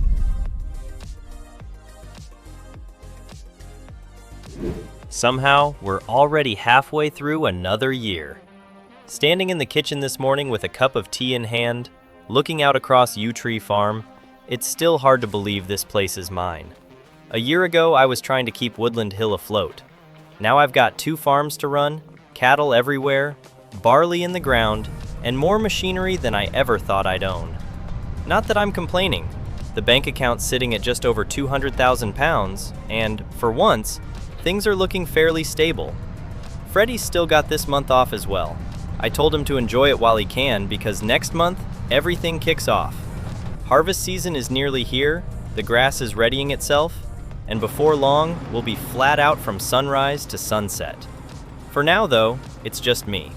The first job today is feeding cattle. I hitch up the trailer because between the dairy herd, the younger beef cattle, and everything else, we get through a surprising amount of feed nowadays. A few loads later, and I've got enough hay loaded up to keep everyone happy. The dairy cows get fed first. They're looking fantastic. Walking through the shed, they're calm, healthy, and exactly where I'd hoped they'd be at this stage. The reproduction figures are now showing 99% complete. 99. That means calves could arrive at any time. Today, tomorrow, next month? Nobody really knows. But they're ready. And if I'm honest, I'm probably more excited than the cows are. Once that's done, I head back for another load. 6 more bales this time. Those go over to the younger beef cattle. It's amazing how much they've grown over winter. The older group are really starting to bulk out now and look like proper cattle rather than oversized calves. Everything's progressing exactly how I'd hoped. With the feeding finished, I spend some time checking livestock records. The beef herd is in almost exactly the same position as the dairy cows. 99% reproduction, which means the next month or so could completely transform this farm.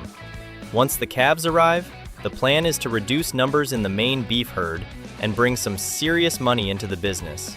It's a nice position to be in, the sort of position I could only dream about a few years ago. After that, I head out to the barley fields. Standing on the edge of field 51 and looking across it is one of those moments that makes all the work worthwhile. The crop looks incredible. The same goes for the grass fields. The no mowing scheme has done exactly what we'd hoped. Everything's growing strongly, and by the time we're allowed back in there with machinery, we should have plenty to work with. Back at the yard, I make one final decision before calling it a month. The old Claas baler. It's served us well, but if we're serious about making silage and moving towards total mixed rations for the dairy herd, then it's time for an upgrade. So I take it down to Peacock and Binnington's. Oxy helps me sort the paperwork, and before long, I'm standing next to a brand new Claas Roland 630 Unirap. One machine capable of handling silage, hay, and straw. Exactly what we need. It's not cheap. By the time the deal's done, we're sitting at around 104,000 pounds in the bank. But standing there looking at it, I know it's the right move. The future of this farm is cattle, and cattle need feed. With the new baler safely back at the farm and parked up alongside the rest of the machinery, I take one last look around the yard. Everything's ready. The combine's ready, the baler's ready, the tractors are ready. Now we just need the crops. And with July waiting just around the corner, harvest season is finally here.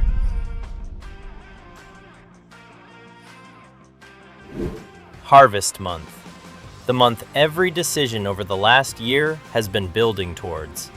I start the morning in the house, checking over paperwork and scheme payments before heading outside. The government schemes have actually paid surprisingly well this year. The natural fertilizer scheme helped. The grazing scheme helped. But the big one was avoiding mowing through spring. That alone brought in roughly 40,000 pounds across the farms. Add in the forestry income, the timber sales, and everything else ticking away in the background, and we're sitting at around 154,000 pounds in the bank. Not bad at all. Outside, I can already hear machinery moving. Freddy's back. And judging by the sound of the fent, he's not wasting any time. Morning, boss. Already heading to the first barley field. Thought I'd save you from being late. Cheeky bugger. Everything ready to go? Headers on, combine's fueled, weather looks good. Let's get this stuff harvested. It's a good feeling. A year ago I was doing everything myself. Now I've actually got help. Before joining him though, I've got one job to do. Pete's old grain trailer. We inherited it with the farm and it served us well, but I've decided to swap it out. So I head down to Peacock and Binnington's, trade it in, and pick up a Claas carrot trailer with an extension fitted. Looks fantastic. Unfortunately, 10 minutes later we discover a problem. You've got to be kidding me. What's wrong? That extension's too high. I can't unload into it from this angle. Get rid of the extension and get back up here. Yep, on it. After a very embarrassing trip back to the workshop, the extension comes off and suddenly everything works perfectly. Crisis over. The harvest finally begins. For the next several days, we work through the fields together. Freddy in the combine, me running trailers, back and forth, back and forth. The barley just keeps coming. Every unload looks better than the last. Ethan, hi. Just thought I'd give you a heads up. I've heard Callum's been asking questions about you again. Questions about what? Bit of everything. The farms, the cattle, the schemes, trying to find something you've done wrong. Why doesn't that surprise me? Just watch yourself, that's all I'm saying. Some people don't like seeing others succeed. Yeah, he called me as well. Was mentioning about me putting sheep in my meadow and thinking the estate might have an issue with it. Just make sure you don't give him any ammunition or reason, okay? It's the last thing you need with so much going on. Yeah, will do. Thanks, Giles. I'd better get back to the barley harvest. Speak soon. Yes, of course. Your fields look great. Pete would be proud. Talk soon, Ethan. The call ends, and while I try not to think too much about it, Giles's warning sticks with me. Callum clearly isn't done causing trouble. Still, that's a problem for another day. The harvest comes first. By the end of the month, the final trailer is unloaded, and the combine is parked away. Freddy heads home after a huge effort, and for the first time all year, I get a chance to stand back and look at what we've achieved. 154,000 liters of barley. The dairy cows have finally calved. Milk is flowing.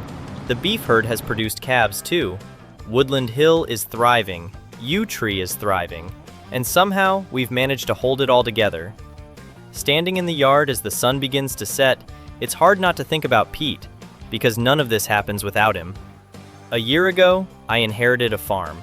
Today, it's becoming something much bigger. And as Season 6 comes to an end, one thing is certain.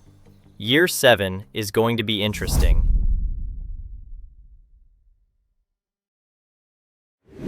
The mornings are starting to feel familiar now. Not in a bad way either. The kind of familiar where you wake up, walk through the kitchen with a coffee in your hand, glance out across the yard, and realize this is just life now.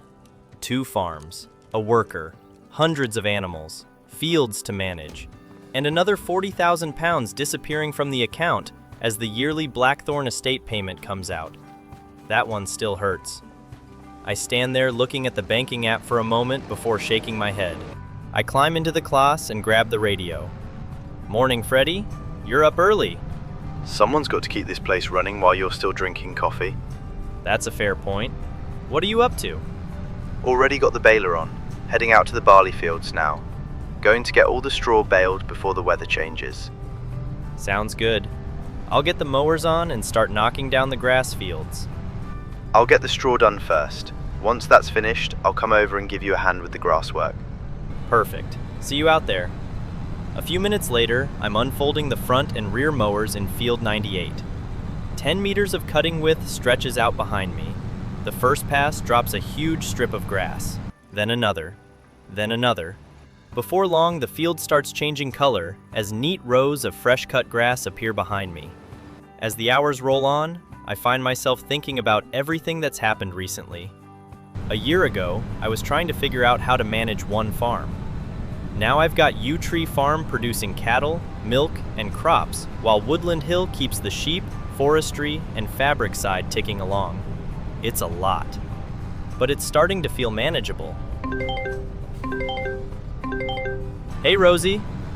Thought I'd check if you're still alive. Freddie said you've been hiding inside tractors all week. That's a slight exaggeration. Is it though? All right, maybe not. How are the cows doing? Good, actually.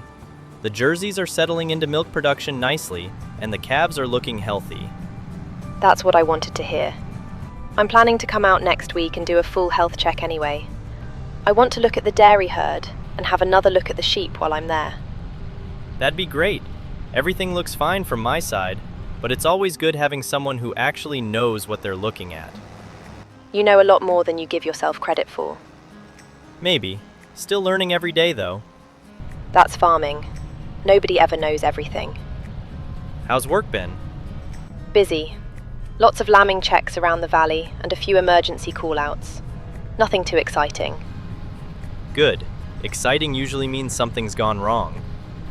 Exactly. Anyway, I'd better get back to it. See you tonight? Yeah, me too. See you tonight. One job after another, one field after another.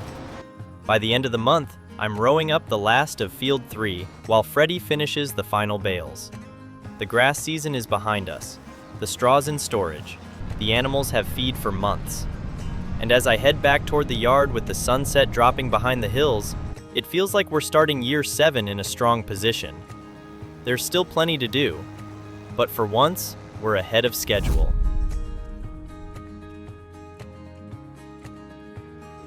One thing I've learned over the last few years is that a full bale barn is one of the most satisfying sights on a farm. I find myself standing inside the storage shed at the start of the month, just looking around. Stack after stack, row after row, hay, straw, silage.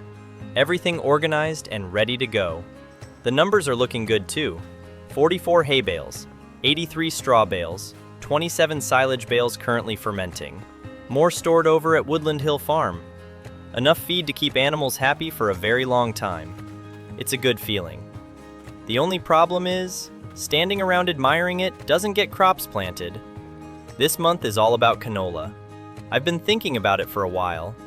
If we don't get it in the ground now, we miss the planting window. And after looking through the figures, the crop rotation and the opportunities next year, it makes sense.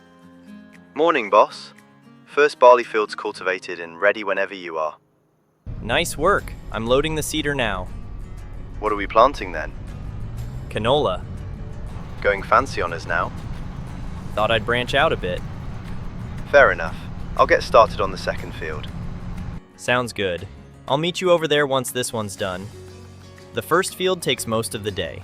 Back and forth, up and down. The seeder working steadily behind me. The bright green machine disappears into the distance before turning and coming back again. As I work, my mind drifts toward the year ahead.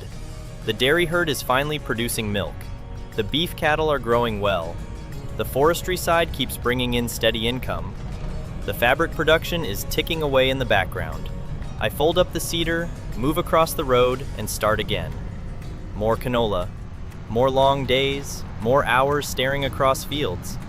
Eventually, the second field starts filling with neat planted rows too. Both cattle yards are sorted. Feed's topped up, water's all checked. Good stuff. Anything else you need? Not today. I should finish this field before dark. Then I'm heading home before you find another job for me. Smart move. See you tomorrow. Job done. The canola is in. Just in time. After parking the machinery away, I decide to take a drive over to Woodland Hill Farm before calling it a day. The sheep are exactly where I'd hoped they'd be. The lambs are healthy. The pasture looks fantastic.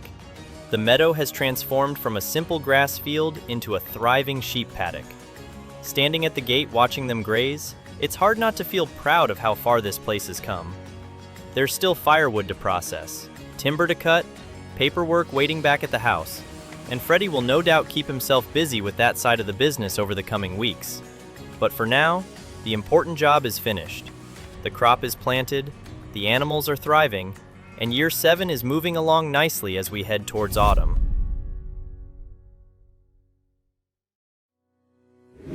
The valley feels different this time of year. The mornings are colder, the trees are starting to turn, and for once, I'm not rushing straight out into a field. Instead, I'm driving down the lane in the pickup truck with a coffee sitting in the cup holder. It's been ages since I've actually stopped by. Invoices get paid, money turns up in the account, and life carries on. Efficient, but maybe a little too efficient. I park up and make my way through the market until I spot Diane arranging a display. Well, look who finally decided to show up in person. I was beginning to think you'd forgotten what I looked like. Hardly. I just got used to your delivery driver doing all the work. That's fair. How have you been? Last time we really talked was before everything happened with Pete. Busy mostly. It's been a strange year. Taking over Yew Tree Farm wasn't exactly part of the plan. I was very sorry to hear about Pete. He was one of the good ones. Yeah, I still catch myself expecting to see him around the valley sometimes. He'd be proud of what you've done with the place. I hope so. From what I've heard, you've got cattle, sheep, crops, forestry, milk production, and a worker now. When you list it all out like that, it sounds ridiculous. That's because it is ridiculous. I will say one thing though. The automated deliveries are brilliant. Glad they're working. They are. Although, I do miss seeing you around here. I know what you mean. Feels like everything got bigger and busier all at once. That's life. Same thing happened to me years ago. At least everything's running smoothly. Exactly. And if you ever start producing anything new, bring it down here first. Fabric, milk products, furniture, whatever it ends up being, I'll happily take a look. That's good to know. I've got a few ideas floating around. You always do. Anyway, nice to see you again, Ethan. Yeah, you too, Diane. See you. After another coffee and a bit more conversation, I say goodbye and head back towards the truck. The visit was nice. A reminder that farming isn't just machinery and spreadsheets, it's people too. From there, I head over to Woodland Hill Farm and hitch up the livestock trailer before making my way back to Yew Tree. Today is cattle sale day. The beef herd has done exactly what we wanted. The calves are healthy, the breeding cycle is progressing nicely, and some of the older cattle are ready to leave. 6 at a time, trip after trip. The first load sells for 17,400 pounds. The second load sells for almost exactly the same. Then another, then another. By the time the final trailer leaves the auction yard, we've sold 28 head of cattle, and the account balance has climbed all the way to 211,000 pounds. Not bad for a day's work. Back at the farm, I stopped by the bale barn before heading home. The silage bales are still fermenting away quietly in the corner. It's funny, for years I'd heard people talking about total mixed rations. Now we're finally in a position to make our own. We've got the silage, we've got the hay, we've got the mixer wagon, and before long, we'll be feeding the dairy herd exactly the way we've always wanted. The milk tanks are filling too, nearly 7,000 liters already. Enough that I'm beginning to think seriously about our first major dairy sale. Then there's the wheat. 48,000 liters still sitting in storage from Pete's final harvest. The barley harvest, the future canola crop. Suddenly, we've got products everywhere. Not a bad problem to have. As the evening sun drops behind the cattle paddock, I wander through the dairy barn one last time. Calves are lying down peacefully. The cows are content. The milk is flowing. And for the first time in a long while, it feels like everything is starting to come together. October comes to an end with plenty to think about and even more to look forward to.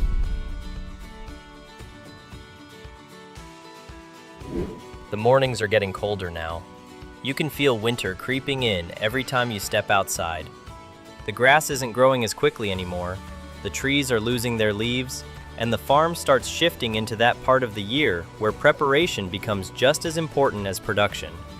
Morning, boss. Already got the mower on and heading to field 3. You're keen. Or you're slow, one of the two. What's the plan? I'll get field 3 cut first, then head over to field 98 and get that done as well. You happy handling all the grass work this time around? Of course I am. Good, because I've got another job. What's that then? We're finally making total mixed rations. About time. Those cows have been waiting long enough. Exactly. Leave the mowing, rowing, and baling to me. I'll get everything sorted. Perfect. Give me a shout if you need anything. The radio clicks off and I make my way down to the bale barn. This has been a long time coming. For years I've heard farmers talking about total mixed rations.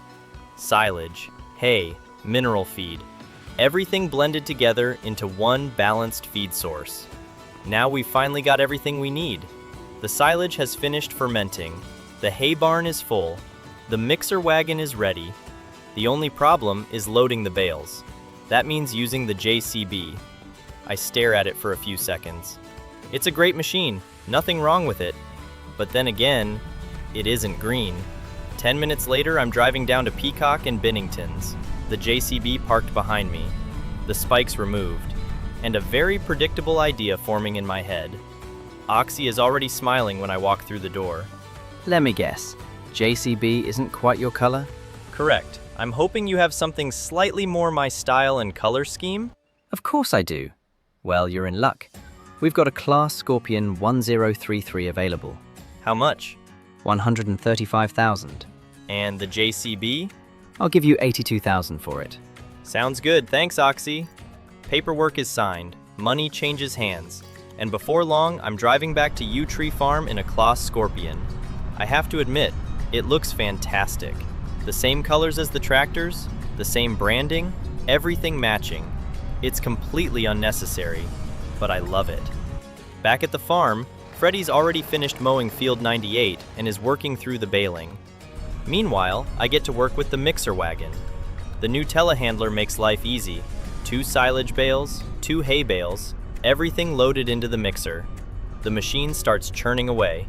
A few minutes later, we've got almost 12,000 liters of total mixed rations ready to go. The first load goes to the younger beef cattle. The second goes to the dairy herd. Then another load, and another. By lunchtime, the cows are tucked into their new feed like they've been waiting years for it. Maybe they have. Baling's finished. How many did we get? Enough to keep me busy for the rest of the day. Sounds about right. These new silage fields worked out well. They did. How's the pickup going? Almost done with field 3. I'll have everything stacked in the barn before dark. Perfect. Thanks, Freddie. The rest of the afternoon passes quietly. I keep mixing feed. Freddie keeps collecting bales. The farm settles into a rhythm. The sort of rhythm we've been trying to build for years. Efficient, simple, sustainable. As the sun begins to disappear behind the hills, the hard work of the year is behind us, and with grain, milk, and cattle all waiting to be sold over the coming months, there's plenty to look forward to as we head into December.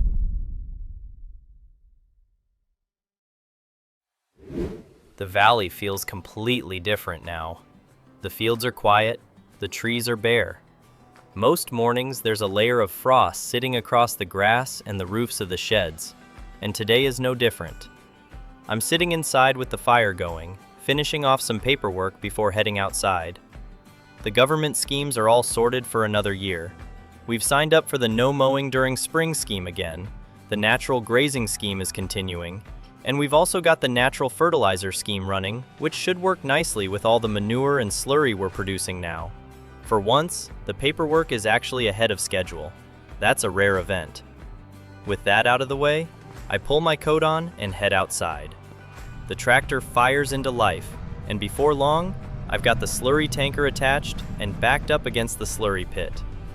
The dairy cows have been producing plenty of it. Might as well put it to good use. The tanker fills up quickly, and I grab the radio. Morning, Freddy. What are you up to? Just getting the feed sorted for the cows. Going through the total mix rations now. Perfect. I'm heading out to the canola fields with the slurry tanker. Going to get some nutrients into them before winter really settles in. Sounds good. The cows absolutely love that feed, by the way. Every time I put it out, they charge over like it's Christmas dinner. That's a good sign. Hopefully it'll help the milk production too. Everything's looking healthy from my end. I'll keep working through the feeding. Nice one. Catch you later. One thing I really enjoy about organic farming is moments like this. Everything we're putting back into the ground comes directly from the farm. The cows produce the slurry feeds the crops feed the animals. Nothing wasted. No synthetic fertilizers, no artificial shortcuts. Just a cycle that keeps repeating itself year after year. By the time the first field is finished, I head back to refill and move on to the second. The canola is still tiny at this stage, but getting nutrients into the soil now will pay off later. Hey Oliver, how's things? To be honest, not great. Everything all right? That's actually why I'm calling. I wanted to ask what happened with the hay deliveries. The hay deliveries? Yeah, ever since Pete passed away, they just stopped. At first, I figured you were busy. Then a few months passed. Then more months passed. I never heard anything. I had horses that still needed feeding. Ah, Oliver, I'm really sorry. That's completely on me. Everything got so busy with Yew Tree Farm that it slipped through the cracks. I figured as much, but a quick phone call would have been nice. You're right, it would have. I've got plenty of hay available if you still need it. I can sort something out. No, I've already made arrangements elsewhere. Fair enough. Who'd you go with? Callum. He's been supplying the hay. And while we're being honest, he's been supplying the wood chips too. Right, I understand. Nothing personal, Ethan. I just need reliability. If I order something, I need to know it's turning up. That's completely fair. Sorry I let you down. It is what it is. Anyway, I thought you should know. Take care of yourself. I sit there for a moment in silence, the slurry tanker idling beside me. He's right. I dropped the ball.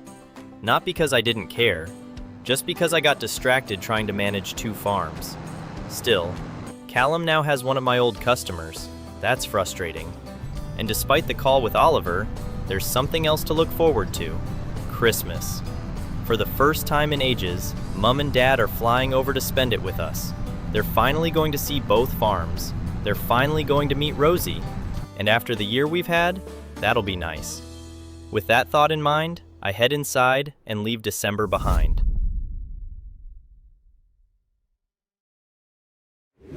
The Christmas decorations are still up around the house. Freddy's been keeping the farms ticking over while we've all had a bit of downtime. This afternoon, we're all sat around the dining table after lunch while rain rattles against the windows outside. I still can't get over how much has changed since we got here. We spent years hearing about this farm, and now you've somehow ended up with 2 of them. Every time we drove somewhere this week, there was another field or another building that apparently belongs to you. Trust me, it feels just as strange for me sometimes. There are still mornings where I wake up and forget that Yew Tree Farm is mine now. Then I remember I've got 2 sets of animals to feed and 2 sets of problems to deal with. I think what surprised me most was the size of the cattle operation. You always talked about getting into cows one day, but I wasn't expecting to arrive and find dairy cows, beef cattle, calves, and a milk tank all waiting for me. Neither was I a year ago. To be fair, he's done a really good job with them. When I first started coming out here, everything was still being figured out. Now the routines are in place, the feeding's sorted, and the animals are doing really well. I noticed that when we walked through the dairy barn. Everything looked calm. You can usually tell when animals aren't being looked after, and these all seemed really settled. That's usually a good sign. Happy animals make life a lot easier. The milk side interests me. How much are you actually producing now? More every month. It's still early days because the dairy herd only started producing recently, but it's growing steadily. The total mixed rations seem to be helping too. I was impressed with that setup. You've come a long way from feeding sheep with a couple of grass bales and hoping for the best. Let's not bring those days up. I remember those days. You used to ring us asking whether a machine was supposed to make a certain noise, and neither of us had any idea. He still does that. I do not. You absolutely do. Last month you called me because you thought one of the cows looked at you funny. That is not what happened.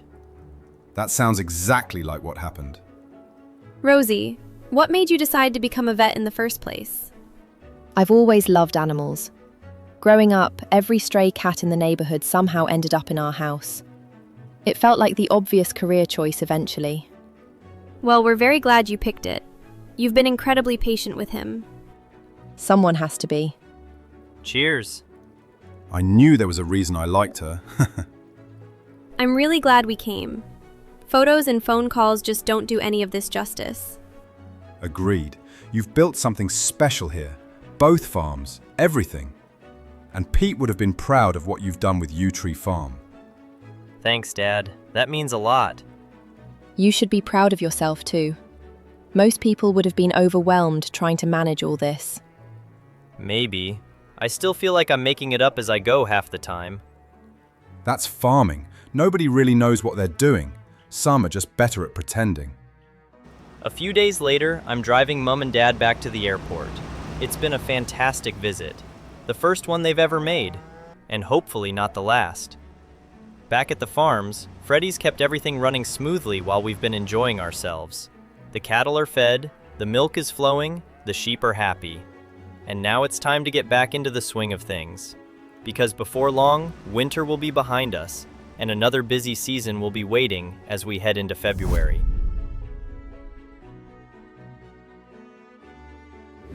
Winter is still hanging around, but you can feel it starting to lose its grip. The mornings are cold, the fields are wet, and there's still a bite in the air when I step outside. The crop is looking fantastic. Still a long way from harvest, but healthy, green, and growing exactly as I'd hoped. The pH levels are right where they need to be. The only thing that's slightly lacking is nitrogen. Not terrible, just not quite where I'd like it. We already put slurry on these fields a few months ago, but I think another application of manure will help give them a boost before spring arrives. Freddie is busy with the cattle this month, keeping the total mixed rations production running and making sure everything stays fed and watered. So this job falls to me. I climb back into the tractor, hitch up the manure spreader, and head over to the manure heap. A few minutes later, the spreader is loaded with 16,500 liters, and we're ready to go. Out in the field, I lower the spreader and get to work. The GPS monitor lights up in front of me as I make each pass. The nitrogen values slowly climbing, yellow patches becoming greener. Not perfect, but noticeably better. That's one thing organic farming teaches you very quickly. You're rarely chasing perfection, you're chasing improvement. A synthetic fertilizer might push those numbers higher, but that's not why we're here. We're trying to build healthy soil and healthy crops that can sustain themselves year after year. By the time the first field is finished, the improvement is obvious. The nitrogen still isn't maxed out, but it's comfortably within a good range. Exactly what I was hoping for. I head back to refill the spreader and then move on to the second field. On the way through the yard, I pass Freddy feeding the beef cattle. He's busy unloading another batch of total mixed rations and gives me a quick wave as I drive past. A couple of hours later, the second field is finished too. The nitrogen has improved. The crop looks great. And that's another job ticked off the list. With the manure spreader parked away, I decide to check on the animals. The dairy barn is first. 40 cows, 40 calves. Everyone healthy, everyone happy. The total mixed rations have made a huge difference, and the milk tank is steadily filling. We've now got around 20,000 liters stored up and waiting to be sold. The manure heaps are filling nicely. The slurry pit is producing everything we need for the fields. It's a nice system. The cows produce the fertilizer feeds the crops feed the cows. Round and round it goes. After that, I make a decision that's been waiting for months. It's finally time to sell the grain. The Claas carrot trailer gets hitched up and I head over to the grain silo. First up is Pete's wheat. 48,000 liters that have been sitting there since before I inherited the farm. The prices are finally where I want them. I check the market app on my phone and Oakbridge Mill is offering the best price. Perfect. The first trailer load heads down there straight away. I pull onto the weighbridge, unload the grain, and collect 11,800 pounds. Not bad. Then I do it again, and again, and again. By the time the final load of wheat leaves the farm, the bank account has climbed all the way to 260,000 pounds. A great result. Then comes the big one, the barley harvest. 154,000 liters. Trailer after trailer heads down to Oakbridge Mill, each run bringing in roughly 12,000 pounds. It's repetitive work. Load, drive, unload, repeat. Eventually, I return from the final run, the trailer empty, the grain silo empty, and the account balance sitting at an incredible 347,000 pounds. I stand there for a moment, just looking at the empty silo. Months of work finally turned into money. Not a bad feeling. The trailer gets parked away. The tractor goes back into the workshop, and with the sun beginning to disappear behind the hills, I head inside. A productive month. The crops are thriving, the animals are thriving, and the bank account is looking healthier than ever as we leave February behind and move into March.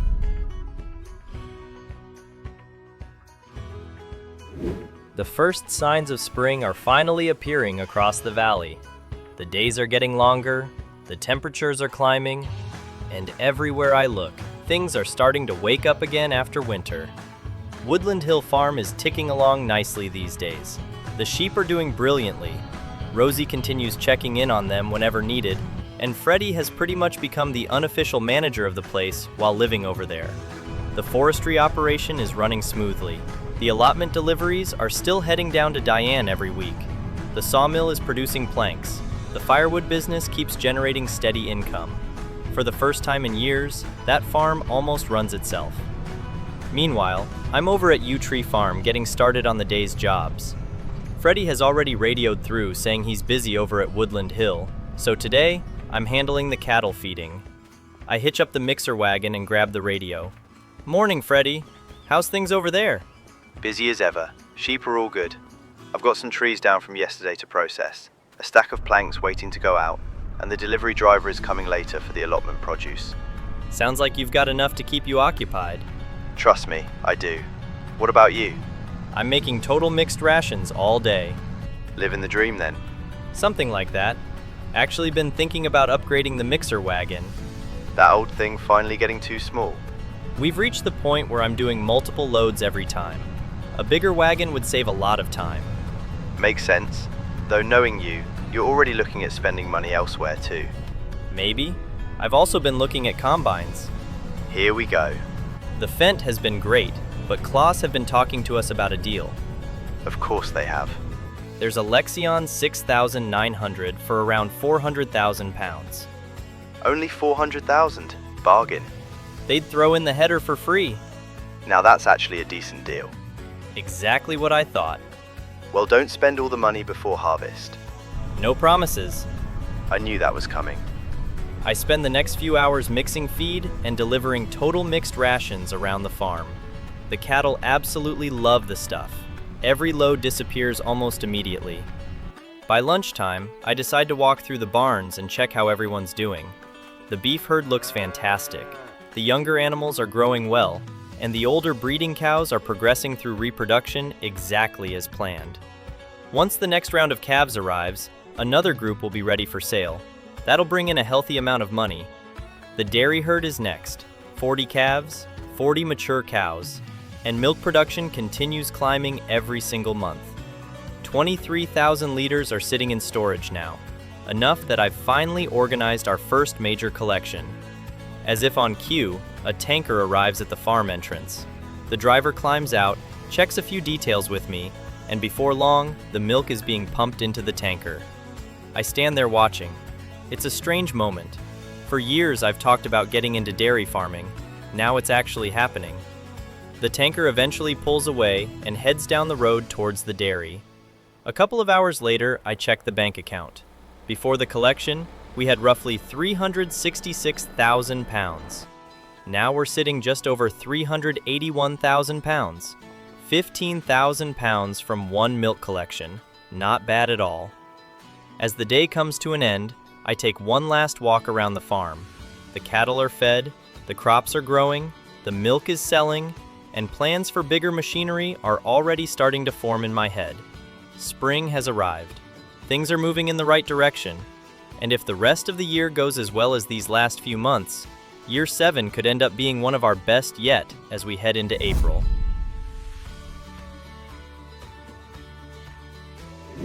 The valley is finally starting to wake up properly after winter.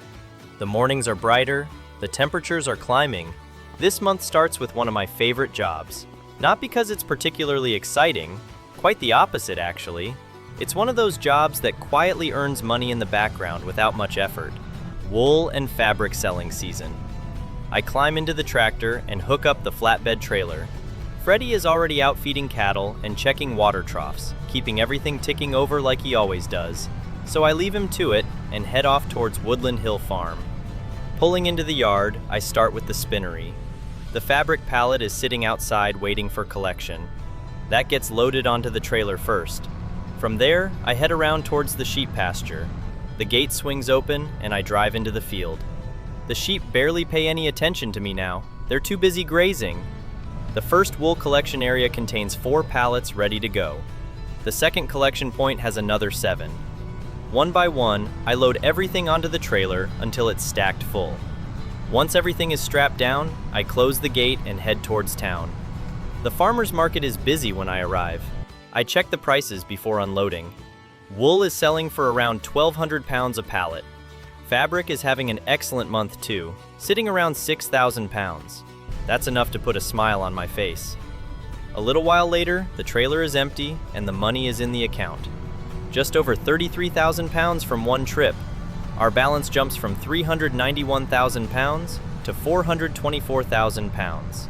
That's a fantastic return from something we were originally doing as a side project. Driving back through the valley with an empty trailer feels a lot lighter than driving down with a full one. Back at Yew Tree Farm, Freddie is still working through the cattle feeding. The dairy herd has become surprisingly demanding since switching over to total mixed rations. They absolutely love the stuff. I drop the trailer off and decide to spend the rest of the afternoon checking on things around the farm. The younger beef cattle are looking fantastic. They're putting on weight steadily and seem healthier than ever.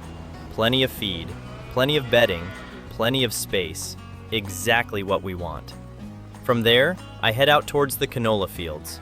The crop is progressing nicely. The nitrogen levels are still holding up from the manure and slurry applications. The pH levels are stable. Nothing really needs doing right now except waiting, which is sometimes the hardest part of farming. The temptation is always there to do something. With the tractor parked away and the animals sorted, I head inside and leave April behind as we move into May.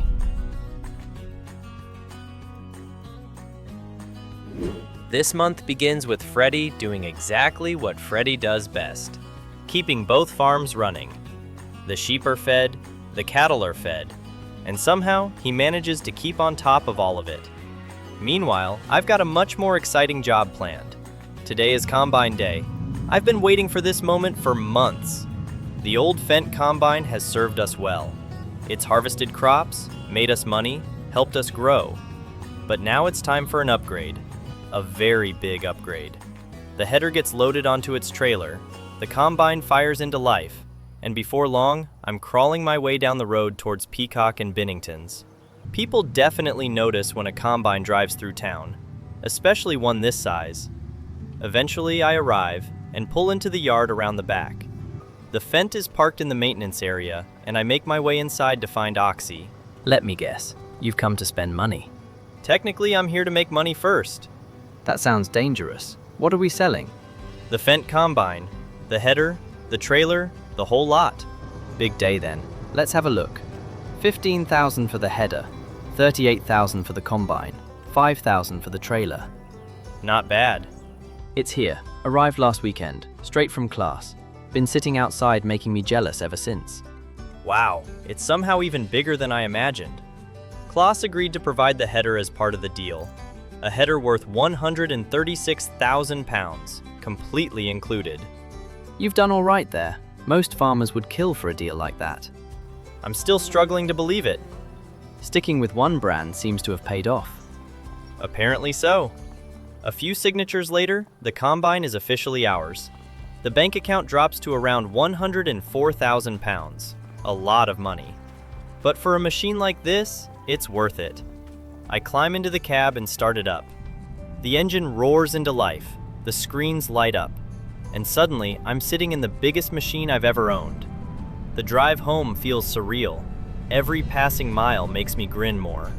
By the time I arrive back at Yew Tree Farm, Freddie is standing outside waiting. Even from a distance, I can see him shaking his head. Later that evening, I'm back inside the house when Rosie arrives. She spots the Combine almost immediately through the kitchen window. Did you see it? I did. Congratulations. That's not a Combine. That's a spaceship. I was thinking the exact same thing. Please tell me you didn't spend all your money again. Technically, most of it. Ethan. In my defense, the header was free. You sound far too proud of that. I am proud of that. You know, most people get excited about holidays. You get excited about harvesting equipment. You've met me. You know exactly what you're signing up for. And as the evening comes to an end, I take one final look out the window. The new Claas Combine sitting proudly in the yard, ready for harvest, ready for year 8, and ready for whatever comes next as we head into June.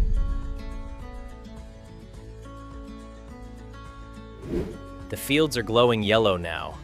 Everywhere I look, there's canola flowers stretching across the landscape, bright enough to spot from halfway across the valley.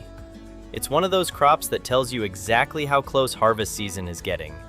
The Combine is ready, the trailers are ready, the storage is ready. Now all we need is time. I head outside early and make my way towards the dairy barn first. The cows are becoming a bigger part of the business every month, and I still find myself checking on them before anything else. Inside the dairy shed, everything looks exactly how I'd hoped. The younger jerseys are now 14 months old and growing nicely. The older cows are 26 months old and moving steadily through reproduction again. From there, I head around to the beef paddock. This is where today's real job begins. The herd has exploded in size. There's cattle everywhere. The latest calves are looking fantastic and running around the paddock without a care in the world. The older Herefords have done exactly what we wanted them to do. They've produced calves, they've generated income, and now it's time for them to move on. The trailer gets hitched up and backed carefully against the loading area. 6 cows at a time, that's the limit. The first group loads without too much trouble. A short drive later, and we're rolling into the livestock market. The first load sells for just over £14,000. Not bad at all. I head back and do it again, and again, and again. Before long, the routine takes over. Load, drive, sell, repeat. Hours pass. Eventually, I'm loading the final trailer. The bank account has climbed steadily throughout the day. By the time the last cattle are unloaded at the market, we're sitting around 186,000 pounds. Not life-changing money, but a very healthy return from cattle that have already given us calves and done their job. That's how I like farming, getting value from every stage of the process, rather than chasing quick profits. The drive back home is quiet. The trailer rattles along behind me empty for the final time. Back at Yew Tree Farm, I unhook it and leave it parked near the yard. The herd is still strong. We've reduced numbers slightly, but we've also got a whole generation coming through behind them. Future income is already walking around that field. The dairy cows are happy. The calves are healthy. The beef cattle are grazing away peacefully. Everything feels balanced. For the first time in quite a while, there isn't a major machine purchase hanging over my head. No big field projects. No huge expansion plans. Just steady farming. And after everything that's happened over the last few years, that's actually quite nice. The canola fields glow gold in the distance. Harvest is nearly here. The new combine is waiting. And next month, we'll finally get to see what this crop can do. With that thought in mind, I head inside and call it a day as June comes to an end.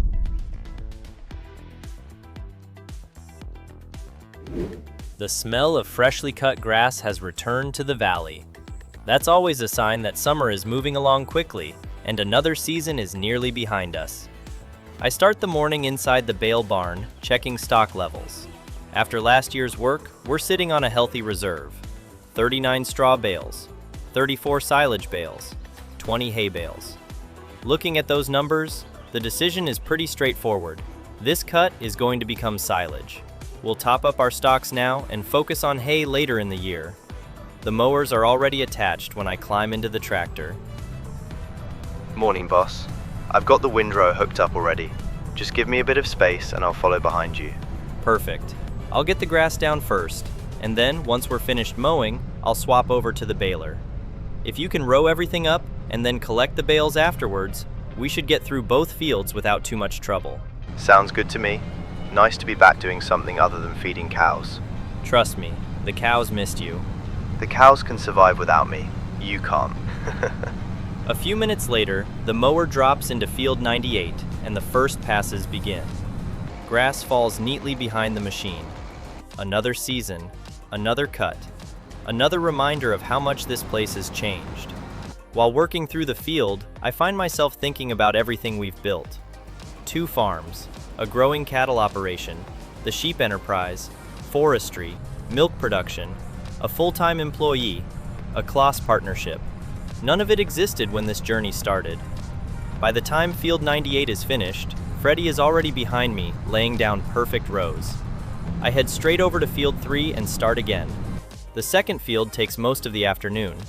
Freddie eventually catches up and begins working through the fresh grass while I finish the final passes. Once the mowing is complete, I head back to the farm, park the mower away, and swap over to the baler. The rest of the month becomes a rhythm. Baling, transporting, collecting, stacking. Everywhere I look, there are silage bales appearing. While I'm working through Field 98, my phone suddenly rings. Good afternoon, Ethan. Have you got a few minutes? Of course. Is everything all right? Nothing urgent, although there is something I'd like to discuss with you in person. That sounds concerning.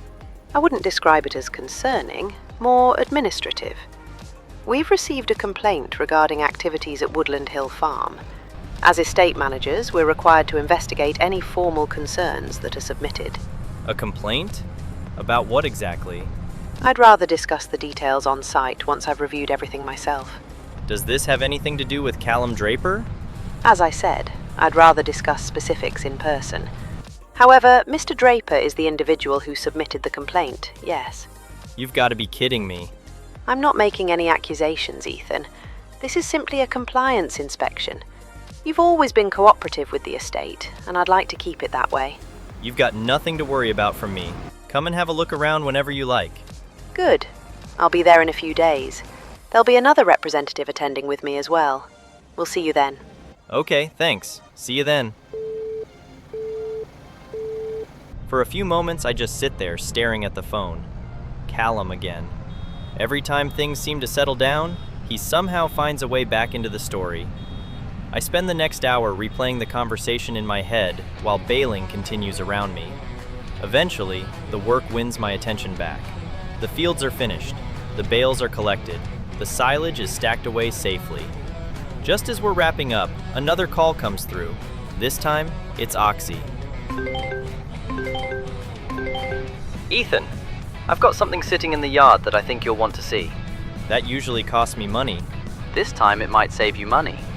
Local farmer traded in a Claas liner 4900. 59% off, 40 grand. I thought I'd ring you before someone else bought it. You're joking. Wish I was. Get down here quickly. Okay, thanks Oxy. On my way. Within the hour, I've traded in the old windrower, collected the new Claas machine, and headed home again. The timing couldn't have been better. We'd literally finished using the old one days earlier. As evening arrives, I leave the new windrower in the yard and jump into the pickup. It's time to meet Eleanor. Woodland Hill Farm appears over the hill ahead. As I pull into the yard, something immediately feels wrong. There's a red pickup parked beside the barn. Callum's pickup. Then I spot two more vehicles. A black SUV, a black estate car. Estate vehicles. I shut the engine off. The yard suddenly feels very quiet. Whatever this meeting is about, it's clearly bigger than I thought. Ethan, thank you for coming over. I know this was short notice. I'll get straight to the point. We've received a formal complaint regarding the use of Woodland Hill Farm and several estate-managed assets connected to the tenancy agreement. Right. That's a bit of a surprise. What's the complaint? The complaint is that you're running commercial operations all over the place that weren't part of the original agreement. Firewood sales, timber processing, fabric production, deliveries. Half the valley thinks you've turned the place into an industrial estate. Half the valley, or just you? I'm not the one renting an estate farm and using it for things it wasn't intended for. Callum? I'm just saying what everyone else is thinking. No, you're saying what you're thinking. The sheep are still here, the land's maintained, the buildings are maintained, the woodland is managed. Nothing has been neglected. That doesn't mean you're following the agreement. Which is exactly why we're here today. We investigated the complaint, we've reviewed the tenancy, the estate records, financial reports that you've provided over the years, and we've completed a site inspection. And we've found no breach of the agreement. What? The woodland management falls within the permitted use of the holding. The sheep operation remains active. The fabric production originates from wool produced on the holding itself. The firewood operation uses timber harvested under the estate's approved woodland management plan. That's ridiculous. It's compliant. He's making money hand over fist from this place. Success is not a breach of contract. That's a good line. I might frame that one. This isn't over. Actually, as far as the complaint is concerned, it is. So that's it then? Nothing happens? Correct. Unbelievable. You could always spend more time working your own farm and less time worrying about mine. Careful, Ethan. Why? Everything I've built here has been done by the book. We'll see how long that lasts. I think we're finished here. Fine. Enjoy it while it lasts. Sorry about that. I had hoped the meeting would be a little more professional. To be fair, that's about as professional as Callum gets. You've certainly made an impression on the valley. I don't know whether that's a good thing or a bad thing. From the estate's perspective, it's a very good thing. How so? The sheep enterprise is thriving. The woodland is productive, the buildings are maintained, the tenancy payments arrive on time every year. That £40,000 payment still hurts every August. I imagine it does. But it's worth it. That's good to hear, because that's actually why I wanted to speak to you privately. Go on. The estate board recently reviewed several of its tenancy agreements. Woodland Hill was one of them. And? We'd like to offer you an extension. Really? 3 years. 3? 3 years. Same terms, same annual payment. Woodland Hill Farm, the woodland blocks, the associated grazing rights, and Field 3 remain included exactly as they are today. That's more than fair. We believe stability benefits both parties. You've invested a great deal into the holding, and we'd rather see that continue than start over with someone new. That takes a huge weight off my shoulders. I thought it might. So we're locked in for another 3 years. Correct. Well, that's the easiest business decision I've made all year. Then I'll have the paperwork sent over next week. Thank you, Eleanor. Really. You're welcome. Keep doing what you're doing. The estate is very happy with the way you've managed Woodland Hill. I will. And Ethan? Yeah? Try not to let Callum distract you. I've got 2 farms, 100 jobs, and a mountain of machinery. Trust me, I don't have time to worry about Callum. Well then, 3 more years. Let's get back to work.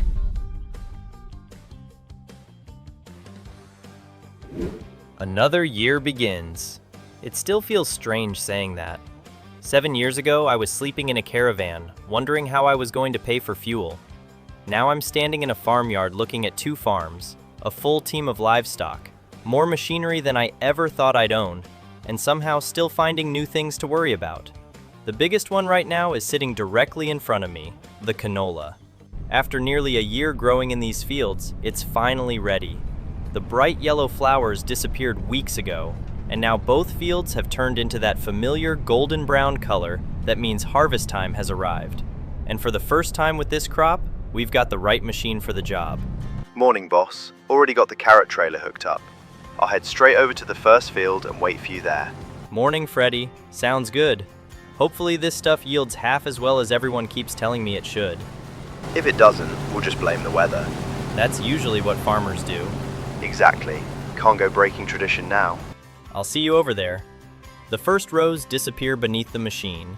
Canola starts pouring into the tank almost immediately. And just like that, we're underway. For the next few hours, the 2 of us settle into a rhythm. Freddy appears alongside the combine whenever the grain tank starts getting full. I unload into the trailer, he heads back to the farm, returns, then does it all again. Meanwhile, I just keep cutting, pass after pass, lap after lap, watching nearly a year's worth of work disappear beneath the header. It's funny, really. When you're planting something, it feels like harvest is forever away. Then one day you're sitting in a combine wondering where the year went. The first field eventually disappears behind us, then the second. The new Claas absolutely flies through it. By late afternoon, we're making the final passes. The tank fills one last time. Freddy pulls alongside. I unload the last of the crop into the trailer, then lift the header clear of the ground. Done. The canola harvest is officially finished. That combine makes the old Fent look like a garden toy. I was thinking exactly the same thing. Worth every penny. Don't remind me how many pennies it cost. Fair point. The combine gets washed. The header comes off. Everything gets parked away properly. Before heading inside, I wander over to the grain silo to see how we actually did. The display flashes up the final figure. 89,000 liters, almost 90,000 liters. Not bad at all. Not bad at all. That'll sit nicely until winter. No point rushing to sell it. The prices will only get better. A used machinery listing. Normally I'd ignore it, but this one immediately grabs my attention. A Claas Zerion saddle tank slurry system. 72% off. 40,000 pounds. I stare at the screen for a few seconds, then laugh. Because of course it's Claas. Every time I think I've finished buying machinery, another green machine appears out of nowhere. A little while later, I'm standing at Peacock and Bennington's looking at the tanker in person. It's enormous, far bigger than anything we currently own. Parked beside it is a brochure showing the machine it was designed for. The Claas Zerion 4200 saddle track, the absolute monster of the Claas range.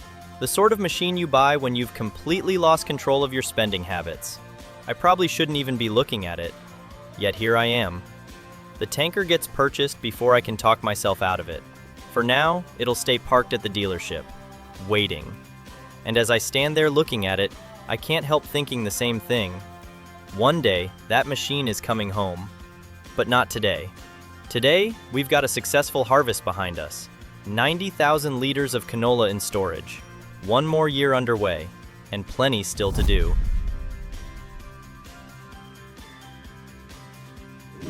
The combine is parked away. The canola is in storage. And now, it's time to start thinking about next year's harvest. This farm never really stops. One job finishes, and another one immediately takes its place. I step outside with a coffee in hand and spot Freddy already halfway across the first field. The cultivator is in the ground, and dust is already rolling up behind him. No messing around. He's clearly been busy before I've even got out of bed. Morning. First field's nearly done already. Ground's working up nicely. I'll head straight over to the second one once I've finished here. You're making me look lazy. Someone's got to. Keep that up, and you'll be back cleaning sheep pens. Worth the risk. I leave Freddy to it and head back across the yard. Before we get planting underway, I want to check on the livestock. The beef cattle are first. The main pasture is looking fantastic. The grass is still holding up well, and the herd has grown again. The 3-month-old calves are running around without a care in the world.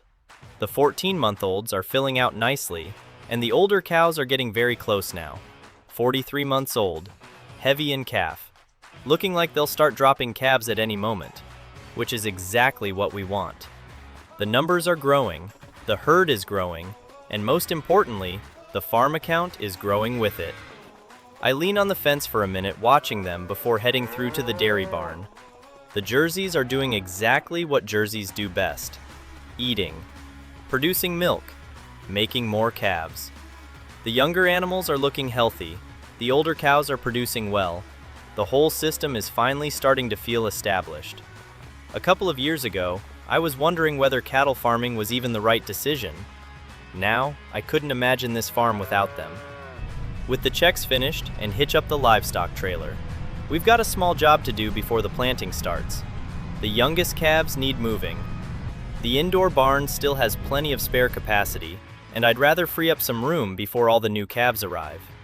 A little while later, the 21 calves are settled into their new pen. More space for them, more space for the mothers. Everyone wins. First field's done. Looks good. I'll start the second one now. Perfect. I'll get the seeder loaded and get started. Barley again? Barley again. It worked last time. Fair enough. Hard to argue with that. I head back across the yard and load the seeder with barley seed. 4,000 liters, ready to go. The first cultivated field stretches out ahead of me as I lower the drill into the soil and start planting. There's something satisfying about seeding. Harvest feels exciting because that's when the money arrives. But seeding feels important. This is the point where the next year actually begins. Everything that happens from now on depends on getting these crops established properly. Pass after pass, the field slowly disappears behind me, fresh rows of barley stretching across the landscape. Eventually, the final run is finished. The drill folds up, and by now, Freddy has completed the second field. So we swap over. He heads off to wash machinery and check on things around Woodland Hill Farm. I move across to the second field and start all over again. The afternoon drifts by. Barley seed disappears. The field fills up, and before long, the final pass is complete. I stop the tractor and climb down for a better look. Freshly planted barley, ready for another year. The pH values aren't fantastic. The nitrogen levels aren't much better. We're definitely going to have some work to do over the coming months. A bit of slurry, a bit of manure, possibly some lime. Nothing unusual, just part of the process. I fold the drill up and head back to the yard. The seeder gets parked away, the tractor gets cleaned down, and with the light starting to fade, I finally call it a day. Standing beside the field for a moment, I look back across the rows we've planted today. The canola harvest is behind us, the barley is in the ground, and another cycle begins all over again, exactly how I like it.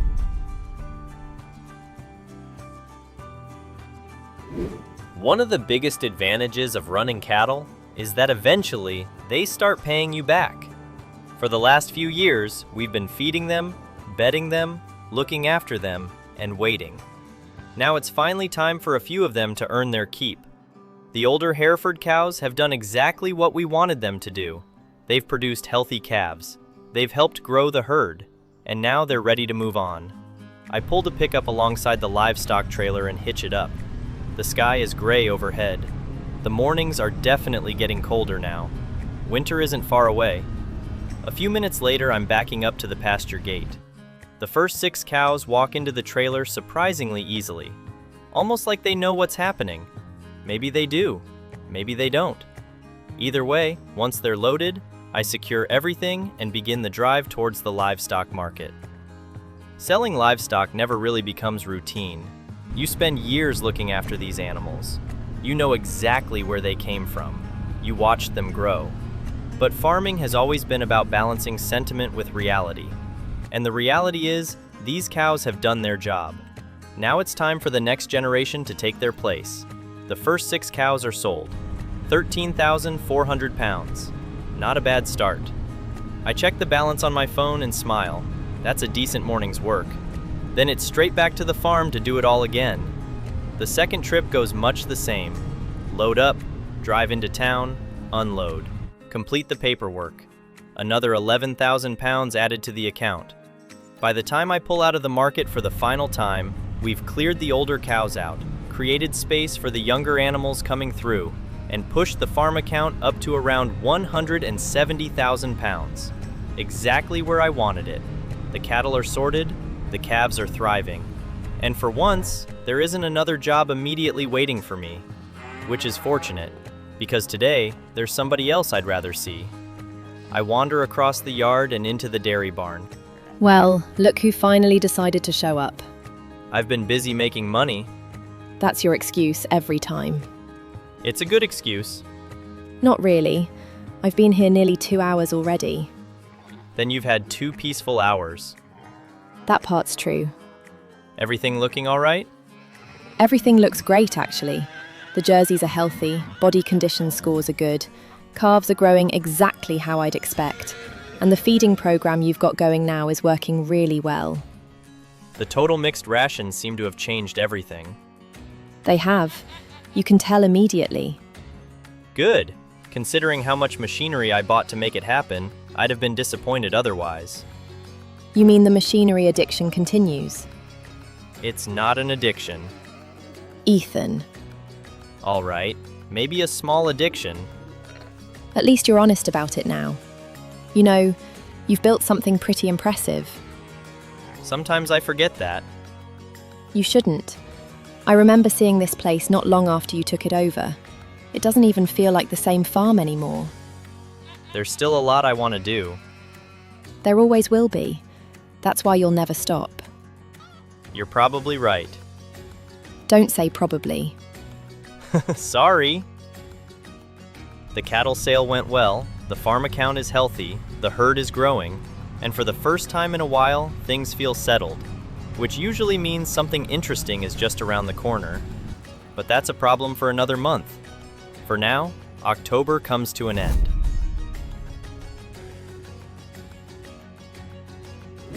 Winter is definitely on its way.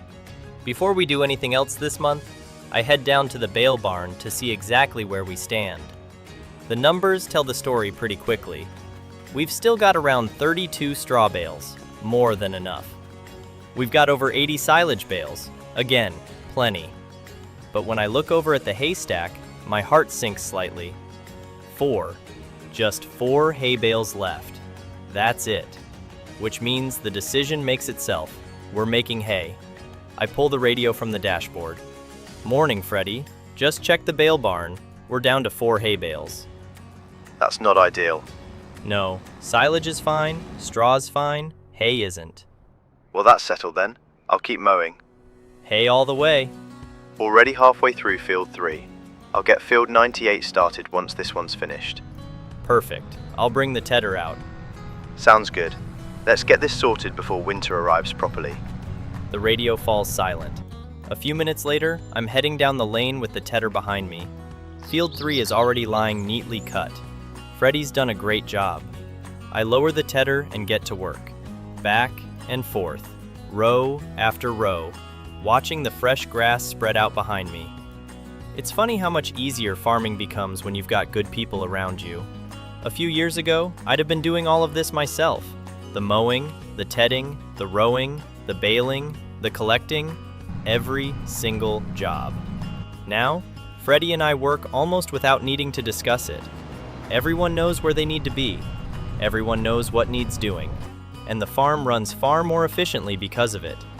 By midday, Field 3 is finished. I head across to the next field. The afternoon passes in a blur of grass, machinery, and diesel. Eventually, the radio crackles again. Field 98's all rowed up. Looking good over here. Perfect timing. You bringing the baler out? That's the plan. Good. I'd quite like some hay this winter. The cows might beat you to it. Worth asking. By late afternoon, the final bale drops out of the machine. The fields are finished. Freddie is already collecting them and stacking them away safely inside the barn. I park the baler up for the evening and take one final look across the fields. The grass season is over. The hay barn is full again, and another month is done.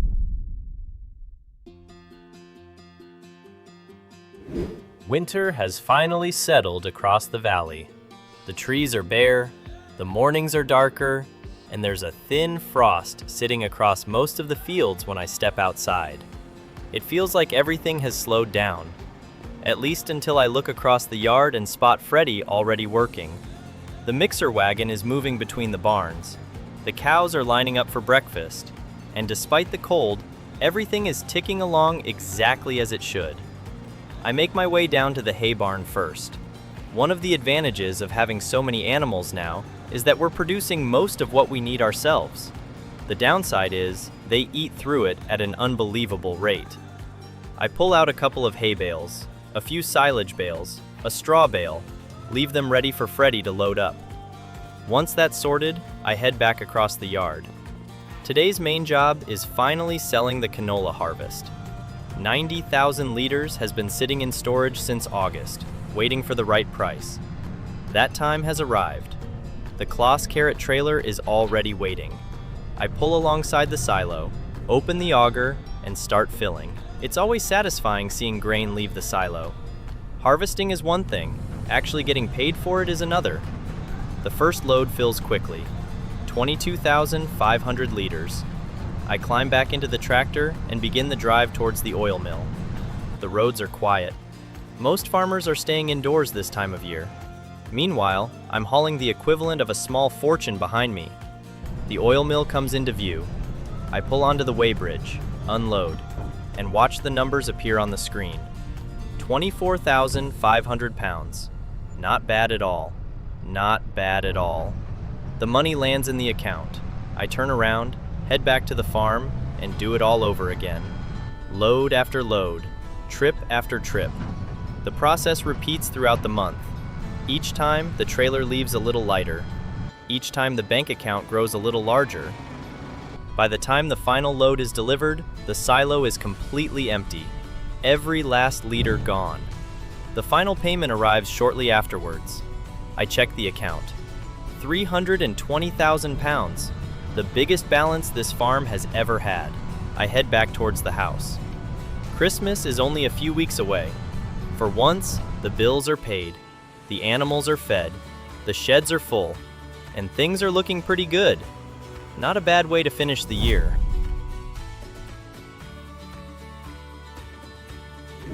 The snow has finally settled across the valley.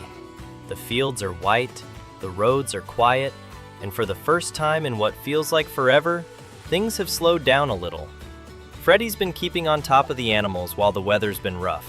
So today, sitting by the fire while the snow falls outside, there's something we've been meaning to talk about for a while. You know, I was thinking about something this morning while I was looking around the house. That sounds dangerous already. What were you thinking about? Nothing too dramatic. I was just looking around and realized you've basically moved in already, without either of us actually saying it out loud. Have I? Rosie, you've got clothes in the wardrobe, boots by the front door, shampoo in the bathroom, mugs in the kitchen, and somehow you've claimed most of the sofa. Well, somebody had to make this place look presentable. I suppose that's true. What's brought this on? I don't know. Maybe seeing how settled everything feels lately. Maybe just realizing we're spending more time together than apart now. We are. So I guess I'm wondering why we're still pretending you don't live here. Is that your incredibly romantic way of asking me to move in? Apparently it is. Good thing I like you. So? So, yes. Just yes? Did you want a formal contract? Given how much paperwork I do these days, maybe. Ethan, I'd love to move in properly. I've wanted to for a while now. I just didn't want to assume. Really? Of course. Most evenings I'm already here. Half my weekends are here. My job takes me all over the valley anyway. This place already feels like home. That's good to hear. What about you? Are you sure? Rosie, when I got this house, I thought it'd take years before I shared it with somebody. Back then I was living in a caravan wondering how I was going to pay next month's rent. Now we've got 2 farms, a business that's actually working, and someone I genuinely enjoy spending every day with. That's a much better answer than I was expecting. Good. We'll need to move some things across from my place. Some things? Okay, quite a lot of things. That's what I thought. You know what I'm most excited about? Go on. Not having to drive home late every evening, especially in weather like this. That's fair. And being closer to the farms means I can keep a better eye on all the animals too. The sheep over at Woodland Hill have become a full-time job on their own. They've done all right, though. They have. Every time I go over there, there's more lambs running around than I remember. It's become a pretty good setup. You've built something special here, Ethan. You know, when I started all this, moving into a caravan with almost nothing, I never pictured this. What did you picture? Surviving. Well, you've definitely managed that. Yeah, I think I have. And we're only getting started. That's the exciting part. Exactly. The rest of the month passes quietly. Between snow showers and cold evenings, we spend our time moving the last of Rosie's things across and getting settled properly. Freddie keeps both farms ticking along in the background, making sure the cattle, sheep, and dairy herds stay fed while the weather does its best to keep everyone indoors. By the time the month comes to an end, Rosie's officially moved in. The house feels fuller than ever, and for the first time in a long while, things feel settled. The snow's starting to disappear now. The days are slowly getting longer, and before long, it'll be time to get back out into the fields. But for now, we're going to enjoy the quiet while it lasts, as January comes to an end and we head into February.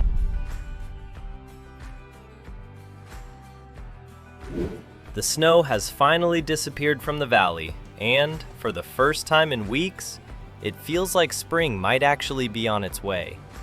The fields are still damp underfoot, but the days are getting longer and there's work to be done again. Rosie is settling into the house really well now.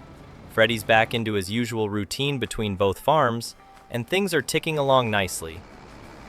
First thing this month, I head outside with a coffee and spot Freddie already halfway across one of the fields with the manure spreader. The man's impossible to beat to work. Morning, boss. Thought I'd get a head start on these barley fields before you found another expensive machine to buy. Very funny. How's it looking? Not bad at all. Manure's spreading nicely. Nitrogen needed a boost, so this should help plenty. I'll get both barley fields done today if the weather stays like this. Sounds good. I was planning on getting the slurry done as well, so between us, we should get these fields looking pretty healthy. Just don't come back with another Claas machine before lunchtime. No promises. I knew it. For months now, I've had that slurry tanker sitting down there waiting. The Xerion Saddle Track, the machine I've wanted ever since I first saw it. I spoke with Claas recently, and after all the machinery we've bought from them over the years, they've agreed to include the Multi-4 XL applicator system completely free if I purchase the tractor unit itself. That's over 100,000 pounds worth of equipment included in the deal. It's tempting, very tempting. The problem is, the Zerion itself still costs 405,000 pounds. Even with the milk money coming in, that's serious money. Before making any decisions, I decide to get the latest milk collection sorted. The dairy tanker arrives mid-morning and pulls into the yard beside the dairy barn. We currently have just over 50,000 liters of milk waiting. I stand watching as the tanker fills up and then disappears down the lane towards the dairy. 374,000 pounds. Now we're talking. With the numbers finally looking a little healthier, I decide to go for it. I hitch up the existing slurry tanker and head down to Peacock and Bennington's. Oxy's still away, so there's nobody around except a couple of mechanics working in the workshop. I reverse the old tanker into the trade-in bay and start working through the paperwork myself. The tanker sells for 78,000 pounds. That pushes the account balance up to 453,000 pounds. Enough. A few signatures later, and it's done. The Claas Zerion 4200 saddle track is officially mine. Even after everything we've bought over the years, climbing into this thing feels different. It's enormous. The cab feels more like a lorry than a tractor. Screens everywhere, visibility for days. I hitch up the slurry tanker waiting nearby, and then connect the Multi4 XL applicator. The whole setup looks ridiculous, in the best possible way. Then I head back towards Yew Tree Farm. Once home, I pull alongside the slurry pit and fill the tanker with 30,000 liters. Then it's time to finally see what this machine can do. Field 3 is first. I lower the applicator arms. They unfold wider and wider until they seem to stretch across half the field. Then I start moving. Within minutes, slurry is being applied across huge sections of the grassland. The coverage is incredible. 3 or 4 passes, and most of the field is already done. By the time I finish the first field, I've still got plenty left in the tank. Meanwhile, Freddie continues working through the barley fields with the manure spreader. The two of us spend most of the month leapfrogging across the farm, improving nitrogen levels, and getting everything ready for another growing season. By the end of the month, every field has received what it needs. The barley is looking healthier already, the grass fields are ready for spring, and the new Zerion has proven itself from day one. As the sun begins setting, I park the saddle track beside the combine shed and climb down one final time. The Claas collection is growing again. The fields are in good shape, the cows are happy, the milk is flowing. And for the first time in a long while, it feels like everything is moving exactly in the right direction. With that, I head inside for the evening as February comes to an end and March begins.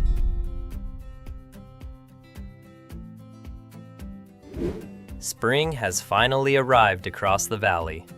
The trees are beginning to wake up again. The grass is growing faster every day, and both farms are looking better than they did just a few months ago. The sheep are thriving over at Woodland Hill Farm. Rosie is keeping an eye on everything from the animal side of things, and Freddie has been doing a fantastic job keeping both farms running while I focus on the bigger picture. One thing we have been doing recently is reducing the sheep numbers slightly. They were getting completely out of hand.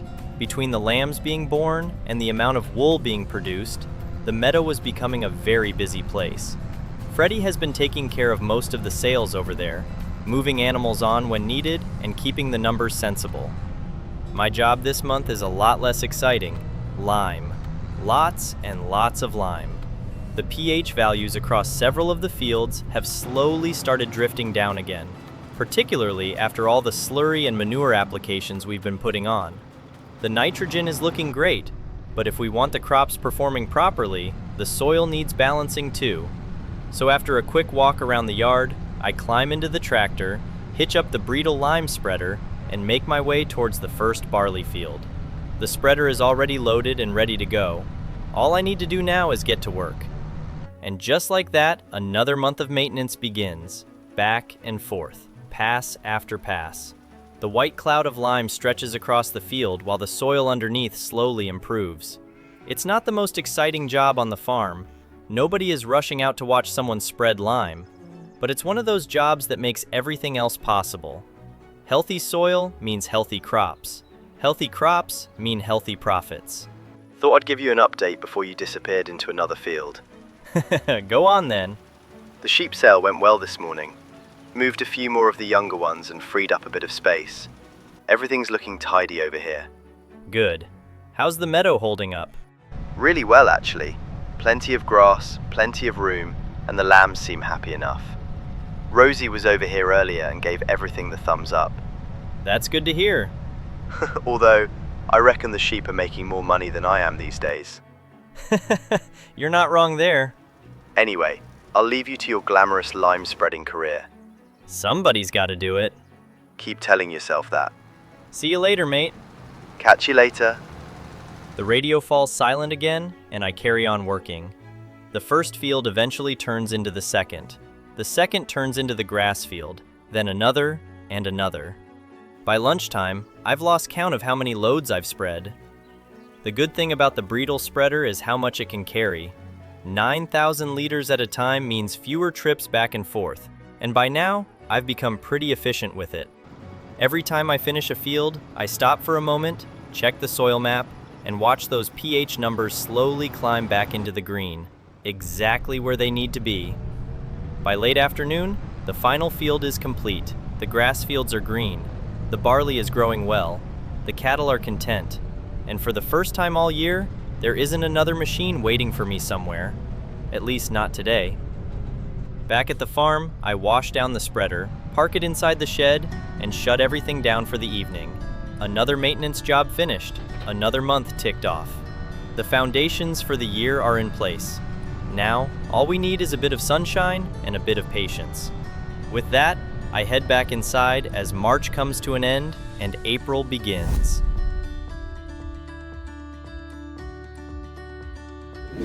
Another month rolls around, and before long, it's time for one of the most profitable jobs Woodland Hill Farm produces every year.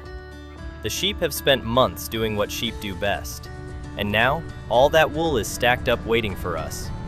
Meanwhile, Freddie is back at Yew Tree Farm this morning, taking care of the cattle and making sure everybody gets fed while I deal with the sheep side of the business. We've got 121,000 pounds in the bank to start the month, and it's time to see what these sheep have earned us. I climb into the tractor, hitch up the flatbed trailer, and head down the road towards Woodland Hill Farm. Even after all these years, I still enjoy driving into this place. The sheep meadow is green, the barns are tidy, the spinnery is ticking away quietly, and it's amazing to think this place nearly slipped through my fingers when Callum first started making noise with the estate. I pull into the yard and drive straight past the little spinnery building. Outside are 2 pallets of finished fabric ready for collection. Those are staying exactly where they are for now. The wool comes first. Immediately, I'm greeted by what feels like a mountain of wool. Pallet after pallet stacked neatly where Freddie has left them, ready for collection. These sheep have been busy, very busy. I start loading them one by one onto the trailer. Before long, I've loaded 32 pallets of wool, 32,000 liters. Then I head back towards the spinnery and load the final 2 pallets of fabric onto the trailer as well. Everything gets strapped down securely. The trailer is absolutely packed. And now it's time to make some money. With everything loaded, I leave Woodland Hill Farm behind and begin the journey towards the farmer's market. Ethan, I thought that might be you coming down the road. What have you got for me this time? A lot of wool. That's usually a good sign. 32 pallets of it, plus a couple of pallets of fabric from the spinnery. That's a serious amount. Those sheep aren't slowing down, are they? Not even slightly. If anything, they're multiplying faster than we're selling them. Sounds like a good problem to have. I'll take that over most of the problems I've had over the years. How are things otherwise? It's been a while since we've properly caught up. Everything's going well. Rosie's moved in now, the dairy herd is doing great, and Freddie's become indispensable. That's wonderful to hear. You've worked hard for all of it. Thanks, Diane. How are things here? Busy as always. Markets never really slow down. But seeing local businesses like yours growing makes it worthwhile. I appreciate everything you've done over the years. And I appreciate the products you keep bringing me. Keep that wool coming. I don't think that'll be a problem. Take care of yourself, Ethan. You too, Diane. Speak soon. Bye for now. After parking the trailer away, I decide to take a walk over to the grass fields. The first thing I check is the nitrogen. Perfect. Then the pH values. Also perfect.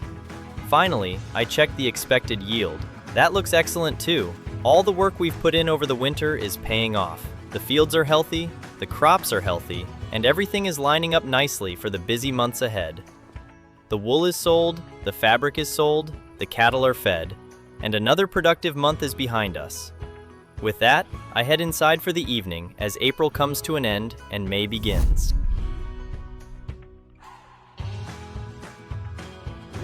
Rain has settled across the valley this month. Not enough to cause problems, but enough to keep everything damp and muddy. Freddie has been keeping busy over at Woodland Hill Farm with the sheep, firewood production, timber deliveries, and all the jobs that quietly keep the place running. Meanwhile, I'm over at Yew Tree Farm, and it's my turn to deal with the cattle.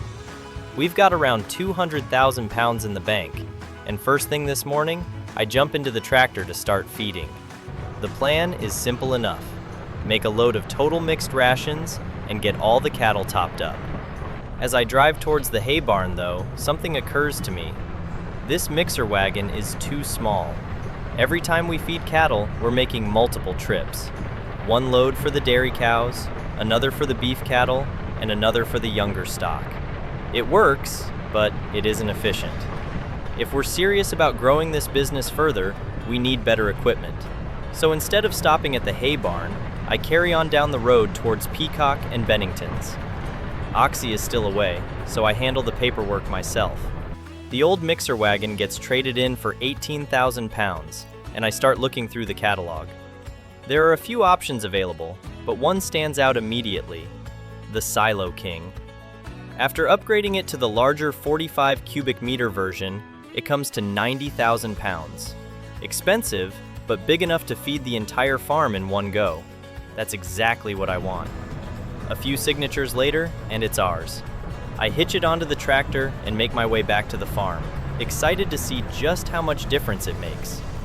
Back at the hay barn, I jump into the Claas Scorpion telehandler and begin gathering materials.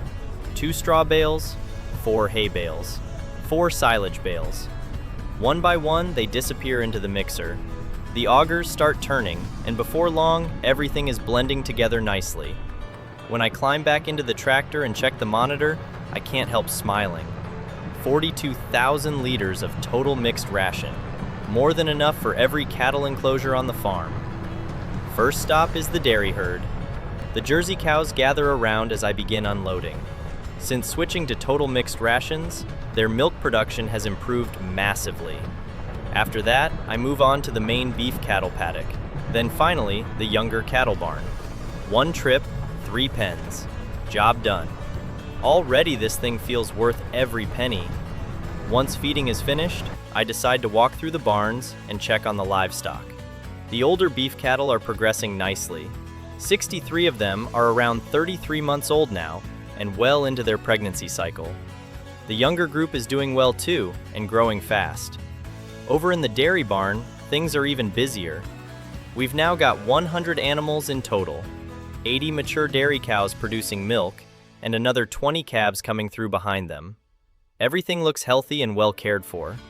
The only issue becoming obvious is space. The cattle numbers continue increasing every year, and we're getting close to capacity again. Something needs to move. So throughout the rest of the month, we sell 12 of the older 39-month-old cattle, freeing up valuable room and bringing in roughly 30,000 pounds. That extra income pushes the account back up nicely while keeping the herd at a manageable size. By the end of the month, the new Silo King is already proving its value. Feeding is quicker, the cattle are thriving, and both farms are running smoothly. As the rain taps away on the workshop roof, I park the tractor for the evening and take one last look across the yard. Another upgrade complete, another problem solved, and with harvest season approaching fast, we're in a good position heading into June.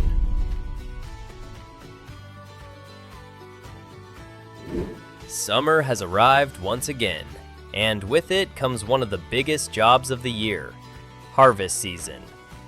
The barley has turned from green to gold. The heads are hanging heavy, and after months of fertilizing, liming, slurry spreading, and general maintenance, it's finally time to see whether all that work was worth it. First thing this morning, I step outside and take a look across the fields. They look fantastic. Exactly what you want to see before harvest. Morning, Freddy. Ready for another harvest? I was wondering when you'd finally let me use that combine. Don't get any ideas. I'm driving the combine. Worth a try. How are things looking over there? We've got a slight problem. We're nearly out of hay again. Already? Pretty much. We've still got some older bales stored over at Woodland Hill Farm though. I'll head over there with the flatbed trailer and bring everything back before we run into trouble. Sounds good. Once you've done that, grab the grain trailer and come join me in the fields. No worries. I'll be there before the combine's full. See you shortly. Good luck. With that sorted, I climb into the Claas Lexion and make my way towards the first barley field. I unfold the header, lower it into the crop, and begin the first pass. Immediately, golden barley starts flowing through the machine. The yield monitor lights up. Everything is working perfectly. For the next hour or so, I work steadily up and down the field, slowly turning acres of barley into grain. Before long, the first tank is nearly full. Right on cue, Freddy arrives. Told you I'd be here before it filled up. Perfect timing. The hay's all moved over, about 20 bales in total. Should keep the cattle happy until next month's grass cut. Nice work. Let's get this barley in then. For the rest of the month, we settle into a rhythm. I harvest, Freddy carts grain back to the silo, then he's back again, ready for another load. The system works brilliantly. While working, I find myself thinking about how different things are compared to a few years ago. Back then, every harvest felt stressful. There was always a worry about money. Now we've got good machinery, good storage, reliable livestock income, and enough experience to know what we're doing. It's still hard work, but it feels far more manageable. Ethan, it's Oliver. Hello, mate. How are things? Good. Listen, I was wondering if you've got any hay available again. We do, actually. That's good to hear. I've decided I'd rather start getting it from you again if that's all right. Of course. We'd be happy to help. Excellent. Maybe we can sort something out next month. Sounds good to me. Perfect. Speak soon. Take care, Oliver. You too. The new combine barely misses a beat. Exactly what you'd hope after spending that much money. Eventually, the final load of barley is unloaded into Freddy's trailer, and we begin packing everything away. Back at the farm, I remove the header and park the combine beside the beef cattle paddock. The trailer is emptied into the silo, and we finally get a look at the total. 120,000 liters of barley, a very respectable harvest. Not bad at all. The hay situation is sorted, the barley is safely stored away, and next month we'll be cutting grass again. As I head back towards the house, I take one last look across the farm. Another harvest completed, another successful year rolling on. And with that, June comes to an end as we head into July.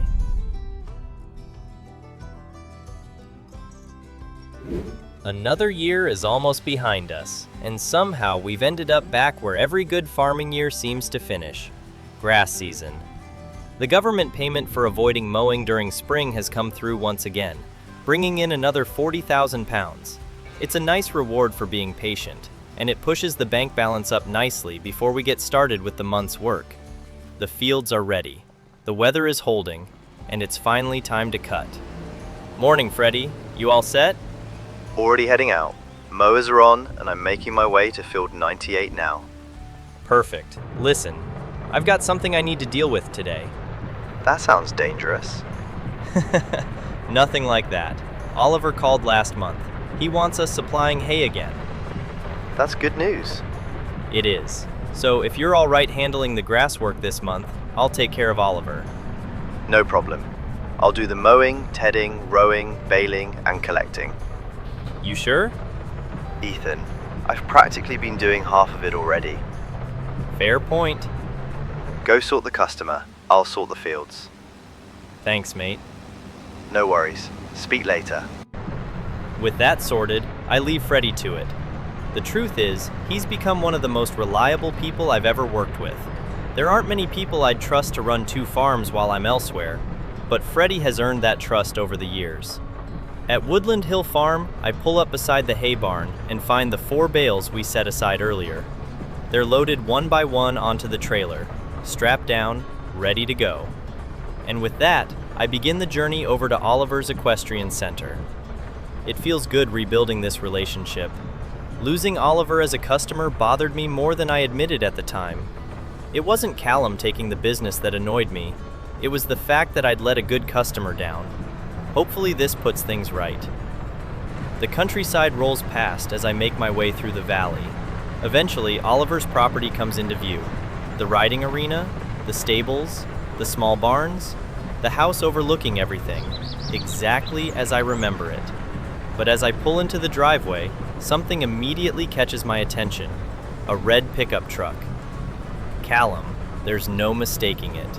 Same truck, same registration, same battered toolbox mounted in the back. He's here. That's strange. Oliver specifically told me he'd stop buying from Callum. So what's he doing here? I pull up near the unloading area and climb down from the tractor. The place seems quiet. Too quiet. I start walking towards one of the storage barns. Callum? What the hell are you doing? Ethan, what are you doing here? I asked first. None of your business. Looks like diesel to me. Why are you carrying diesel around Oliver's hay storage? It's not what it looks like. Then explain it. I don't owe you an explanation. No, but Oliver might want one. Don't start acting like you're some saint. Everything around here always works out for you. The farms, the estate, the customers, all of it. That's because I work for it. You had everything handed to you. No, I didn't, and you know that. Pete gave you a farm. The estate backed you. Rosie chose you. Everything just falls into place for Ethan Manston. You really believe that? I know it. Then why are you standing behind Oliver's barn with a container of diesel? Watch yourself. No, you watch yourself, because this is starting to look very bad. Callum, what exactly are you doing?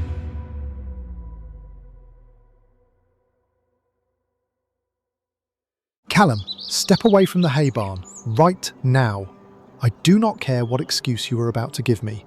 I can see the diesel can, I can smell it from here, and this storage shed backs straight onto my stables. If that had gone up, it would not have just been a few bales lost. It could have been horses, buildings, people. Everything I have spent years building here. You do not know what you saw. I was moving the can out of the way before anyone knocked it over. And then Ethan turns up at the perfect moment, looking like the hero again. That is how it always seems to work around here, does it not? He gets the farm, the contracts, the praise, and I get judged before I even get a word out. Callum, I did not bring you here. I did not put fuel beside Oliver's hay. I did not make you stand in the dark next to a barn full of dry bales after you lost this contract. You can blame me for a lot if that helps you, but this is not mine. This is yours, and you need to understand how serious this looks. I gave you work because I thought you deserved a chance. Ethan forgot deliveries when he took over U-Tree, and you told me you could do better. I believed you. Then your hay started coming late, then short, then damp, and now I find you here with diesel beside my storage barn. That is it. You are done here. Of course I am. Everyone is always done with me the second Ethan walks back in. He gets Pete's farm, he gets Woodland Hill, he gets Rosie, he gets every bit of luck this valley has to offer, and I'm supposed to smile and clap along while my own farm slips away from me. No one is asking you to clap, but you cannot keep turning every setback into someone else's fault. You had a customer here, you had a farm, you had chances. This valley has room for people who work hard, but it has no room for this. I'm calling Eleanor tonight, and I'm reporting exactly what I saw. Whether the police take it further or not, you are not coming back onto this yard. Not for hay, not for horses, not for any delivery. Get in your truck and leave. Fine. Call the estate. Tell them whatever version makes you feel safe. But do not stand there thinking this is finished, Ethan. Everyone seems to think I have already lost. I have not.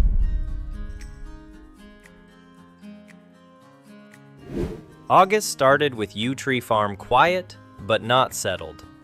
After what happened at Oliver's yard, Callum had gone quiet, and that somehow made the valley feel worse. Still, the farm needed work. The barley was safe in storage waiting for winter prices, and the stubble fields needed turning over ready for canola.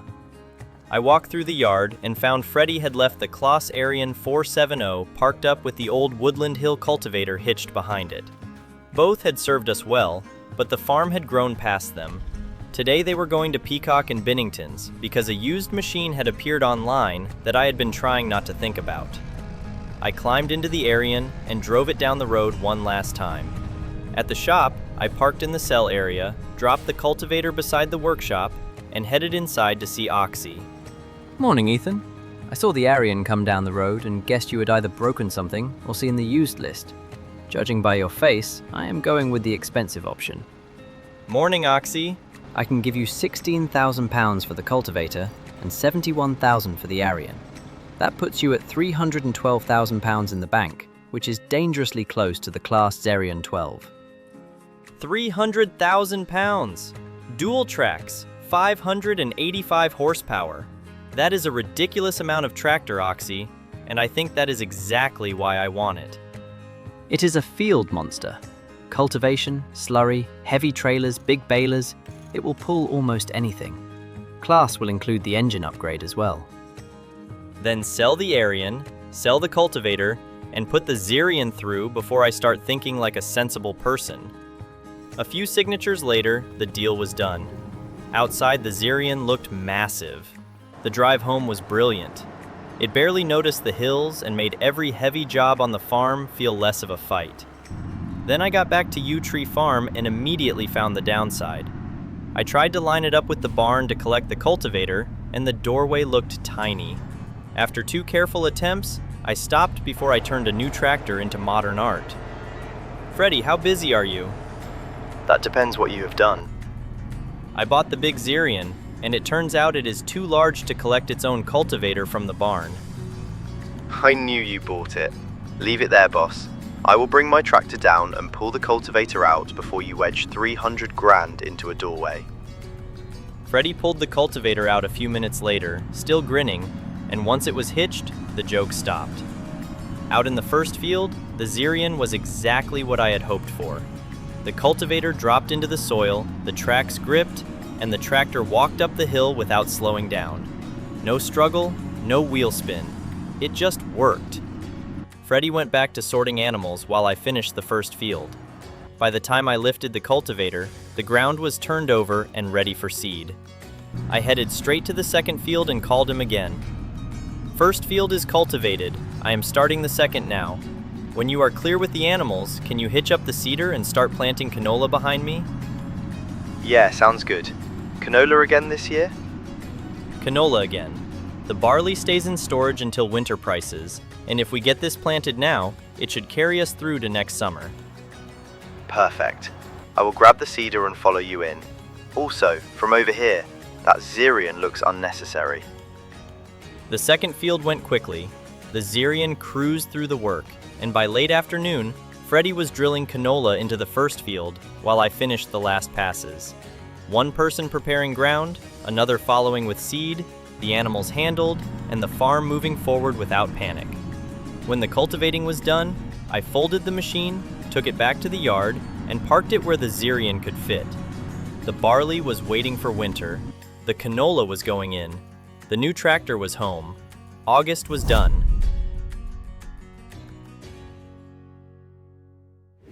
September came in quietly, and after the chaos at Oliver's yard, quiet was exactly what I wanted. The fields were the first place to check. August had been all cultivation and drilling, and now the canola was starting to show in thin green lines across the soil. It had taken well, but nitrogen was low. If we wanted a strong harvest next summer, these fields would need feeding hard through the year. From there I walked to the main beef paddock. 6 of the oldest cows were only a few days away from calving, and once those calves were safely born, those 6 would be sold on. They were worth good money, and with the way this herd was growing, space mattered more than sentiment. Behind them, another 59 beef cows were only a month or 2 away from calving as well. That was going to be huge for the farm, but also a serious test of feed, housing, and time. The dairy barn was next. 100 out of 100 cows, calm and settled, with the milk tank sitting at 50,000 liters, ready to sell when the time was right. The only problem was feed. The troughs were getting low, and with that many dairy cows producing milk, you do not leave them waiting. The younger beef cows up in the top yard barn were doing nicely too. They were growing well, clean, settled, and easier to manage indoors. So that was the plan for the day. Everyone needed feeding, and after that, I wanted to move the youngest calves into the smaller indoor barn. I climbed into the Zerion, started it up, and hitched onto the Silo King mixer. I hauled it down to the bale storage barn, parked beside the stacks, and jumped into the telehandler. The mix was simple: 2 straw bales, 4 silage bales, and 4 hay bales. Straw for structure, silage for energy, hay to balance it out. One by one, the bales went into the mixer, and the Silo King chewed through the lot until the wagon was full of TMR and ready for the cattle. That was when the Zerion created its first real problem. I brought the mixer back toward the cattle barns, lined up for the feed passage, and realized the tractor was too big to get through comfortably. It had all the power in the world, but around these buildings it moved like a cruise ship in a bathtub. Freddy, I have found another issue with the Zerion. It can pull the mixer like it is empty, but it cannot get through the cattle barn without making me nervous. I wondered when that would happen. I'm over at Woodland Hill with the sheep today, so use my tractor. Just try not to sell it while I'm gone. No promises, but I will borrow it and get everyone fed. The big tractor can sit outside and think about its choices. I swapped onto Freddy's tractor, hitched the mixer back up, and suddenly the job made sense again. First stop was the indoor beef pen. The TMR ran out smooth along the trough, and the cattle moved in straight away like they had been waiting for room service. From there, I drove through the dairy barn and unloaded the next stretch for the jerseys. With 100 cows, feeding is not a little job anymore. The mix disappeared along the passage, the cows pushed in behind it, and the whole barn immediately felt calmer. The final stop was the beef paddock. I pulled alongside the feed area and emptied the last of the mix for the older cows outside. With 6 ready to calve any day, and another 59 not far behind, keeping feed in front of them was not optional. Once the feeding was done, I parked up, shut the tractor down, and walked over to the pickup. One more job. I hitched on the animal trailer and headed back to the beef paddock. The youngest calves needed moving into the smaller indoor growing barn. The first load was 6, carefully loaded and driven across the yard, then unloaded into clean bedding. I went back for the final 5 and moved them over as well, giving us 11 young calves indoors where we could keep them safer, warmer, and easier to manage. By the time the second load was settled, September felt under control. The canola was growing, the dairy cows were fed, the beef herd was close to a huge calving run, and the young stock were tucked inside where they belonged. I parked the trailer, drove the pickup back to the house, and called it there. September was done.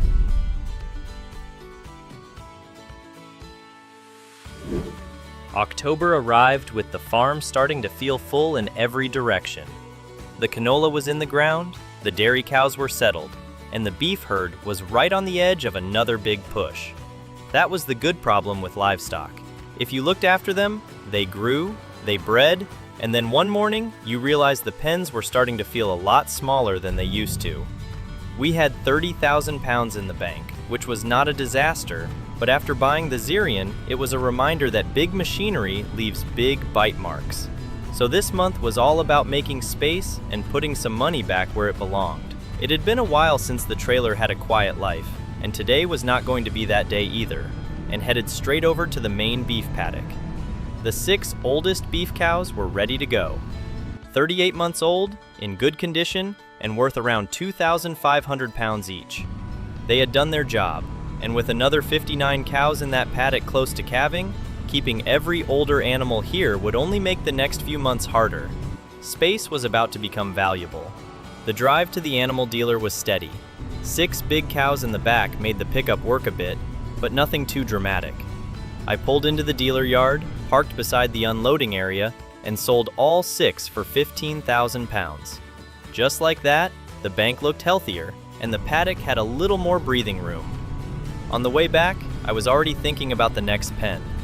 The younger beef barn was sitting at 49 out of 50 animals, which was far too close for comfort. Most of those cows were nowhere near breeding yet, but the oldest group had reached 16 months and were worth good money.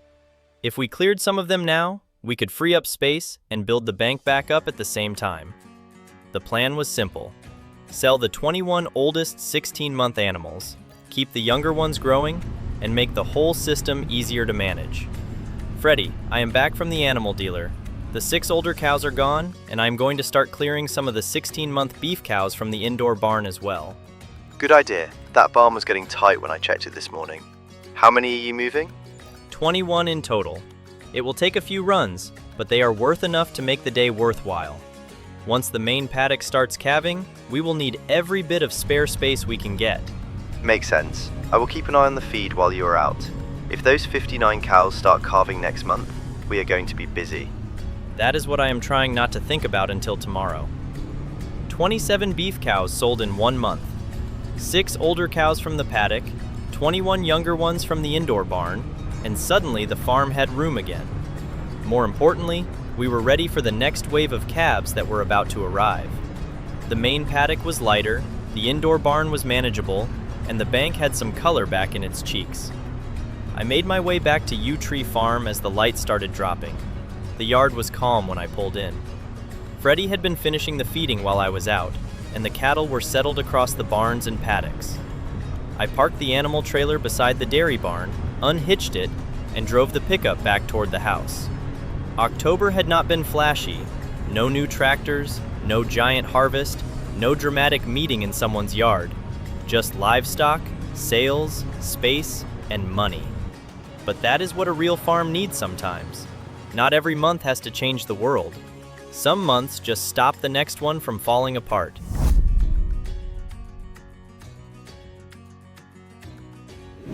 November began with the bank still bruised after the Zerion, so of course I checked the used vehicle sales. Sitting there was the exact Claas Lexion 6900 we already owned, but at 50% off. Beside it was a discounted Roland baler, annoying at first. Then it became an idea. At the bale barn, we had around 55 hay bales, plenty of silage, and more straw than we needed. The cows were covered for winter, but if Sarah at the livery yard still needed big square bales, this could turn grass into a real business. Freddy, I have had a dangerous thought. I am taking the combine to Peacock and Binnington's. Can you bring the Uniwrap baler down behind me? That sounds expensive. Are we selling things, buying things, or somehow doing both? Both. There is a used Lexion for much less than ours is worth. If we sell ours, buy that one, and trade the baler, we might have enough to move into big square bales. I drove the Lexion down the road, with Freddy following in the tractor and baler. At the shop, we parked everything by the workshop and went inside to see Oxy. I wondered how long it would take you to notice those deals. Your combine is worth $317,000, and the baler comes in at $83,800. That puts you just over £510,000 before you spend anything. Then we want the used Lexion for $195,000. Same model, older machine, much cheaper. I was looking at the discounted round baler too, but square bales might make more sense now. I would skip the round baler. If Sarah wants big square hay, buy the Claas Quadrant 5300 at $171,000, then add a separate wrapper for $63,000. You can do square hay now and square silage later. Do it. Used Lexion, Quadrant, and wrapper. It hurts, but it opens a new side of the farm.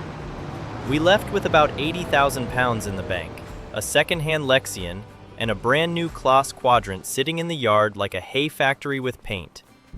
Freddie took the wrapper home, I drove the combine back, and spent the journey convincing myself this was smart. Back at U-Tree, Freddie dropped off the wrapper and started mowing.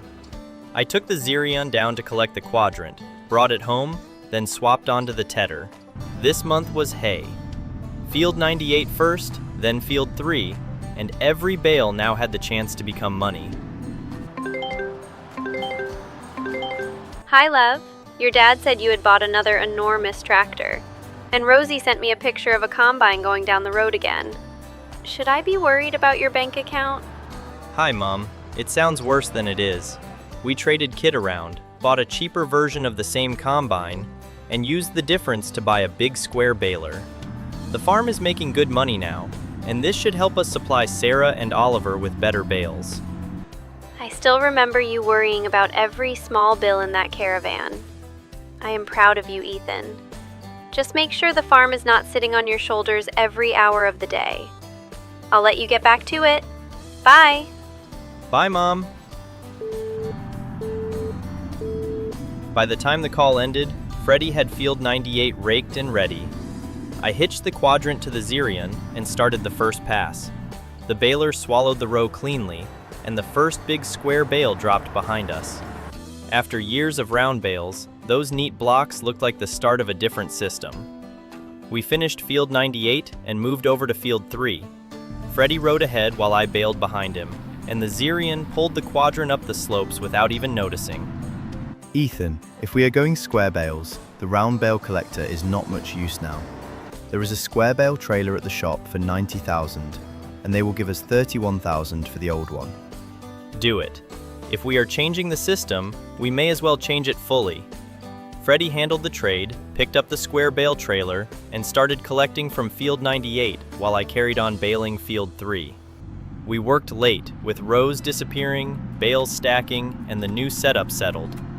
By sunset, the baling was finished, and Freddie was collecting the last of Field 3. Farm had a square bale system and 2 customers waiting. November was done.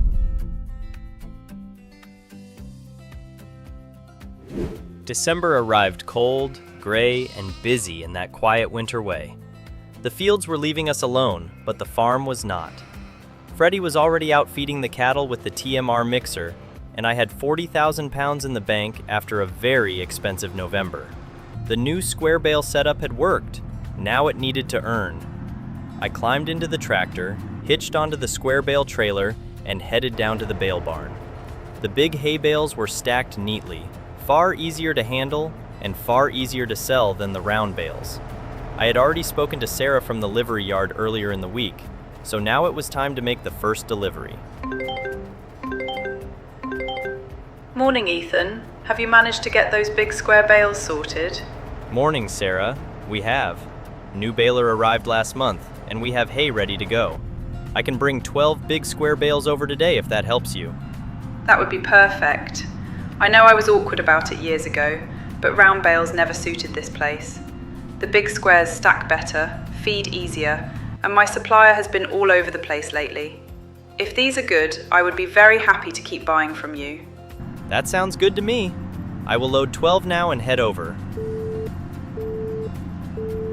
12 big square hay bales sat on the back in one clean stack, and the whole thing already felt more professional than wobbling around with round bales everywhere. Her place was busy when I arrived. Horses in the paddocks, people around the yard, and barely any hay left in storage. I backed the trailer up to the barn, tipped the stack off, and watched the bales settle into place.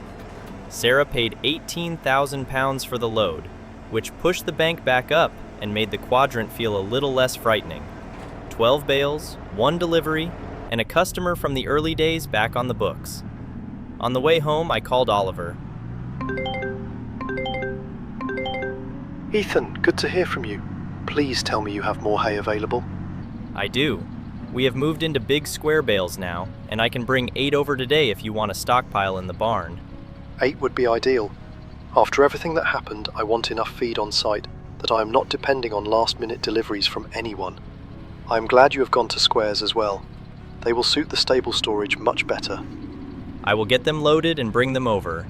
And if anything else happens with Callum or the estate, let me know. Back at Yew Tree, I loaded 8 bales for Oliver and set off again. His yard still felt different after that night, but the horses were settled and the storage barn was clear. I unloaded the bales, and Oliver paid £12,000. 2 customers sorted, £30,000 in bale income, and the square bale setup had started paying its way. On the drive back, I started thinking about next year. Big square hay was one thing, but big square silage bales could be even better.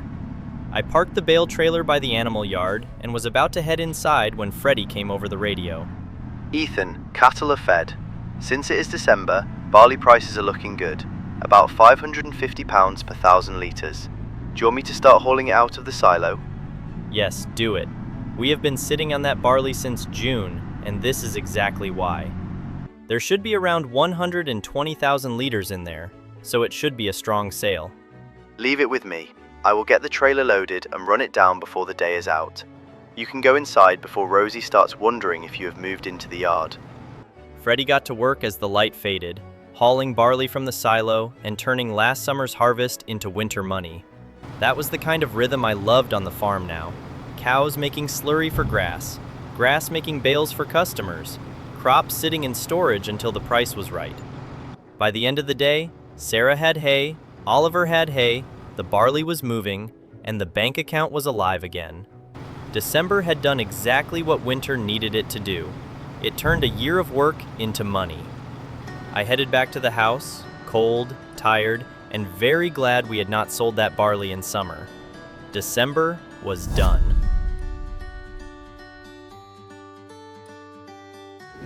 January arrived with frost on the yard, quiet fields, and the kind of cold that made even the tractors look like they wanted to stay in bed. After December's deliveries and barley sale, the farm finally had money moving again, but there was very little that needed doing outside. Freddie had already checked the cattle, the sheep at Woodland Hill were fine, and the canola was tucked into the ground waiting for warmer months. So for once, I did something unusual. I stayed inside. The farmhouse at Yew Tree had changed a lot since Rosie moved in. It no longer felt like I was just borrowing Pete's old place while trying not to make too much noise. There were coats by the door that were not mine, mugs in cupboards I never bought, vet books on the table, and little signs everywhere that someone else lived here now. You know, most people look more relaxed when they get a quiet month. You are standing there like the farm is about to sneak up on you. I am not used to it being this quiet. Usually by now something is broken, empty, overfull, unpaid, blocked, stuck in a gateway, or Freddie is on the radio asking if a sheep can legally be considered a hazard. On this farm, I imagine the answer is yes. But everything is fine today. The cows are fed, Freddie is alive, the sheep are not staging a rebellion, and you are allowed to sit down for 10 minutes without the valley collapsing. That is the strange bit. I spent years wishing I had enough help and equipment to make the farm easier. Now that it is easier, I keep waiting for the hard part to jump out from behind a hedge. Maybe the hard part has changed. At the start, it was money and machinery and finding work. Now it is learning how to live with the life you built, instead of treating every month like you are still trying to survive it. I still remember sleeping in that caravan and thinking if I could just get one decent contract, things would turn around. Then I got Woodland Hill. Then Yew Tree happened. Then Freddie came along. Then you moved in. It is a lot when I actually stop and look at it. It is a lot. But it is also good. I like it here, Ethan. I know it is chaotic, and I know sometimes dinner depends on whether a cow gives birth or a tractor refuses to fit through a barn door. But I like this house. I like the yard. I like hearing the cows in the morning. I even like Freddie shouting at machinery from 2 fields away. That is worryingly specific. Are you sure you knew what you were getting into when you moved here? I knew enough. I knew you would be tired, muddy, distracted, and occasionally convinced a used machinery deal was a personality trait. I also knew you cared about this place more than anyone else could. That matters. Does it feel like home to you now? Yes, it does. Not because it is finished or perfect, because it is neither of those things. It feels like home because I can imagine us still being here in 5 years. Maybe 10. Different furniture, more animals than we intended. Freddie having somehow acquired his own kettle in the workshop, but still here. 10 years is a long time. You have nearly done 10 years already. Maybe that is why I have been thinking about the future more. Not in a scary way, just in a real way. This farm is not some temporary chapter anymore. Neither are we. I think about it too. I just do not always say it out loud. Most of the time I am trying to keep up with what is already happening. I know. And I am not trying to rush you. I am happy here. I am happy with you. I just want you to know that when I talk about the future, I am not talking about somewhere else. Good, because I do not think I am built for somewhere else. No, you are built for standing in a farm kitchen, worrying about cows while your tea goes cold. That is a very specific skill set. One of your finest. We sat there for a while after that, drinking tea, talking about small things. The house, the yard, the cattle, Christmas, Freddie, and whether the hallway needed fixing before spring.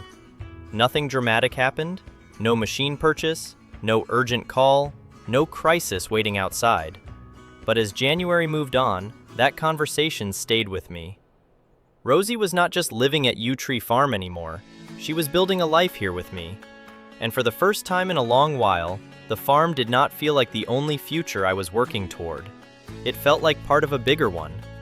January was done.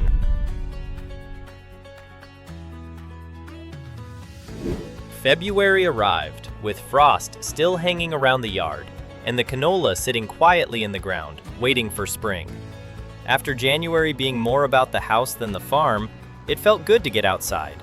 The cattle needed feeding, the fields needed nutrients, and the slurry pit had been filling through winter. Morning, boss. I am loading the Silo King now. I will get TMR around the dairy cows, the indoor beef pen, and the paddock before they all start acting like I have personally betrayed them. Perfect. I will take the saddle track and get slurry onto the canola fields. Once you are done feeding, can you jump on the manure spreader and cover what I do not get to? Yeah, no problem. Between your giant slurry spaceship and my manure spreader, these fields are going to smell expensive by lunch. I backed the Xerion saddle track onto the slurry pit, filled the tanker with 30,000 liters, and headed out to the first canola field. The crop was still young, but the soil needed feeding. We had spent years building this farm around the idea that waste was not really waste if you used it in the right place. Cows made milk, milk made money, and the slurry and manure went back into the land to grow the next crop. The Xerion sat steady, the tanker followed cleanly, and the field began taking in fertilizer row by row. A few years ago, spreading slurry felt like a slow winter chore. Now it felt like part of the machine that kept the whole farm alive. Morning, Ethan. Your mum told me I was not allowed to ask how much the new tractor cost, so instead, I will ask if it is earning its keep. Morning, Dad. It is earning it today. I am out spreading slurry with the saddle track. Freddie is feeding cattle, and once he is done, he is jumping onto manure. The canola needs a lot of feeding, so we are trying to stay ahead of it. Sounds like a real system now. Your cattle feed your fields feed the cattle, and the money moves around the farm instead of straight out of it. That is the plan. The dairy cows are doing well, the beef herd is growing fast, and the square bale contracts have started too. Sarah took 12 bales in December, Oliver took 8, and both seem happy. Crops, milk, beef, hay, wool, firewood, customers who know your name. It is a strong mix. Just remember, the bigger it gets, the easier it is to miss small cracks. I know. Callum is one of those cracks. What happened at Oliver's yard was bad, Dad. Diesel beside hay, right next to the stables. Oliver reported it to the estate, and Eleanor will not ignore it. Nor should she. But do not make his downfall your job. If Callum loses what he has, let it be because of his own choices. Keep your eyes on your farm and the people relying on you. I will. It is just hard when he keeps stepping into the road. Then drive around him. You built this by moving forward. Keep doing that. Anyway, sounds like you have things sorted there. Talk again soon. Thanks, Dad. Talk soon. I washed the worst of the slurry off the tanker, parked the Xerion, and walked through the dairy barn. 100 cows stood in there, healthy and settled, with the feed passage cleaned up and the bedding still looking good. The milk tank was full as well, 50,000 liters sitting ready to go. I gave the pickup company a call, and not long after, the tanker rolled into the yard. While it filled, I stood by the barn and watched the numbers climb in the bank. Milk had become one of the most reliable parts of Yew Tree Farm. It did not arrive with fireworks, but it arrived again and again. By the time the tanker left, the bank was sitting around 200,000 pounds. The fields were fed, the cattle were settled, the milk was sold, and Dad's words were still sitting in the back of my mind. Keep moving forward. That was February done.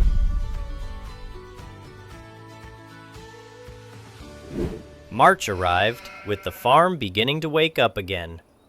The canola was sitting in the fields. The cattle were fed. The milk money had helped the bank recover, and we had 221,000 pounds to work with. Freddie was already out with the TMR mixer, keeping the dairy cows and beef pens moving, while I had a different job in mind. The old cultivator had done its time. It was not bad, but with the farm growing again, and with the Xerion now sitting in the yard, it felt silly dragging around equipment that did not match the rest of the setup. So, I climbed into the tractor, past Freddie in the yard, and hitched the cultivator on. I'm guessing that is not going to the field. No, it is going to the shop. I want something a bit wider and a bit quicker. If we are going to keep expanding, the soil work needs to keep up. Fair enough. I will keep the cows happy while you go and upset the bank account again. I took the cultivator down the road to Peacock and Binnington's, pulled around the back, and dropped it into the maintenance bay. Oxy was already inside by the time I walked through the front door. Morning, Ethan. Another trade-in. You are becoming dangerous to my yard space. Morning, Oxy. I need a better cultivator. Something wider, but not something only the Xerion can pull. Freddie still needs to be able to use it with his tractor if needed. Good timing. I can give you 11,300 pounds for the old one, and there is a Dalbo Powerchain 800 on sale. 8-meter working width, only needs around 180 horsepower, and it is down to 20,000 pounds. That is exactly what I need. Wide enough to matter, not too heavy, and both tractors can handle it. Let us do that. A few minutes later, the old cultivator was gone, the Dalbo was ours, and we still had around 212,000 pounds in the bank. I hitched it up outside, drove it home, and parked it in the yard. We did not have any of our own crop fields to cultivate this month, but that was about to change. Giles had mentioned something interesting. Most fields around Yew Tree were either tied up with other farmers or owned by the estate, which is why buying land had always been awkward. But Arthur Haynes, the old farmer from the top of the hill, was retiring. Arthur was the man who gave me that deadwood job back in the early days, when I had barely anything to my name. I had not heard much from him since, but now he was looking to sell some land. So I got into the pickup and drove up the lane above Yew Tree Farm. His place sat just up the hill, looking down over one of our main fields. I pulled into the driveway, followed it up to the yard, parked beside the house, and went in to see him. Ethan Manston, look at you now. Last time you were here, you were cutting deadwood and counting every pound twice. I remember that job well. It helped more than you knew at the time. Giles said you might be selling a few fields, so I wanted to come and ask before I heard it from someone else. Yes, body is telling me what my head has been ignoring. It is time to slow down. I have watched what you have done with Pete's old place, and I would rather Field 54 went to someone who will use it well. £150,000, and it is yours. We would put it into grass. More hay, more silage, more bales for the cows and customers. It would fit the farm well. Then that sounds right. Soil samples are already done, so you know what you are buying. There is withered wheat in there now, so it wants clearing, but the land itself is good. And that big Claas you bought, that was mine. Look after it. It has plenty of life left. I will. Thank you, Arthur. For the field and for that first job all those years ago. The deal was done. Field 54 was ours. On the way back down the driveway, I stopped at the bottom and looked over the field. Arthur was right. It was covered in withered wheat, rough and useless as it stood, but underneath that was exactly what we needed. More grass, more feed, more bales. Another piece of the farm sliding into place. I drove back to U-Tree, climbed into the tractor, and called Freddie. Freddie, we just bought Field 54 from Arthur Haynes. It is covered in withered wheat, so I am going out with the new cultivator. Can you follow behind with the seeder and put grass in? Field 54. That is a good bit of land. Yeah, I will get the seeder ready. More grass means more bales, and more bales means fewer winter panic attacks. The Dalbo went straight into work. 8 meters at a time, it tore through the old withered crop and left clean soil behind it. The field was a decent size, but with the new cultivator and the Xerion on the front, it did not feel like a fight. It felt like progress. The cows needed feed. Sarah wanted square hay bales. Oliver wanted a stockpile for the stables. And next year, we could start turning some of this grass into square silage bales as well. One field would not change everything, but it would strengthen almost every part of the farm. Field 54 had gone from Arthur's retiring field to part of U-Tree Farm in a single month. I took the cultivator home, parked the tractor, and headed inside while Freddie carried on planting. March was done.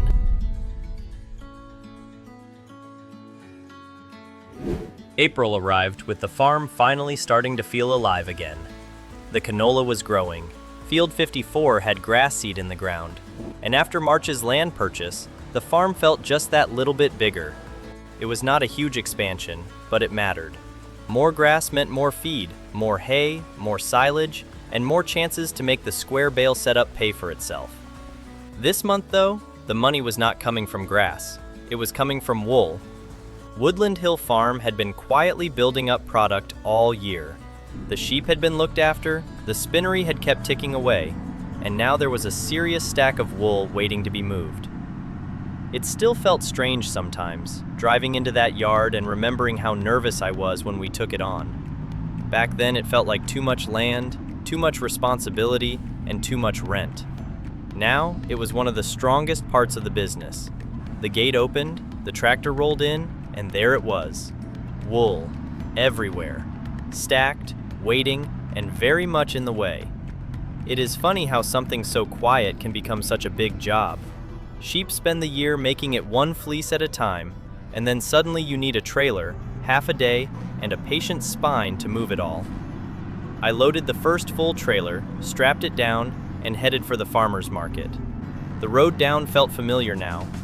Years ago, I came here hoping someone would buy a few pallets of firewood or a bit of produce. Now we were turning up with trailer loads of wool and fabric like it was a real operation. At the market, the first load sold for around 25,000 pounds. That alone made the morning worthwhile, but the yard at Woodland Hill was nowhere near empty. So I went back and did it again. The second load was much the same. Back through the gate, line the trailer up, stack the wool, strap it down, and head back to market. The second wool load sold, the bank climbed again, and I headed back for the third. By now, the job had become a rhythm. Load, drive, sell, return. Not exciting, but very satisfying. The kind of work where every trip makes the numbers look better. By the time I came back for the final wool run, the yard at Woodland Hill finally looked clear again. I loaded the last of the wool and then drove around to the spinnery, where one pallet of fabric was ready to go as well. It was only one pallet, but fabric always felt like the polished version of the sheep business. Wool was good, fabric was better. The final trip to the farmer's market pushed the bank up to around 186,000 pounds. After buying Field 54 and changing machinery around, that felt like breathing room. The sheep had quietly paid their way once again. I returned to U-Tree Farm, parked the flatbed trailer, and changed jobs. The cattle still needed feeding, and no amount of wool money changes the fact that cows expect dinner. I hitched onto the Silo King mixer, took it down to the bale barn, and loaded the usual mix with the telehandler. Straw, hay, silage, all dropped in one by one until the mixer was full and the TMR looked right. The dairy cows were first. I drove through the barn, unloading along the feed passage while the jerseys pushed in behind the mixer like they had been waiting all morning. The beef paddock came next. The older cows were settled, but with more calves coming through the system, feed was going to keep being one of the biggest jobs on the farm. The TMR ran out along the trough, and the herd moved in straight away. By the time the last of the mix was unloaded, April had done its job. The fields had lime going down, Woodland Hill had been cleared of wool, the spinnery had paid out, and the cattle were fed. I parked the mixer, shut the tractor down, and walked back across the yard. The farm was bigger than it had been a month ago, stronger than it had been a year ago, and still somehow full of jobs waiting for tomorrow. April was done.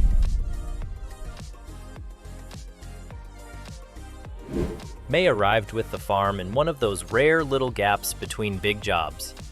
The canola was growing, the new grass field was settling in, the sheep had paid us back nicely, and the cattle were fed. There were always jobs around Yew Tree, but this month I wanted to deal with something that had been sitting in the back of my mind since Oliver. Customers do not stay customers just because you once did a good job. I had learned that the hard way.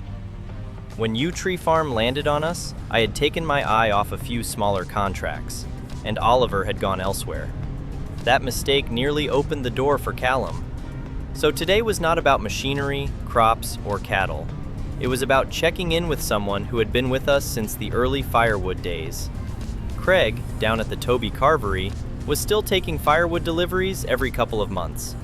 Freddie had been handling most of them now, and from what I could see, the system was working well. But I did not want to assume it. Not anymore. The Toby Carvery was warm, busy, and smelling dangerously good when I arrived. Craig was already there, and after I had filled a plate with enough roast potatoes to affect the handling of the pickup, we sat down for a proper catch-up. Ethan, good to see you. I was starting to think you had become too important for a meal indoors. Every time Freddie turns up, he tells me you were either with cows, in a field, or buying another Claas machine large enough to block a village road. That does sound like Freddie. I wanted to come in because I know we have had the delivery system running for a while now, but I have not actually sat down with you in far too long. After what happened with Oliver, I realized I cannot just assume people are happy because no one has complained. I appreciate that. From my side, the firewood deliveries have been spot on. Freddie is always on time, he stacks things where we ask, and he actually checks if we need anything changing before he leaves. That lad is good for you, Ethan. He takes pride in it. He does. When I hired him, I needed help. Now I think the farm would feel strange without him. He has taken Woodland Hill, sheep, deliveries, and half the cattle work, and somehow still finds time to mock every decision I make. That is how you know he is comfortable. But yes, the service is good. The wood burns well, the deliveries are clean, and we have never had to chase. That matters more than people think. Restaurants do not want drama from suppliers. We want the thing to arrive when it is meant to arrive. That is exactly what I needed to hear. When Pete left me Yew Tree, everything changed at once. More cows, more fields, more equipment, more responsibility. Some things slipped, and I have been trying to make sure that does not happen again. Pete would have understood that. He was a good man, but even he would have struggled with the size of what landed on you. The important thing is that you did not stay overwhelmed. You built systems, found good help, and kept your promises once you had your feet under you. I still think about him a lot, especially when I am in that yard. It is his farm in so many ways, even now.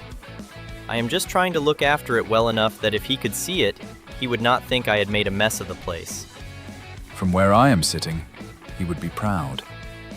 You came here years ago trying to sell firewood like every pound mattered. Because it did. Now you are running a real farm business, supplying half the valley, and still coming in to ask if the logs are arriving on time. That says a lot. Craig had a way of making things feel simpler. He was not interested in tractor horsepower or field numbers. He cared whether people did what they said they would do. By the time I left, I was full enough to regret several decisions, but the meeting had done exactly what I hoped. Craig was happy, Freddie was doing a brilliant job, and one more early customer was still firmly with us. I drove back to Yew Tree Farm in the afternoon, pulled up by the house, and sat for a moment looking across the yard. May had not been dramatic, but it mattered. The farm was not just built on land, animals, and machinery, it was built on trust, one delivery at a time. I parked the pickup, headed inside, and called it a month. May was done.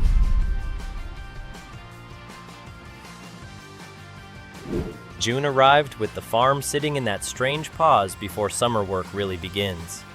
The canola was thickening up in the fields, the cattle were settled, and Field 54, Arthur Haynes's old field, had finally started to look like it belonged to us. A few months ago, it was covered in withered wheat and felt like someone else's land.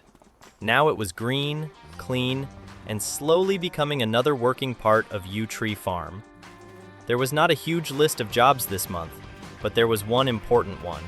The new grass field needed feeding. I walked across the yard to the Zerian saddle track, climbed into the cab, and started it up. The slurry pit had been filling all winter, and with the cows producing every month, we had plenty sitting there ready to go back onto the land. That was the part of the system I liked most. Nothing wasted. The cows ate feed grown from the fields, the slurry went back into the soil, and the soil grew the next crop or cut of grass. It was not glamorous, but it worked. I backed the tanker up to the slurry pit and started filling. 30,000 liters slowly loaded in behind me. Once the tanker was full, I pulled out of the yard and headed up toward Field 54. The grass looked good when I arrived. It had taken well, the rows had filled in, and with another month of growth, it should be ready to cut. We had bought this field for 150,000 pounds, which was not a small decision, but looking at it now, it made sense. More grass meant more hay for Oliver, more square bales for Sarah, more silage for winter, more feed security for the cows. It was not a flashy purchase, but it was the kind of field that quietly earns its keep year after year. After the early years, when every job felt like asking too much from small equipment, that still felt slightly unreal. The slurry went down cleanly, dark lines disappearing into the grass. Field by field, year by year, the farm had become more organized. We were not just chasing money anymore, we were planning systems. Cows feeding fields, fields feeding cows, grass feeding customers, customers paying for the next expansion. It was all connected now, like a big muddy clock with very expensive hands. Sarah needed big square bales. Oliver wanted a strong stockpile after what happened with Callum, but silage was tempting as well. Big square silage bales could become a serious moneymaker, especially now we had a separate wrapper. If we could split the cuts between hay and silage, the grass operation would stop being just cattle support and become another proper income stream. The field did not take long with the saddle track. That was the beauty of this setup. Big tank, wide application, plenty of power, and suddenly a job that could have eaten half a day was finished before lunch. Field 54 was fed. Arthur had trusted us with this land, and that mattered. It was not just another purchase on a map. It was another old piece of the valley sliding into Ethan Manston's farm, and I wanted to make sure we made something good from it. The drive back to Yew Tree was quiet. I parked the tanker, washed down what needed washing, and shut the tractor off in the yard. Freddie had the animals under control, the canola was still growing, and the new grass field had its first real feed. June was not a dramatic month. No big sale, no new machine, no argument in someone's yard. Just slurry, grass, and a field starting to pay back the faith we had put into it. June was done, and July was going to be busy.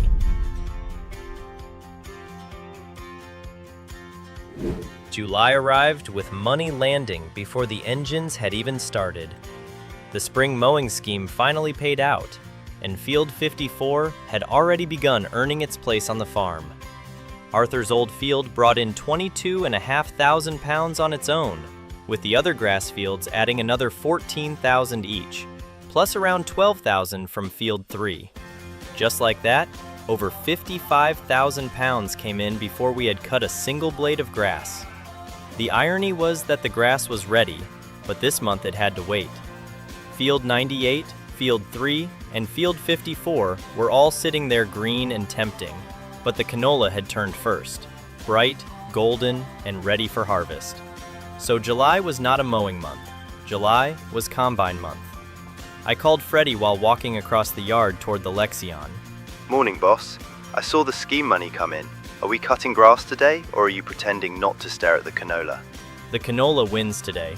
Grass can wait until August. I am taking the NEXTGEN out, and I will get started in the first field. I can run the combine if you want. You know, let the younger generation have a go before you start calling it heritage equipment. No chance. I am combining this one. You can trailer for me, and maybe next year I will let you sit in the big seat. You say that every year. Fine, I will grab the trailer. Try not to enjoy yourself too much. I climbed into the NEXTGEN, started it up, and drove out to the field. The header went on, the combine unfolded, and the first strip of canola disappeared into the machine. There was no straw to worry about this time, which made the job feel strangely clean. Just seed into the tank, trailer alongside, and golden rows falling away ahead of us. For a while, it was peaceful. The NEXTGEN worked through the crop. Freddie hauled loads back to the yard, and the farm looked exactly how I had dreamed it would years ago. Big combine, strong crop, good machinery, and enough help that the whole job did not sit on my shoulders alone. Then the phone rang. Ethan, it is Eleanor Whitmore. I hope I have not caught you at a bad time. Hi, Eleanor. I am in the combine, but I can talk. Is this about Callum? It is. After the incident at Oliver's yard, the estate carried out a full review of Mr. Draper's tenancy. That included the report from Oliver, previous complaints, field inspections, animal welfare notes, payment records, and the earlier breach warning. The decision has now been made that his tenancy will not be renewed at the end of the next farming year. So he has not lost it today, but the clock has started. Correct. He will be given time to wind down, clear his position, and appeal through the usual channels if he chooses. But unless something extraordinary changes, that holding will return to the estate next summer. We will be looking for a new tenant with strong local references and a proven record of responsible farming. That is a serious step. It is not one we take lightly. But the estate cannot ignore repeated failures, especially where safety and conduct are concerned. I also wanted to ask you something directly. Do you know anyone local who may be suitable when the application process opens? I do, actually. Freddie Black. He works for me now, but he has been talking more about wanting a place of his own one day. He knows livestock, grass work, deliveries, machinery, customers, and estate land. He is reliable, and he cares about the job. I had wondered if you might say that. His name has come up more than once in relation to Woodland Hill. When the process begins, encourage him to apply. A recommendation from you would carry weight, but he would still need to stand on his own merits. He can do that. I will speak to him, but only when the time is right.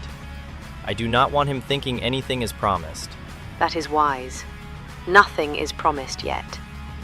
But there may be a door opening, and I thought you should know before rumors take over the valley. The call ended, and I just sat there for a few seconds with the combine still rumbling beneath me.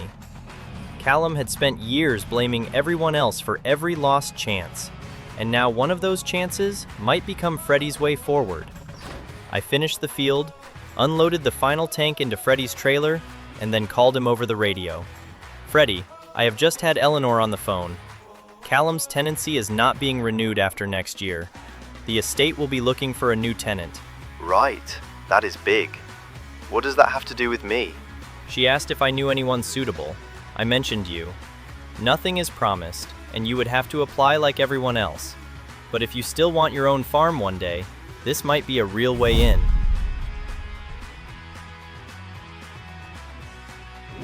August arrived like every other new year on the farm, with grass waiting, cattle fed, and machinery needing fuel. To me, it was just another season beginning. Another year of work, another set of fields, another list of jobs. But looking back, there was something different in the air. Not louder, not dramatic, just a quiet feeling that the farm had reached a place I used to dream about. Morning, boss. I've got the mower hitch and I'm heading for field 98. Grass is looking thick this year, especially Arthur's old field. I reckon we're going to pull a serious amount of hay out of this lot. Morning, Freddy. That sounds good. I'll jump on the tedder and follow along behind you. We'll make all of it into hay this month.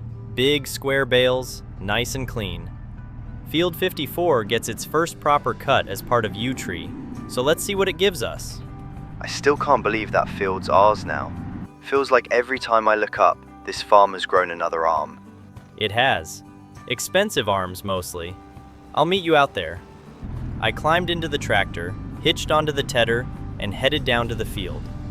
Freddy was already cutting by the time I arrived, the mower laying grass down in clean, wide strips. It's funny how normal it all looked now. Big machinery, big fields, Freddy working ahead, me following behind.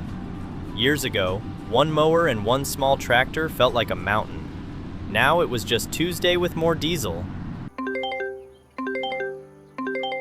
Ethan, I thought I'd check you were still alive.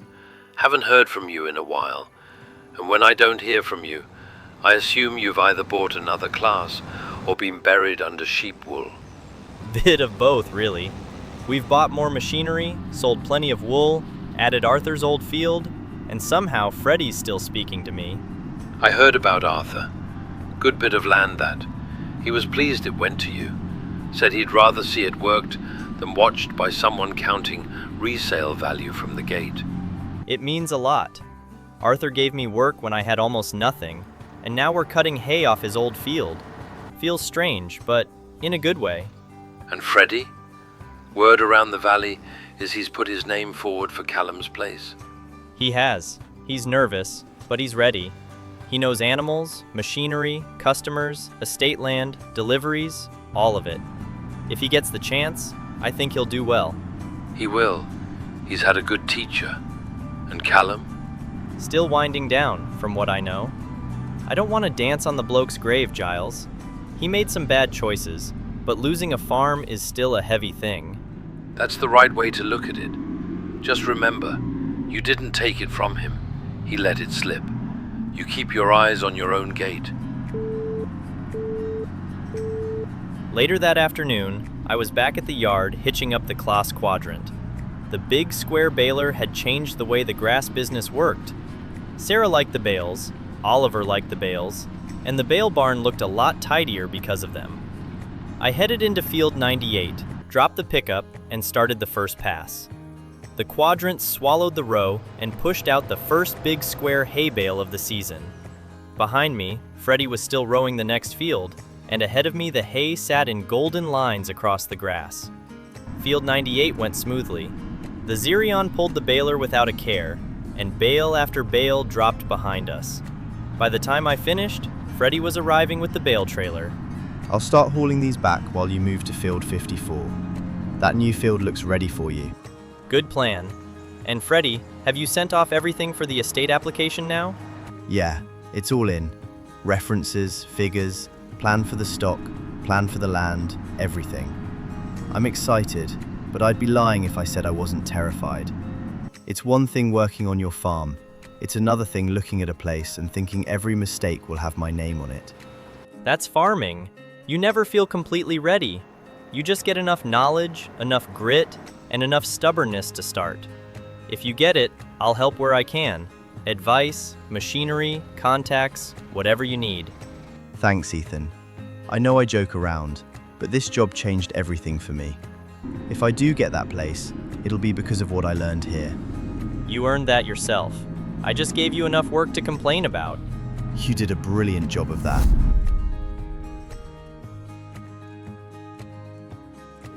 September came in with the hay safely stacked, the new field finally doing its share, and Freddy already out in the crop fields before I'd even finished looking across the yard.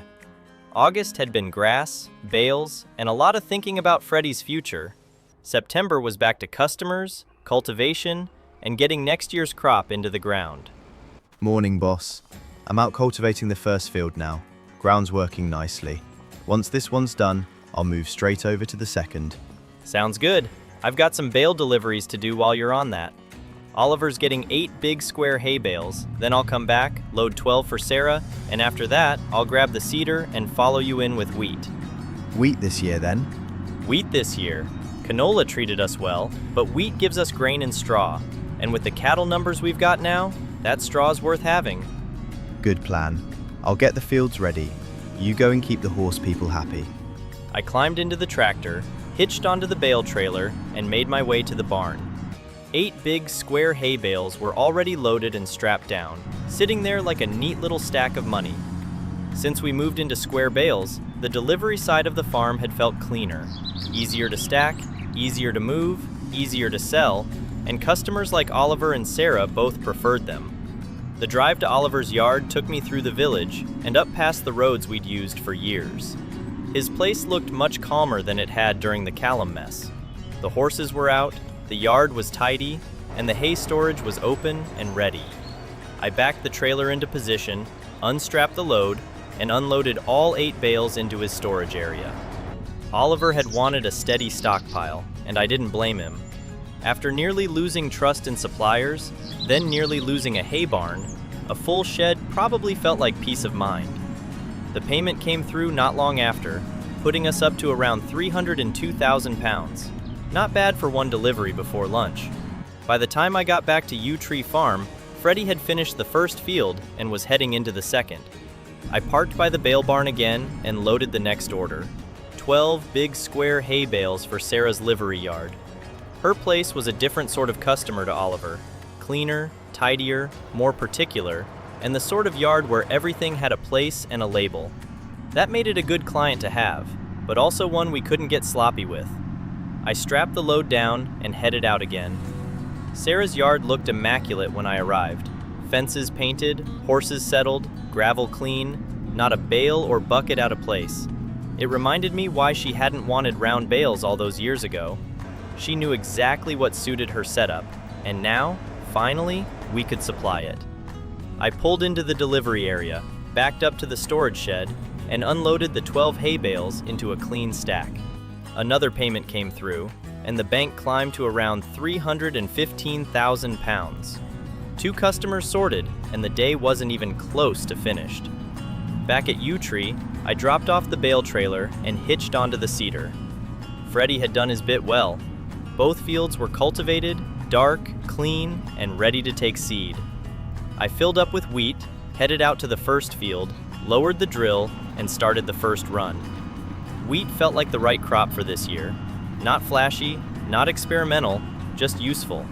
Grain to sell later, straw for bedding and TMR, and a strong crop to carry the farm through another cycle.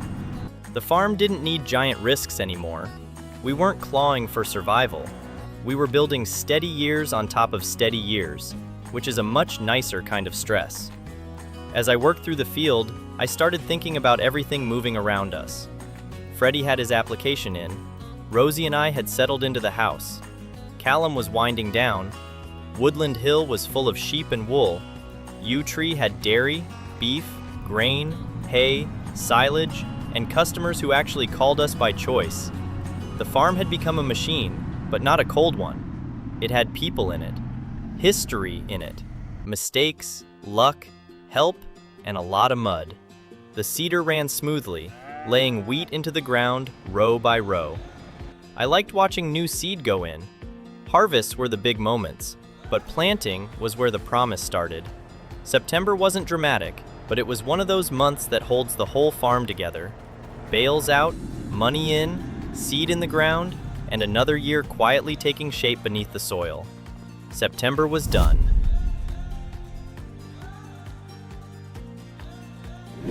October arrived cold, clear, and surprisingly organized. The wheat was in the ground, Freddy had the animals ticking over, and for once, the farm wasn't screaming for a new machine, a new field, or another emergency fix. We had milk ready to sell, cattle ready to move on, and a bank balance that was starting to look almost unreal. The dairy tank was full again, sitting at 50,000 liters, so I'd called the milkman first thing. By the time I walked across the yard, the tanker had already pulled in and was parked beside the dairy barn, hoses connected, pump running, and another month of milk turning into money. But the milk wasn't the only sale happening today. The beef side had filled up again, and it was time to make room.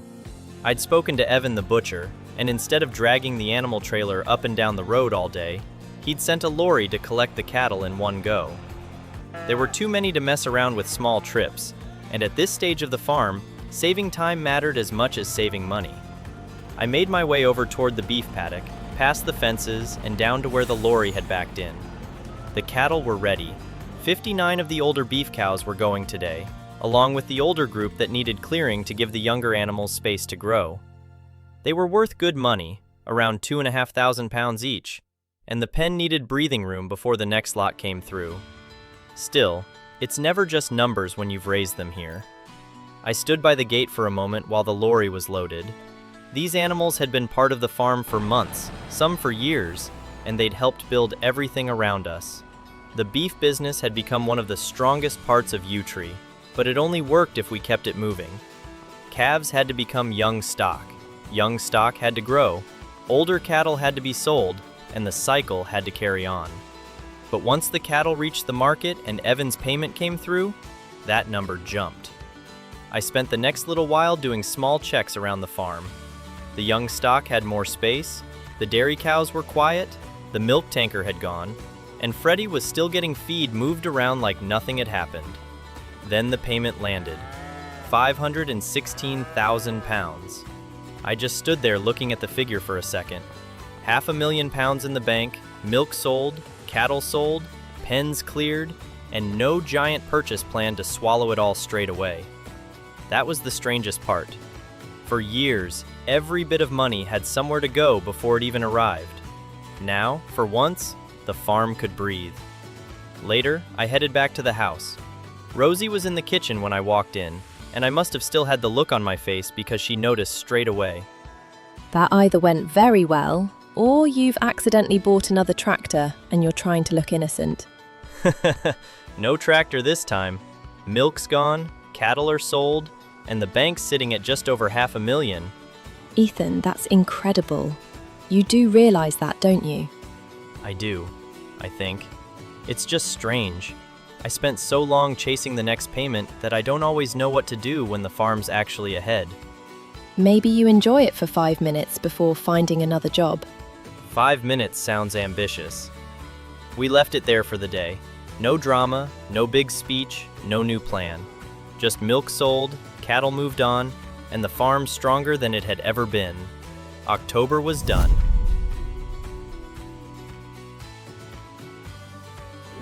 November started over at Woodland Hill Farm, which still felt strange every time I arrived and didn't live there anymore.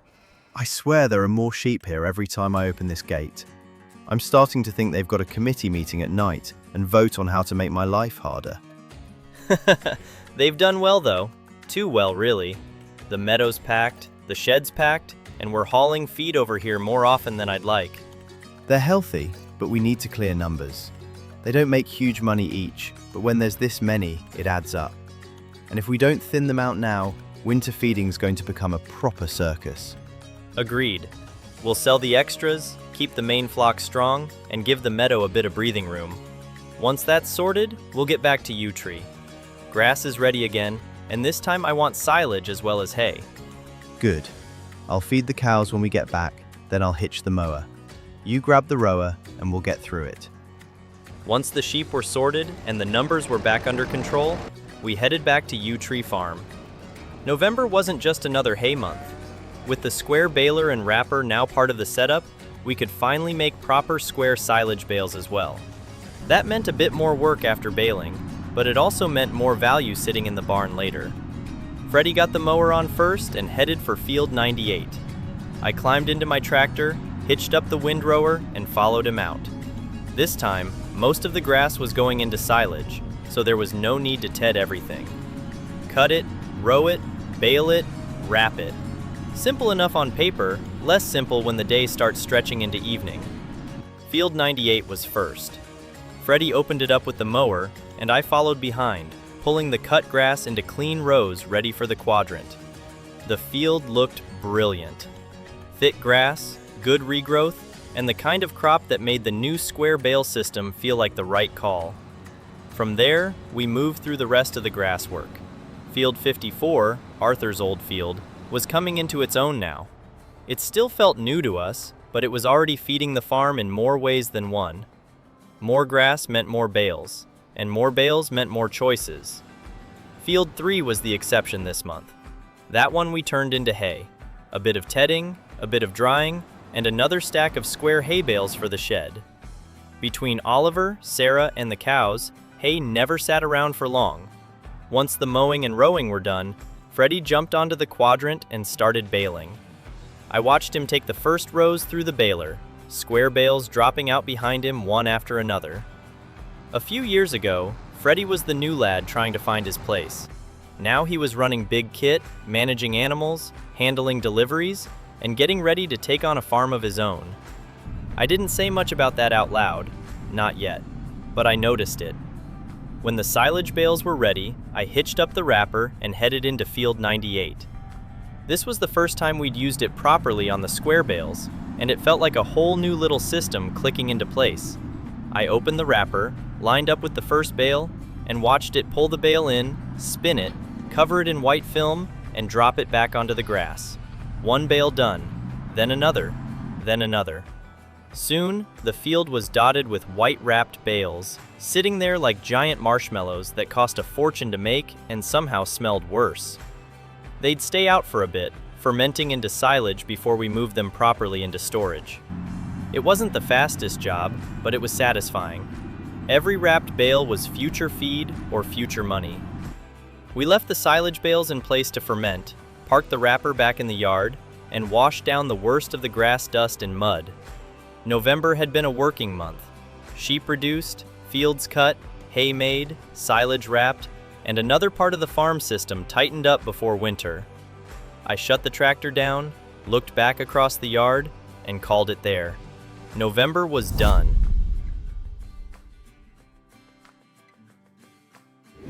December settled over the farm with cold air, quiet fields, and the kind of winter light that makes every shed look older than it is. The grass work was done for now, the wheat was in the ground, and the wrapped bales from November were slowly turning into silage. It felt like the farm had finally started storing more than it used. More feed, more stock, more money, and more breathing room. I started the month at the bale barn, just checking what we had in front of us. The square system had changed everything. For once, winter didn't feel like something we were scraping through. It felt prepared. Freddie was already climbing into the saddle track while I walked across the yard. Morning, boss. I'll take the slurry tanker out and start putting nitrogen into the wheat fields. They were looking hungry when we checked them, so this should wake them up a bit. Sounds good. I'm going to head over to Woodland Hill for a look around. We haven't spent enough time there lately, and I want to check the sheep and wool before spring. No problem. I'll get the slurry down and try not to make the entire valley smell like progress. I took the pickup over to Woodland Hill Farm, and as soon as I pulled through the gate, it hit me how much the place had changed. This used to be the big, scary step. The estate lease, the sheep, the woodland, the rent, the pressure of proving we could actually run more than one yard. Now, it was just part of the business. But that didn't make it less important. The sheep barn was busy, the meadow was full, and the wool stacks were already building up again, ready for April. That old grass meadow had turned into a sheep paradise. Years ago, I stood here wondering if taking Woodland Hill was too much. Now, it was one of the reasons the whole farm worked. The sheep, the wool, all of it started here. This place had given us a way forward when Yew Tree wasn't even part of the story yet. I missed living here sometimes, but not in a sad way. More like you miss an old jacket that got you through bad weather. After a while, I stopped staring at the past and headed back to Yew Tree. There was still work to do, and we had grain in storage that needed selling. Back at the yard, I hitched onto the grain trailer and pulled up beneath the silo. We had 87,500 liters of canola sitting in storage, and prices were good, around £1,000 per 1,000 liters. That was too good to ignore. The first load filled the trailer with 22,500 liters. I pulled out of the yard and headed down to the mill, watching Freddie in the distance working slurry into the wheat fields. It was a nice feeling, seeing someone else carrying the farm forward while I handled another job. It wasn't all on me anymore. At the mill, the first trailer load tipped out and brought in around 25,000 pounds. That sound of grain unloading never gets old. It's months of work turning into money in a few seconds. Then it was back to the farm for another load. And another. Each trip felt the same, but the bank kept climbing. Fill the trailer, drive to the mill, unload, turn around, and head back. By the time I was on the final run, the bank was already pushing past 700,000 pounds. The last load was just under 20,000 liters, and when it tipped into the grate, the final payment came through. 724,000 pounds in the bank. I sat in the tractor for a moment after that, looking at the number. Not because we needed to buy anything. That was the strange part. The tractors were there, the combine was there, the balers were there, the cows were producing, the sheep were working, the customers were happy, and the fields were planted. There wasn't some urgent purchase waiting to swallow the money. For the first time in years, it felt like the farm wasn't chasing the next step. It had become the thing I was trying to build. As I drove back, the light was fading, and Freddie was still out in the field, the saddle track moving slowly through the winter gloom. Slurry going down, wheat being fed, money in the bank, bales in the barn, cows in the sheds, sheep on the hill. December didn't need a big ending. It already had one. We weren't surviving anymore. We were farming. December was done.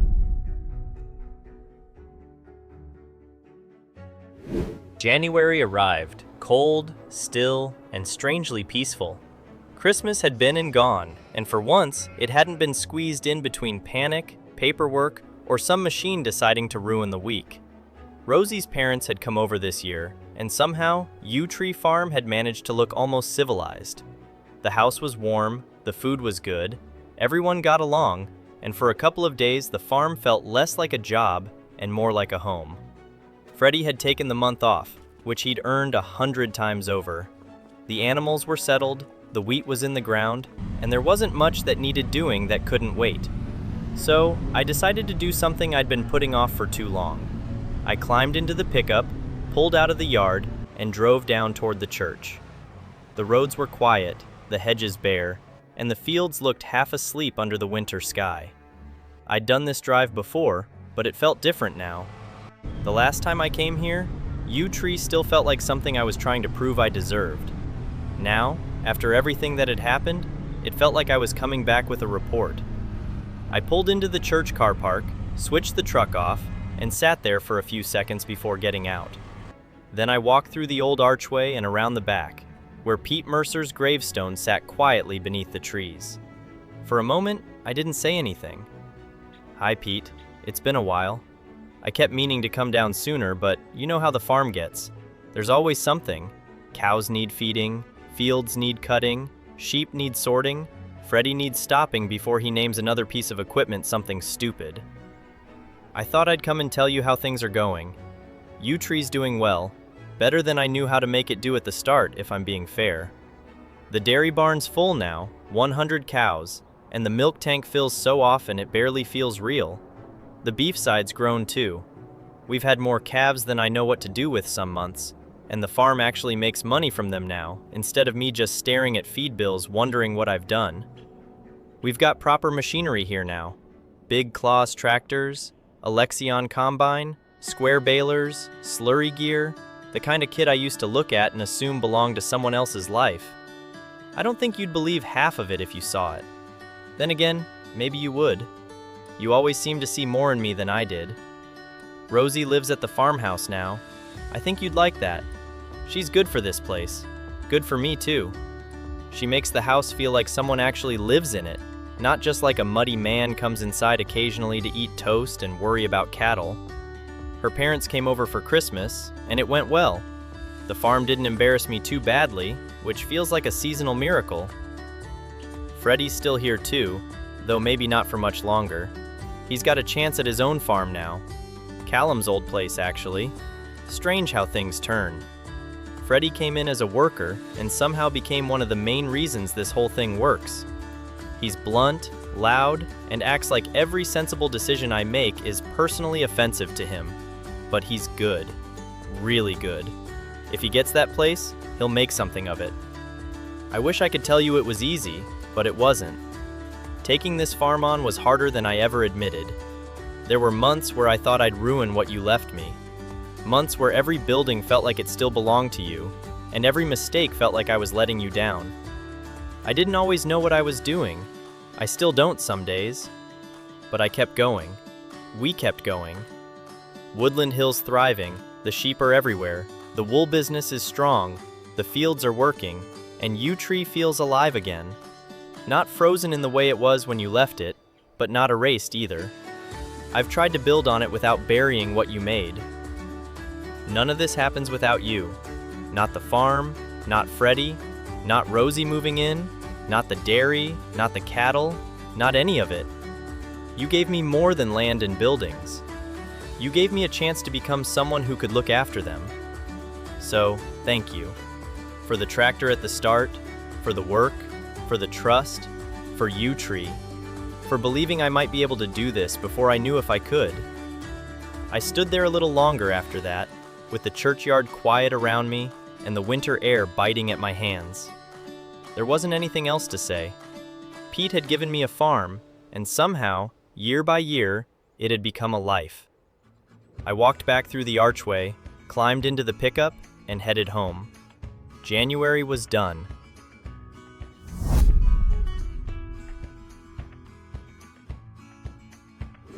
February arrived with winter still clinging to the yard. The fields were quiet, the wheat was sitting low in the ground, and most of the work had moved back into the barns. After January's visit to Pete, it felt good to get back into something simple. Feed, animals, bedding, gates, trailers. The kind of jobs that don't ask for a big speech, just warm gloves and a working tractor. Morning, boss. I'm getting the Silo King ready, but if you're not buried in paperwork, I could use a hand loading bales. We're getting right down to the last of the old round ones now. Yeah, no problem. Let's use up the round bales first, then we'll start leaning fully into the square stuff. Sounds good. I'll bring the mixer over and line it up. Cows are already looking at me like I've personally delayed breakfast. It's funny how much the feed system had changed over the years. At one point, feeding cattle felt like an occasional panic. Now it was a full routine. Dairy cows, beef cows, young stock, different pens, different needs, and if the TMR wasn't ready, the whole farm knew about it. The last of the round bales were sitting off to one side, a reminder of the older system before the quadrant changed everything. They'd done their job, but they were awkward now compared to the square bales. Still, feed is feed, and there was no point letting them sit around because they didn't match the new furniture. Two at a time, I moved the bales across and dropped them into the mixer. First the older hay bales, then silage, then more hay to balance the mix. The Silo King took each one in and chewed through it, turning last year's grass work into this morning's cattle feed. That'll do it. Nice full load. I'll take this through the dairy barn first, then the beef paddock, then the indoor pen. If I'm not back in half an hour, assume the jerseys have staged to sit in. Try not to negotiate with them. They already think they run the place. They do run the place. We just drive the machines. He pulled away with the mixer, and I watched him head down through the yard. That was going to be one of the strange things when he left for his own farm. Freddie had become part of the background noise of Yew Tree. Tractor starting, mixer running, radio jokes, gates clanging, sheep complaining somewhere in the distance. It was going to be quieter without him.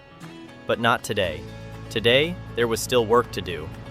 I walked over to the pickup, hitched on the animal trailer, and drove across to the young beef cow barn. The barn was busy again. 6 newborn calves, 11 one-month-old calves, and their mothers all packed into a space that was starting to feel too tight. Everyone was healthy, but we needed to make room before the next group arrived. At first glance, it looked like a selling job, but it wasn't. These weren't animals going out of the system. This was just moving them into the right place. The calves were strong enough, the mothers were settled, and the big beef paddock had the room they needed. Just steady gaits, quiet movements, and enough patience to stop the job becoming a mess. The first load went down to the big paddock and unloaded cleanly. The calves stepped off beside their mothers, a bit unsure at first, then quickly settled once they found familiar sides and fresh space. I headed back for the second group and did the same again. By the time the last of them were moved, the upper barn looked better straight away. More room, less pressure, cleaner space, and enough flexibility for the next calves that would come through. The beef system only worked if each group kept moving forward. Young calves into the barn, stronger pairs into the paddock, older cattle sold when the time was right. One slow shuffle after another, but it kept the whole thing alive. Freddie was finishing the feeding as I parked the trailer back in the yard. All cows fed. No riots, no injuries, and only one Jersey gave me a look I'd describe as legally threatening. Good work. I've moved the mothers and calves down to the paddock, and the upper barn's got room again. That should keep us ahead for a bit. Ahead? On a farm? Dangerous words, boss. He was right, of course. But for once, it did feel like we'd kept ahead of it. The cattle were fed, the calves were moved, the barns were tidier, and winter was nearly behind us. I parked the pickup by the house, shut the door, and headed inside to warm up.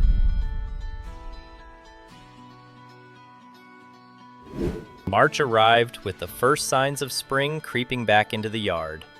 The field still looked cold, but the wheat was alive, the grass was starting to wake up, and the farm was already signed up for the usual schemes. Avoid mowing during spring, natural fertilizer, natural grazing, and reduced bale wrapping. Nothing glamorous, but all of it helped keep money coming in while we worked the farm the way we wanted to work it. Freddie was already busy with the TMR, so I took a quick walk through the cattle barn before heading off. The cows looked settled, the young stock had more space after February's moving around, and the dairy herd was running like clockwork. Freddie had that side under control, which meant I could do something I'd been thinking about for a while. I was going to see Callum. His tenancy was winding down now. In a few months, he'd be out, and the farm would be handed back to the estate. After everything that had happened, I could have just stayed away and let him deal with it alone. But something about that didn't sit right with me. Maybe it was Pete's grave still sitting in my head. Maybe it was Freddie's future. Maybe I just didn't want the last thing between us to be that night at Oliver's yard. I'd never really spent time there before, not beyond seeing his truck or hearing rumors through Giles.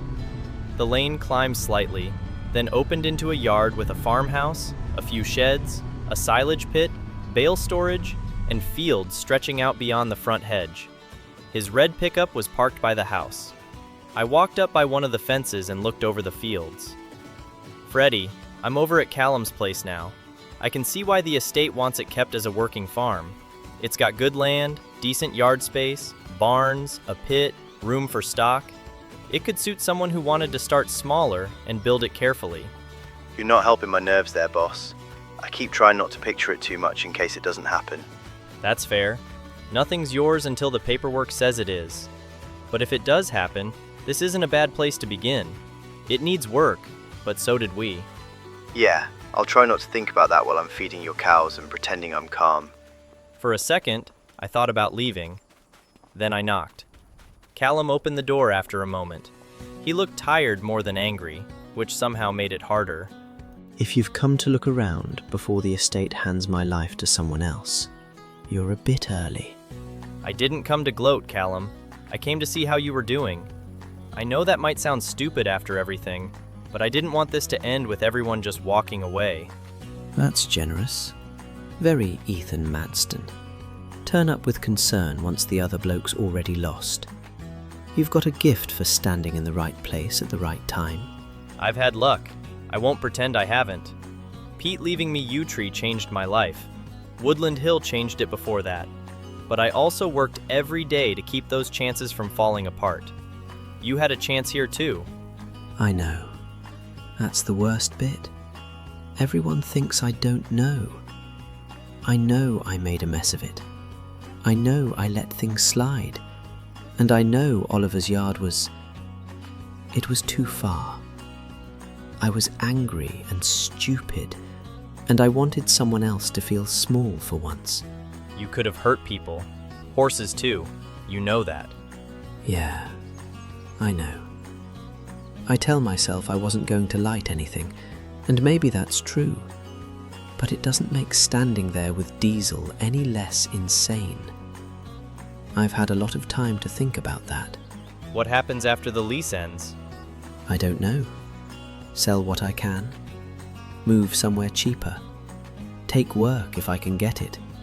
Start again, if anyone's stupid enough to let me near a farm after this. I'm not asking for sympathy. I know what people think of me. Then prove them wrong somewhere else. Not by fighting everyone. Not by blaming me or Rosie or the estate. Just take whatever comes next and do it better. You make it sound simple. It's not. Starting again is horrible. But it's still better than staying angry until there's nothing left. If Freddy gets it, he'd better look after it. He will, if he gets the chance. Course he will. Everyone's always better when they're standing next to you. No. Freddy's good because he worked to be good. Same as you could have. I drove back to Yew Tree with the farm waiting over the hill, Freddy still on the yard, Rosie at the house, and spring starting to push through the fields.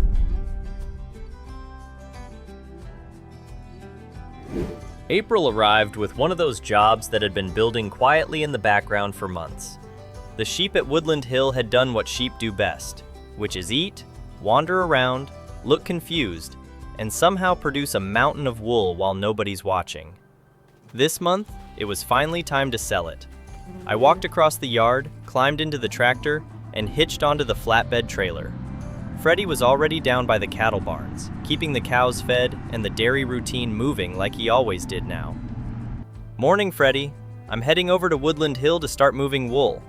There's a fair bit stacked up over there, so I think this is going to take most of the day.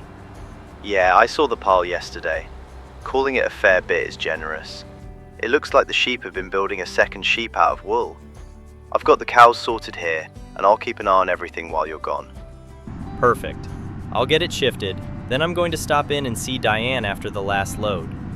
We haven't had a proper catch-up in ages. Good idea. Tell her the sheep are working hard. I'd like that noted somewhere official. Every time I drove through that gate, a little part of me still remembered the early days there. The small yard, the pressure of the lease, the sheep barn, the woodland, and that feeling that I'd taken on more than I could handle.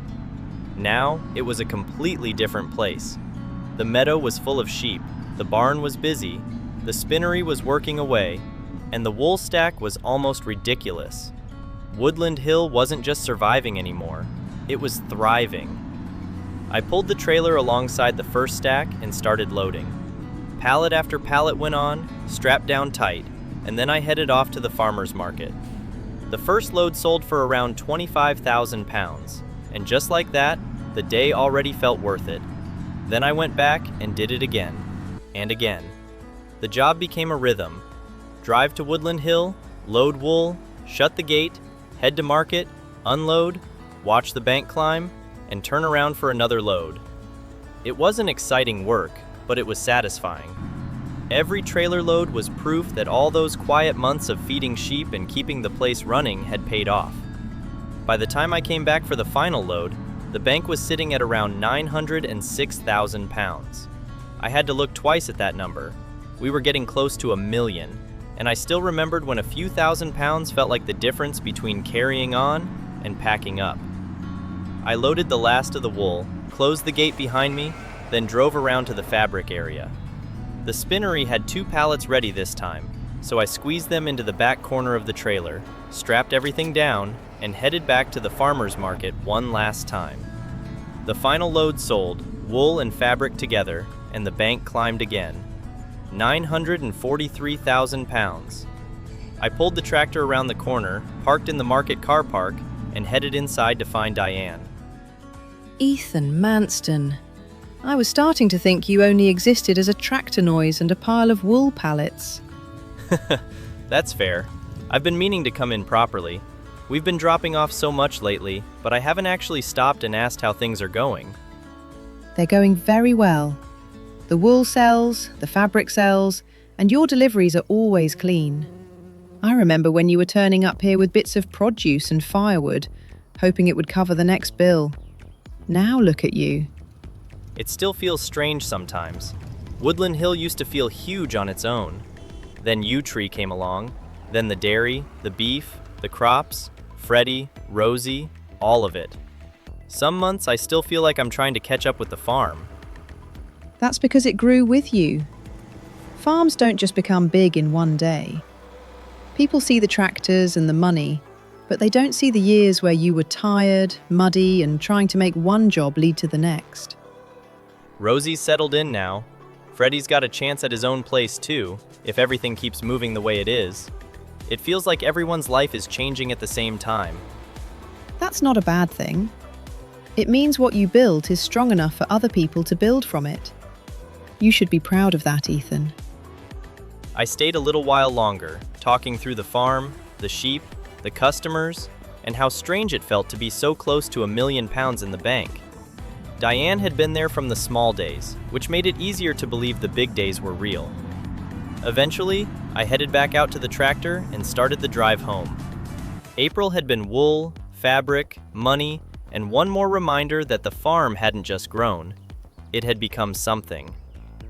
April was done.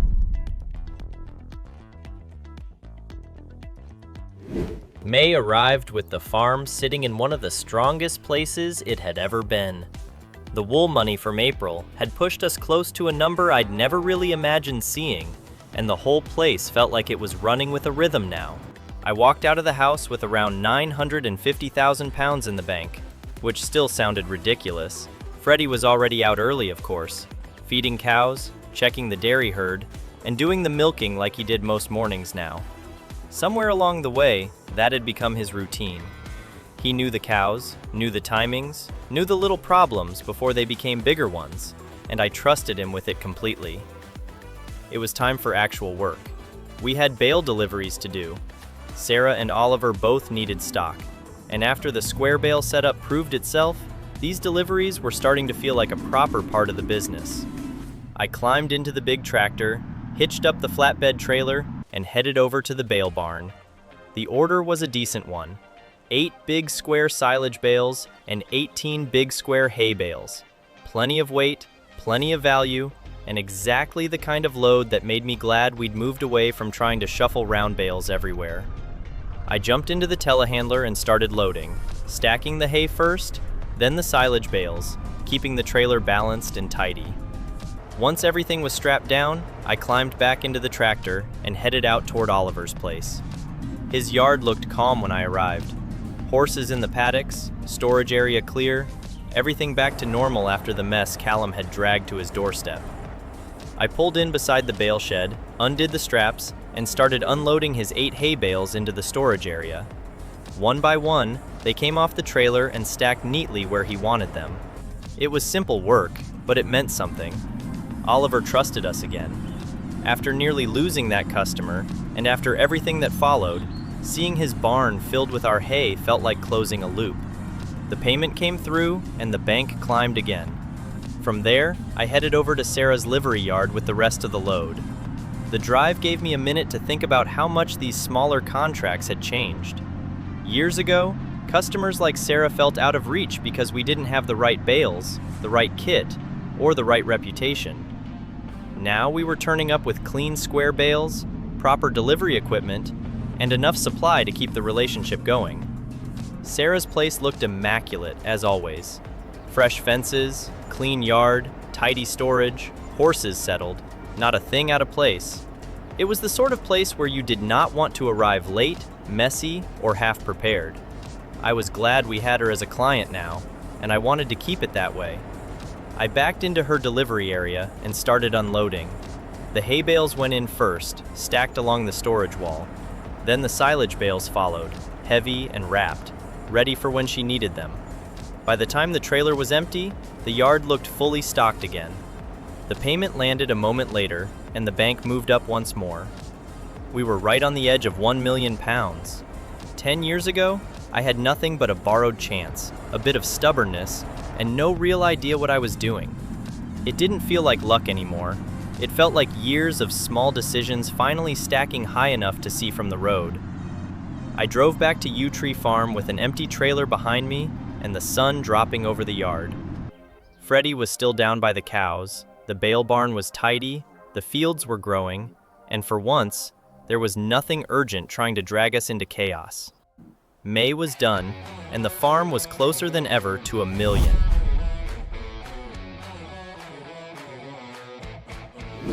June arrived with the farm looking almost too settled. The wheat was standing strong in the fields, the bale barn was stocked, the cows were quiet, and the milk tank was full again. 50,000 liters, ready to go, so I'd called the milkman before breakfast. By the time I walked through the dairy barn, the tanker was already outside with the hose running. Freddie had done the milking early, like he did most mornings now, and the whole system was moving without me needing to chase every little job. Then the payment came through. £1 million. I just stood there for a second, looking at the number.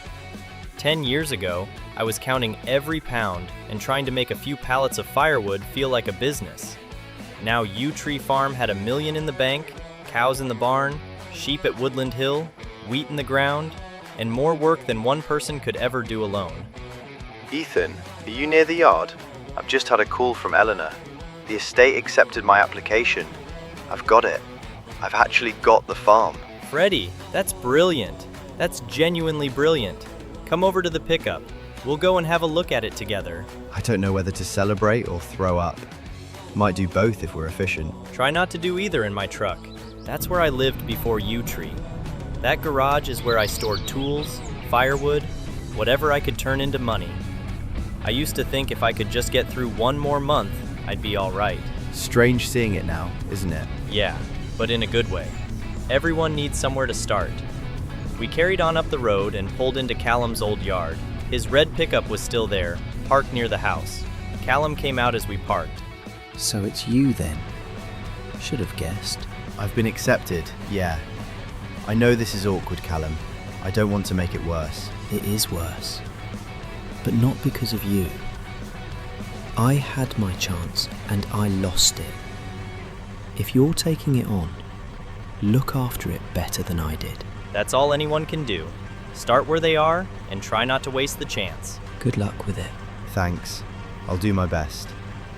Ethan, thanks for everything. I mean it. You earned this, Freddie. I'll see you back at Yew Tree later. I drove away on my own and stopped again at the old rented house. I got out, stood in the driveway for a minute, and looked at that garage. It was just a building, but to me, it still felt like the place where the whole thing began to turn. Firewood, small contracts, late nights, bad equipment, good luck, and enough stubbornness to keep going. After that, I headed over to Woodland Hill Farm. I walked past the allotment, the sheep shed, the meadow full of animals, the wool stacks, the sawmill, and the woodland at the back.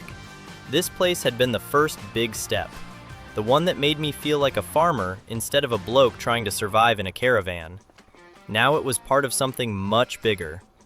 I ended the month walking through the trees, listening to the wind in the branches. Freddie was leaving soon, and that meant I'd need someone new. The farm had grown beyond what I could run alone, and that was a good problem to have. £1 million in the bank, Rosie at home, Freddie starting his own place, Woodland Hill still thriving, Yew Tree stronger than ever.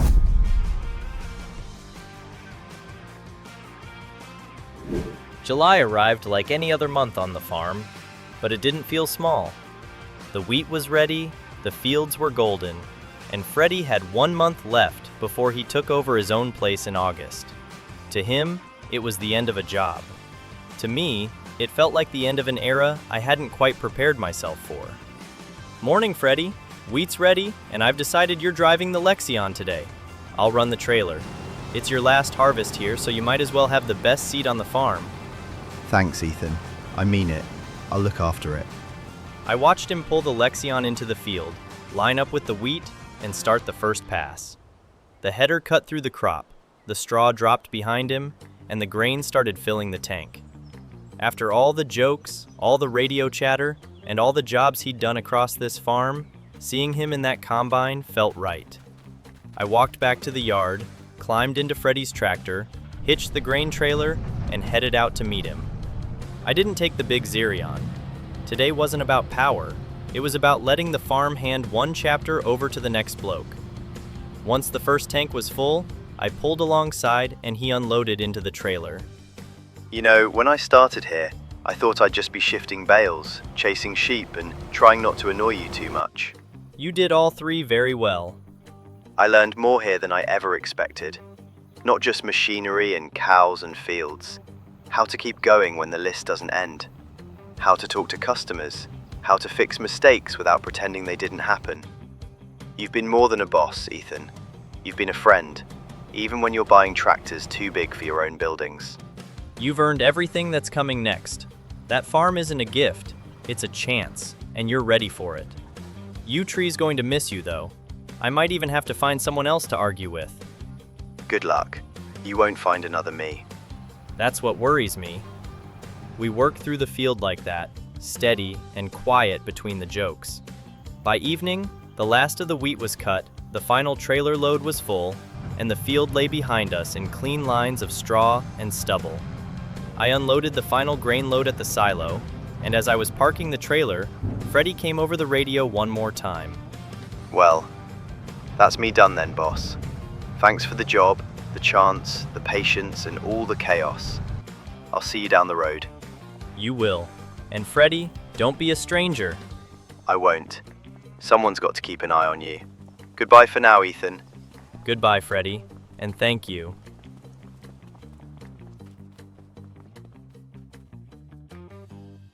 Later that month, Rosie and I went to Toby Carvery. It felt right. This was where we had one of our early dates, back when I was still trying to work out how to be a farmer, a boyfriend, and a functioning adult at the same time. You've been quiet tonight. Harvest tired or thinking tired? Both. Freddie's leaving, the farm's hit 1 million, and I keep thinking about how different everything is from when I started. Different in a good way, though. You've built a life here, Ethan, not just a farm. That's what I've been thinking. I started all this trying to survive 1 month at a time. Then Pete changed everything. Freddie helped carry it.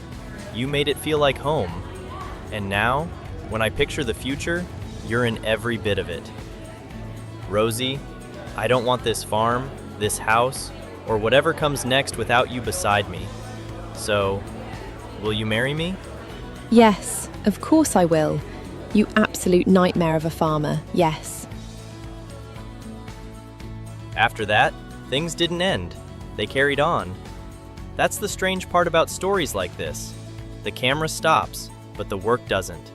The cows still need feeding, the wheat still needs selling, the sheep still need watching, and somewhere down the road, Freddie's starting his own battle with mud, money, and machinery. As for me, I'll keep farming Yew Tree and Woodland Hill. I'll find a new worker. Rosie and I will plan a wedding. The fields will keep turning from green to gold and back again. I came here with nothing, trying to build a farm. Somewhere along the way, I built a life. And that's where we'll leave it.